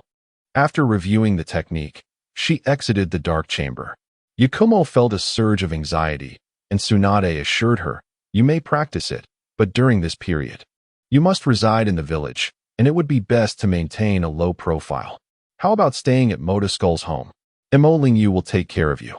Tsunade glanced at Mota's skull, realizing she could not find a more suitable place. Sending someone to protect Yakumo in secrecy would surely attract unwanted attention. Thus, Mota's skull's home seemed the most discreet option. Even if someone were to observe, they would likely overlook it. To her surprise, Yakumo agreed, nodding, "All right." Mota's skull hesitated briefly before conceding, "Fine, we do have a spare room." Tsunade smiled knowingly, recalling that the specter had once resided in Mota's skull's household. The moment Yakumo received the forbidden technique, her heart brimmed with joy. After years of hardship, she finally saw the dawn of hope and brightness before her. Thus, Yakumo continued to stay at Mota's skull's home. Unbeknownst to them, 2 years passed in the blink of an eye. In the same place, Tsunade, Yakumo, and Mota's skull gathered once more. "How is it going?" Mota's skull asked nervously. Now 14 years old, he had grown taller and more handsome, though he still paled in comparison to Sasuke. Tsunade nodded. "There are no issues now. She has gradually returned to a normal state." Yakumo appeared much healthier and had matured significantly, naturally strengthening her bond with Mota's skull. Suddenly, a hawk landed before Tsunade, startling the trio. Mota's skull approached and retrieved the note tied to the hawk's leg. As he was about to unfold it, Tsunade cleared her throat. Mota's skull quickly smiled and said, "Lady Tsunade, please take a look." Tsunade nodded, accepting the note, and her expression shifted dramatically upon reading it. Mota's skull was still astonished by the sudden mission, never anticipating it would arrive so swiftly. Had Sakura and Naruto truly grown so much in such a short span? He remembered the story did not progress so rapidly. Everything in between had been altered by him. Sasuke had not defected, Naruto had remained with Jiraiya for training, and Tsunade had recognized Sakura's talent, taking her as a disciple. Yet, he had mostly stayed at home, occasionally investigating the Spectre's intel. However, the Spectre's organization was elusive and capable of manipulating souls, leaving him in the dark about their activities. After the task distribution, Kakashi's and Gai's teams prepared the necessary supplies for the mission while Mota's skull and Tsunade remained silent in the Hokage building. Sasuke entered. "What are you doing?"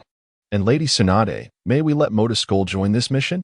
"Yes, please ensure you retrieve the Kazekage," Tsunade affirmed. The matter concerning the Akatsuki was significant. She was uncertain whether Mota's skull should participate. The Kazekage, Gaara, Motai's skull exclaimed, taken aback by the mention of the name.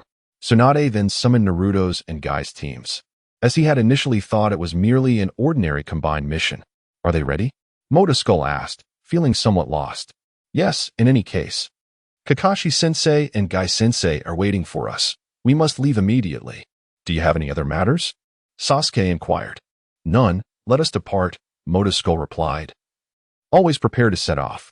Then we shall go, Sasuke said to Tsunade before they swiftly took their leave. Tsunade exchanged glances with Yakumo, who remained silent, unaware of the Akatsuki's situation. However, the fact that the Kazekage had been captured indicated that the situation was far from ordinary. Tsunade gazed out the window, sensing an approaching storm. Meanwhile, the Spectre-S side was also in motion. Scorpion and Deidara had just departed from Sunagakure, and the Spectre along with the cloaked man followed closely behind them. This organization seemed intent on collecting the tailed beasts. The reason for their pursuit was the immense power of the tailed beast souls. Their objective appeared far from simple. They intended to gather all the tailed beasts. The Spectre remarked, "Let us follow them for a while." The man replied, "Wuzong, do not be so indifferent. Do take a guess at their true intentions. Otherwise, the mission will be exceedingly dull. You prohibit me from taking action. Otherwise, I would have captured that Kazekage fellow by now." The Spectre incessantly circled around him. Wuzong glanced at her. "Haven't you already guessed? They merely seek the power of the tailed beasts."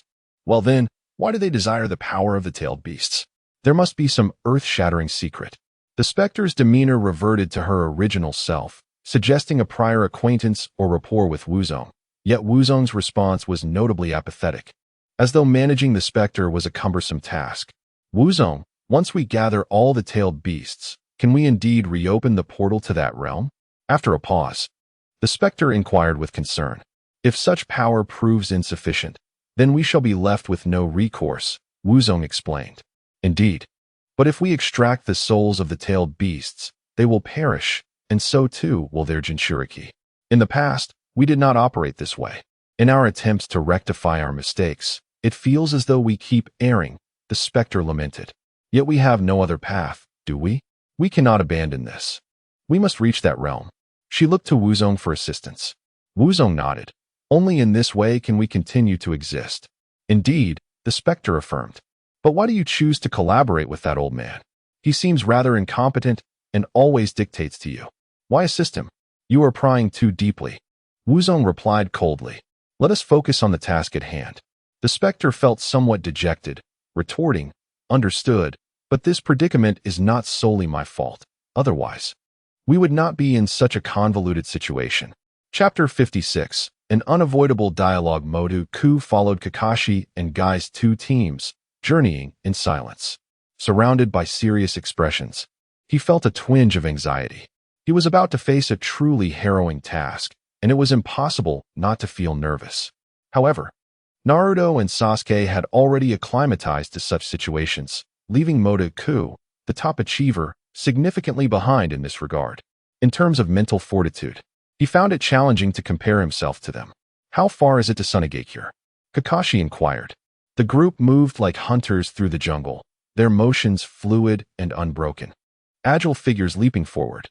Neji, mid-jump, formed hand seals and declared Byakugan.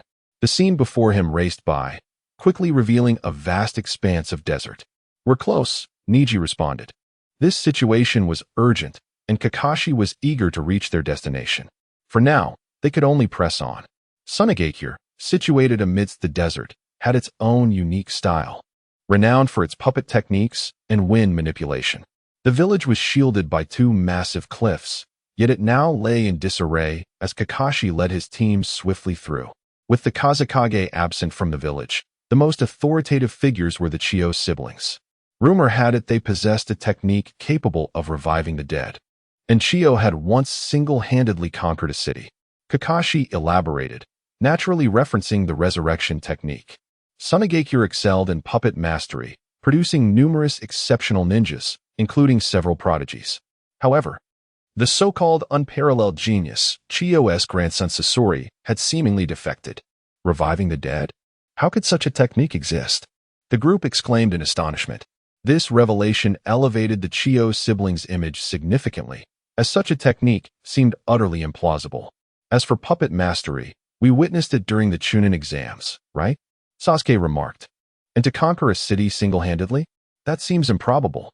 Sakura added, perplexed. Of course, it was through puppetry. It is said that a top-tier puppeteer can control hundreds of puppets, making a city conquest possible. What I speak of is the truth, Kakashi asserted. However, the fact that such a village could be infiltrated by two individuals who managed to abduct the Kazekage indicated that those two must possess S-rank rogue ninja capabilities. S-rank? On par with Itachi? Sasuke murmured. Additionally, I must inform you about the Akatsuki organization. The specific intelligence was gathered by Lord Jiraiya. Currently, we know that this organization consists of roughly 10 members, all of whom are of a shadow-level caliber. For instance, the rogue ninja Itachi is one of them, as well as Orochimaru, who was once part of the group. Kakashi continued. With so many S-rank rogue ninjas, what could their purpose be in capturing the Kazekage? Niji pondered. If I'm not mistaken, it likely pertains to the tailed beasts. The last time Itachi appeared in Konoha was in pursuit of Naruto. In essence, they may be gathering tailed beasts. Kakashi's eyes momentarily reflected fear. Such an organization was dangerously arrogant and immensely powerful, regardless of who the enemy is. Even if they are S-rank rogue ninjas, we must rescue Gaara, Naruto declared with unwavering determination. Indeed, Sakura nodded, feeling reassured by Naruto's reliability, though she couldn't help but admire Sasuke's serious demeanor at that moment. However, we are still completely unaware of the enemy's capabilities, and if we encounter them unexpectedly, we could be at a severe disadvantage, Motoku pointed out. Thus, we must devise a reliable strategy beforehand. Until we understand their abilities, it is best to avoid direct confrontation. Especially you, Naruto. You should have grown stronger over the past 2 years, but the enemy consists of shadow-level ninjas. So do not act recklessly. Though he knew a reminder might be futile, he felt compelled to voice his concerns, perhaps as a means of comforting his own youthful spirit. For being grouped with Naruto could lead to constant anxiety. What? Even Motoku is saying that. Naruto replied, slightly displeased. Nonetheless, seeing agreement in the other's gazes, he relented. I'll be careful. As they conversed, Granny Chiyo finally appeared.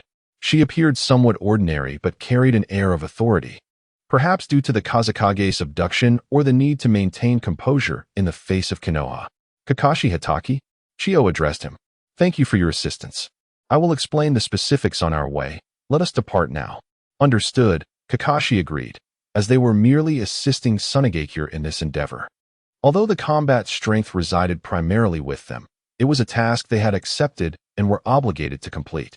May I ask how the Kazekage was captured and what the enemy's abilities are? Kakashi inquired, recalling Motoku's words. As Deidara and Sasori had not concealed their tracks, they had already determined the pursuit route. Chiyo recounted the circumstances of Gaara's abduction, causing Naruto to feel immediate distress. How is that possible? Gaara is so powerful. He has become the Kazekage. How could he possibly be defeated by a mere rogue ninja in his own village? The enemy possesses flight capabilities, which complicates matters, Guy interjected. And only Gaara has such abilities, right? Furthermore, their power is explosive. Because they were in the village, Gaara had to protect it, which likely hindered his ability to fight back against the enemy, Sakura remarked. However, the intel states there were 2 assailants, correct? Did only one engage? Sasuke questioned, feeling a strange excitement at the thought that the other might not be Itachi, but someone else. I apologize, the information is somewhat limited. However, their objective seems to be the One Tail sealed within Gaara. Once the One Tail is extracted, Gaara would be in grave danger. Granny Chiyo's expression remained somber, burdened by an unresolved matter. Moreover, the enemy appears to have extensive knowledge of Tsunagakure's situation. They infiltrated the village without a trace. Therefore, the second individual is likely a rogue ninja from Tsunagakure. Is it possible for Tsunagakure to have such a rogue ninja? Kakashi questioned, intrigued. There should be one. Provided that individual is still alive, Granny Chiyo's eyes revealed sorrow. This is a responsibility I must bear, for there is likely only one person capable of such abilities, my grandson. Sasori. Chapter 57. Confrontation with Scorpion. A profound silence enveloped the group as Chiyo began to speak again. Indeed, for Scorpion, and for many ninjas, fate sometimes seems predetermined from the very beginning. His abilities are a divine gift, and ever since he lost his parents, they have surged forth unceasingly. In the face of tragedy, Scorpion's choice has been sorrow. Such sorrow can ignite one's latent potential. His accomplishments stem from the betrayal of the parents who should have returned home. The young Scorpion, filled with grief yet brimming with genius, has matured into a calm and formidable figure, with his powers largely shaped under my guidance.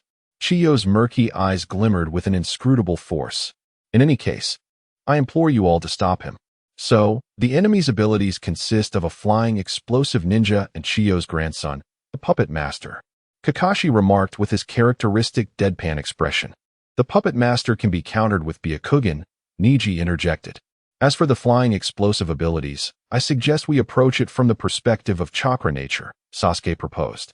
I have not been idle these past 2 years. While I have focused on my own training, I have also been on numerous missions, making progress comparable to Naruto. We possess lightning and fire chakra, and I can also unleash techniques of other natures, albeit with lesser potency, Kakashi added. Moreover, if their goal is to extract Shikaku, we may encounter additional adversaries. After all, extracting a tailed beast is no simple task, Motaku remarked nonchalantly. Indeed, there may be unknown foes lurking. Everyone, remain vigilant, Niji cautioned. Initially, they believed that understanding the enemy's capabilities would enable them to devise a strategy, but Motaku's reminder made them realize that the enemy's objective was the tailed beast, not them.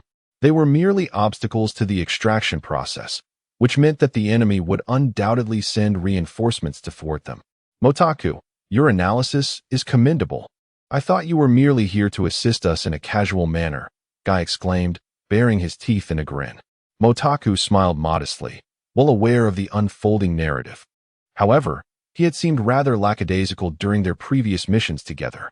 Was it possible that the presence of formidable opponents had instilled a sense of urgency in him? Sakura mused. You all seem remarkably relaxed. Niji commented.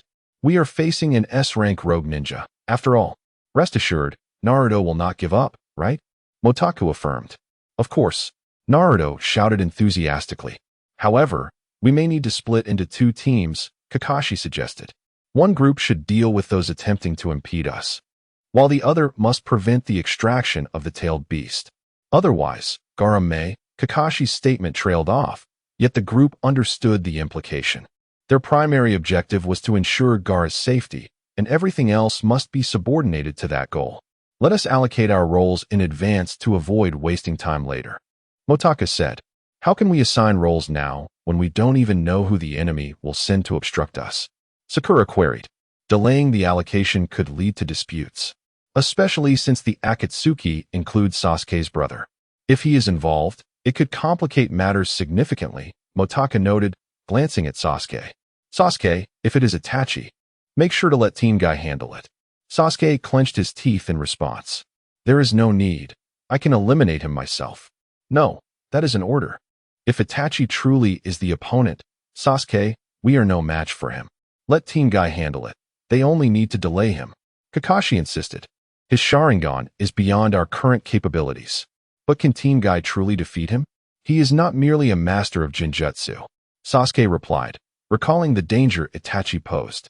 He felt compelled to confront Itachi himself, not out of arrogance, but because it was his personal vendetta. Nevertheless, this is not a private matter. We are on a mission, and anyone may encounter him. Moreover, Guy has experience dealing with the Sharingan. He is far more formidable than you might imagine, Kakashi asserted firmly. Sasuke grit his teeth, unable to voice his dissent. I told you. If it is indeed Itachi, Sasuke, Motaka began, but abruptly halted. What would happen if it were Itachi, Sasuke? Kisame inquired, hefting his sword, Samahata, with curiosity. Kisame, Itachi. Kakashi pressed on without pause. Scatter. Sasuke. Sakura and Motaku shouted in unison as they saw Sasuke hesitating. Sasuke struggled momentarily before hastily following them. Itachi cast a fleeting glance at him before shifting his focus to the others. 2 years apart, and Itachi has matured significantly, Motaku remarked with a smile. Sasuke remained silent, yet he was no longer unwilling to heed Motaku and Sakura's words. However, upon seeing Itachi, he felt a wave of unease wash over him. He did not believe Team Guy could defeat Itachi. He was not an opponent to be taken lightly. Itachi? Kakashi exhaled, a hint of relief in his voice. Ah, well, Itachi seems incredibly formidable. He is from the Uchiha clan, gifted with exceptional talent. Although he is a rogue ninja, he truly is extraordinary, Motaku stated. Yet he had yet to decide whether to reveal the secrets surrounding Itachi to Sasuke, aware that it might lead to skepticism. In any case, Sasuke, do not rush into seeking revenge. We will support you, Naruto reassured him. I understand. For now, let us swiftly deal with our adversaries. Sasuke replied, his expression cold. However, the enemy ahead is formidable as well. Chio warned. Sasuke's gaze remained icy. What scorpion? What genius puppet master? Let us eliminate them without delay. We have lost Niji's Byakugan, leaving us vulnerable to the puppet master's hidden weapons. Everyone, stay alert. Kakashi instructed. Before long, they reached their destination. It is right there. Kakashi focused intently. Be mindful of other enemies, Motaku cautioned. Motaku, what is your current level of ability? Kakashi inquired, taking a deep breath. Feeling a twinge of anxiety before the battle had even commenced as he adjusted his forehead protector. I am not yet at the level to stand alone against an opponent, and I do not possess the regenerative abilities of Naruto. So do not expect me to take the lead, Motaku replied hastily. Is that so? Kakashi chuckled softly. I may have had too high expectations of you. To be honest, I am not exactly at ease myself. Wait, that seems to be a sealing technique. Sakura suddenly exclaimed. Damn it, we are too late. The extraction has likely already begun. Sasuke gritted his teeth. What do we do now? Naruto panicked. Chapter 58. The outbreak of war. Kakashi and his companions released the seal, while Motaku's skeletal figure controlled the white spirit to infiltrate the cave. Gaara found himself engulfed by a surge of chakra, as Shikaku's power continuously flowed into the golem. The immense chakra resembled a tumultuous sea, yet it vanished into the golem without a trace of reaction, save for a single eye that slowly opened. What now? According to the narrative, by the time they unsealed it, Gaara would already be dead, only to be revived by Chio. The white spirit, peeking out, appeared like a mere kitten before the entity within. That entity, is it the Ten Tails? The ghost inquired. It seems their objective is to resurrect the Ten Tails as well, Motaku remarked. Sometimes, individuals with shared ambitions resonate with one another, particularly those who, elevated above the common man, find solace in understanding one another, akin to understanding themselves. Are we to seize the One Tail then? The ghost asked. The ones outside are certainly leaf ninjas, correct? And that Motaku, if we act, he will surely discern our intentions. He has been monitoring us sporadically over the past 2 years. It seems the leaf has grown wary of him. Nevertheless, it matters not, for we shall one day re-emerge in this world. Motaku later assisted the ghost in restoring all memories, and naturally, the ghost recalled the time spent with Motaku. Yet, like sealing away her former self, the ghost returned to her current form. However, she still harbored peculiar feelings towards Motaku. Sensing that this imp was a unique nuisance, she preferred to leave untouched, preserving him as he was. The ghost had awakened numerous times before, yet this was her first encounter with someone capable of seeing her. And the one engaging with outsiders was the ghost from the past. For that ghost, the present ghost could not alter her decision. So, should we retreat? The ghost inquired. No, Motaku's soul is of use to us. His spiritual energy is peculiar and seems yet to awaken. Perhaps he is akin to you, Motaku stated. So what? The ghost looked at him. Nothing. For now, we shall refrain from killing him until he awakens, Motaku said coldly, casting a glance at the white spirit. The ghost fell silent for a moment. Is that the old man's directive? After a brief pause, Motaku's gaze towards the white spirit softened from indifference to normalcy. We require the old man's understanding of this space. He may yet be of use to us. But we have no alternative. Ghost, you must comprehend. I too do not wish to heed the commands of an untrustworthy individual. However, who else would aid us? The ghost fell silent once more before replying. Heh, true enough. If that is the case, let us coexist amicably with the old man. I shall strive for that. Very well. Motako glanced at her, only to be interrupted by a sudden explosion.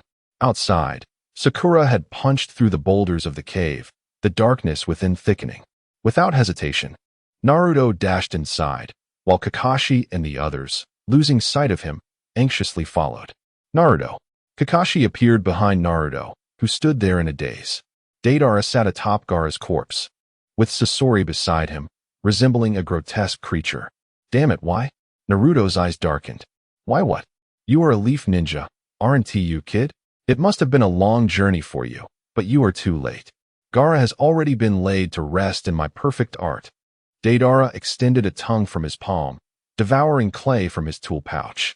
Perfect art is eternal, Sasori rasped, an unusual glint in his eyes. No. While I may not match you, art is an explosion, a fleeting bloom that vanishes, along with life itself. Isn't that, like life itself, worth being captivated by? Deidara countered. A shallow life does not merit the title of art. Life is akin to an ant, filthy and ugly. Only the eternal, meticulously crafted life can be called art. Sasori retorted, shaking his head. Hey, what is the deal with these two? The ghost couldn't help but remark, feeling they were a bit overly dramatic. Ghost? Motako turned, noticing the ghost standing with a man, watching them from a distance. Sasuke also glanced over, but upon seeing the ghost and Motako, he asked, what are they doing here? Are they also after the tailed beasts?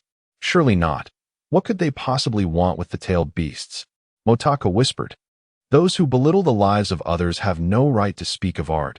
Naruto glared at Deidara and Sasori. Gaara finally found companions. Why? You must have encountered the other two to reach here. Kakashi, the Ninetales, Uchiha Sasuke, and Chio, quite the lineup. Killing today is hardly sufficient. Deidara, let us compare and see which is the true perfect art. Sasori chuckled darkly. Since Lord Sasori takes such interest, I shall gladly oblige. However, art is an explosion. That will never change. As he spoke, Deidara flung several spider-like creations from his hand, but Motako swiftly pierced them with her Chidori. Damn it, shadow clone technique. Though Naruto spoke calmly, he had no intention of employing tactics. The battle erupted swiftly, with Naruto pursuing Deidara, while Motako and Sasuke assisted from the side. And Kakashi observed quietly. Sasori also sprang into action, while Chio directly engaged with her puppets. Unable to intervene in Naruto's battle, Sakura could only assist Chio. Deidara quickly soared out of the cave, with Naruto, Motako, and Sasuke rapidly following. Damn it, two forms of lightning transformation? Motako and Sasuke's lightning techniques countered Deidara's clay explosions. Yet Deidara remained unfazed, viewing them as mere children. He perched upon his flying bird, intermittently dropping clay spiders, most of which were traps. However, with Motako and Sasuke's heightened sensory abilities, they posed little threat. Meanwhile, Naruto's condition was precarious, as the Ninetales could erupt at any moment. Reluctantly, Kakashi had to follow Naruto. Motako, you should converse with the ghost. I can manage here, Sasuke suggested. Motako nodded. Then I leave it to you. The white spirit remained, confronting the ghost, while Motako quickly returned. The ghost and Motako revealed themselves. Ghost? Sakura paused in surprise. Sakura, assist Chio in dealing with Sasori. I shall handle these two. Furthermore, although this person bears an uncanny resemblance to the ghost, she is not the ghost. Chapter 59. The assault on the mountain village. We had no intention of engaging in combat. Motako approached the Spectre and the Witch Clan leader. Alone. He felt uncertain about his ability to confront them, yet he was their sole option for dealing with the situation. However, it seemed that the Witch and the Spectre were not inclined to initiate hostilities. What brings you here? It cannot be merely a coincidence, Motako mused, secretly hoping it was just happenstance, which would lead to a delightful resolution. You may take a guess, the Witch Clan leader replied nonchalantly, offering no further explanation. Motako paused, then said, if that is the case, I shall take my leave to assist elsewhere. Wait, the witch clan leader interjected. Motaku, you have encountered the specter. It was you who awakened her. What do you think of her abilities? The power to evolve souls, perhaps? Although Motaku was uncertain of the witch's intentions, he responded, impressive. Typically, a person's soul would not remain intact, would it? Indeed, the specter's soul is unique. However, hers is not the only one of its kind. We suspect that your soul possesses similar evolutionary potential. If you are interested, you are welcome to visit our village, where we can assist you in awakening your soul. The witch clan leader proposed. No, I possess my own techniques. Motaku retorted, shaking his head. Yet your techniques seem to lead only to the realm of the dead, and you rely on other souls to traverse that domain. Our abilities, on the other hand, grant access to an entirely different world, the witch clan leader continued. Another world? Motaku inquired, surprised. Precisely, a realm opposite to that of the dead, though not a paradise. One might describe it as a spirit world, the witch clan leader remarked. Appearing to entice him, Motaku felt a flicker of interest. He was not originally from this world and yearned to return to his former life, to watch anime, to play games, to indulge in instant noodles. Yet, he hesitated to trust the witch clan leader, uncertain of how to respond. Furthermore, he intended to investigate this organization. And now was an opportune moment. He wished for Tsunade's presence to guide him, but knew he must decide for himself. Why do you wish to assist me? Motaku asked. It is simple. We are also in search of souls with diverse abilities. The specter is a prime example. She possesses the capacity to seal away memories at will, which has allowed her soul to continue evolving, the witch clan leader explained. After her demise, the specter's soul remained intact in a spiritual form. As a witch, her soul must be shielded from external influences, yet she can only enhance her power by sealing her memories, reverting to her original state. Consequently, to rectify my mistakes, her spiritual form has remained in this state indefinitely. This means the specter's soul can be sealed away, creating another soul. In essence, she can choose to adopt those memories as her own. Might my soul possess unique abilities as well? Motaku pondered aloud. Indeed, the witch clan leader affirmed. Thus, we are curious to discover what your abilities entail. If you are interested, do not hesitate to seek us out. Understood. Now, Spectre, do you still remember me? Motaku turned to the specter. I do. Presently, I retain memories from before becoming a spirit, as well as those following my dissolution, the specter replied. Her gaze toward him tinged with a hint of trust. She had never anticipated encountering someone willing to see her and offer her refuge. The specter, who had interacted with Motaku after her death, formed a bond with him, and now she sensed a familiar warmth. Well then, you must visit me when you can. After you disappeared, my mother kept asking about you. Motaku chuckled. Is that permissible? I am no longer who I once was. The specter exclaimed, momentarily taken aback. Of course. If you wish to come, the door is always open. Motaku nodded reassuringly. Which clan leader? The specter turned to her companion. It is fine. You are free to explore. The witch clan leader replied with a slight nod. Honestly, I felt quite distressed about leaving without a word. The specter smiled. Motaku observed her and remarked. You have indeed changed. The former you seemed devoid of understanding, lacking any semblance of human personality, unlike the way you smile now. Is that so? The specter mused. But it was beyond my control. That was simply who I was at the time. Indeed, Motaku said, glancing at her before turning away. Chiyo and Sakura were still engaged in battle, while Naruto and the others had long since vanished from sight. The sun descended swiftly, marking the end with Sasori's demise and Deidara's escape. Although Motaku remained inactive, Kakashi and the others understood his reasons, thus refraining from comment. However, Gaara had still perished. As the sun set, Chiyo employed her resurrection technique, reviving Gaara. Neither Motaku nor Sasuke witnessed Gaara's spirit. It appeared to have been reborn along with his body. The witch clan leader and the specter had already departed, and Chiyo, as anticipated, eventually passed away in Gaara's stead. In Konoha, Motaku felt increasingly restless. Did you not say the specter would return? Imo-Lingyu asked, a hint of disappointment in her voice.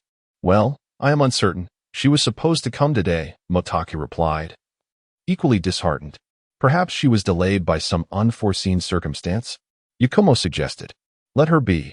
I am returning to my room, Motaku declared, losing his desire to wait. After retreating to his room, he resolved to sneak out for a look. He slipped through the window, quickly vanishing beyond the borders of Konoha. Yakumo opened the door to find the room empty and remarked, "No one is inside." Mo Lingyu nodded. "Let us wait for his return." It truly feels like a false alarm. After 2 years, not even a letter. Yakumo's lips twitched slightly indeed. Are you truly planning to let it go like this? The shadow urged. Wait one more day. Perhaps she will arrive tomorrow. Who knows? Besides, I am also eager to witness this village. They likely seek souls with different abilities. Even if imprisoned, he would not perish immediately. Having spent some time in the world of Hokage, Motaku found little had changed, though he had grown bolder. Upon entering the mountain village, he noted a sudden hush enveloping the surroundings. The village was meticulously tidy, exuding a rustic charm, with items that were not overly aged but of an unfamiliar style. It appeared largely deserted, with many houses abandoned. In front of a particularly low dwelling, he spotted an elderly man, seemingly in his 70s, leaning on a cane. Though lacking in strength, he possessed an admirable demeanor. Chapter 60. The Phantom's Escape. Ah, you have arrived. The elderly man, leaning on his cane, suddenly turned around upon hearing a sound behind him. He was somewhat surprised by the appearance of Motaku, but more so he was filled with joy. He squinted and smiled, showing no sign of resentment towards the stranger intruding upon his village. Indeed, how could one harbor any ill feelings? Pardon me, but may I inquire who you are? Motaku revealed a somewhat awkward smile, appearing not particularly warm, yet devoid of any malice.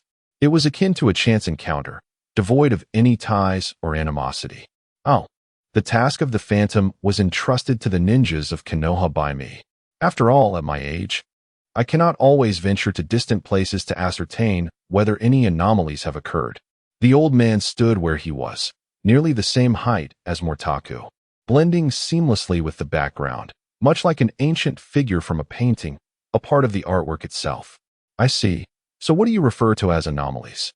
Motaku's inquiry seemed peculiar. Given that he was aware of the Phantom awakening in that location, one would expect him to associate anomalies with the Phantom. Yet, he avoided mentioning it. Is the Phantom not the anomaly? It appears not, does it? The old man chuckled, saying, well, the presence of the Phantom must have startled you, causing you some trouble. Not at all. You must have your own reasons, such as when you dispatched someone to retrieve the Phantom. It seems you issued other commands that day. The smile on Mortaka's face gradually lost its cheerfulness. After all, isn't laughter merely laughter? Ah, I must sincerely apologize. Our village hasn't encountered such occurrences in quite some time, thus we were concerned it might bring trouble. The old man explained. Now, allow me to take you to meet the Phantoms. She was supposed to have the freedom to roam today, but an incident has occurred. Is she unharmed? Mortaku asked with concern. How could anything happen? This is her home. The old man replied with a grin. Indeed, Mortaku followed the elderly man through the village streets, where the houses appeared to merge into the encroaching darkness, despite the bright sky above. Is there a lack of people in the village? It feels rather dim, Mortaku remarked. Perhaps it is due to the sunlight not reaching here. The old man glanced upwards. There are hardly any villagers left. The Phantom and the witch were among the later arrivals. All the villagers have perished, leaving only me behind. Quite impressive, isn't it? The casual tone of the old man made Mortaku uneasy. He forced a smile, responding, that must be quite lonely then. Not at all.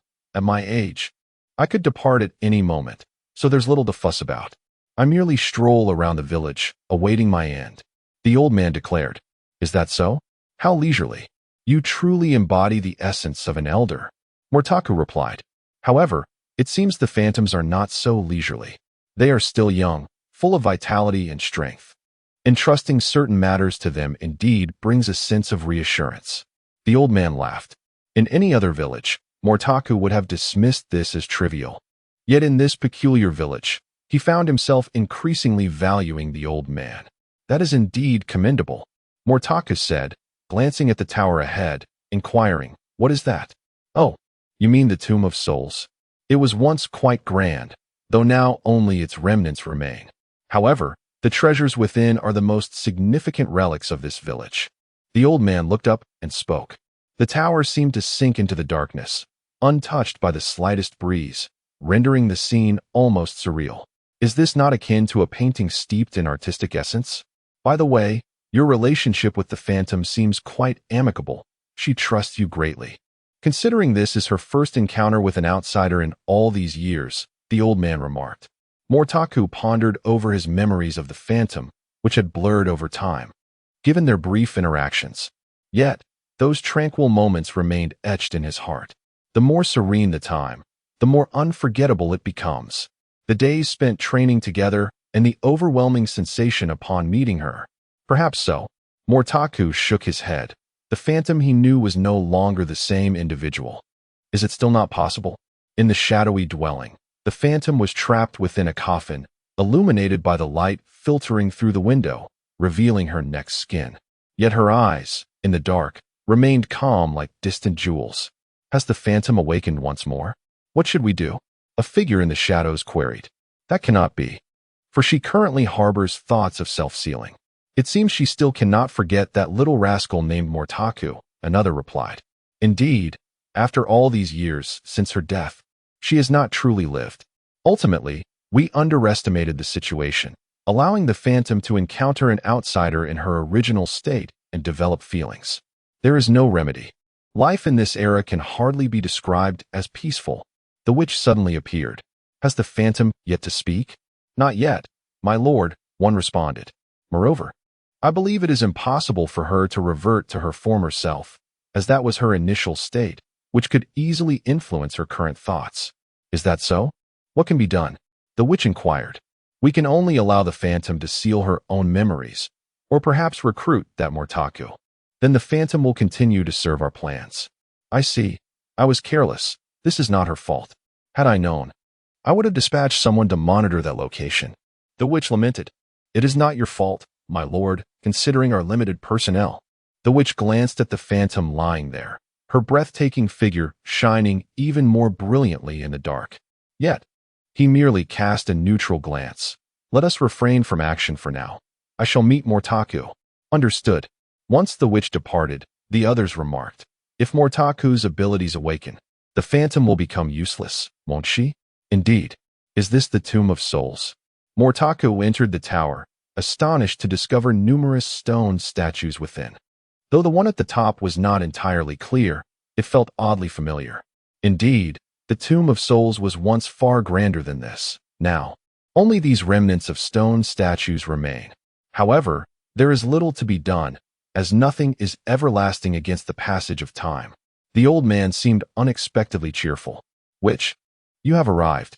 Just as Mortaku intended to respond, the old man spoke, and then the witch emerged from the shadows.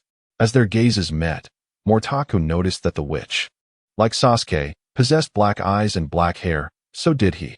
He could not deny a certain affinity for such individuals, but should he sense danger, fear would swiftly engulf him. After all, the most terrifying person might just be oneself. Chapter 61.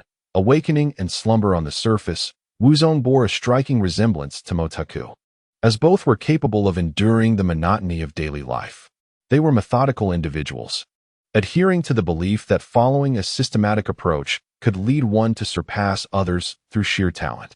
However, unlike Wuzong, Mortaku was not originally from the world of Hokage. During his university years, he had allowed his will to wane under the allure of comfort. This complacency led him to abandon his efforts, resulting in a lifestyle akin to that of a recluse, passively indulging in anime. He had experienced confusion and uncertainty, while Wuzong's resolve remained unwavering. Thus, Mortaku instinctively felt a familiarity with Wuzong's demeanor, yet he could no longer reclaim his former self. You've arrived, Wuzong stated, his expression unchanged. Having encountered Mortaku before, there was no need for pleasantries. Mortaku nodded and smiled. Please assist me with the matter of soul awakening. Despite his outward smile, a sense of reluctance simmered within him. He was loath to approach someone of such disposition. Wuzong, focused solely on himself and the pursuit of strength, mirrored the relentless ambition Mortaku had harbored before university, fixated solely on solving problems more efficiently. Contrary to Motaka's assumptions, Wuzong was a true man of few words, appearing as though he bore no inner turmoil. Yet, his aloof expression suggested he was not a fool devoid of understanding. He was, in essence, a being of a higher caliber than Motaku. Soul awakening is not a troublesome affair. Follow me. Wuzong led the way, with Motaku trailing behind. The elderly man accompanying them watched with a gentle smile, reminiscent of a kind grandparent observing beloved descendants. Motaku arrived at a place resembling an altar, circular, with windows in the walls and no doors. There was a spiral staircase, which they ascended to reach the apex. For dark stone pillars stood at the edges of the circular platform, resembling ancient staffs. Wuzong began to chant an incantation, and soon the sky darkened. The pillars ignited with eerie blue flames, plunging Motaku into an abyss of darkness, where the sounds of the world and even the cool breeze vanished. Wuzong's presence faded, leaving only the circular platform ablaze with blue fire before him. Suddenly, his soul stirred, as if grasped by an unseen force. Is it night? A specter slowly opened her eyes, glancing down to find herself lying in a coffin. Above her was a night sky, but within it floated the silhouette of a teenager, seemingly preparing for the so-called awakening ritual. Very dark and frightening, isn't it? I wonder who it is. A new companion? The specter softly inquired. Ah, you are awake. How do you feel? Does that memory still trouble you? A voice asked. It's fine now. What is that? The specter gazed at the figure above her. A vast soul materialized around her, the very essence that had restricted her movements. Oh, that is, the voice began, but was abruptly interrupted by the elderly man's voice. It is Motaku. Footsteps echoed, and the specter felt a sharp pain in her head, causing her to stagger back. You? The specter curled up, her head throbbing as if it might split open. Do not fear. It is no longer your concern. The elderly man's voice resonated, prompting the specter to scream in sudden terror. At that moment, Motaku floated in midair, even with his eyes closed. He could perceive the eerie blue flames and the world gradually manifesting beneath them. It was a realm emerging from darkness, revealing a city ablaze with light.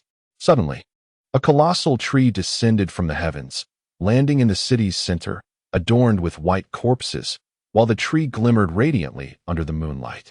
Motaku, he jolted awake, greeted by the furrowed brow of Bai Ling Bai. He slowly sat up, his eyes heavy. He lay upon the platform, the sky now shrouded in darkness. The stars twinkling beautifully, reminiscent of a fairy tale world. Indeed, he was in such a world. He stood, and Bai Ling urged, we must leave this place immediately. Motaku scanned his surroundings. The village was devoid of light, silence enveloping them save for the whisper of the air. What of Shadow? He inquired, frowning upon realizing Shadow's absence. Bai Ling's expression was grave. Let us depart. There is no one left here. What transpired? Wasn't Shadow supposed to investigate? Bai Ling had never exhibited worry before. He was always impatient and restless. Shadow has joined the Spectre's organization, Bai Ling revealed. Nanny? A chill coursed through Motaku.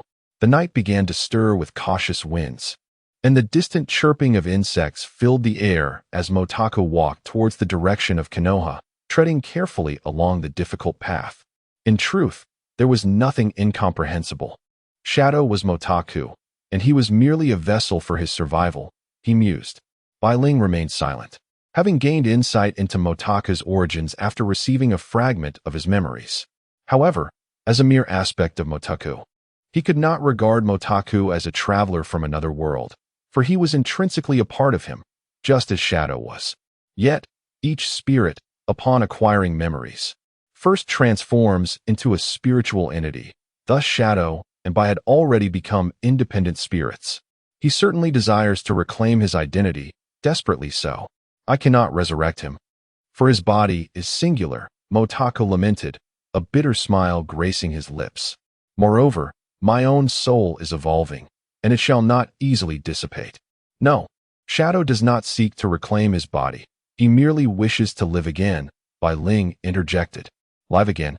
Motaku murmured. Ah, I see. Motaku, are you all right? Suddenly, Naruto leaped before him with great speed. What brings you here? Motaku questioned, surprised to see Naruto. Well, Lady Tsunade was concerned, so she dispatched us to assist you. Naruto replied with a smile. Honestly, you should not undertake missions alone, even if you alone can perceive the spirits. You knew? Motaka chuckled. Yes. Antling you and Yakin are quite worried about you. Yakin also participated in this mission. We found only one man in black and an elderly man in this village, but they managed to escape. Where did you emerge from? We've searched in vain for you. Naruto's gaze fell upon Motaku, his shadow cast beneath the starlit sky. Oh, I was on the elevated platform behind that tower. By the way, where are the others? Motaku inquired. On the platform?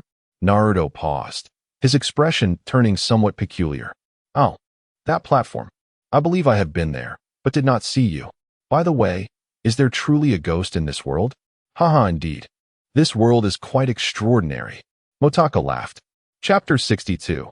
The transformation of the village. Soon after, Motakwa encountered Sasuke, Sakura, Yakumo, Kiba, Hinata, and Shino.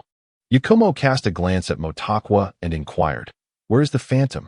The village was devoid of people, resembling a relic from ancient times, with no trace left of the old man, the witch clan, or the phantoms. I haven't seen them. They must have left together, Motakwa replied. They proceeded to investigate the village together. Atop a high platform, Naruto lingered for quite some time before he managed a faint smile as he descended. The place appeared aged, with moss covering the stones. Motakwa was taken aback, as he distinctly remembered the stones being clean. Once they descended, they entered the tower, where the stone statues seemed to have accumulated a thick layer of dust, as if they had not been cleaned in ages. The top of the tower was somewhat decayed, and sunlight streamed in like threads. As they gazed at the statues, their breaths became cautious, as if fearing that even the slightest disturbance might awaken these figures. The 9 statues at the pinnacle were undoubtedly tailed beasts, indicating that the phantom's objective was also the tailed beasts. Sakura glanced at Motakwa, who appeared troubled. The departure of the shadows and the vanishing of the phantoms left him in a state of confusion. He pondered how, perhaps since the emergence of the phantoms, his journey through the world of Hokage had taken a different turn. Now he found himself alone, with Naruto, Sasuke, and Yakumo, characters originally from the narrative, having altered due to his influence. What lay ahead was uncertain to him. Moreover, his impression of the witch clan and the old man was decidedly negative. He felt a greater apprehension towards them than even towards Uchiha Obito, who, despite his formidable abilities, was not as enigmatic. The witch clan and that old man were different. He did not understand them, yet they seemed to know him, which instilled a sense of insecurity within him. It's fine, even if their goal is the tailed beasts, as long as I keep a close watch on them. I need not fear their ambush. Although they can manipulate souls, their personal strength is not particularly formidable. In due time, I will devise a means to ensnare those spirits, allowing you to easily defeat them. Thus, they should refrain from acting recklessly, Motakwa said with a smile. That is a matter for the future. In any case, this situation is indeed peculiar. Sasuke had no intention of backing down. Motakwa had mentioned being atop that platform, yet they had not seen him when they arrived. Furthermore, the place bore no signs of having been disturbed. Could it be an illusion? Yakumo suggested. Perhaps. These statues are also quite suspicious. The phantoms must have an extraordinary background.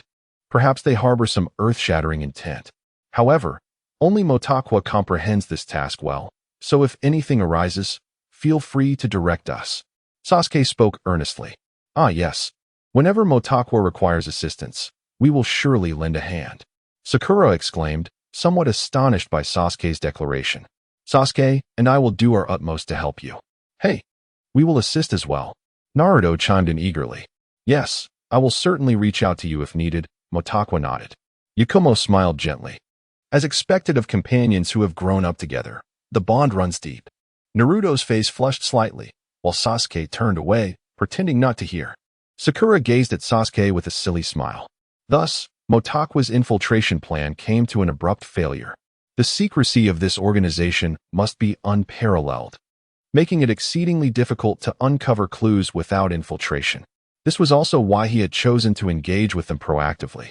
However, moving forward, he thought it best to merely observe them. With the conclusion of the mission, the small village nestled in the mountains returned to tranquility. Yet, it seemed the surrounding birds had suddenly discovered something, fluttering down to the ground, while Motakwa and his companions made their way toward Konoha. This is quite troublesome. An organization so elusive, their very existence sends shivers down one's spine. Are we truly at odds with them? Naruto expressed his concern. Is there truly no way to negotiate? The phantoms do not seem malicious. But that organization does not solely abide by the whims of the phantoms, Motakwa sighed. That which clan appears formidable, and the old man resembles a creature from nightmares. Their depths are unfathomable. Yet, why have they remained hidden for so long, only to suddenly begin their activities? Sasuke remarked. Who knows? Motakwa mused, contemplating whether the emergence of the phantoms was indeed linked to her. Was her ability truly so simplistic? Simultaneously, he reflected on his own awakening of powers, yet felt no tangible change. Rather, the shadow had vanished. Could it be that the shadow's abilities had awakened? He dared not dwell further on this or share it with anyone. In the forthcoming narrative, after Scorpion's demise, he would encounter the spy Yakushi Kabuto, who had been present throughout the story of the Hokage, correct? Had it truly progressed so swiftly? He had unwittingly spent over a decade in the world of Hokage. Initially leisurely, the upheaval caused by the phantoms seemed to have drawn him into the depths of this world. Was this the life he desired? He was uncertain. In the past, he had idly passed the time, occasionally lamenting the futility of life. Yet now, fate had cast him into the turbulent sea, and even if he wished to remain still, the winds and waves would sway him. Moreover, remaining stagnant in the ocean was tantamount to forfeiting survival. Motakwa, do you have anything on your mind? If not, there will soon be another mission. Shall we go together? Naruto smiled. Sure, Motakwa casually replied. Yet a moment later, he paused, realizing what mission? Did I just agree to something? Can I take that back? Wonderful. I knew you were still diligent. After all, carrying out missions alone can be quite dull, and it's only natural to lack motivation, Naruto said. Moreover, you cannot retract your agreement. Until I surpass you, you are not permitted to be idle. Naruto's expression darkened slightly, causing Motakwa to shiver. Since Yakumo's mission, they had begun undertaking tasks together. Yet the gap between Naruto and him remained insurmountable. 2 years had passed, and Naruto had indeed made significant progress. How could Motakwa possibly escape his grasp? Naruto had been declaring his intent to surpass Motakwa for over a decade, and still had not achieved it, which was no wonder he remained preoccupied with this matter. Naruto, you have made considerable progress in these 2 years. How about a friendly competition? Sasuke proposed, turning his gaze toward Naruto. Having grown up in Konoha and been constantly encouraged by Sakura, Sasuke was no longer as aloof, though his cool demeanor remained unchanged. Perhaps one's nature is the hardest to alter. Nevertheless, the transformation in Sasuke was undeniably evident. As for a duel, Sakura had always been vehemently opposed. Yet seeing the camaraderie between Sasuke and Naruto resembled friendly sparring, she merely pouted and refrained from objecting. Naruto beamed, of course. I am looking forward to it. Chapter 63. 3 days before the mission, in light of Kakashi's current inability to move, it was necessary to temporarily assign a jonin to accompany them on this mission. Within the confines of the Hokage building stood Naruto, Sakura, Sasuke, and Motako, facing Tsunade. This assignment was classified as an A-level task, and should they encounter Orochimaru, it would escalate to an S-level mission. Yet, Tsunade had unequivocally allocated this task to them. Over the past 2 years, they had undergone profound transformations. After training under Tsunade, Sakura's extraordinary strength rendered her peers hesitant to confront her directly.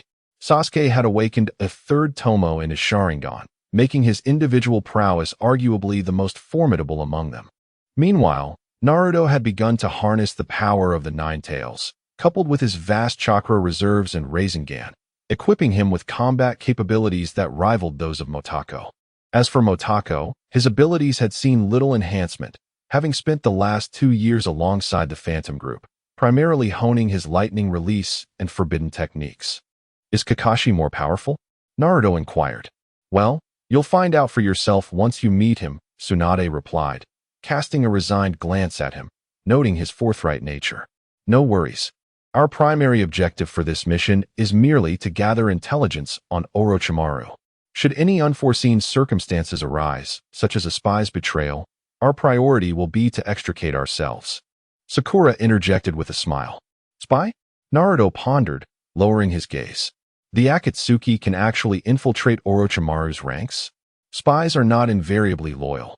Often, they are merely manipulated by certain techniques that control their thoughts. However, such techniques are not without countermeasures. If we remain vigilant, the likelihood of detection is substantial. Given Orochimaru's cautious nature, we must prepare for the worst, Motako stated, recalling that Naruto would soon transform into his tailed beast form to confront Orochimaru. But as long as Sasuke remained steadfast, Naruto would likely not succumb to a rampage. Our meeting is set for 2 days hence. Let us first rendezvous with the Jonin, Sasuke suggested, recognizing the value of their new leader's experience. Are you all willing to accept a Jonin as your temporary captain? Tsunade queried, somewhat perplexed, having anticipated Naruto's vehement opposition. Well, Kakashi is merely a tool for our growth. If he is incapacitated, how can we become stronger? It matters little. Naruto replied with a grin. Is that so? Tsunade responded with an awkward chuckle. 10 minutes later, at the Hokage building, Yamato finally made his appearance. Yamato, the captain? Yamato appeared slightly younger than Kakashi, his gaze lacking the same intensity but not as vacant. His eyes bore an unusual quality that momentarily unsettled Naruto, who had grown accustomed to Kakashi's dull stare. Hello, I am Yamato. I am a subordinate of Kakashi-senpai. It is a pleasure to meet you, Naruto, Sasuke, Sakura, and Motako. Yamato greeted them warmly. Though polite, both Naruto and Sasuke seemed indifferent, while Sakura offered a cheerful response. Hello, Captain Yamato. Ah, Sakura, is it? Nice to meet you. Yamato maintained his smile, while Sasuke and Naruto exchanged glances, unimpressed by Yamato's demeanor. Don't underestimate him. He is quite capable. Motako whispered. Is he stronger than Kakashi? Sasuke asked coldly. It seems not. Motako shook his head. Well then, let us discuss the details of the mission, Sasuke stated, lacking interest in getting to know Yamato, though he was discreetly gathering information about him. Motako's impression of Yamato was unremarkable, particularly after Sasuke and Kakashi had departed from Team 7. The newly formed Team 7 had initially been difficult for him to accept, but over time, he gradually came to terms with Yamato and Sai. Nevertheless, it was undeniable that Kakashi and Sasuke were the true members of Team 7. They proceeded to discuss the matter of spies, and indeed, Yamato possessed greater experience, elucidating various types of spies he had encountered in combat. Ultimately, this mission was an intelligence-gathering endeavor, necessitating the avoidance of any mishaps. To foster camaraderie, they shared dinner together. Yamato's humor occasionally shone through, and Motako recognized his good nature. Consequently, Naruto quickly accepted him, while Sasuke remained aloof, to which Yamato made no further attempts to engage. Upon returning home, Motako discovered that Ayam and Moryu had not yet gone to bed after their meal. Entering the house, he sensed an unusual atmosphere. Were you waiting for me? Motako asked. Did you see Phantom? Moryu queried. No, Motako replied, shaking his head. His feelings toward Phantom had waned. The task was assigned to him, and whether he wished to involve himself was irrelevant. He understood that Phantom was no longer the same individual he once knew. What a pity. I initially thought you two shared a close bond. Moryu sighed. For reasons unbeknownst to him, Motako found Moryu and Appo's demeanor somewhat theatrical, as if her current state was feigned. Yet, he held no reservations against her, merely experiencing a fleeting moment of doubt without genuine suspicion. It was merely a chance encounter. She happened to arrive in Konoha, and should she leave, so be it. I initially assumed she was under some form of control, Motako explained. However, after seeing her again, I realized she simply returned to her former life, where she truly belongs. We were never meant to intersect. He endeavored to articulate his relationship with Phantom as Moryu and Ayam listened in silence. So, you have severed ties? Moryu inquired. There was never much of a connection. Her strength was simply overwhelming at the time. Otherwise, I would never have allowed her to reside with us. You have no idea, when I first encountered her, I thought she intended to kill me. Motako elaborated. Very well, Moriyu nodded. Let's visit the gravesite tomorrow. Huh, what day is it? Motako asked, momentarily perplexed. Tomorrow is your 16th birthday. Did you forget? Moriyu chuckled. Okay, Motako replied awkwardly, nodding. I'll request a day off. The mission is the day after tomorrow. Moriyu responded. Then you should rest up. There have been numerous tasks lately. Don't overexert yourself. Motako nodded, all right. After Motako returned to his room, Moriyu remarked, how foolish, Motako. Being spurned by Phantom must weigh heavily on his heart, yet he insists there is no connection. He has been pursuing her for 2 years, as if I were unaware. I am sighed. That seems to be a task, though? She refrained from elaborating, as the nature of the assignment was confidential, known only to a select few, while the existence of the Phantom organization remained hidden from the rest. Time flies. We are already 16. I feel older. He is not truly indifferent, merely somewhat reclusive. Though I can and oppose, fathom how he became this way, Moriyu lamented. I could only offer a sympathetic smile, as Moriyu likely began to contemplate her son and Oppos as future. Yet, truth be told, both Motako and the new Team 7 had matured at an astonishing pace. Chapter 64. Naruto's growth. The following day marked the birthday of Motaku, as well as the memorial day for his father. The Imo family set out to pay their respects at the cemetery. Let us buy some flowers first. After securing the door, Imo Lingyu headed towards the flower shop, with Motaku and Haken trailing behind. The only thought occupying Motaku's mind regarding the visit to the cemetery was that it was also the day the fourth Hokage had passed away, likely drawing many people to pay their tributes. In Konoha, it seemed that only the Ino family operated a flower shop, though Motaku had never visited it before. He felt certain it was the Ino establishment when he spotted it while following Imo Lingyu. Are you going to the cemetery too? Ino asked with a smile. Yes. Motaku nodded in response. But why is Haken coming along? What's this? Are you two getting cozy? Ino teased, casting a mischievous glance at Motaku and Haken. Haken remained expressionless, while Motaku sighed. Could you refrain from such absurd thoughts? If you don't want to go, then just head home. Imo Lingyu shot him a look, prompting Motaku to fall silent. Returning home at this moment would surely spell disaster for him. After purchasing the flowers, Imo Lingyu bid farewell to Ino, who waved back with a smile. Although Motaku was in the same class as them, he was undeniably the strongest among his peers, even surpassing Sasuke, who always seemed to fall slightly short in comparison. Moreover, Motaku was not ill-natured. He simply did not court trouble as Naruto did. Nor did he possess the aloofness of Sasuke. He was rather ordinary, unremarkable in many ways. Yet beneath his gentle demeanor lay an extraordinary power that seemed to eclipse that of his contemporaries, leaving others with a sense of awe. As time passed, Motaku appeared less and less like a ninja. He had transitioned from being merely a student to drifting aimlessly through life after graduation. Motaku himself did not contest this sentiment. But who could understand his inner turmoil? Those molded by the rigid education system often found themselves lost once the pursuit of knowledge ceased, leaving their existence devoid of meaning. Ino could not articulate her feelings regarding Motaku's situation. Perhaps it was because she was not as close to him as she was to Naruto, Sakura, and Sasuke, leading her to dismiss any notion of wrongdoing in his demeanor. Yet, she found it all too easy to critique Shikamaru's laziness, while Motaku's detachment went unnoticed due to their distance. Nonetheless, she felt a twinge of envy watching the bond between Motaku and Imo Lingyu. Motaku, having lost his father, had been raised solely by Imo Lingyu, which fostered a deep connection between them. While Motaku often vexed Imo Lingyu after graduation, it was a testament to her profound care for him.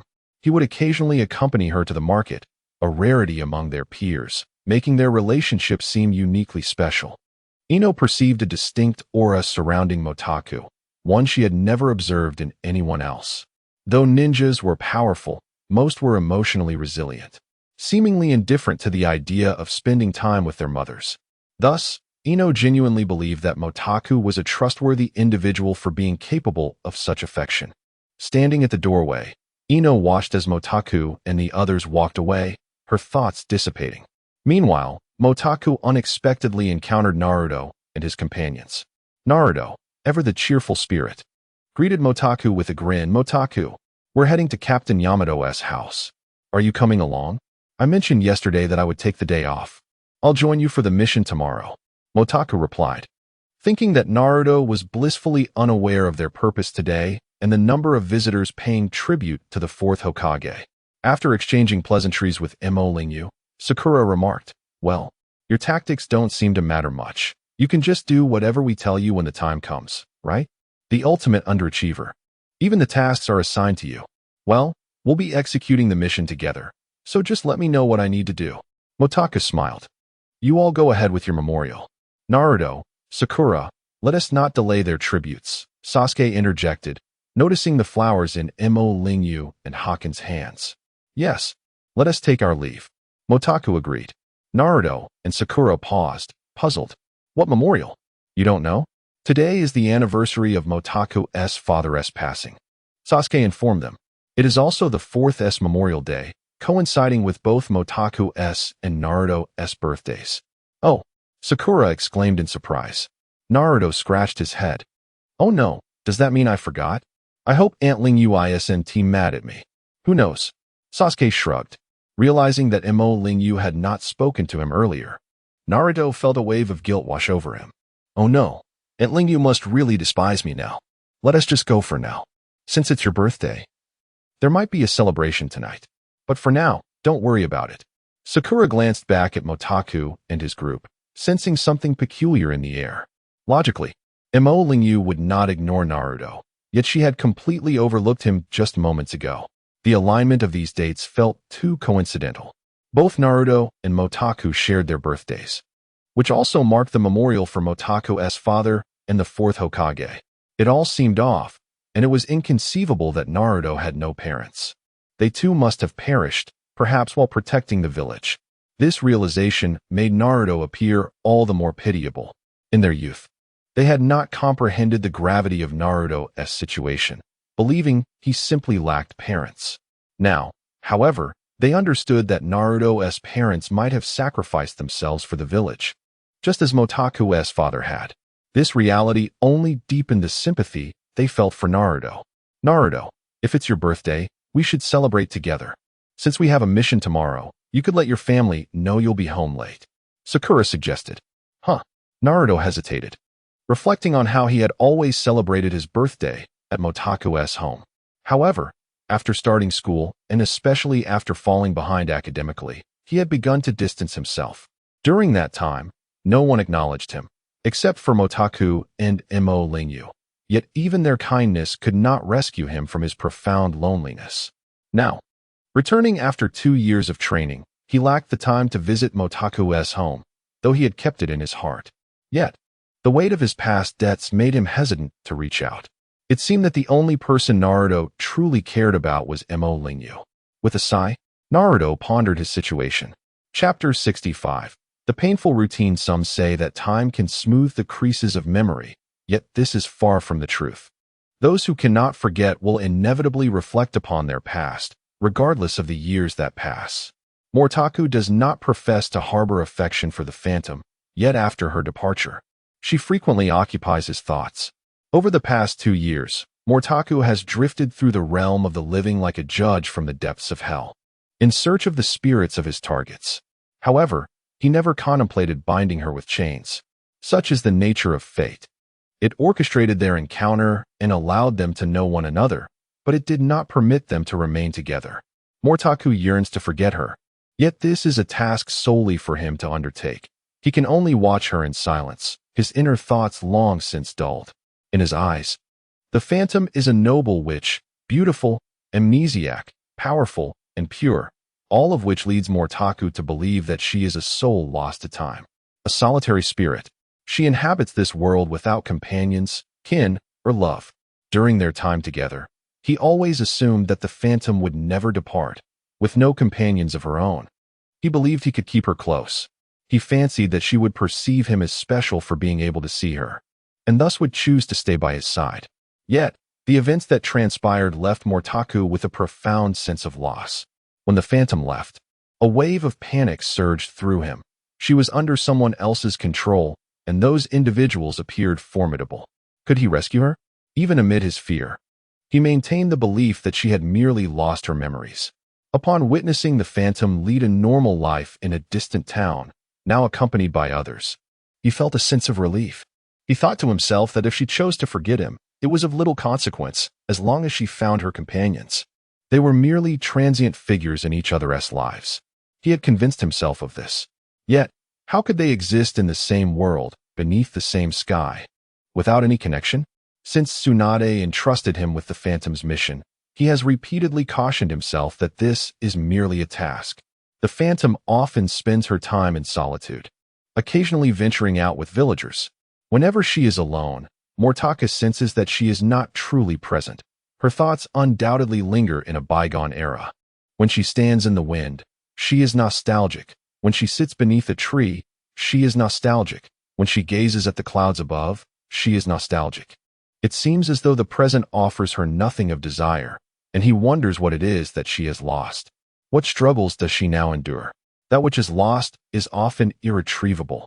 Yet perhaps this is why she cannot flow with the current of time. He feels perpetually out of sync with the passage of time, but he cannot offer her solace, for they are merely strangers. However, he finds himself increasingly familiar with her, meticulously observing every aspect of her being, often lost in contemplation alongside her. Over the span of 2 years, he has reminisced about the past without suffering. Yet since the shadow departed, he harbors the feeling that he will never again see the Phantom, at least not for a long while. Nor will he be able to silently gaze upon her as he did during those 2 years. Is this the essence of a ninja's mission? He often questions himself. He cannot fathom how others would fare in his position, but surveilling the Phantom is certainly no simple task. He cannot truly be considered a ninja. At the very least, no ninja would obsessively watch another like a voyeur. The visage of her absence still lingers before him. Mortaku trailed behind Malingjiu and Yagumi, his mind long since adrift. Yagumi and Malingjiu walked ahead, ever cautious, constantly attentive to Mortaku. He seldom articulates his innermost thoughts. Even Malingjiu finds it impossible to decipher his feelings. Yet both she and Yagumi have sensed the peculiar bond he shares with the Phantom. It cannot be labeled as affection. It is more akin to a shared plight. Mortaku is not inherently melancholic. Previously, he merely attended school and passed time with comics, only to find himself inexplicably transported to another world. He has never endured emotional turmoil. However, as time has progressed since 2 years ago, he has increasingly felt the weight of solitude and sorrow. Now, he is acutely aware of the myriad emotions suppressed within his heart. These sentiments remain concealed from all but Malingjiu and Yagumi.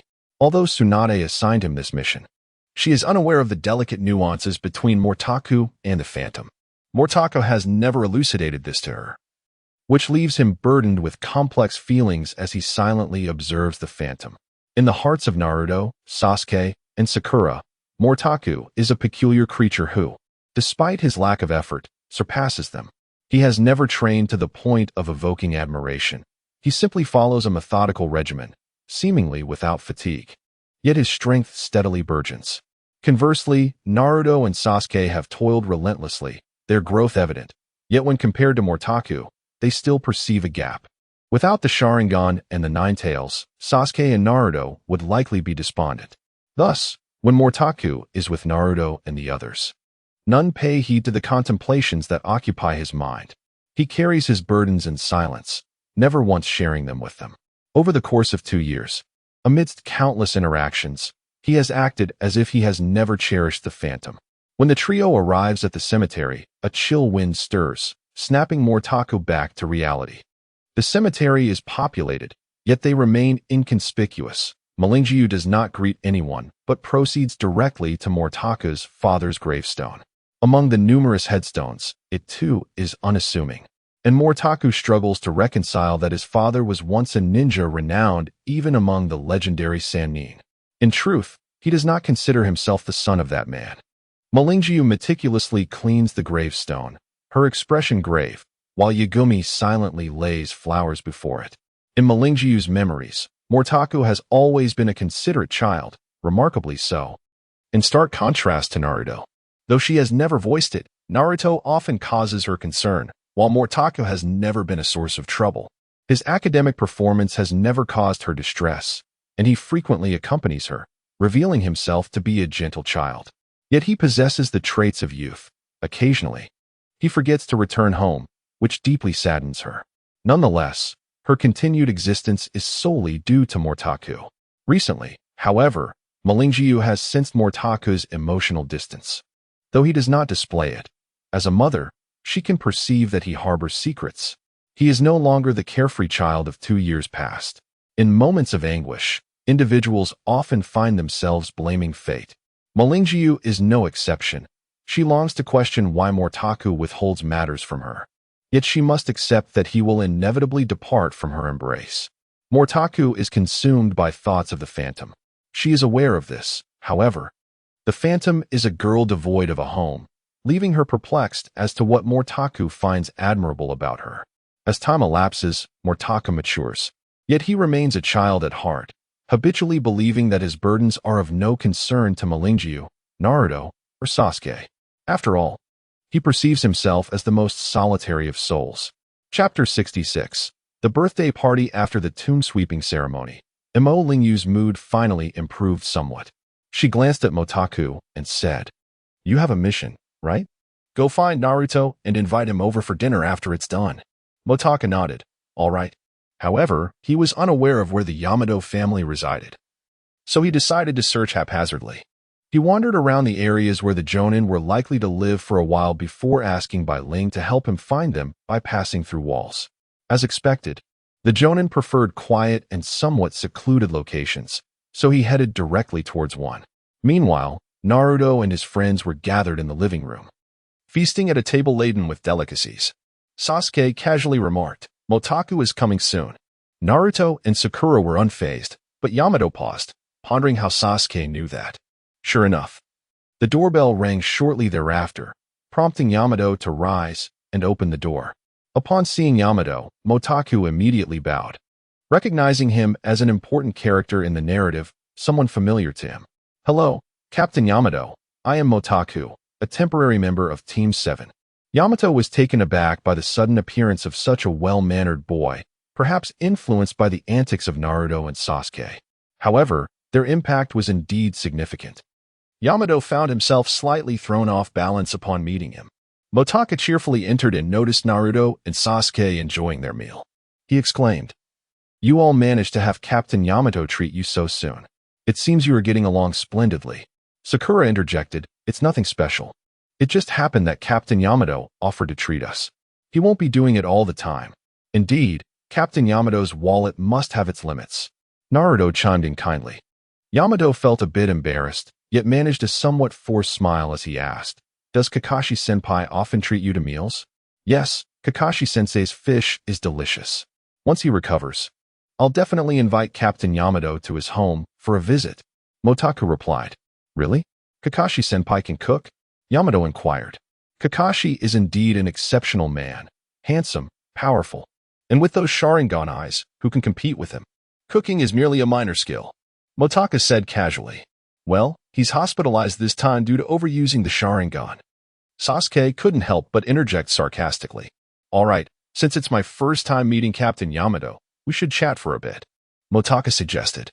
Yamato suddenly felt a slight headache. This seemingly proper boy might actually be a handful. "By the way, have you all discussed the mission? Come over to my house for dinner tonight," Mortako proposed. "Naruto will definitely come back, right? Shall we go together?" Sakura asked. "We were planning to have dinner with Naruto anyway. It should be fine, right?" "That sounds good. We haven't been to your house yet, Mortako," Sakura noted. They had only visited Sasuke's and Naruto's homes, having not freely entered many others.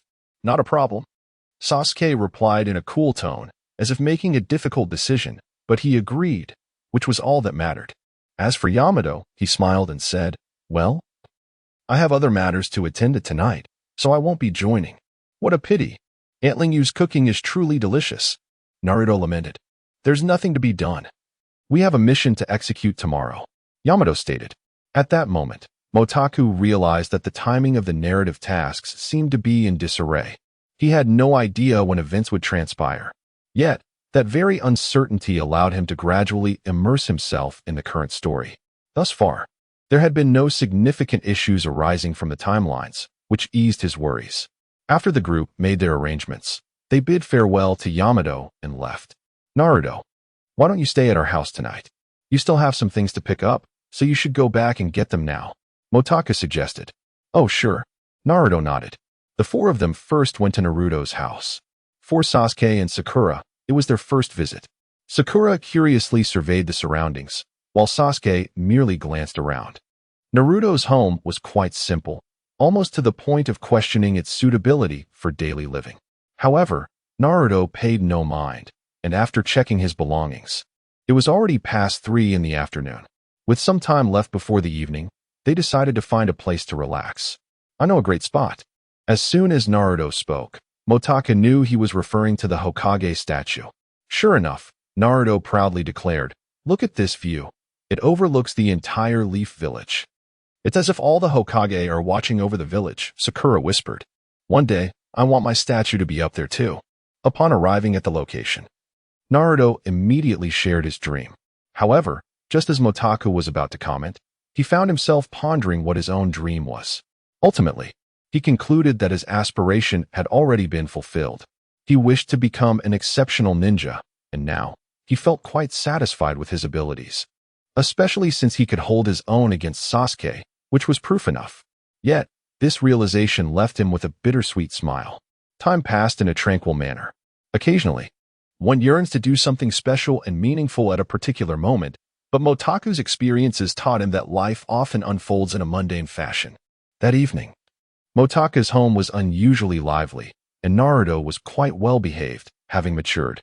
However, he was more concerned about being reproached by Emo Lingyu. Yet, given that it was his birthday and also the day of the 4th Hokage's memorial, Emo Lingyu spoke to him gently, and Naruto responded softly and kind. Such a side of Naruto was quite rare. Sasuke, on the other hand, remained as awkward as ever, his personality unchanged. Upon seeing Yakin, Sakura was reminded of the ghost.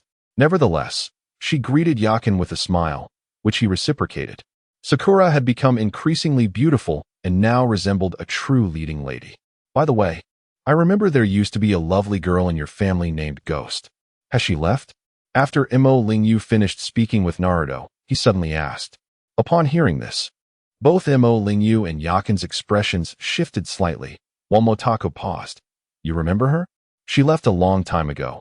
She was only staying temporarily. Such a rare and lovely girl. Naruto chuckled. Indeed, Motaku agreed. Besides, she wasn't an ordinary person, right? Although I couldn't sense her chakra, her strength was certainly on par with Kakashi. Back then, Sasuke couldn't compare, but now he could clearly recognize that her abilities were certainly above that of a Jonin.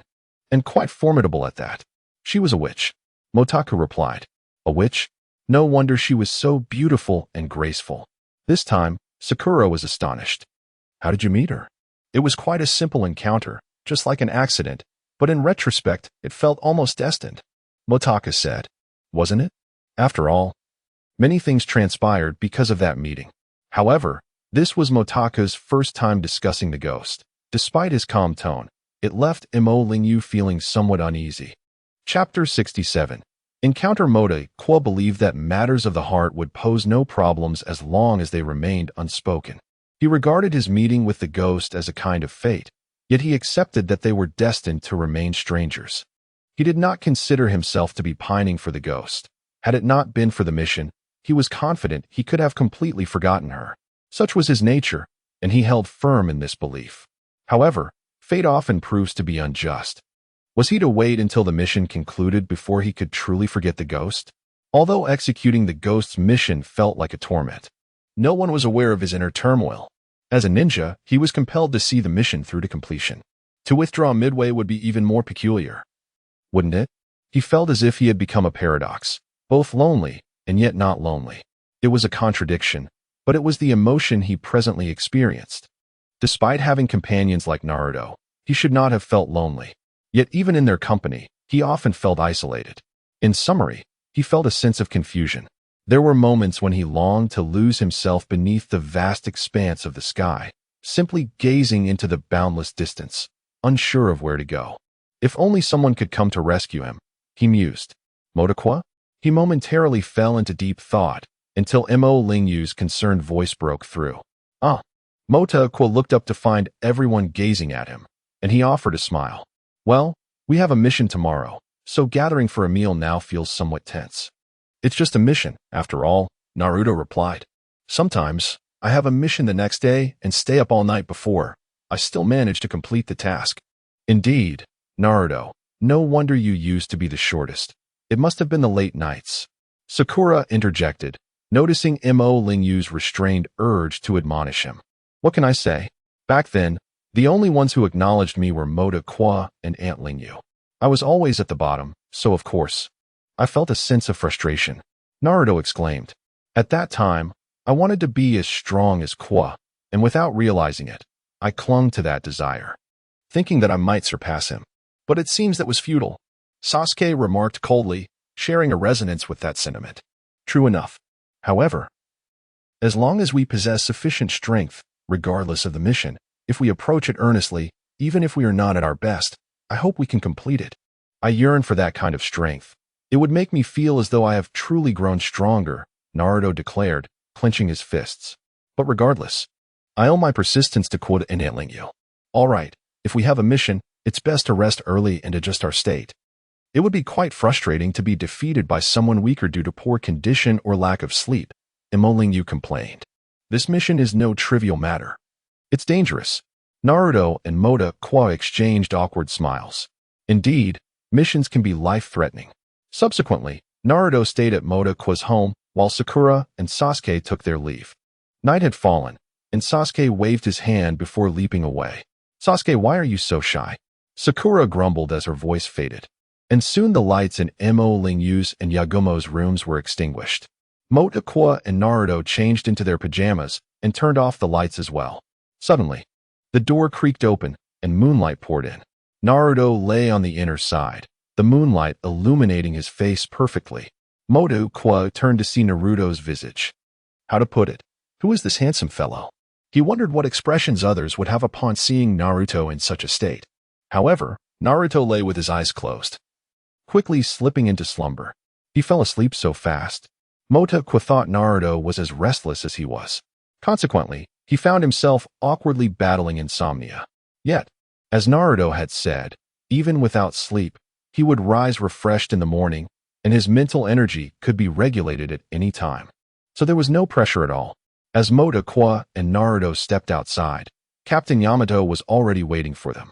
They expressed their heartfelt gratitude, having been defeated by Kakashi's habitual tardiness. Soon after, Sasuke and Sakura arrived, both appearing in good spirits, and the group swiftly departed from Konoha. Is it really all right for Captain Yamato to go alone? Naruto asked, concern evident in his voice. If there are too many of us, it may alert the enemy. Moreover, you all will be in the shadows, making it easier to respond to any unexpected situations, Yamato replied with a smile. I trust Kakashi's subordinates. And as a Nin, I certainly want to be taken down on such a mission. As they engaged in lively discussion, Motakwa suddenly recalled that Sasuke had not defected, which meant Naruto had no reason to engage in a desperate battle with Orochimaru. Thus, his transformation into a tailed beast form may not even be applicable. As the instigator, Motakwa could only offer his apologies. However, could they truly contend with Orochimaru at this point? It seemed they would have to assess the situation as it unfolded. Motakwa dared not speculate on what would happen next. The narrative had completely unraveled by this juncture, and he felt utterly despondent. The group soon arrived at the mission site, a bridge of sorts. Yamato took on the guise of Sasori and moved forward. Naruto and Sakura paired up, lying in wait at the bridge's entrance, while Motakwa and Sasuke concealed themselves to one side. The moments leading up to noon unfolded in stillness. Time passed in a tense yet idle manner, culminating in a pivotal moment when an individual approached from the opposite end. From afar, the glint of light reflected off his glasses became visible.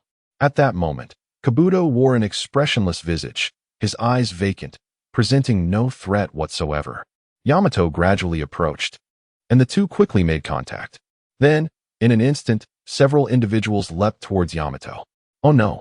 A sudden explosion erupted on the bridge, enveloping the area in smoke.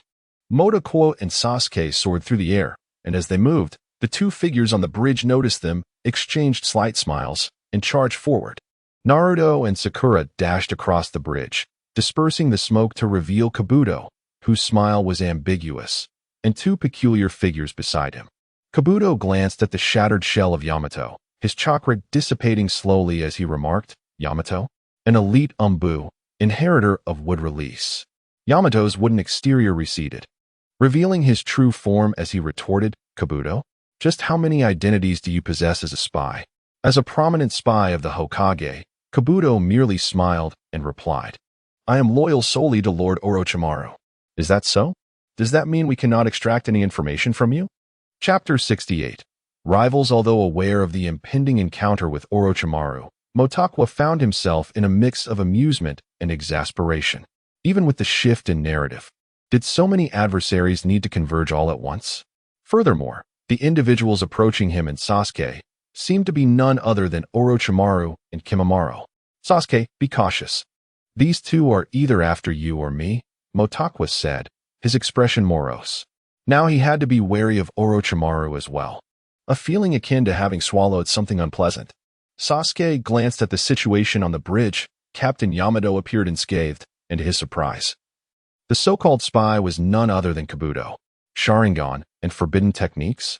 Knowing full well the dangers they pose, yet still unscathed by lessons learned. Sasuke remarked with a hint of arrogance. However, he had a point. Sharingan and forbidden techniques were not easily obtained, and they were no longer the individuals they had been 2 years prior. Orochimaru's expression darkened upon hearing Sasuke's words. Though Sasuke was a genius, his brashness in front of Orochimaru, who was also a prodigy, albeit of a different nature, seemed to belittle him for not belonging to the Uchiha clan. Enraged, Orochimaru declared, "The Sharingan is what I desire, as are the forbidden techniques, yet these are not the pinnacle of power. Their worth exists only because I seek them. Enough with the pleasantries. Kimimaro, deal with Sasuke." "Motoko is mine," he commanded. "Kimimaro is still alive? Has his bloodline disease been cured?" Motoko chuckled. While Orochimaru was indeed an aberration, dealing with him was not insurmountable. One merely needed to grasp his vulnerabilities. His vulnerabilities lay in his fascination with bloodline limits and scientific endeavors, as well as ninjutsu. "Oh, it seems you possess quite a bit of knowledge. That forbidden technique. Quite handy, I presume?" Orochimaru's eyes glinted coldly, suspecting Motoko had acquired information through forbidden means. "Tricked you," Motoko thought, then replied, "Indeed, in my eyes. There is no intelligence unattainable, except for that which resides solely in the minds of individuals." After a brief moment of self-aggrandizement, Orochimaru's interest in Motoko's forbidden techniques intensified. Yet he had now shifted his focus to Kimimaro's bloodline disease. "Do you possess a remedy?" Orochimaru inquired. "To be frank, I have attempted numerous remedies over the years, yet none have yielded results. Kimimaro's affliction cannot be cured. It can only be temporarily alleviated through medication and surgery, but the moment he utilizes his bloodline, the ailment resurfaces," Motoko explained, while Kimimaro maintained his stoic demeanor. Sasuke listened intently, as his own Sharingan was also a cursed ability. Orochimaru fell silent. Motoko's lengthy discourse was merely a tactic to stall for time, possibly intending to exploit Kimimaro's weakness to his advantage. However, Orochimaru, the type to trust the existence of possibilities rather than their absence, coldly responded, "What are your terms?" "No, my intent is quite clear. Kimimaro is beyond saving. You are capable of the Edo Tensei technique, correct? Why not resurrect him? After all, what you seek is merely his abilities," Motoko jested. "Are you mocking me?" Orochimaru was taken aback by Motoko's jest. "Is there not an ounce of dignity in you? Is there no semblance of a true ninja?" He held a deep disdain for such base individuals, feeling that to oppose them was an affront to his own stature. "I merely pointed out a feasible path." Motoko stared intently at Orochimaru. Perhaps due to his failure to capture Sasuke, Kimimaro had survived far longer than expected, seemingly growing stronger. He harbored doubts about Orochimaru discovering a true cure. Although it was somewhat unethical to exploit Kimimaro, It remained a fact that his illness was beyond the current medical capabilities to remedy. Furthermore, Kimamaro's strength posed an unpredictable threat in future confrontations. However, if Kimamaro were to perish, that would indeed present a dilemma. After a moment of contemplation, Orochimaru shook his head. Your forbidden technique can manipulate souls. Should Kimamaro die, you would likely have a means to control him, rendering my Edo Tensei ineffective against you. You underestimate yourself. How could a mere child like me possibly unravel the techniques of the great Orochimaru? Motakwa's cheeks flushed slightly as he struggled to maintain his facade. You both possess commendable talents. It is truly a pity that they cannot be utilized for my purposes, Orochimaru remarked darkly. Indeed, lacking the opportunity for your mentorship is regrettable. Therefore, why not surrender? Spend a decade or two in Konoha's prison, and upon your release, you could guide us. After all, with your immortality, what do 10 or 20 years matter? Motakwa chuckled again. This time, Orochimaru was genuinely angered. While it was true that he was immortal, he was obliged to switch bodies every decade. Remaining in Konoha would prevent him from doing so, effectively leading to his demise.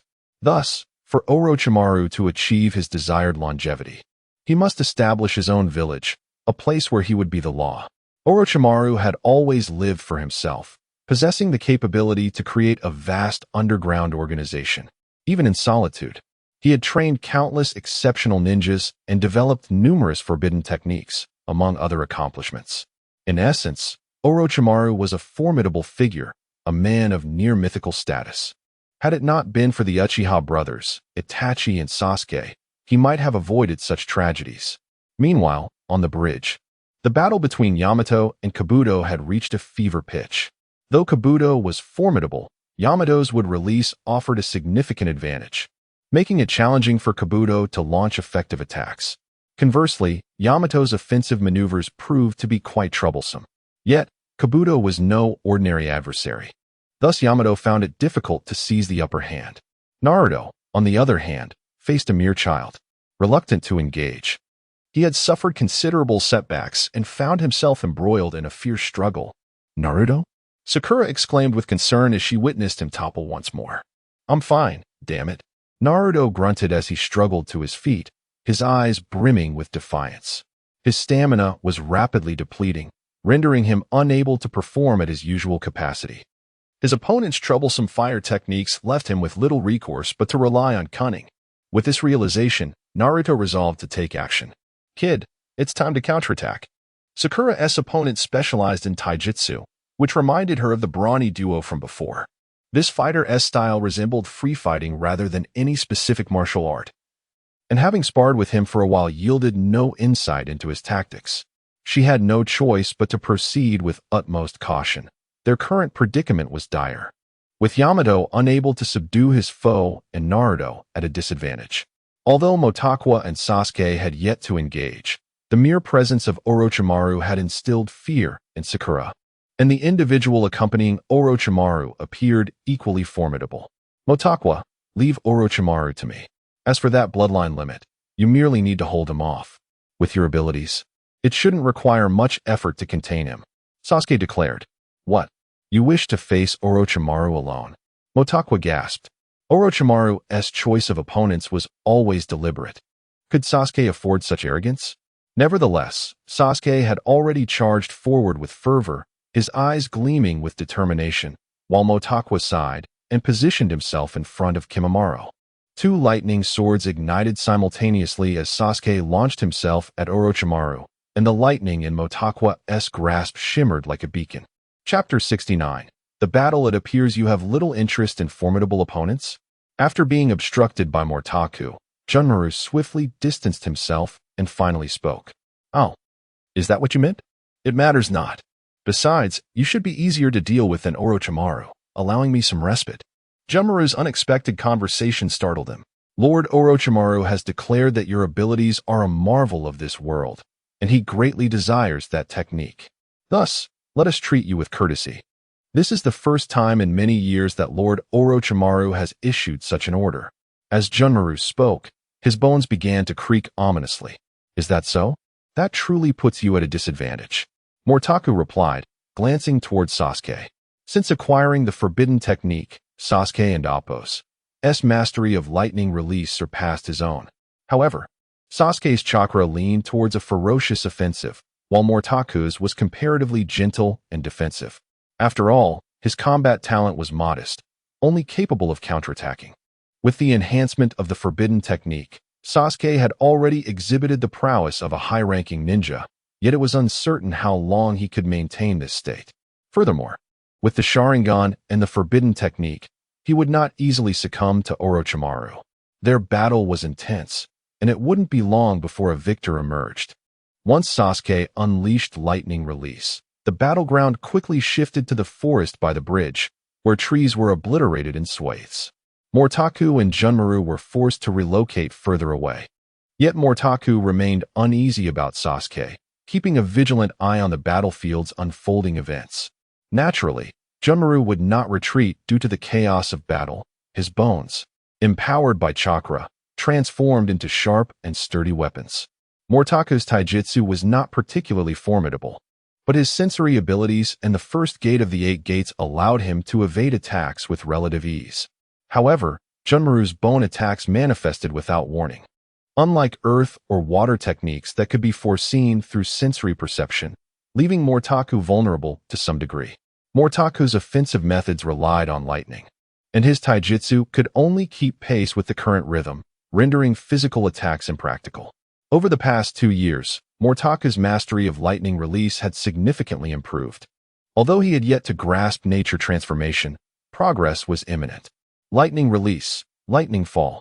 Mortaku and Sasuke shouted in unison, and suddenly, hundreds of bolts of lightning descended from the sky, crashing into the forest. On Mortaku's side, dozens of lightning strikes rained down, enveloping Junmaru. He could only defend himself with his bones, but several bolts struck him, resulting in a violent explosion overhead. The bones he used for defense shattered, leaving Junmaru disheveled, with tiny arcs of electricity flickering across his form. With just one strike, Junmaru sustained significant injuries. The lightning fall technique, developed from a past gaming experience, boasted tremendous power and range. Given the simultaneous strikes, survival was unlikely without severe injury. This was one of Mortaku's most effective skills. Meanwhile, Orochimaru fared significantly better than Junmaru, using earth techniques to shield himself from Sasuke's lightning. Nevertheless, he could not underestimate Sasuke's strength, aware that overconfidence could lead to dire consequences. Indeed, he is far superior. Sasuke observed Mortaku's battlefield dominance after a single lightning fall, realizing that Junmaru had lost his momentum within that domain. Rest assured, Junmaru will not kill Mortaku. As for you, however, your fate is uncertain. Now, you can no longer rely on my strength, so perhaps eliminating you would be prudent, Orochimaru remarked coldly, his eyes reflecting a murderous intent from his frigid serpent gaze. The Sharingan. Almost instantaneously, as their gazes locked, Sasuke's Sharingan flared to life, causing Orochimaru to experience a mental shock. After a brief moment of dizziness, he frowned, unable to discern reality from illusion. I cannot ascertain whether Junmaru has the power to defeat Mortaku, but if you still believe you can conquer me as before, you are gravely mistaken. With the Sharingan, once ensnared in my Jinjutsu, even Orochimaru would be no match for me. At that moment, Sasuke's 3-tomo Sharingan regarded Orochimaru with an otherworldly intensity, making it clear that he had ensnared him in his illusion. Sasuke's Jinjutsu differed from Itachi's. Itachi's was more direct, unambiguously indicating that one had fallen victim to it. Sasuke's technique, though still immature, allowed him to manipulate his environment, albeit with some discrepancies from reality, which Orochimaru could still perceive.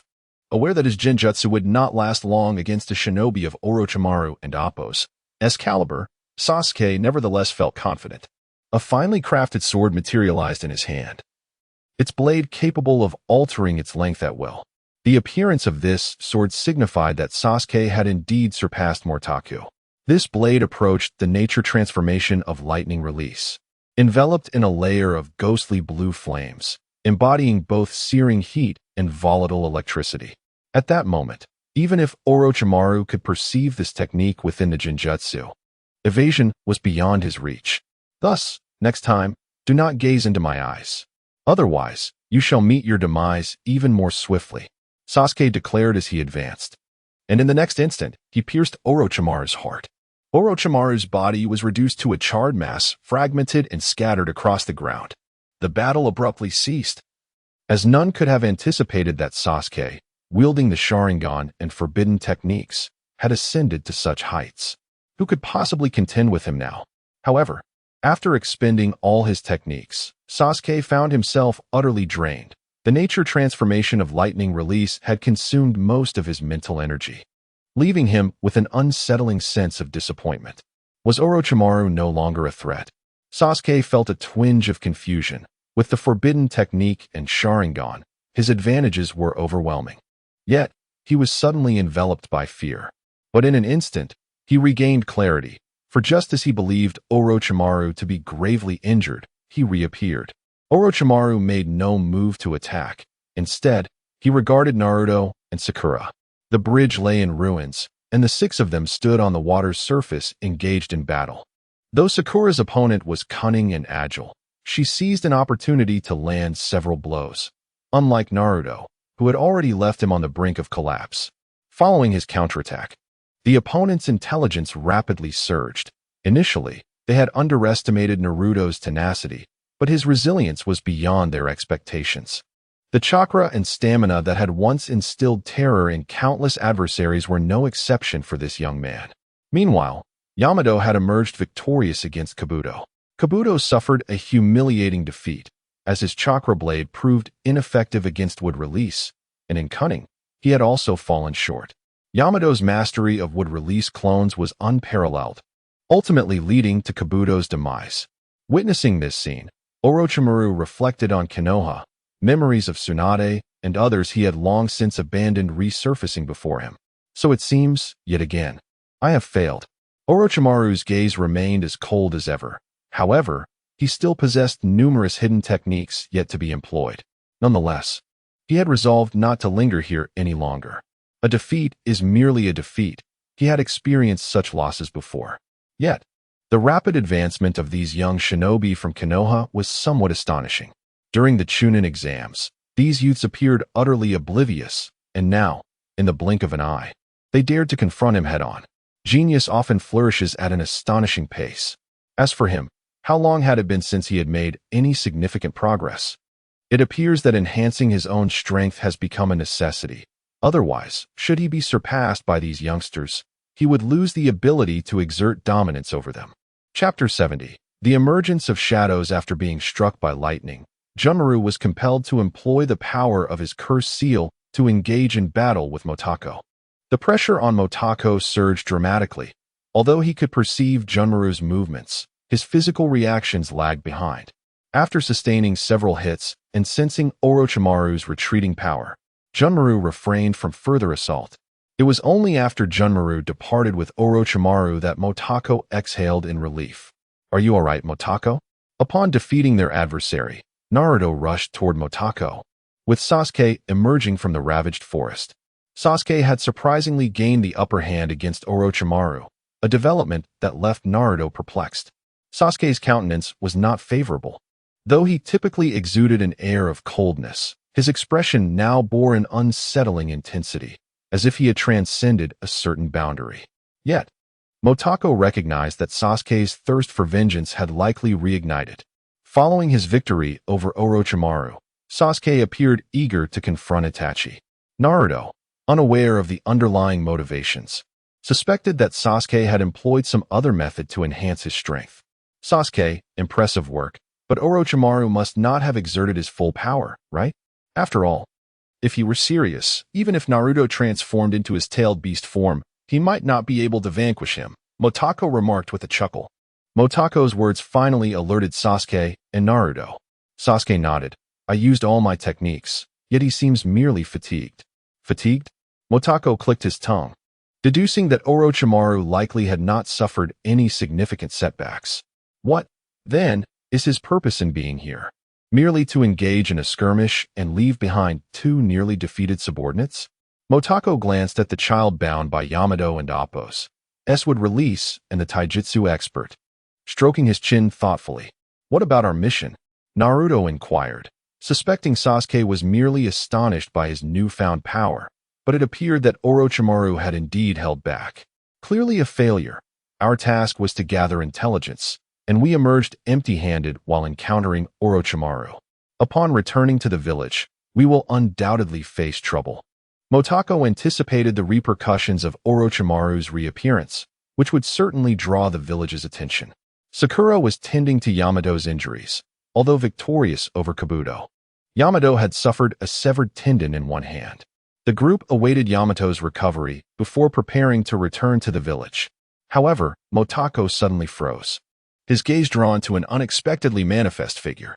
At the moment Orochimaru was shattered, Sasuke truly believed he could contend with a shadow-level ninja. Yet, upon Motoko's reminder, he regained his composure. He was still too young, merely 15 or 16 years of age, defeating a shadow-level ninja?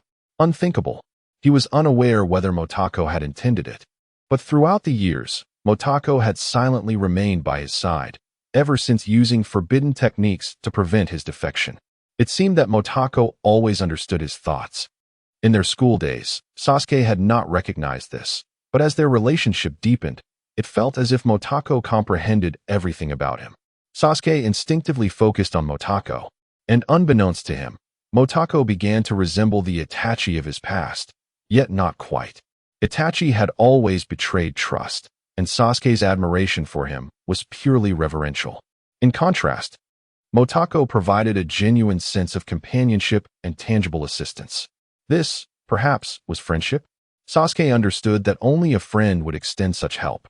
Naruto and Sakura were his companions, sharing trials, while Motoko was the one who truly understood him, guiding his path. In all honesty, Sasuke felt somewhat fortunate over the past few years. Thus, when Motoko gazed ahead, Sasuke's immediate reaction was to activate his Sharingan. The two simultaneously perceived a shadow. The shadow bore an uncanny resemblance to Motoko, causing Sasuke to momentarily believe it was a soul clone of Motoko. He marveled internally. Had Motoko's forbidden techniques reached such heights? However, more than that, he felt genuine happiness for him. Yet inexplicably, upon meeting the shadow's gaze, Sasuke sensed something amiss. The shadow's eyes expressed guilt yet lacked remorse, as if it were there to apologize, but more so, it seemed to announce something significant. Indeed, upon seeing the shadow, Motoko hastily declared, "Wait for me." Motoko dashed from Naruto's side, and in a daze, Sasuke hurriedly followed. "Naruto, you and Sakura find a place to rest. We will catch up with you." "What is happening?" Captain Yamato questioned, bewildered. There's nothing ahead. Naruto and Sakura hesitated, for only they were privy to Motoko's task. Yamato understood. Recognizing that he was merely stepping in for Kakashi temporarily, he smiled and said, "We cannot linger too long. Orochimaru has just left, and the commotion may attract others. Let us find a place to conceal ourselves." Naruto and Sakura nodded, but as they exchanged glances regarding Sasuke's pursuit of Motoko, they began to speculate. Yet, more than anything, they felt excitement. They had never realized the depth of the bond developing in secret between Motoko and Sasuke. After all, Sasuke had always maintained a stoic demeanor, while Motoko was not one to readily forge friendships. If not for Shikamaru, Hinata, and Lee, Motoko would not have had any deeper connections with other teams. Moreover, if Sasuke had truly mastered Motoko's forbidden techniques, his strength would likely surpass their expectations. With Sasuke's personality, he must be elated by this newfound power. Sakura believed that Sasuke's happiness would bring her peace of mind. However, Naruto felt somewhat troubled, despite his close relationship with Motoko. Why could Sasuke learn his forbidden techniques, while he could not?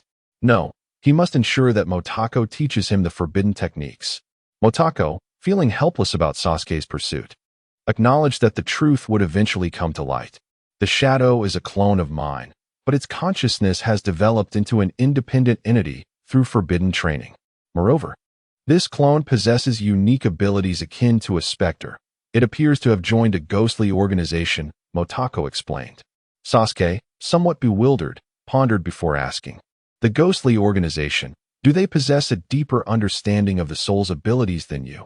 Or do they have other forbidden techniques? Motako shook his head. I understand your intent, but the Shadow's involvement with that organization likely pertains to a desire to usurp my place. However, do not harm it. It will not harm me either. Chapter 71. Tapping the Forehead? A Path to Death. Daiha cast a glance towards Motaku and Sasuke, speaking in a low voice. Naruto turned back. Motaku and Sasuke were concealed behind the fissured ground, marred by lightning strikes. He could neither hear their voices nor discern their expressions. Feeling as if an insurmountable veil separated them, their smiles obscured. The Shadow donned a robe akin to that of the Witch Clan, adorned with golden vine-like patterns. Though the Shadow bore an uncanny resemblance to Motaku, his features were more refined, as if Motaku had undergone a transformation of beauty. However, his gaze was somber, devoid of emotion, as if burdened by profound melancholy. I desire resurrection. The Shadow raised his head. I wish to return to her side, just as you have. Hence I require their power. They can grant you resurrection? Indeed. All you need is to reveal your form, isn't it? Alternatively, you could take my place. And I could live behind a mask. Motaka spoke gently, enveloping him in boundless kindness. Are you not the same person? Sasuke inquired coldly. This is inconsequential. Can they truly facilitate your resurrection? Motaku interjected. They awaken my abilities. As long as we gather the tailed beasts, we can locate the soul of the Sage of Six Paths, and then we shall utilize the technique of rebirth to bring me back, the Shadow affirmed with a nod. Is it reliable? Motaku paused momentarily, his voice dropping. It should be. Besides, I possess no other alternatives. The Shadow gazed into Motaku's eyes.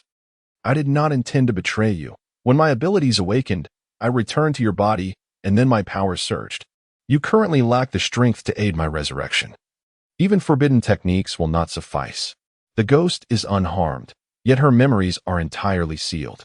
If you wish to rescue her, I can assist, but afterward, I hope you refrain from inquiring about my affairs. I do not wish to become your enemy. Truly, you will not return? Even if I depart from Konoha? Motaku regarded him, a tinge of sorrow surfacing within him, for his father had resurrected him, yet he never anticipated they would find themselves in such a predicament. It is impossible. As a shadow, one cannot possess their own shadow. I do not wish to frighten her, so you shall protect her instead. I can help bring the ghost back and strive to minimize my impact on Konoha. You merely need to remain by her side. The Shadow's eyes bore the weight of suppressed madness, akin to a maniacal laughter stirring the winds and clouds, yet he perfectly concealed this within his expression, merely offering a faint smile, as if the heavens had bowed before him. What he intended to accomplish was a thrilling, reckless endeavor. However, fear had long since abandoned him. He was the chosen one, and this battle would be his to command. It seems you have earned the trust of the Witch Clan. Can we retrieve the ghost and Appo's memories? Motaka nodded, exhaling softly as he inquired calmly. Rest assured, I am you. Naturally, I am aware of your desires. I will ensure they preserve the ghost's memories before her induction into the organization and after meeting you, so she can remain by your side. Konoha is a splendid place. One day I shall return, and it shall not be long. The Shadow expressed, seemingly relieved, yet if he had a heart, it would be racing for before him. Motaku was merely a tool, and soon he would be resurrected. When will I meet the ghost? Motaku asked coldly. In just a few days. My abilities are still adapting. I plan to find someone to test them. It appears there is one named Pain who might suffice. Our memories are shared, although I won't divulge this. You should recognize its significance. I am you, but you are not me, the Shadow declared, fixing his gaze upon him. You are ill-suited for battle. You must understand that Konoha is, in truth, quite fragile. Of course, I am aware. Since you know my thoughts, simply transform the ghost into the form I desire and present her to me. As for your plans, I shall not pry. You should know my stance, as long as it does not affect me and those around me. Even if you were to obliterate this world, I would not question it. Even without your prompting, Motaka smiled. Very well, I shall deliver the ghost to Konoha. You need only wait. Once I have adapted to my powers, our plan will commence. Given your laziness, I suspect you have no desire to save the world by running about. Since we have reached an agreement, I shall take my leave, the Shadow concluded. Indeed, Motaka nodded. The shadow's expression shifted slightly before breaking into a smile. The ghost possesses numerous fragments of memories.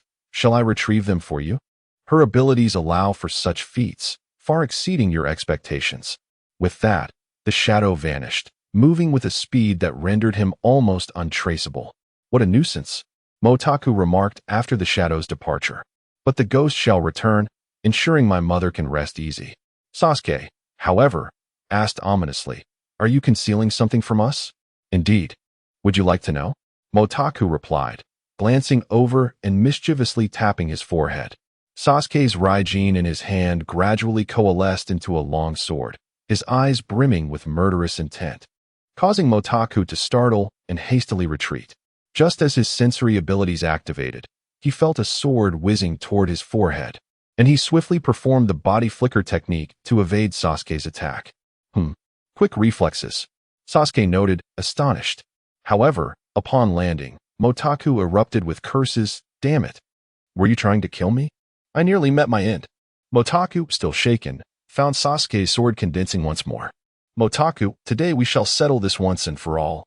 The distant rumble echoed ominously, causing Naruto and the others, hidden behind an illusion, to perk up.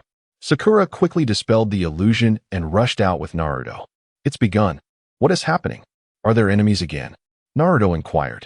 Hey, wait for me. Daiha, too preoccupied to contemplate, followed suit. Sasuke, look. I've shared all the forbidden techniques with you. Otherwise, you would have rushed to Orochimaru by now. Orochimaru is formidable, no doubt, but one cannot force growth. It must be cultivated over time. Thus, in Konoha, you can progress faster than others. All these advantages were obtained through my efforts. Can we not avoid fighting? Motaku's attire was already singed, yet Sasuke's Sharingan remained icy, fixated on him. You have yet to unleash your full strength. I must truly defeat you. Sasuke, naturally reluctant, embodied arrogance as his innate instinct. Overall, he was a rather unlovable character. Motaku felt utterly powerless. He had already exerted all his effort. It was simply that Sasuke was too strong. Yet, he could not voice such an explanation. After 2 years, he had been surpassed by Sasuke. Once Naruto mastered the 9 tails, he would find himself at the bottom. Suddenly, he felt as if he and Sasuke had endured injustice for over a decade. Chapter 72 Loneliness has existed since the moment one enters this world. A few days later, after enduring several consecutive days of rain, the sky finally cleared. The rain has finally ceased. Everything feels so refreshed. Sakura and Ino strolled along the street, heading towards Sasuke's home. Indeed, Ino smiled. When you mentioned that Sasuke and Motaku had suddenly encountered an enemy, I was quite worried. Exactly. At that time, Naruto and I hurried over, only to find them both battered and bruised. I had never seen Sasuke like that before. He looked so adorable. Sakura recalled Sasuke's expression, feeling a wave of affection wash over her. Ino furrowed her brow. It's infuriating that you ended up on the same team as Sasuke. What? Clearly, my love is the strongest. Sakura laughed heartily. But why did they suddenly decide to duel, and why has Miss Ghost returned? Did Sasuke specifically go to Motaku's house to see her? Surely, he isn't vying for her affections, is he? Ino remarked seriously. Sakura's expression gradually darkened. We must get to the bottom of this. Sasuke cannot develop feelings for anyone else. Infidelity is absolutely unacceptable. Right? Ino nodded. By the way, isn't Sasuke technically not yours? You insufferable Ino. Sakura exclaimed, feeling the sting of truth in her friend's words, as she chased after her. Ino nimbly evaded Sakura's playful punches. As the clouds parted, warm light broke through, revealing a smile. In a narrow street of Konoha, the ghost opened her eyes once more. Clad in a kimono, she sat at a table, momentarily taken aback by the familiar scene. Motaku sighed, stepping out of the room to gaze at the ghost. Momentarily at a loss for words, the ghost looked up at him, finding his reaction strange. However, she realized she could no longer remain there. She hadn't expected her time here to be so brief, only a month or 2. Though reluctant, she smiled and said, I may have to leave again. Why do I say again? Oh right, I've told you this before. The ghost hesitated, sensing something was amiss. Motaku raised his head to look at her. Recalling that when he first heard her say this, he had contemplated keeping her here. However, her overly harsh words had angered him, though he had long forgotten what they were. Now, gazing at the ghost, he felt the bittersweet pang of loss and reunion. He approached her, gently embracing her, disregarding her attempts to break free, and softly murmured, "You're still like this, not wanting to burden me? Huh." The ghost stiffened, her face reddening further. Although she knew it was true, wasn't he this moving too fast? "Please don't leave me again. I don't want to just watch you from afar. After all, I have finally met you." The ghost felt confused. Hadn't she already decided to leave? But could she truly remain here? Yet, the ghost did not depart. However, she soon sensed something was off. Motaku's reaction was peculiar, leaving her unsettled. "You like tea, right? I searched for a long time to find this, though it's not very fresh. Still, it doesn't tea taste bad when brewed. However, there aren't tea many seeds, so it could be troublesome to plant later." Motaku suddenly produced a large bundle of tea leaves, familiar items that the ghost had often seen before her departure, some of which she had almost forgotten. Although the ghost sensed a shift in Motaku, she unwittingly found it hard to distinguish between reality and illusion, feeling as though everything before her was somewhat surreal. "Is it truly you, Motaku?" The ghost blinked in confusion. "No, wait. I remember you being much shorter than you are now. Did I forget again?" Suddenly alert, the ghost questioned, "What happened? Didn't T.I. already leave? What about the sorcerer? Have you seen him? Where's Shadow? Bring him out. I need answers." At last, the ghost shattered the illusion, sweeping everything off the table with a crash, startling both of them into silence. "Are you all right?" Imo Lingyu emerged, glancing at the scattered items and then at Motaku. As if to say, "You brought this upon yourself. Deal with it." Motaku nodded. Imo Lingyu gave the ghost one last look before turning away. The ghost finally calmed down. Motaku was unharmed, which meant perhaps nothing terrible had occurred. She had been overly worried. She crouched down to pick up the fallen items, murmuring, "I'm sorry."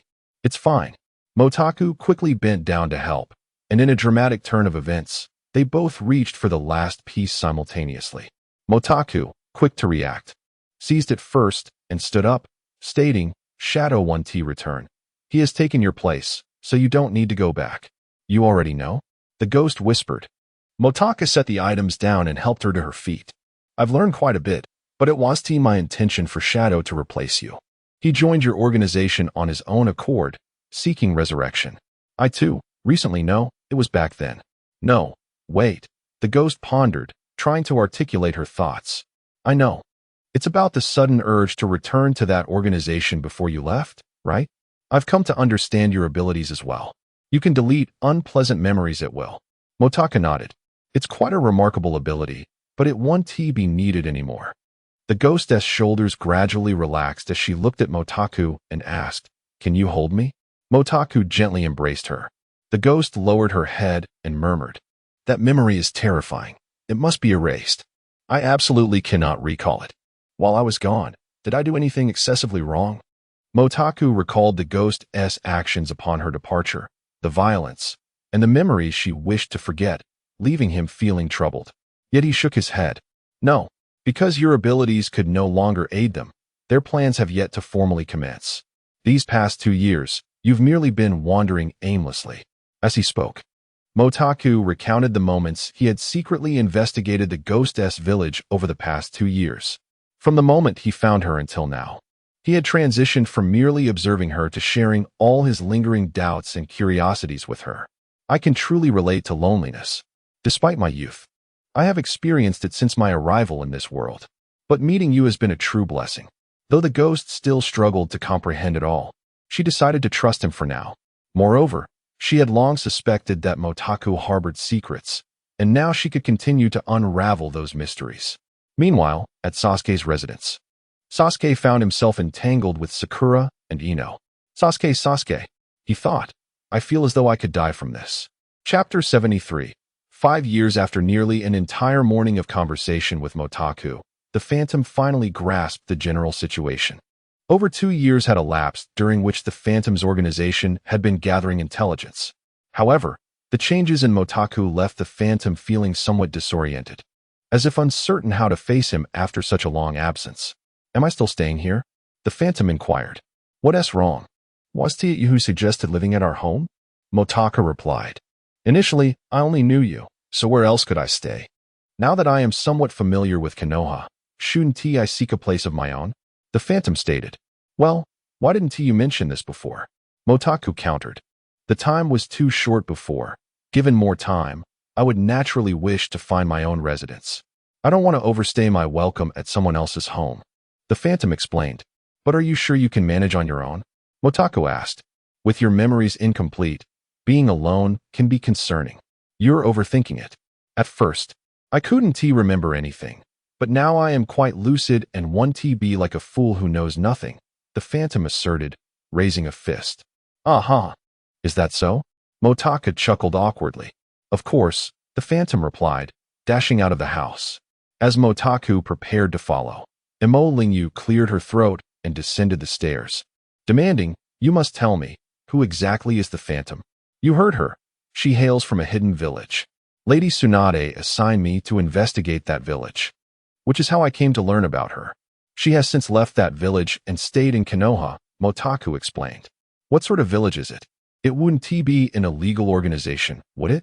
Why would Lady Tsunade ask you to investigate? Emo Lingyu pressed. Lady Tsunade requested the investigation precisely because she is unaware of the village's true nature. The forbidden techniques left by my father closely resemble those used by that village, which is why this task fell to me. I have matters to attend to, so I must take my leave, Motaka said hurriedly as he exited the house. Emo Lingyu shook her head, muttering, This is not a mission. Why are you still following her? Motaku intended to find the Phantom, believing it unwise to let her search for housing alone in the village, which could leave her homeless. However, upon stepping outside, he spotted the Phantom standing by the wall at the entrance. Seeing Motaku, the Phantom's face flushed. What's wrong? Motaku asked. I'm afraid to go alone. Will you accompany me? The Phantom requested. Hey, you're older than I am. Why do you act more like a child? Motaka laughed. The Phantom felt conflicted, torn between wanting to appear strong and desiring his company and finding a place. It was a difficult choice. Well, you're more familiar with Konoha than I am. Still, I'm not too well versed in these matters. Perhaps we should consult Lady Tsunade? Motaka suggested. The two then made their way to the Hokage Tower, with Bai Ling following discreetly behind, though the Phantom remained unaware of him, and Motaku paid him no mind for the moment. After a while, Bai Ling vanished again. Motaka suddenly heard Bai Ling and Appo's voice in his mind. The shadow went to the land of rain. It's a very oppressive place. And I didn't dare follow him in. Did he go alone? Motaku asked, momentarily stunned. Yes. I waited in the land of rain for less than 3 days before he appeared. He must have gone directly there after bringing the Phantom, Bai Ling replied. I understand. Motaka nodded. Are you not going to inquire further? Bai Ling pressed. At this point, I have no capacity to intervene in Shadow's affairs. Motaku shook his head. For at least 5 years, I cannot catch up to him. But Shadow possesses your memories. Will that not influence the so-called storyline? Bai Ling questioned. It likely will. But it matters little. Some things will remain unchanged, Motaka stated. Bai Ling did not press further. After some thought, Motaku added, Please check once more near the land of rain for any news of Jiraiya. If you see him, show him the battle footage between Shadow and Pain. Understood. Bai Ling replied before departing again.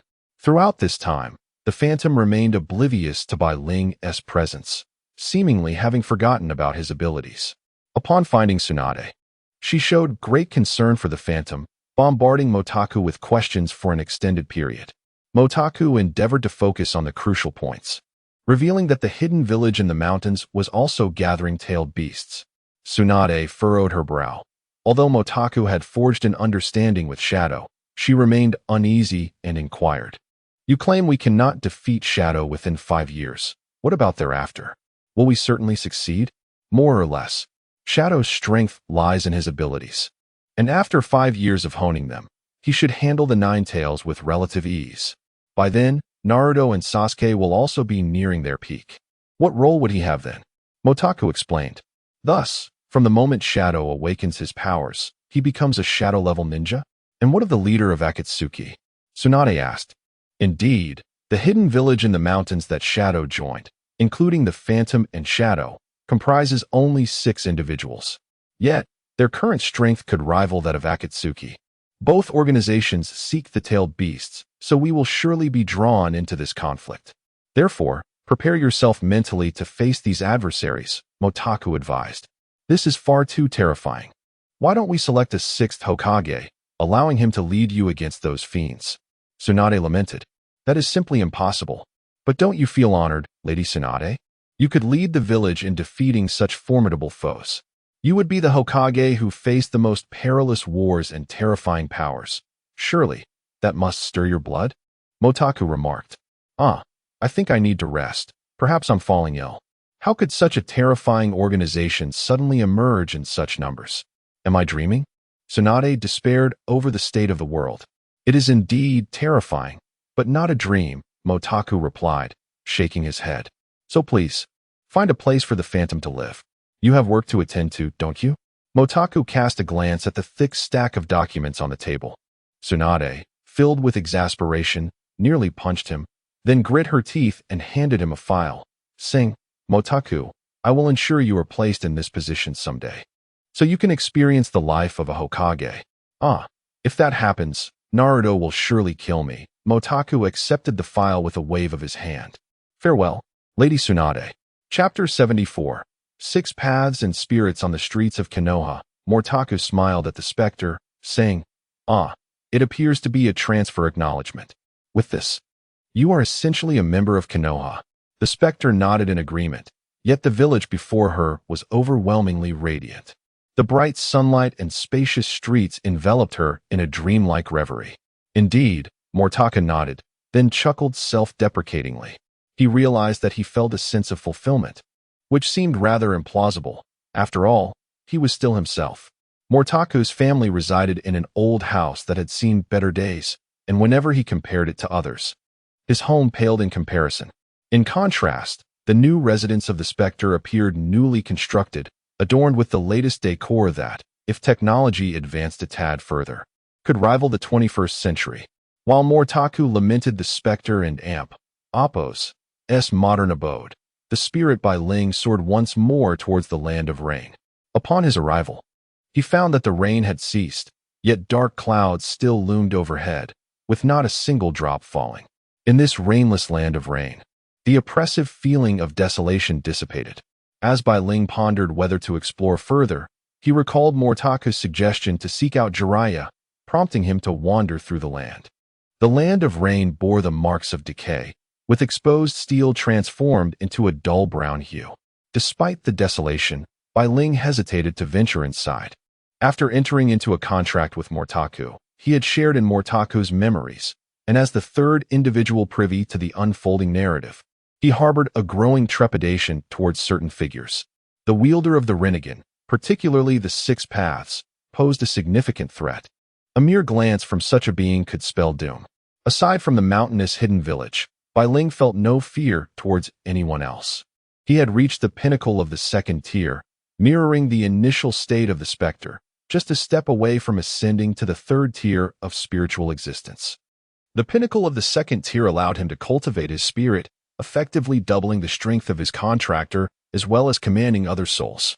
However, during his last endeavor, he had managed to secure a subordinate, only for Motaku to gift it to Sasuke as a contracted spirit.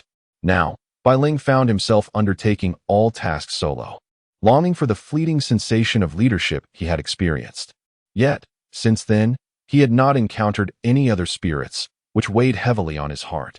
Suddenly, as Bai Ling turned to a certain area in the land of rain, he halted, his eyes filled with a mixture of greed and fear. Before him lay a large pit, roughly 10 meters in diameter, containing a multitude of corpses draped in a peculiar black metal. However, Bai Ling's primary concern lay not with the corpses, but with the spirits floating within the pit. If he was not mistaken, these were likely the result of the human path from the 6 paths of pain, utilizing a technique to extract souls and seal their memories. It appeared that creating a clone of the Rinnegan was not an easy task, and these must have been failures. Bai Ling hesitated. While fortune favors the bold, who knew if the human path would periodically check on its collection?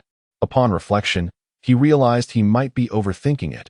Aside from the Deva path, the other 6 paths were typically encased in coffins, suggesting that these souls were likely neglected. Summoning his courage, Bai Ling extended his sensing ability to a safe radius and floated closer. The spirits instinctively recoiled at his approach, but Bai Ling was determined not to let them escape. He was akin to the judge of the underworld, a rank above these spirits, and with a mere command, they would be compelled to obey him. Yet, he pondered whether collecting too many souls might draw attention, especially from the hidden village or the shadows lurking therein, which could lead to an awkward predicament. Nonetheless, his desire for these spirits was undeniable. Gritting his teeth, he began to exert his control over them. There were over 30 spirits, and once he controlled one, it quickly became addictive. One after another, he ensnared more. As he amassed control over more souls, it felt as though his own spirit underwent a form of evolution. Yet in that moment, he was simply reveling in the thrill of domination. Having successfully controlled all the souls, Bai Ling paused, his heart racing with excitement. He disregarded Mortaku's earlier instructions and set off towards Konoha, ensuring he circumvented the land of rain. Upon exiting the realm of rain, he surged towards Konoha, with the spirits trailing behind him. Should anyone have seen them, they might have assumed he was a puppeteer. At that moment, Bai Ling comprehended the essence of the second tier's evolution, transitioning from ordinary spirits to the ultimate form of a Shinigami. Akin to receiving a promotion in the underworld, greater authority allowed him to command more souls. Having once encountered a spirit and seized its power, he found himself unexpectedly with over 30 subordinates, leading him to feel an inflated sense of self-importance. As he traversed the land of rain, he caught a glimpse of some shimmering activity but dared not linger, not even daring to discern the figures present. Despite his exploration, he found no sign of Jiraiya, and upon his return, he planned to relay this information to Mortaku, convinced all was well. Meanwhile, Jiraiya remained ensconced within the mouth of a frog, buried in a muddy pit, debating whether to stay and observe or make a hasty exit. Unless he entered sage mode, he felt utterly powerless to intervene in the conflict unfolding before him. The shadowy figure he encountered wore a black cloak, obscuring all but the most enigmatic details, leading him to suspect that Mortaku and Appo's father might not truly be deceased. Yet, the capabilities of pain, along with that haunting visage, were reasons he could not escape. The shadow did not expose Pain and Appo's secrets. Instead, he was merely testing his own abilities and had no intention of engaging Pain in a one-on-one confrontation. However, after battling the Deva path for some time, he sensed that his full potential remained untapped. The Deva path wielded powers of attraction and repulsion. Though his physical attacks were formidable, this ability did not adequately assess his true strength. You have been the one attacking all along, and much of the surrounding destruction is of your own making. Surely, your organization has more members. Would you not prefer to fight someone else? The shadow inquired. Your gravitational powers hold no sway over me. Nagato had never encountered such an individual, a mere spirit capable of impacting the physical realm. However, he wondered if the spirit had chosen the wrong adversary. Human path, Nagato commanded sharply. The human path, hidden within a coffin, leapt forth, hastening towards the battlefield. Upon witnessing this, the shadow felt a twinge of anxiety, for the human path was indeed the arch-nemesis of their spirits. Chapter 75. The Forbidden Technique Group. Upon Bai Ling's return, the specter that followed startled Mortaku, and it appeared that Bai Ling had undergone another evolution. Dark patterns now adorned Bai Ling's form, and he seemed to be in considerable distress. Mortaku hastily inquired, "What is wrong?" "It seems I am bound by forbidden techniques," Bai Ling responded, struggling, and then he surged into Mortaku's being. Mortaku's expression momentarily froze as he quickly fell into introspection. Before him loomed a black mark, as if Bai Ling were being branded with a seal. Mortaku could only watch helplessly. "This is the first step towards evolving into a death god," Mortaku uttered gravely. "What should we do now? Didn't he, the specter, say that evolving into a death god could lead to being killed by a true death god?" Bai Ling was anxious, but the brand became increasingly profound, soon merging with him. Exhausted, Bai Ling gasped as Mortaku tried to reassure him. As long as you avoid evolving to the fourth level in the future, you will be fine. He himself was uncertain whether a true death god would slay the souls that entered their realm, but they chose to trust the specter, who likely knew more than they did. As for the actual truth, they would have to wait until they entered the realm of death gods to discover it. Well, I feel significantly more powerful, Bai Ling admitted. He could distinctly sense the existence of the mark, which was manipulable, akin to a unique buff. However, he was still unclear about what enhancements it provided. You are my contracted spirit. I can sense that your essence is intact, Mortaka proclaimed. I understand. But this power feels quite unfamiliar. Could it be the power of a death god? Bai Ling mused. First, try to comprehend what this mark entails. Then take a moment to rest. Mortaku advised as he returned from the mental realm to reality. Although it was documented that there were 4 levels of forbidden techniques, the capacity to wield the powers of a death god only manifested at the 4th level, yet there was no record pertaining to this mark. As for the Land of Rain, Mortaku had little hope that Jiraiya would see him again. Nevertheless, he would have the opportunity to meet Jiraiya in the future and would devise a plan then. Just as Mortaku and the Spectre were preparing to return to Mortaka's home, Naruto and Sasuke arrived to seek him out. Mortaku, Naruto said, his expression somewhat grim. The more he contemplated the matter of Mortaku handing the forbidden techniques to Sasuke, the more he felt disregarded. What is it? Mortaku and the Spectre halted at the sight of the two. To Mortaku, both of them were saviors. Although it was somewhat premature to cling to their coattails, he would still regard their matters with utmost seriousness. Why did you give the forbidden techniques to Sasuke? Naruto demanded. Mortaku observed Naruto's expression and nodded, explaining, at that time, Orochimaru lured Sasuke with power. I could not stand idly by. The only way to save him was to provide him with greater strength, hence I entrusted him with the forbidden techniques. Sasuke, upon hearing this, was not surprised. Reflecting on it, he realized the truth in Mortaka's actions.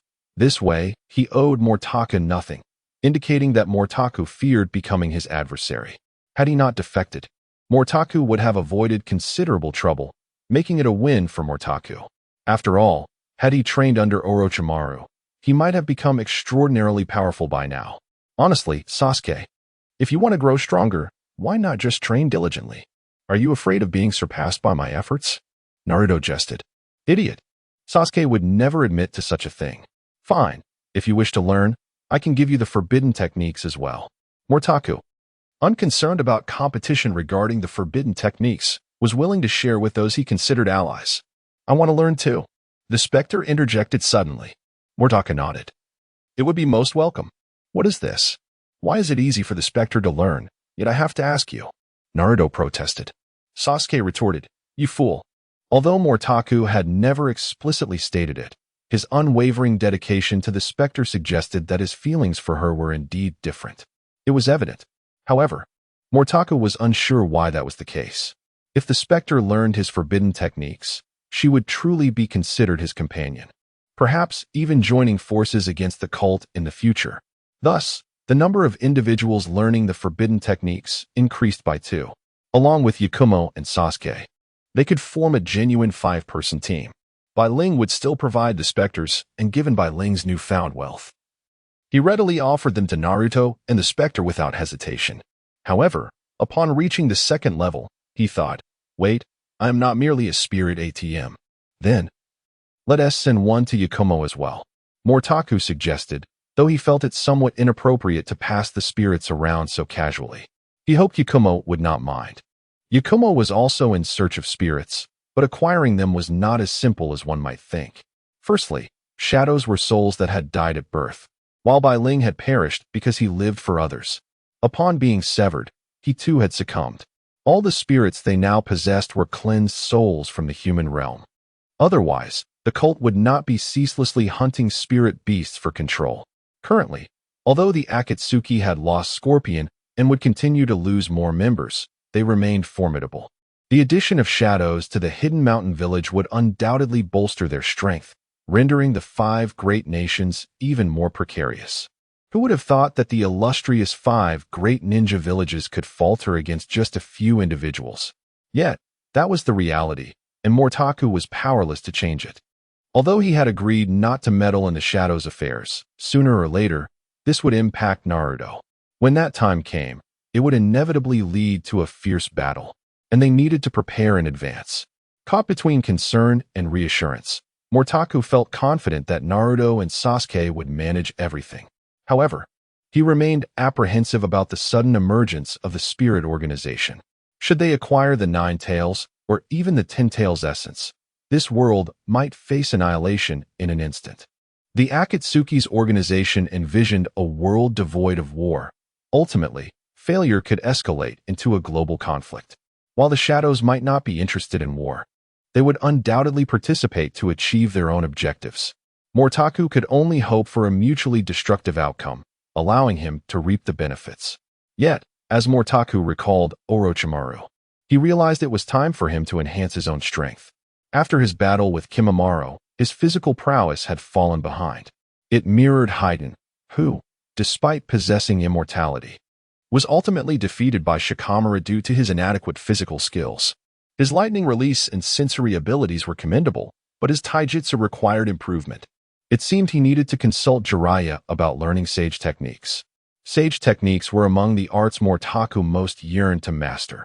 Acquiring them would be a remarkable achievement. Chapter 76. The Art of Immortality. The youth clad in a black hood bore an almost identical visage to that of Mortaku, the pain of the human realm. Jiraiya found his appearance strikingly familiar, reminiscent also of Yahiko's eyes. Could it be that pain was merely a manifestation of the impure world reincarnation? No, the Rinnegan is unique. Such eyes inspired a deep sense of reverence within Jiraiya. What of Nagato, then?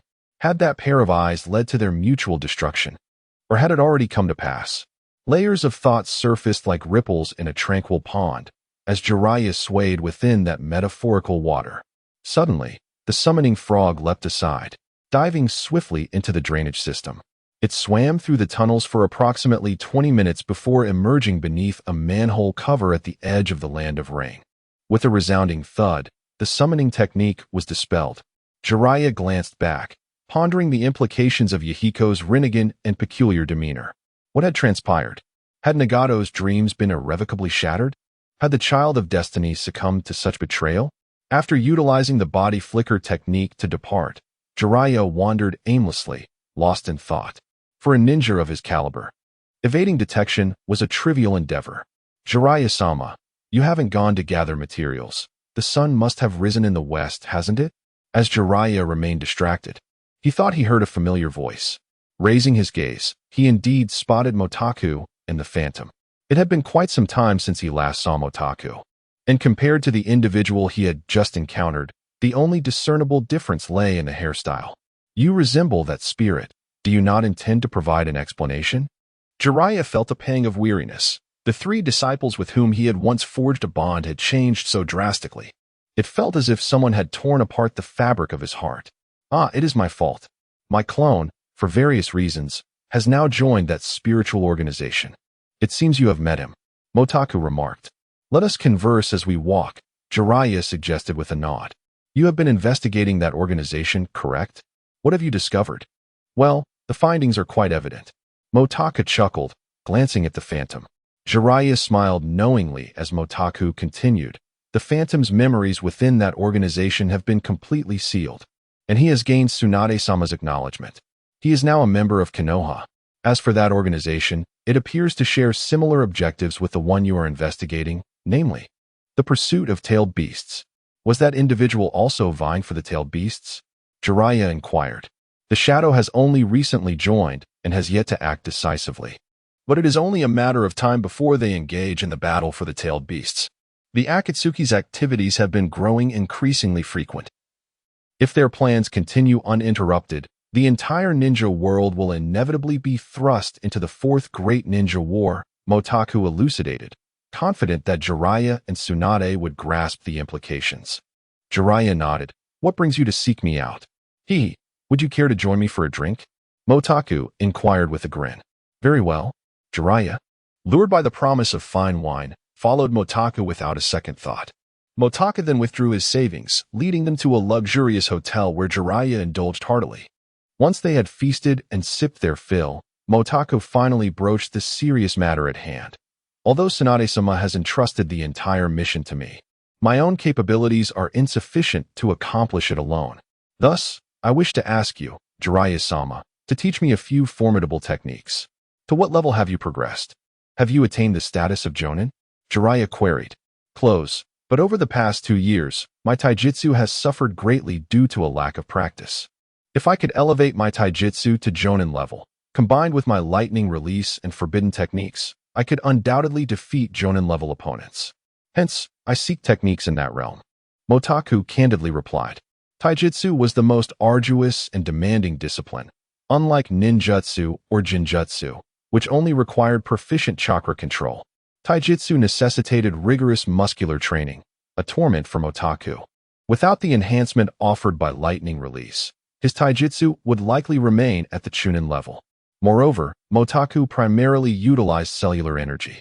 His lightning release could only be fully controlled through cellular energy, although chakra-based lightning release also boasted significant control. Lacking the Sharingan rendered it impossible for Motako to perform techniques akin to Chidori. In truth, while Motako could execute powerful techniques, his body's reflexes were insufficient for intense combat. From the outset, Motako had consistently harnessed cellular energy to master lightning release, allowing him to perform ninjutsu at the peak of his physical capabilities. Yet, taijutsu remained his Achilles heel, and without its enhancement, his other abilities would remain constrained. Jiraiya understood this predicament. Motako was still quite young, and the majority of his recent years had been consumed by surveillance missions, inevitably impacting his taijutsu development. After much contemplation, Jiraiya concluded that only the art of immortality would suit him. I can teach you a technique of immortality, but be warned, this technique has a time constraint. If you encounter an adversary, you must resolve the conflict swiftly. Your forbidden techniques can double your strength, and when combined, I believe they will unleash an even greater force. Ah, thank you, Jiraiya-sama. Motako was taken aback by Jiraiya's readiness to impart the art of immortality, feeling a surge of unexpected joy. Seeing his excitement, Jiraiya shook his head. I can only assist you to this extent. Whether you master it ultimately depends on your own efforts. Regardless, you are half my master now, Motaka declared. You have undertaken the task of protecting Konoha alone, so there is no need for gratitude. It is your due, Jiraiya insisted, firmly refusing to accept Motaka as a disciple. He had grown cautious about taking on students. So, shall we return to Konoha or remain outside? Motaka inquired again. Let us head back to Konoha, Jiraiya decided, feeling a sense of yearning for Naruto, who might be the last of his remaining disciples. Motaka nodded, eager to accompany Jiraiya wherever he went, especially with the prospect of learning the art of immortality. Truthfully, even after traversing into the world of Naruto, he had believed that such techniques were far beyond his reach. Now, he felt utterly fulfilled. Upon their return to Konoha, inexplicably, Motaka vanished, and Jiraiya resumed training with Naruto. Sasuke, aware that both Motaka and Naruto were enhancing their strengths, undertook numerous missions alone. His mastery of lightning release and the power of the Sharingan propelled him swiftly to Jonin status, allowing him to make a name for himself within the ninja world. At this moment, Sasuke was no longer merely a figure known for his Sharingan. He had gained recognition through his own prowess, executing missions independently. Time continued to tick inexorably onward, urging their growth. Lightning Flame Fire Release, Lightning Fire Rebirth. Sasuke executed a mission once more, skillfully transforming his lightning nature into the Lightning Flame Fire Release technique. Though he had only recently ascended to Jonin rank, his strength was already among the elite within that tier. Of course, he still lacked the experience of some renowned Jonin. But Sasuke was known for his caution and strategic mindset, making his solo missions all the more effective, as he had claimed. He was better off without anyone hindering his progress. As he grew increasingly accustomed to executing missions alone, the absence of his comrades Naruto and the others allowed his abilities to flourish fully. His name began to appear on various blacklists, noted as a dangerous individual. However, after becoming accustomed to solo missions, he found it somewhat awkward to collaborate with another. Is this the transformation of lightning release? Sakura crouched down to examine the fallen body. which was nearly carbonized. Even Tsunade would be unable to revive such a victim. Indeed, after the violent transformation of the lightning release, it assumes a form akin to flames, appearing gentle yet possessing a potency several times greater than that of ordinary lightning release.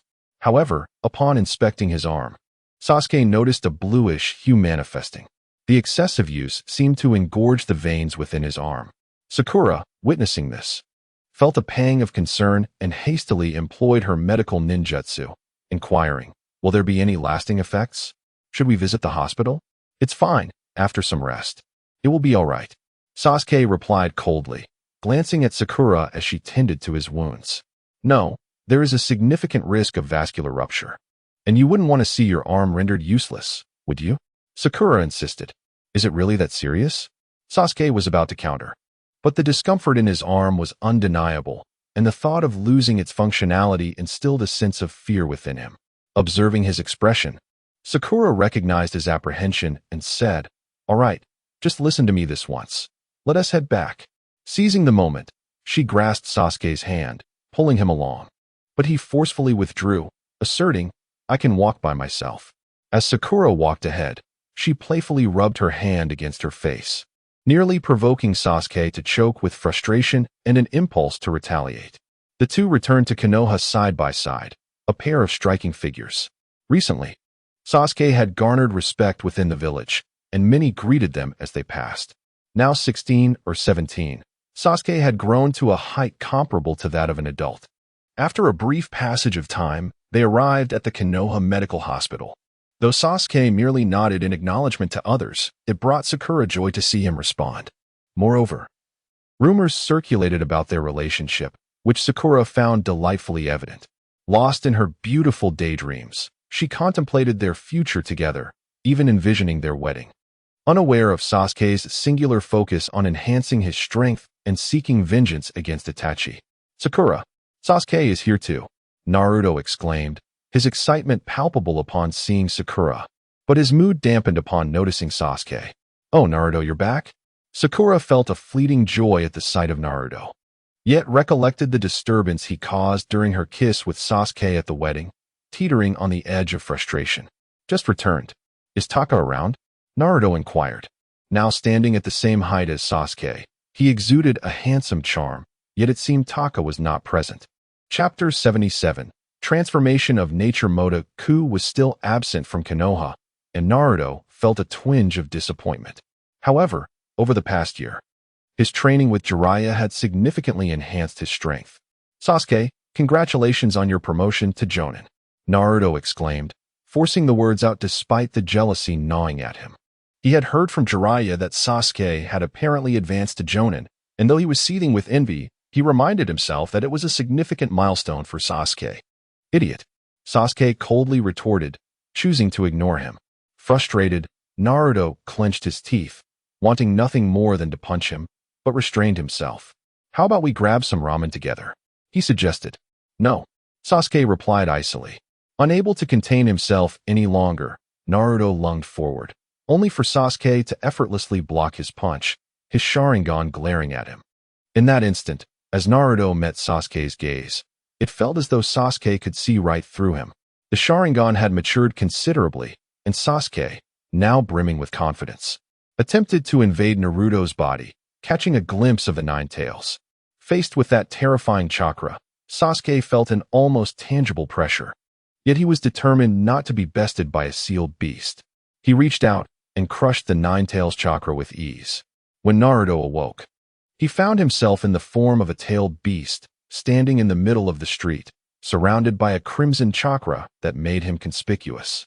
Just as the onlookers began to comprehend his transformation, he leaped away. Fortunately, it was merely chakra overflow, and he had not fully transformed. Calming himself, he noticed Sasuke sighing and following suit, while Sakura, still puzzled by the unfolding events, hurried after them. Upon seeing the chakra emanating from Naruto, Sakura's vigilance heightened. "It seems that the Akatsuki organization is currently searching for something like this," Sasuke remarked coolly. Over the past year, he had occasionally heard rumors of a tailed beast appearing and disappearing, and the Akatsuki was no longer a secret among the great nations. Additionally, a new organization called the Mountain Village had emerged, leaving a significant shadow over the 5 great nations with its enigmatic abilities. Both the Akatsuki and the Mountain Village had become the most scrutinized organizations in the shinobi world. Since the capture of Shikaku, several Jinchuriki had been forcibly separated from their tailed beasts, leading to their demise. Naruto, harboring the most fearsome 9 tails within him, would inevitably draw the attention of both the Akatsuki and the Mountain Village.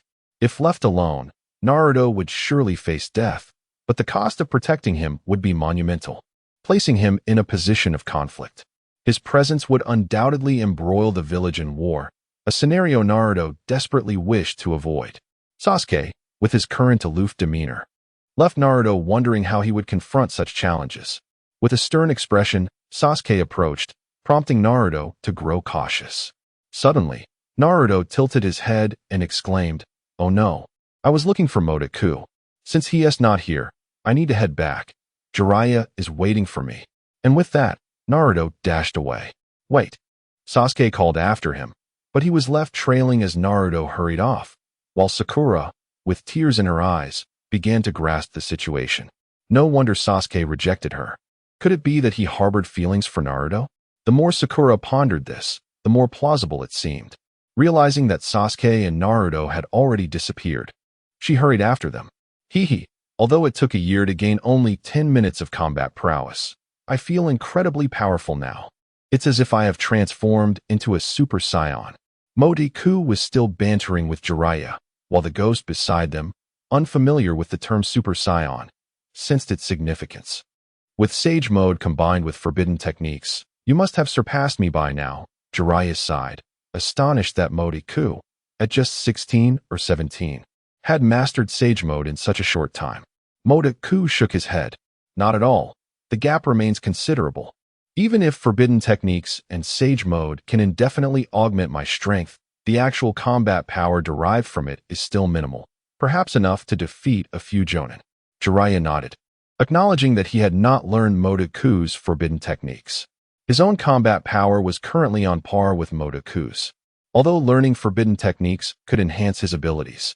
Without reaching the 3rd level, they would not meet his combat needs. Moreover, he observed that for those at the pinnacle of strength, the benefits of forbidden techniques were limited. Thus, Jiraiya had chosen to focus on refining his Sage Mode, which still held potential for improvement. However, due to innate limitations, he had struggled with this technique longer than either Minato or Motoku, resulting in less effective outcomes. Yet, the combined experiences of Minato and Motoku provided him with valuable insights, and he believed that soon his Sage Mode would also see advancement. As Naruto made his way back, he spotted Motoku, Jiraiya, and the ghost standing together, feeling deceived. What the heck? I went alone to find Motoku, and he was right here all along. It was merely a coincidence. I just returned from outside. Motoku laughed. Naruto. Sasuke had caught up, and upon seeing Jiraiya and Motoku, he remarked, "You're here too." "Yes," Motoku acknowledged. "Does anyone wish to test my new technique?" Naruto and Sasuke perked up immediately. "Count us in. Don't say I'm bullying you. You two can team up against me." Motoku, invigorated by his Sage Mode, felt a hint of superiority over them. "I'll go first. I can handle this on my own," Naruto confidently declared. "Motoku, I hope you can withstand Naruto's attack. Otherwise, I want to get a chance to strike," Sasuke replied coldly. Motoku chuckled, suddenly recalling that Naruto had likely mastered techniques like the Rasengan by now. Meanwhile, Sasuke had already grasped the transformation of lightning nature, making things somewhat awkward. Without further explanation, Motoku activated Sage Mode. After forming a single hand seal, spots began to appear on his face, presenting a somewhat fearsome appearance, yet the increase in power was undeniable. "Very well, let us unleash our strongest techniques." Naruto. Motoku's face transformed, making it difficult for Naruto to distinguish, though the voice remained unmistakably Motoku's. Naruto nodded eagerly. "Let us do it." Ninja Art, Rasengan. With a shadow clone appearing, Naruto's Rasengan had indeed grown substantially larger than before. Charging forward with the colossal Rasengan, Motoku summoned a massive lightning sphere, seemingly identical techniques. Yet Naruto felt as if he were striking steel. The lightning sphere appeared unyielding. Naruto halted, gazing upward. Motoku's lightning sphere remained unscathed, leaving Naruto in shock. He had just developed this technique and had already been bested by Motoku. You fool. Sasuke's eyes turned blood red. Lightning flame fire release. Rebirth of the Phoenix. A bolt of lightning descended from the heavens, striking the ground before erupting into flames that surged upward like a phoenix.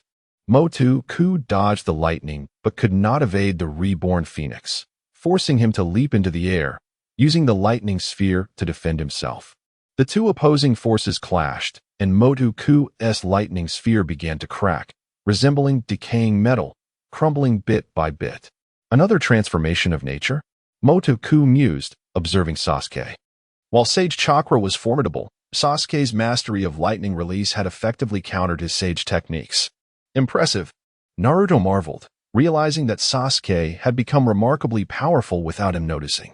Such a remarkable transformation of nature. Jiraiya echoed. Achieving the level of flames is no small feat. It's no wonder he has recently gained a reputation as a genius jonin. Sasuke cast a fleeting glance at Motoku, but refrained from continuing his assault. His most formidable technique at present was the lightning flame fire release, which Motoku could not withstand. However, it did not necessarily imply that he could not overcome him. Moreover, judging by Motoku's seemingly effortless demeanor, the technique that altered his appearance must possess greater depth. Elemental transformation? Is it truly that formidable? Naruto inquired. You have witnessed it. Sasuke's lightning release has likely reached its zenith. Motoku affirmed. Due to the accumulation of forbidden techniques, Sasuke's strength was escalating at an alarming rate. His control over lightning release had significantly improved, inspired by Motoku, ultimately culminating in a more potent transformation. I, too, wish to learn elemental transformation. Naruto, having recognized its advantages, felt a surge of ambition. Well, I have matters to attend to, so I must entrust Kakashi to guide you, Jiraiya remarked. He had been gradually uncovering the whereabouts of the Akatsuki organization, albeit only in broad strokes. He needed to ascertain the mysteries surrounding Yahiko and the Rinnegan. Kakashi happened to be in the village, and after Naruto's request, he reluctantly agreed to mentor him. Upon returning, Naruto immediately resumed his training, while Motoku, Sasuke, Sakura, and a few others leisurely strolled through the streets. I have acquired a wealth of intelligence regarding the Akatsuki organization, Sasuke announced. Oh, Motoku responded, intrigued. For the past year, I have been executing missions alone, and now, half of the Jinchuriki have been captured by the Akatsuki. The information Sasuke relayed was common knowledge. Although Motoku had been away from the shinobi world, he was well aware of such developments. Do not fret, Naruto, despite his occasional surprises, can be astonishing at times. Motoku reassured him. Konoha may be drawn into this. Sasuke harbored a desire for vengeance against Itachi, but feared that if he were absent from the village, Naruto might suddenly come under attack. Then we can only strive to resist. Motoku thought to himself, recognizing the futility of such statements. However, Sasuke, unaware of the unfolding narrative, could only nod in agreement. Meanwhile, Naruto began his new training regimen alongside Kakashi and Captain Yamato. At that moment, Asuma had already lost the second round of the day, and the third round had only just commenced. Chapter 78. The Gathering of Spirits. Asuma was the only mentor among several classes who had perished. He was also the son of the third Hokage, one of the 12 guardians of the Fire Temple, and deeply in love with Kurenai. He was one of the most respected individuals by Shikamaru from the original Team 10. To speak of Asuma is to inevitably mention Haiden of the Akatsuki, a character one must understand. Haiden, a self-proclaimed disciple of the Lord of Evil, is a devout follower of a sinister cult and possesses an immortal body. His physical abilities are only at the level of a Jonin, yet his powers are exceedingly bizarre. Those whose blood he obtains are destined to meet their demise without a doubt. His techniques are horrifying, as it seems he can pronounce the death sentence of others through their blood, rendering the victim utterly incapable of resistance, awaiting their inevitable fate. Although Haiden possesses immortality and can stitch his body back together after dismemberment, There are times when he is immobile and requires assistance from others, a notable weakness. Together with Kakuzu, they form a fearsome duo of forbidden techniques. For an ordinary individual to confront them is akin to courting death. Even slightly stronger ninjas would find themselves caught off guard by their capabilities, and overpowering them is no small feat after Naruto embarked on his training in nature transformation. Motaku began to contemplate the unfolding narrative. The plot serves as the foundational trajectory of this world, a law of sorts, imbued with a force that prevents it from altering easily. Moreover, Motaku now perceives himself as possessing considerable strength, especially with the support of Sasuke and Naruto. What transpires next remains uncertain. Motaku sees no need to caution them. With their current prowess, they are already capable of facing certain challenges. Haiden and Kakuzu present contrasting personalities, one brash and the other cautious. It is unknown whether they have ever considered the possibility of perishing at the hands of teenage ninjas from Konoha. The loss of Asuma has transformed Konoha for some, marking a profound change in their world. For individuals like Shikamaru, Kurenai, and others from their small group, time may erase all, yet it cannot singularly take away a single person. Now, even as Motaku anticipates the approaching plot, he feels no anxiety. He has grown stronger and is now capable of safeguarding Konoha. Bai enjoys observing the subtle shifts in Motaku's expressions. Although he seems to harbor unspoken secrets, his gaze oscillates between contemplation and a revealing lightness, influencing Bai's emotions. She refrains from probing into Motaku's mysteries, finding joy in the discovery itself, at least. She revels in it. At this moment, the confidence and strength that emanate from Motaku ease Bai's breathing and quicken her heart, though in truth, she lacks a heartbeat. During this time, the spirit has acclimated to life in Konoha, growing less reliant on Motaku. Dressed in her kimono, the tranquility of Konoha imbues her with a dreamlike illusion. Despite her demise, she finds herself in this peaceful realm, prompting her to venture out alone each evening. Though Motaku may not be physically present in Konoha, he seems to watch over her vigilantly. As she reflects upon this, she finds herself reluctant to leave. All right, Sasuke, your arm is just healed. Shall we go to your home? I'll cook for you, Sakura insisted, seizing the opportunity while Naruto, that bothersome fellow, was away. Sasuke internally resisted. Yet he could not remain perpetually with Motaku and was obliged to return home. Since his residence had become their base, Sakura acted as if it were her own home, leaving Sasuke feeling somewhat out of place. With a dour expression, Sasuke accompanied Sakura back to his house. He craved solitude, yet Sakura could not bear to let him feel lonely. Thus, Sasuke endured what felt like immense torment due to her well-meaning intentions. Unbeknownst to them, only Motaku and the spirit remained. Over the past year, Motaku had made significant strides in his mastery of sage techniques. Are you still adjusting to life in Konoha? He inquired. The spirit shook her head. Even if I were to reside here indefinitely, it still feels unreal. Perhaps because I am a departed soul? Is that so? Motaku smiled. In a place like this, if one does not forge connections with others upon arrival, it is indeed challenging to fully integrate. He understood this sentiment during his early years. Had he not formed a bond with Naruto, he too would have struggled to find his place. However, Motaku's smile seemed indifferent to the spirit, causing her to feel a twinge of grievance that she could not articulate. Yet, this place is quite pleasant. Remaining here indefinitely would be wonderful. Someday, I will surely adapt. Motaku felt a pang of disappointment at her sudden resolve. He had once been overwhelmed with despair. If the spirit were to experience this gloom without finding solace as he did in Naruto, it would sadden him. He fell silent, and the spirit turned her face away. Her brow furrowed slightly. Had she been capable of tears, Motaku might have assumed she had suddenly succumbed to vulnerability. Although feeling somewhat embarrassed, he still ventured, "Well, for now. I am here with you, and I will be in the future as well. Do you think that might help you adapt?" Upon uttering these words, his heart and breath seemed to freeze in anticipation. "Spirit, please respond. Grant him the sustenance of breath." The spirit turned her face back, maintaining a placid expression, yet nodded. "Because you are gone, I cannot adapt alone, nor do I wish to." Motaku smiled, and the spirit returned the gesture. As they began to forget everything else, focusing solely on one another. Naruto's voice abruptly yanked them back to reality. Motaku, you're still here. Want to play rock, paper, scissors with me? Naruto, actually a shadow clone, approached with a mischievous grin. You're just a clone, aren't you? Motaku observed. The clone, caught off guard by Motaku's keen insight, faltered momentarily. Motaka continued. No need for games. Accept my punch instead. Just as Naruto was about to exclaim, Motaka's fist struck him, shattering the clone. Hitting a clone hurts too, he exclaimed, as the sensation of pain instantly transferred, causing a group of Narutos to clutch their noses and crouch down. Darn it, that Motaku. The pain dissipated quickly, and Naruto rose, realizing too late that the experience from the clone transfers back to the original.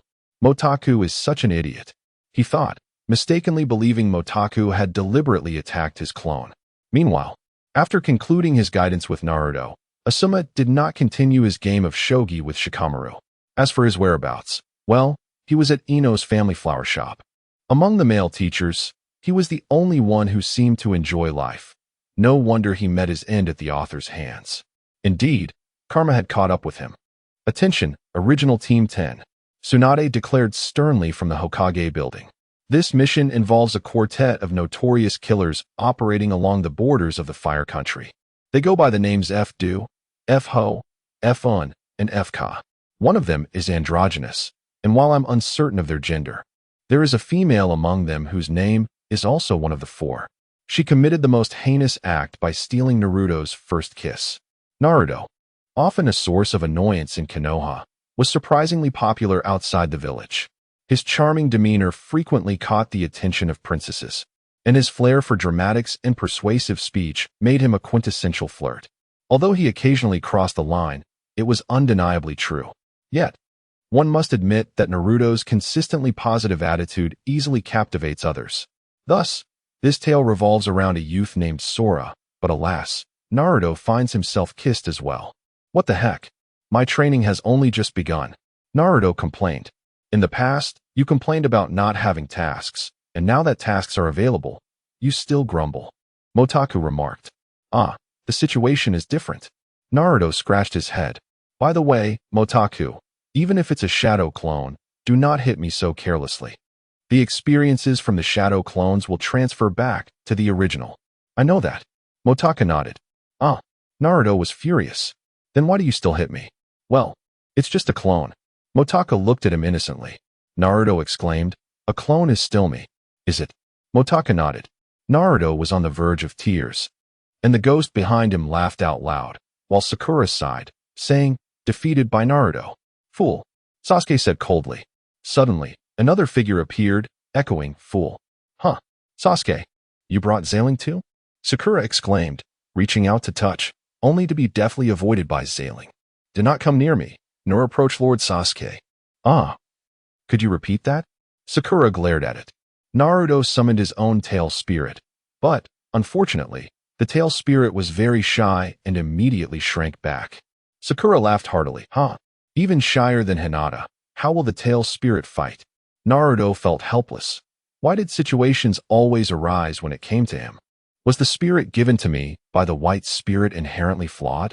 Even the tail spirit is too timid to come out. Naruto forced the tail spirit out again, and it merely clung to him from behind. The white spirit also appeared, glanced at the timid tail spirit and the petite Zailing, and disdainfully declared, they are merely low-level spirits. If they had 30 or so subordinates, they might grow to my level, but spirits are not something everyone can find. Hi, you're the strongest, all right. Sakura grew increasingly annoyed with the white spirit, arrogant and narcissistic. Truly, it bore no resemblance to its master. Then, Sakura heard Zailing's voice. Lord Sasuke, hug. Sakura struggled to turn around. Sasuke's face flushed. He had no resistance against the adorable Zailing. Although the spirit inherits the memories of the caster, its derived consciousness may not necessarily mirror that of the original master. Perhaps only Yakumo's spirit is relatively normal? Ugh, who is discussing me? In Yakumo's home, the playful spirit sat carelessly on Yakumo's bed, exclaiming, Lord Yakumo, are you not done yet? I'm coming in. Yakumo, standing in the bathroom with a kitchen knife in hand, thought, Although the playful spirit is also female, how could this possibly be born from her memories? Indeed, she must be Ito's sister. Better to eliminate her. Chapter 79. The shadow moves regarding the youth known as Kong, while his experiences bear a resemblance to Naruto's. Notable distinctions exist between them. Initially, Naruto was frail, yearning for validation amidst the disdainful glances and bullying from other children. He was a keen observer, having witnessed countless scenes that evoked envy within him, yet he understood that such aspirations were beyond his reach. Consequently, he did not rebel in anger, even when battered and bruised. Instead, he would rise anew, seeking ways to gain the attention of others. In contrast, Kong is a formidable individual, possessing strength that Naruto achieved through opportunity and relentless effort. Kong stands on par with him, yet he is a person who neither seeks the recognition of others nor grants it freely. He acknowledges others only when they affirm him first. He has little desire to gain the approval of those who dismiss him, resulting in a significantly lesser investment of effort compared to Naruto. Upon arriving in Konoha, Kong received a modicum of acknowledgement, yet it was not complete. This ambiguity plunged him once more into confusion. Ultimately, the disparity between Kong and Naruto is stark. However, this observation does not suggest that Kong is inferior. The fact that he has not devolved into the cold, unfeeling monster that Gaara once was is commendable. He is a being apart, and if blame must be assigned, it lies with fate, if such a concept holds any truth. To be unacknowledged by others and regarded as a monster is a profound suffering. Those who cast cold glances at Kong can be ignored by him just as easily. The presence of Naruto may offer a fleeting liberation for Kong's heart, yet the shackles that bind him remain unchanged. This shared pain between him and Naruto is the essence of their struggles. Even when acknowledgement is granted, it merely alleviates their internal anguish temporarily. At present, Naruto remains blissfully unaware of the immense peril he will soon bring upon his village, a reality that may even lead to sacrifices made in his defense. One cannot help but ponder how he will react to such sorrow when it arrives. Motako's thoughts, unbeknownst to him, mirrored those of Sasuke, who contemplated the imminent events. Their inability to replace Naruto fueled a shared empathy for his plight as they observed his obliviousness. Over the past year, Sasuke believed he had matured significantly, yet after spending less than 2 days with Naruto and the others, he felt as though he had regressed to his former self. Alas, he was now a marked ninja, and mingling with Naruto felt like a decline in his stature. Sasuke maintained silence, while Suzuki clung to his back, a petite girl of 7 or 8, exuding immense cuteness. When alone or on missions, Sasuke had grown accustomed to bringing Suzuki along. However, her affection now seemed to push Sakura to the brink of fury. As Sasuke walked ahead, he could sense a menacing gaze directed at him from behind, compelling him to feign nonchalance. "Little one, would you let your sister carry you? Sasuke has been carrying you for quite some time. He might grow weary," Sakura tentatively suggested, aware of the delicate situation. Yet Suzuki responded with innocence. "But Sasuke has always carried me this way." "What?" Sakura, fueled by irritation on Sasuke's behalf, yanked Suzuki off him. "You're just a little brat. What gives you the right to act so high and mighty?" Sasuke turned to see Suzuki's face contorted in dismay and interjected, "Enough. She is merely a spirit of the contract."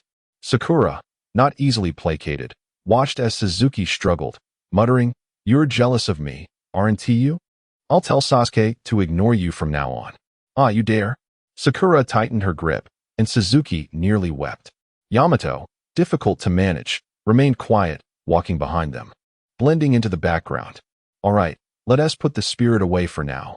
We are approaching the border."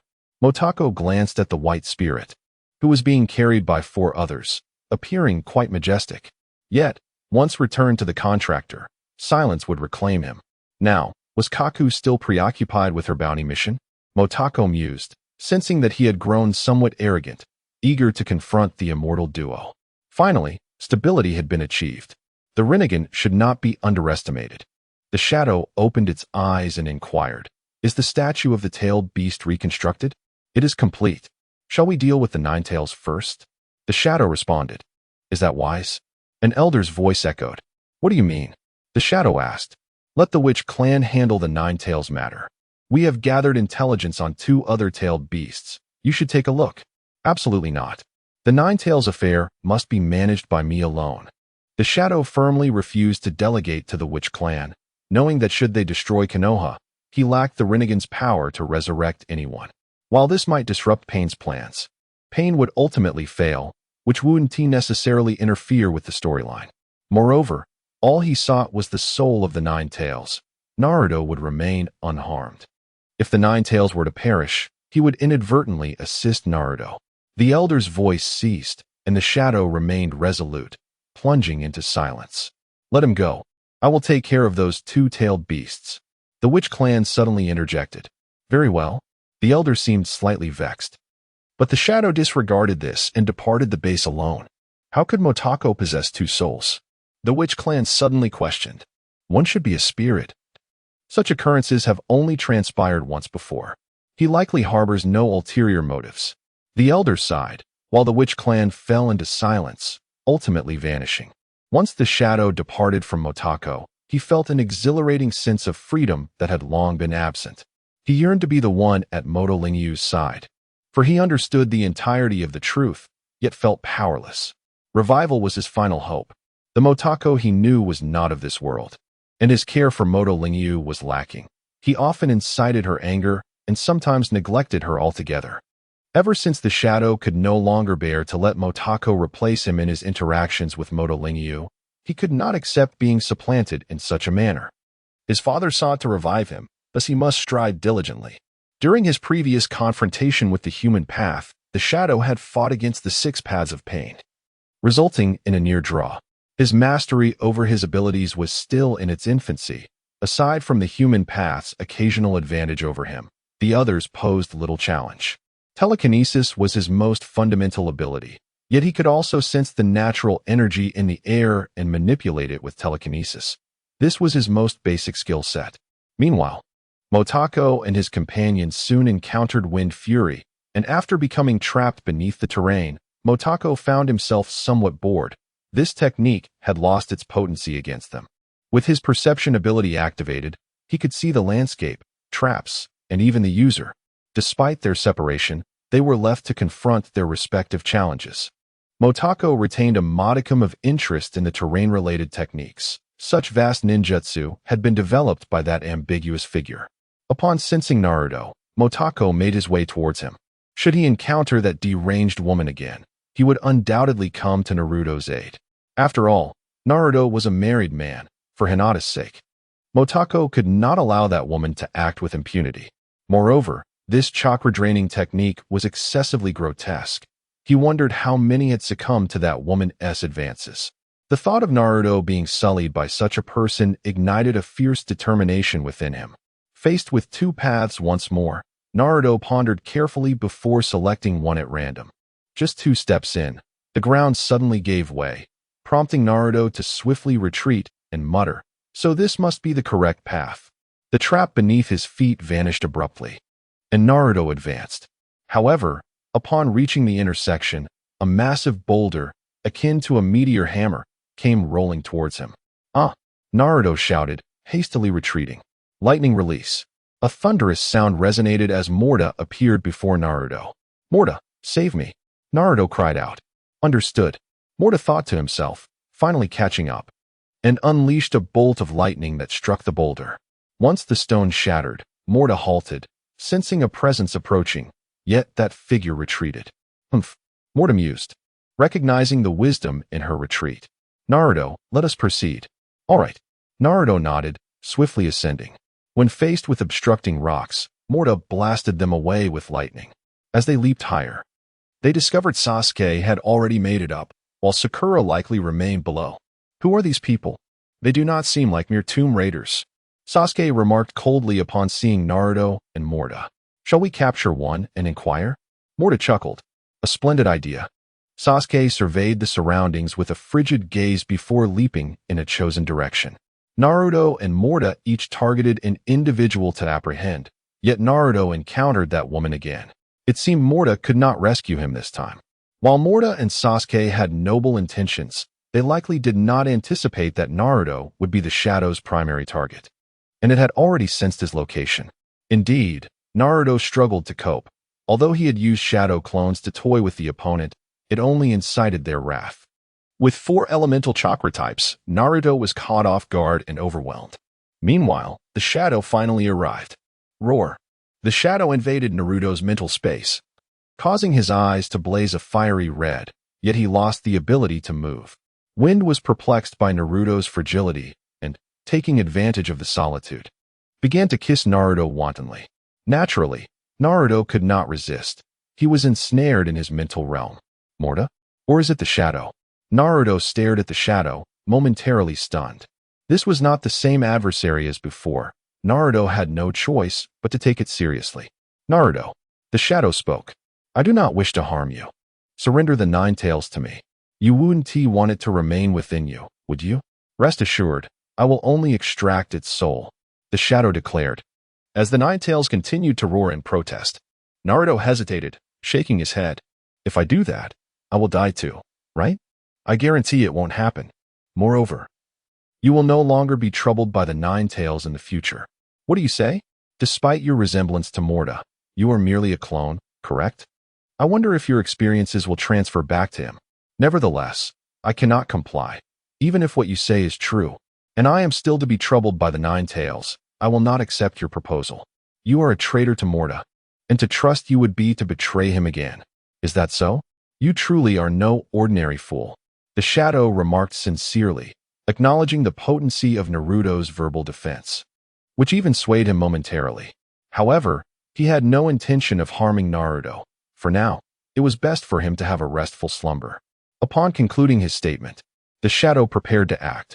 Hey, shadow, I didn't expect to meet you so soon. Chapter 80. The slumbering Naruto Mota Kwa seized the shadow, and in an instant, Naruto and the shadow were thrust back into the realm of reality.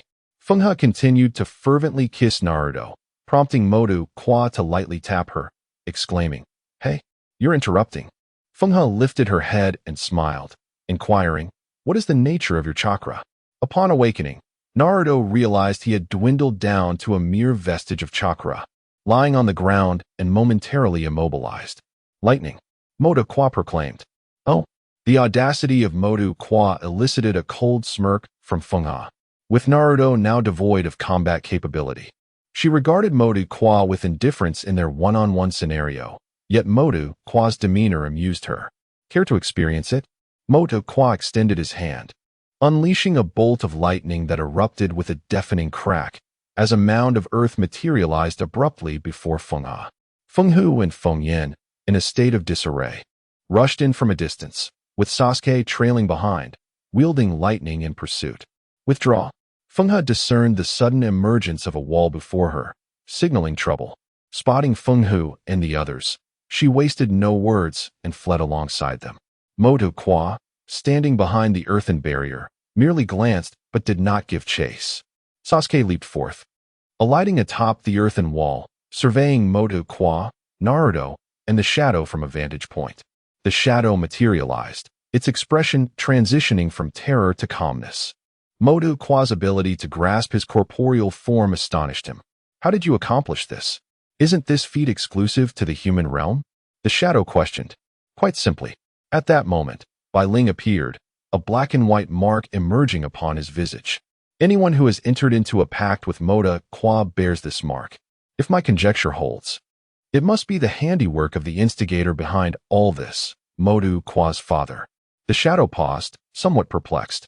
Are you saying that his father employed forbidden techniques to affix this mark upon us? Indeed, you likely bear it as well, albeit not as intensely, Bai Ling responded. Since he began harnessing the second tier of forbidden techniques to command more spiritual entities, his strength had been augmented, even allowing him to contend with Motu Kwa. However, upon the emergence of this mark, he recognized something was amiss. After conducting specific experiments, he was convinced it was a secret art meant to restrict spiritual entities, likely derived from the power of the Shinigami.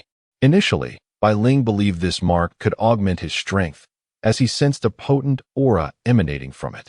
However, following its manifestation, Motu Kwa's assaults became increasingly effective against him. Even without transforming into a spiritual entity, Moda Kwa could still make contact with him, and once touched, his power became inoperative, rendering him incapable of escape. The shadow must have felt the same terror of being confined and stripped of all capacity to resist. Nevertheless, upon hearing this, the shadow quickly regained its composure. Is that so? If that is the case, Moda Kwa, why not come and attack me? The shadow regarded him with an unruffled gaze, and Moda Kwa's previously relaxed demeanor shifted. Subsequently, he reached out to grasp the shadow firmly. Being a soul, the shadow bore no weight, and Moda Kwa easily manipulated it, akin to playing with air, swinging it at will.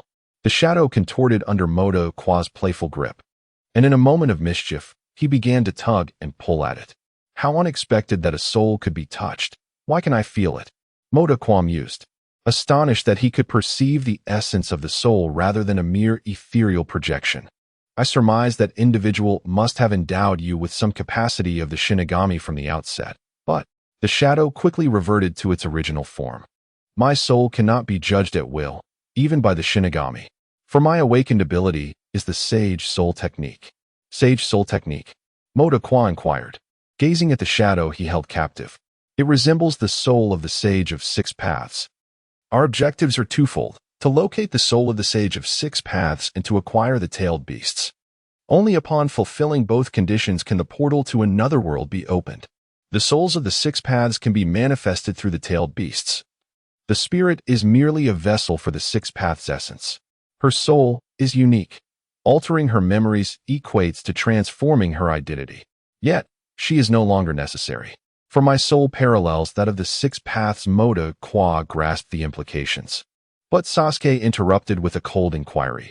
The Six Paths refers to the Sage of Six Paths? You've heard of him, I presume? The progenitor of ninjutsu? The shadow cast a sidelong glance at Sasuke. Moda Kwa asked, are you implying that you can evolve into a sage? Not me, but the Spectre, the Witch Clan, can also attain such evolution. Their ascension leads them to become akin to me, but they must traverse to another realm to realize the sage soul, the shadow clarified. What I lack is the rebirth technique. Though my soul is akin to that of the Sage of Six Paths, I cannot wield it as he does. Thus, even with the Shinigami's mark upon me, you cannot reach me. The only force capable of harming me is the human realm, which has proven to possess its own flaws. The shadow then posed, will you not release me? If I were to strike, your physical constitution could not withstand even a single blow. Moda Kwa hesitated briefly before relinquishing his grip. Sasuke, though uncertain, sensed that the situation between the shadow and Moda Kwa remained unresolved. Can you guarantee that Naruto will remain unharmed? Moda Kwa queried. The shadow nodded, of course. In truth, you have no alternative. I merely wish to prevent others from harming Konoha. After I take the Nine Tails, while Konoha will lose a formidable guardian, it will no longer be regarded as a target. As he spoke, 3 concentric circles of varying sizes appeared upon his forehead, reminiscent of the Rinnegan. Moda Kwa merely observed. For the more he learned about the Shadow and the Witch Clan, the more questions and uncertainties arose. Fortunately, they were not of the same world. Once the Nine Tails vanished, their paths would likely diverge irreparably. As for whether the Shadow would ultimately be resurrected, that remained to be seen. Moda Kwa was indifferent. His mission was to accompany Mo Lingyu in his stead. Upon completion, he would regain his freedom. Lost in thought, he watched as the Shadow began extracting the Nine Tails from within Naruto. Sasuke, with his Sharingan activated, discerned that the Shadow was employing a technique beyond his comprehension. And Naruto's appearance gradually morphed, the whiskers on his face fading away. Once the transformation was complete, all traces of the Nine Tails characteristics had vanished from Naruto. In the Shadow's hand, a diminutive Nine Tails and a fiery red chakra orb materialized. This is the chakra of the Nine Tails. I have sealed it within Naruto. The Shadow stated as he transferred the orb into Naruto's body. At the moment the orb merged, Naruto's entire being was illuminated. Once the ordeal concluded, the Shadow remarked, although the chakra remains, it is no longer that of the Nine Tails. It will gradually amalgamate with Naruto's chakra. I have stated before, we are not adversaries. I am merely pursuing the life I desire. One day, I shall return. The Shadow cast a glance at Moda Kwa before vanishing. Both Modokwa and Sasuke fell into a contemplative silence, while Naruto lay on the ground, ensconced in slumber. Sasuke perhaps gleaned fragments of truth, yet he remained oblivious to the reality that Uchiha Madara still lived. Nor could he fathom that the impending conflict was not merely an assault by a nefarious organization upon the ninja world, but rather the machinations of a singular individual. Chapter 81. Mistaken Identity. How embarrassing. Naruto appeared to have slipped into a state of unconsciousness, while Motaka and Sasuke remained silently by his side. Upon their arrival at the ground, Sakura and Yamato immediately inquired, "What happened to Naruto?" "It's nothing. He probably just exhausted his chakra," Motaka replied. Sakura examined Naruto, noting the absence of external injuries and the steadiness of his breathing, and she sighed in relief. Honestly, how can he sleep at a time like this? However, upon observing Naruto's peaceful slumber, she quietly pondered, is this really Naruto? After the retreat of Wind Fury and his team, Sakura and Yamato were still concerned for the safety of Sora. Thus they resolved to bring him back to Konohagakure. Motaka had no objections, carrying Naruto as he followed the group. Sasuke lingered a short distance from Motaka, grappling with the perplexity of the situation. The Nine Tails, which had inflicted such agony upon Naruto, had been sealed away at the cost of the fourth Hokage's life. Now, with the beast seemingly eradicated, Sasuke questioned which version was the truth. He had only glimpsed the Nine Tails within Naruto once, under immense pressure. The power of the shadow they had faced exceeded his understanding. What level of strength did that shadow possess? Eventually, he could not contain his curiosity any longer and asked, "How strong is it?" "Perhaps just a tad stronger than Orochimaru and Jiraiya?" Something along those lines, Motaka casually remarked, suggesting that the shadow had only just attained its strength, and that Jiraiya and Orochimaru would still hold a fighting chance against it. Sasuke fell silent as Motaka continued. The shadow merely employed a special ability to eliminate the Nine Tails. In a true battle, the Nine Tails is not so easily vanquished. "What Nine Tails? Naruto seems fine," Sakura interjected, having overheard their conversation. Motaka scratched his head. "My clone was remarkably effective. It seems the Nine Tails has already been dealt with." "Nanny!" Yamato exclaimed, stunned, and collided with a tree, leaving one side of his face considerably swollen. However, after inspecting Naruto's seal, he could confidently affirm the Nine Tails was indeed absent. What on earth is happening? Is Naruto in this condition because the Nine Tails has vanished? Sakura questioned, glancing at the now handsome Naruto in bewilderment. Indeed, the Nine Tails has disappeared, and Naruto is unharmed. However, we cannot predict the repercussions of this revelation within the village, Motaka expressed his concern. Although Naruto had garnered the approval of many, he had yet to become the savior of Konohagakure. The Nine Tails had always been viewed by some as a potential weapon for warfare, and its sudden disappearance might lead to inquiries regarding responsibility. "Are you saying your clone did this?" Sakura's thoughts were now a tangled mess. What was Motaka's clone? Why target the Nine Tails? How had he separated it from Naruto? And why was Naruto unscathed? Motaka understood that explaining this situation was complex. Yet returning to the village could instigate a tense atmosphere, with the potential for surveillance. He needed to clarify matters to avoid misunderstandings, as he did not wish to bear the blame. After a lengthy explanation, Sakura and Yamato began to comprehend the situation. Yet the intricacies involved left them with numerous unanswered questions. They realized that for the time being, they needed to navigate this immediate crisis. The fourth Hokage would never have anticipated that the seal on the tailed beasts could be unraveled. Unlike ordinary seals, the tailed beast seal required a lengthy period of cooperation and melding between the Jinchuriki and the beast, ultimately resulting in a harmonious union. The Jinchuriki, to a certain extent, essentially became the tailed beast itself. Their chakra could be shared, thus forming a singular entity. Such a seal could only be lifted if the tailed beast willingly cooperated with the Jinchuriki. Once sealed, the tailed beasts faced two potential fates, either breaking free from their confinement or forming a pact with the Jinchuriki, willingly becoming their power. If the fourth were still alive, he would undoubtedly feel a sense of irony. Having perished, this development merely represented a progression in the ninja world. If Naruto could develop successors to the Rasengan, Others could certainly create new techniques as well. As Naruto awakened from his slumber, he found himself face to face with a man with golden hair who had just slapped him in a dream. Damn it! Why would I dream of someone as handsome as Sasuke? Naruto thought, frustrated and wanting to wake up.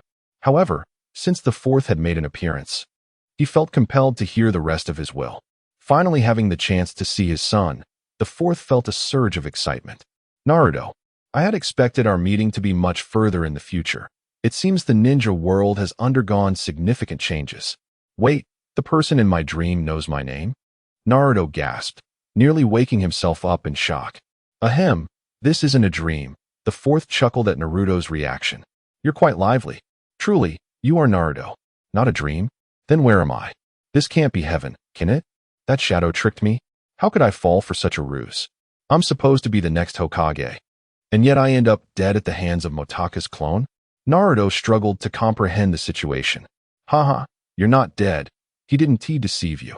He utilized sage techniques to manipulate the very rules of the world, unraveling the seal, and with a special ability, separated the soul and chakra of the nine tails. The fourth remarked, finding Naruto's confusion endearing. I don't understand. Whatever, as long as I'm not dead, that's what matters. You really scared me. Naruto quickly dismissed his earlier fear and inquired, You're not some trapped spirit, are you? While I've learned a bit of Motaka's forbidden techniques, I'm not entirely sure how to use them. Currently, Naruto only knew how to double his strength and summon the tailed beast. He was at a loss for anything beyond that. You don't recognize me? The fourth smiled. Naruto scrutinized the man, feeling an increasing familiarity, though he could not recall where he had encountered him. As Hokage, I should be able to tell easily, right? The fourth added with a grin. Naruto nearly fainted from excitement. You're the fourth Hokage. Yes, Naruto, my son. The fourth assumed Naruto would affectionately call him dad. But Naruto found the Hokage's behavior rather peculiar, addressing him as son right away. While he was indeed the Hokage, it felt rather presumptuous. Wait a moment. Naruto quickly interjected. Fine, I acknowledge you as the fourth Hokage, but I won't recognize you as my father. I may not have met him, but I've heard Aunt Ringo speak highly of him. I won't allow you to tarnish his name. The fourth was momentarily taken aback, but all right. Just get to the point. Since you are the fourth Hokage, Naruto thought, how should he approach this? This man was the hero who saved the village. Yet he couldn't allow such disrespect towards his father. Gritting his teeth, he resolved, I will overlook your rudeness, but if there is nothing else, I must return quickly. The fourth was momentarily confused by the reality of the situation. If Naruto did not recognize his identity, how had he survived? Yet, here stood Naruto, healthy and vibrant, with a lively personality. Was this truly his son, or merely a village arrangement? The fourth had awakened too briefly, but judging by Naruto's tone, it seemed he genuinely knew nothing. I'm sorry. The fourth recalled the moment he sealed the nine tails, understanding that as Naruto grew, he would inevitably face various fears due to the beast within him. However, he believed that as his son, as the hero who saved the village, Naruto would have the strength to persevere and ultimately become the true hero of the village. In truth, Naruto remained oblivious to this reality. Perhaps he harbored fear, or perhaps he could not endure the harshness of existence. Yet, he did not become a paragon for others, nor did he convey the will to save the village. Naruto simply lived on, unremarkably, through it all. He bore all the fears and pain, and as a father, he failed to be a shield for his son. I apologize, perhaps I mistook you for another. The fourth Hokage hesitated to acknowledge his identity as Naruto's father. Observing Naruto's pained expression, he focused intently upon him and then chuckled, saying, Haha, I was merely jesting. Is your son of a similar age to me? How come I have never heard of him? At this moment, Naruto was struck by a sudden realization, musing, could the fourth son have perished? How tragic for him. He died, and so did his son. Despite losing his father, he continues to thrive. If you do not mind, you may consider me your son, though I am merely a straggler. Your son, if still alive, must surely be a prodigy, Naruto remarked, falling into silence thereafter.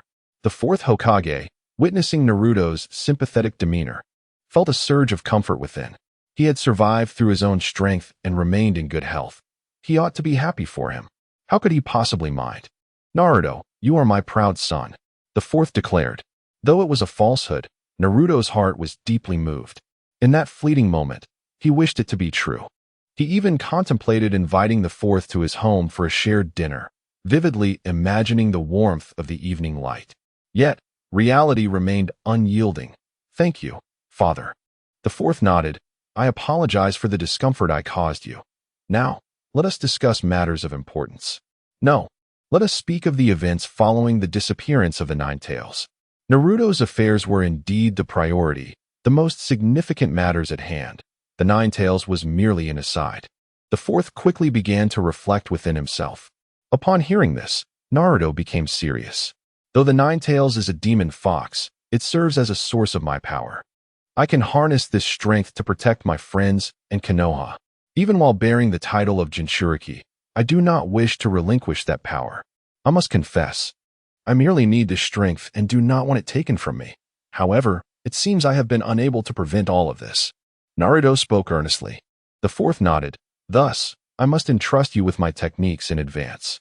Chapter 82. Motaku. You know too much. Upon returning to Konoha, Motaku was indeed placed under surveillance. After verification by Tsunade, it was confirmed that the Nine Tails had been extracted without causing harm to Naruto. Thus, it was time for Naruto to rest. While Motaku was expected to provide a thorough explanation regarding the so-called shadow. Although Naruto had lost the Nine Tails, no one in Konoha dared to lay a finger on him. Sasuke and Sakura stood outside the Hokage's office, while Kakashi chose not to involve himself in Motaku's affairs, instead carrying Naruto away and suggesting, "Let us first take Naruto to the hospital for a checkup." Observing Naruto's resemblance to the fourth Hokage, Kakashi felt a sense of comfort, though Sakura queried, "Where's Motaku? Why hasn't he come out?" Kakashi explained that the Hokage needed to confirm some matters with him, a standard procedure. As he carried Naruto away, Sasuke remained silent and followed suit, while Sakura struggled for a moment before relinquishing her desire to rush inside. I bear some responsibility in this matter as well. Just as Danzo and the two elders intended to question Motaku with an air of authority, Tsunade interjected, 2 years ago. A hidden village emerged on the outskirts of our land of fire, which is currently as active as the Akatsuki organization. According to Motaku's reports, that organization might possess secret techniques related to soul manipulation. Thus, I had dispatched Motaku to investigate discreetly, although unforeseen circumstances arose during that time. Tsunade confessed her own guilt, acknowledging the necessity of sending Motaku alone on such a mission. She elaborated extensively, and Danzo and the elders finally grasped that Motaku had inherited the techniques of a certain esteemed individual. The reason they had not received this intelligence was undoubtedly due to the machinations of the third Hokage. Nevertheless, there was little they could do, for the Hokage held certain prerogatives. Ultimately, there was no evidence of Motaku's disloyalty to Konoha. As he departed, Danzo smiled and welcomed him to join the Umbu after completing his mission. Motaku nodded, expressing, "Indeed, I will consider it carefully." However, in his heart, he thought he would rather not. Meanwhile, having clarified the situation, the focus of Danzo and the elders shifted to Sara, who also possessed the chakra of the Nine Tails and needed to be controlled. With Naruto in a deep coma, Sora stood alone on the hospital balcony. Sasuke and Sakura sat in the patient room, while Kakashi stood at the door engrossed in a book. When Motaku approached and saw that Naruto had not yet awakened, he felt a twinge of concern. Still not awake? Even after having his chakra drained, he should have recovered by now, Motaku remarked. Kakashi glanced at him before returning to his reading, while Sakura and Sasuke finally relaxed from their worries. "You're back? They didn't give you a hard time, did they?" Sakura asked. "How could they trouble me when I am diligently serving the village?" Lord Danzo even extended an olive branch to me. "Once the mission concerning the hidden village is completed, I can directly join the Umbu," Motaku replied, eliciting expressions from Sasuke and Sakura that resembled disbelief. Motaku was appointed by the Hokage, and Danzo's apparent attempts to undermine him were evident. Even if Motaku joined the Umbu, Konoha's fate ultimately rested with the Hokage, and betraying him would lead to ruin. However, it seems Lord Danzo still holds certain assumptions.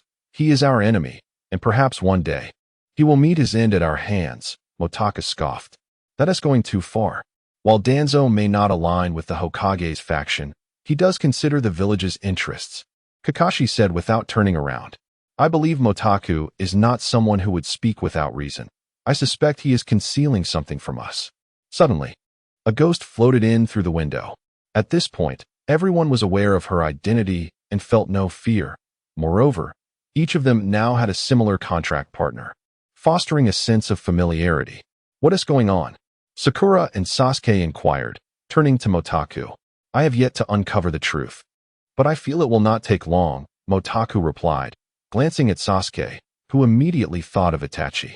Unable to contain himself, he asked, is it related to Itachi? Upon hearing this, Kakashi nearly dropped his book, and Sakura was taken aback, while the ghost stroked her chin, pondering that Motaku indeed knew some intricate details. More or less. I am also quite curious about Itachi. In fact, it would be strange not to be curious, Motaka sighed. Sasuke and Kakashi recalled Itachi's visit to the village years prior, and it seemed Motaku had been tracking him all along. Was there truly a secret to uncover? Kakashi shook his head, remarking that today's youngsters were exceptionally astute, then cast a weary glance at the ghost.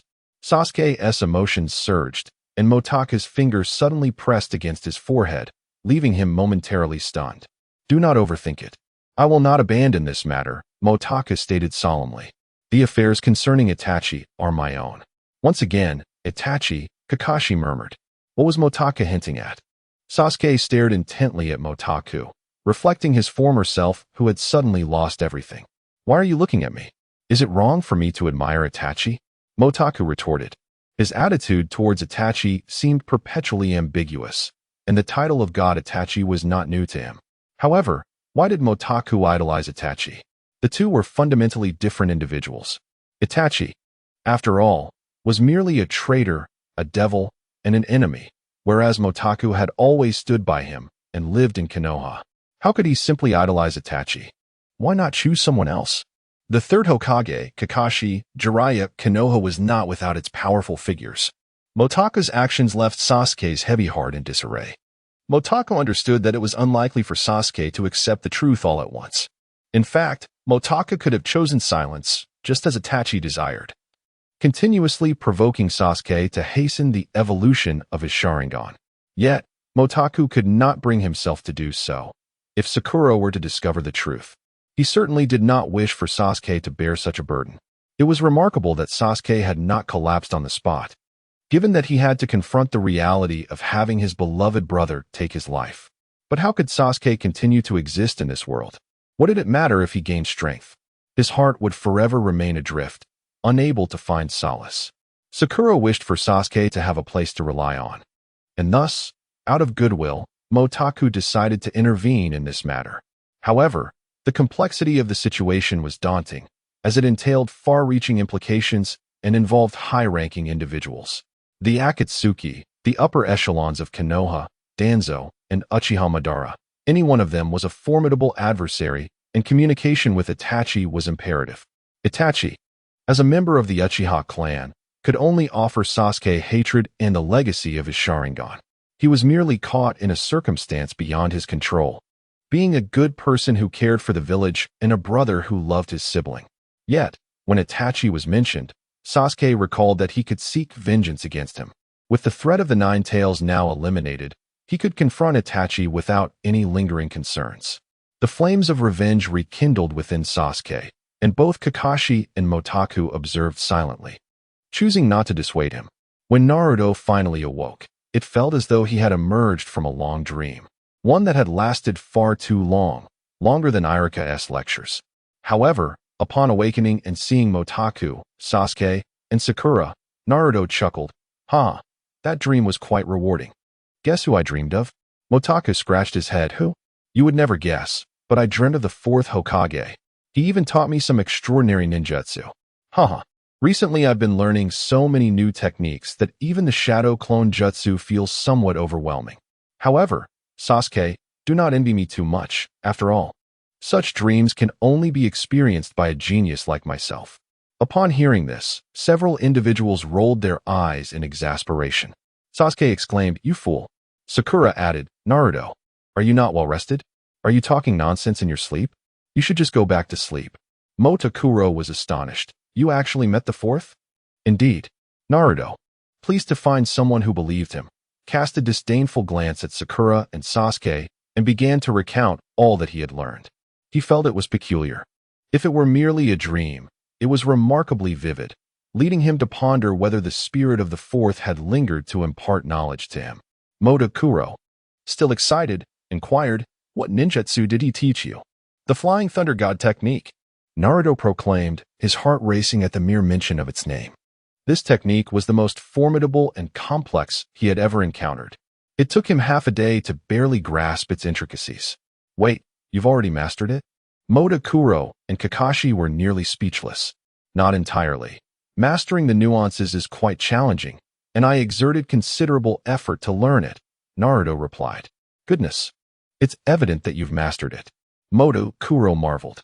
The Flying Thunder God technique was indeed a legendary skill within the world of Hokage, and Motakuro was almost begging Naruto, "Please teach me." Naruto chuckled. "Well, let me perfect it first before I teach you. I haven't yet mastered the nature transformation." He thought to himself, "Teach Motakuro? I still have a long way to go." However, there was something particularly strange. It seemed Naruto inadvertently mentioned, "The fourth Hokage apparently has a son who mistook me for him." At this point, Sasuke and Sakura struggled to keep up with the conversation, although Naruto was clearly rambling.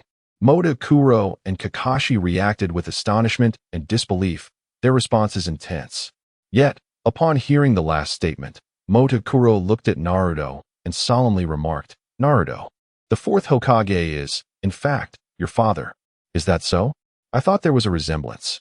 "Haha, so my father is the fourth Hokage." Naruto scratched his head and laughed. Sakura gasped, "What?" Sasuke echoed, "The fourth?" Kakashi was visibly moved to tears. Motakuro continued, "Do you remember?" But Naruto interrupted him, "It's all right. I understand now. Many memories contain his presence, and I can finally feel that he has always cared for me from afar." Motakuro nodded. "It's good that you know. Neither your mother nor I intended to keep it from you. Thank you." From that moment on, Naruto would no longer yearn for Morinyu's concern, yet they would always remain the closest to him. The ghost remarked, "Motakuro seems to know quite a bit." Chapter 83. Is spoiling impossible? After Naruto was discharged from the hospital, Motako remained vigilant against the potential assault from Fengnu. Yet, inexplicably, Fengnu did not make an appearance. Although the atmosphere in the village stirred various murmurs, it seemed, for the time being, that calm prevailed. "What is going on?" Sasuke inquired. "Nothing much. By the way, you engaged with those few individuals, didn't you? How did it go?" Motako asked. "It was satisfactory," Sasuke replied. Motako thought to himself that it made sense. With sensory abilities, the Sharingan, and lightning release, Sasuke truly had few vulnerabilities. It appeared that Fengnu and his deadly quartet would not be making an appearance anytime soon, which relieved Motako considerably. "Since everything is fine, let us return," Motako suggested. Although there were moments when he doubted that Moryu was his mother, the sudden assignment after her birthday had prevented him from spending quality time with her, filling him with guilt. "I'll continue my training," Naruto declared. Motako nodded. "Then I shall take my leave." As Motako and the Phantom departed, Naruto gazed at their receding figures with a twinge of envy. Although he had met the fourth Hokage, it had not quenched his thirst for connection. However, once Kakashi arrived, Naruto quickly collected himself. Moreover, had not the fourth Hokage always been watching over him? Sasuke returned home alone. Sakura, though tempted to follow, sensed Sasuke's firm demeanor and refrained from voicing her intentions. Yet concern gnawed at her. Sasuke's increasing strength made her wonder if he would indeed confront Itachi. Could he truly defeat his brother? Furthermore, Motako's attitude towards Itachi led Sakura to question whether he was truly malevolent. While it seemed unlikely, Motako was not one to jest about such matters. If Sasuke were to kill his brother, could he genuinely find peace in that? After all, Itachi was his brother. Although their past relationship was somewhat obscure, had not Sasuke and Itachi once shared a bond? Just as Sasuke had begun to show a touch of tenderness, might he revert to his former coldness? Sakura was clear in her perception of Sasuke's demeanor. Beneath his frigid exterior lay a deeper shyness. Consequently, in her eyes, Sasuke was not only handsome but occasionally endearing. However, whenever matters concerning the Uchiha clan and revenge arose, Sasuke could become truly terrifying. Sakura felt a pang of sorrow. Was this the test of their love? Indeed, love often accompanied pain. What was she to do?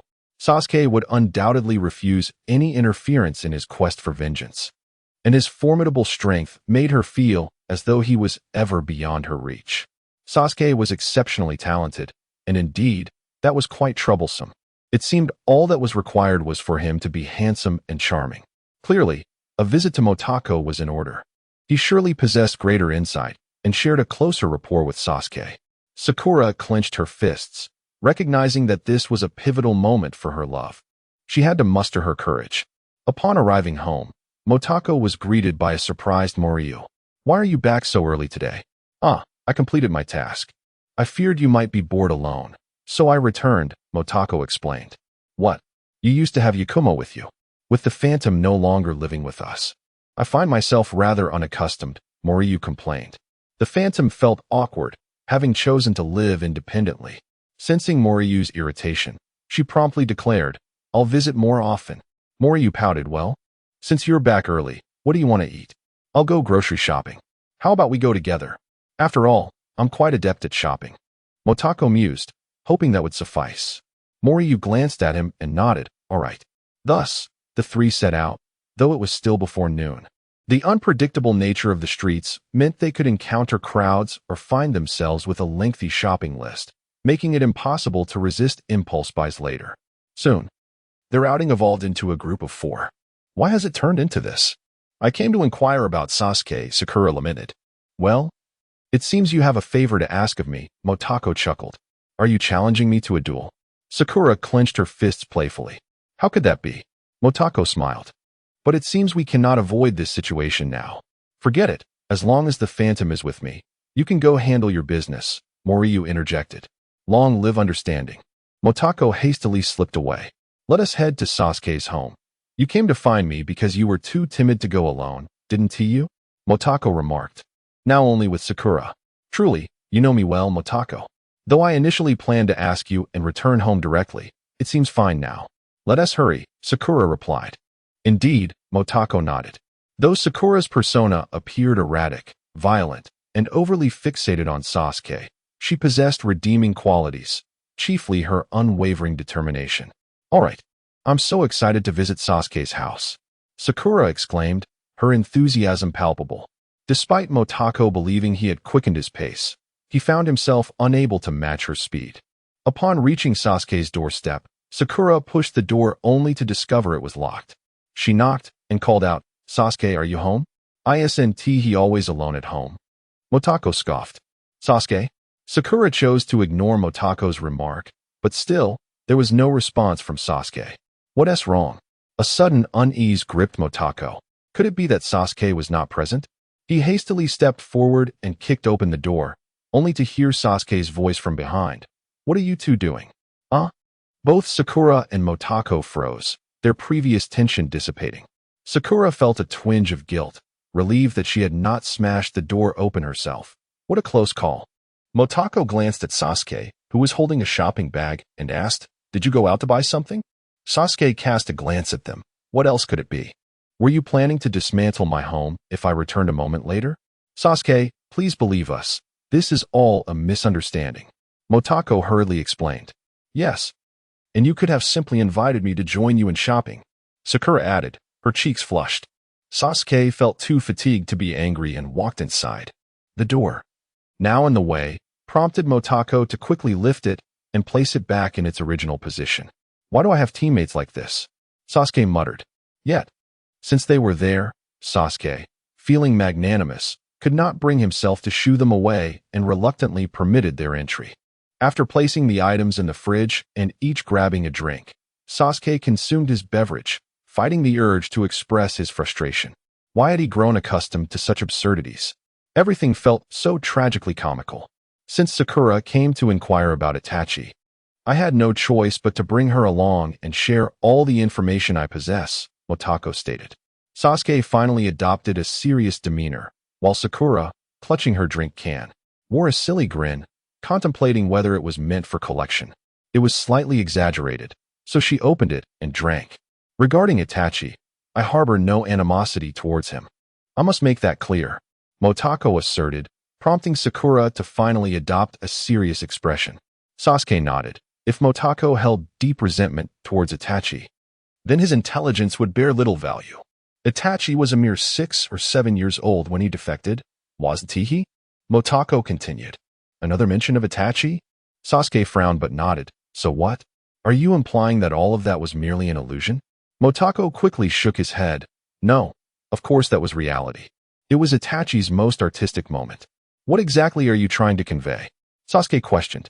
Even though I choose to accept your admiration for Itachi, I find it an insurmountable challenge to reconcile with this notion, especially when you assert that he is, in fact, not the perpetrator. Motoko nodded. I understand. When such events unfold before one's eyes, any explanation seems superfluous. Itachi has indeed committed grave sins. He murdered his own parents and clan, betrayed Konoha, and joined the Akatsuki. These actions are utterly intolerable. Yet, despite all this, Itachi remains Itachi. Motoko suddenly erupted into laughter, causing Sasuke and Sakura to cover their faces, relieved that they were alone. Otherwise, it would have been utterly mortifying. But could it be true that this fellow genuinely idolizes Itachi? Sasuke found it difficult to believe that Motoko would be capable of such admiration. Well, it seems you all are incapable of understanding. This very inability is precisely why Itachi is revered as he is. Motoko realized that the conversation had veered off course. Sasuke struggled to accept Motoko's veneration of Itachi, and the thought of him further deifying Itachi gave him an unsettling sense of disconnection, as if the person they spoke of was not the same individual he knew. The Itachi that Motoko spoke of was, in essence, not his brother at all, was it? Motoko, aware that the discourse was heading in a troubling direction, took a deep breath and said, Very well. Discussing Itachi inevitably stirs up strong emotions, and the veracity of this matter is indeed hard to believe. However, once this truth is confirmed, you will surely comprehend why I refer to him as a deity. Motoko finally adopted a serious demeanor. In truth, Itachi's betrayal of Konoha was merely fate's design. The circumstances surrounding Konoha and the Uchiha clan are easily accessible to us now. Sasuke had never sought to investigate, perhaps believing that the blame lay solely with Itachi. However, the reality is quite different. Itachi is a prodigy, and thus, destiny chose him to bring an end to the Uchiha clan. Regrettably, he could not fulfill this task, as he could not bring himself to kill Sasuke. Sasuke might wonder, why is it that everyone perished, leaving only him? Sasuke scoffed. On this matter, I believe you lack understanding of the Uchiha clan and the Sharingan. Indeed, Itachi's reluctance to kill you stems from his desire to obtain the eternal Mangekyou Sharingan, does it not? Motoko glanced at him. No sooner had he spoken than Sasuke's Sharingan manifested itself. Do not be overly excited, Motoko cautioned. The truth remains the truth. If you were to investigate, you would come to understand. Utilize your Sharingan to delve into Itachi's past, not merely his current whereabouts, but every aspect of his history, every footprint, every expression, every action. These are all meticulously recorded in this world.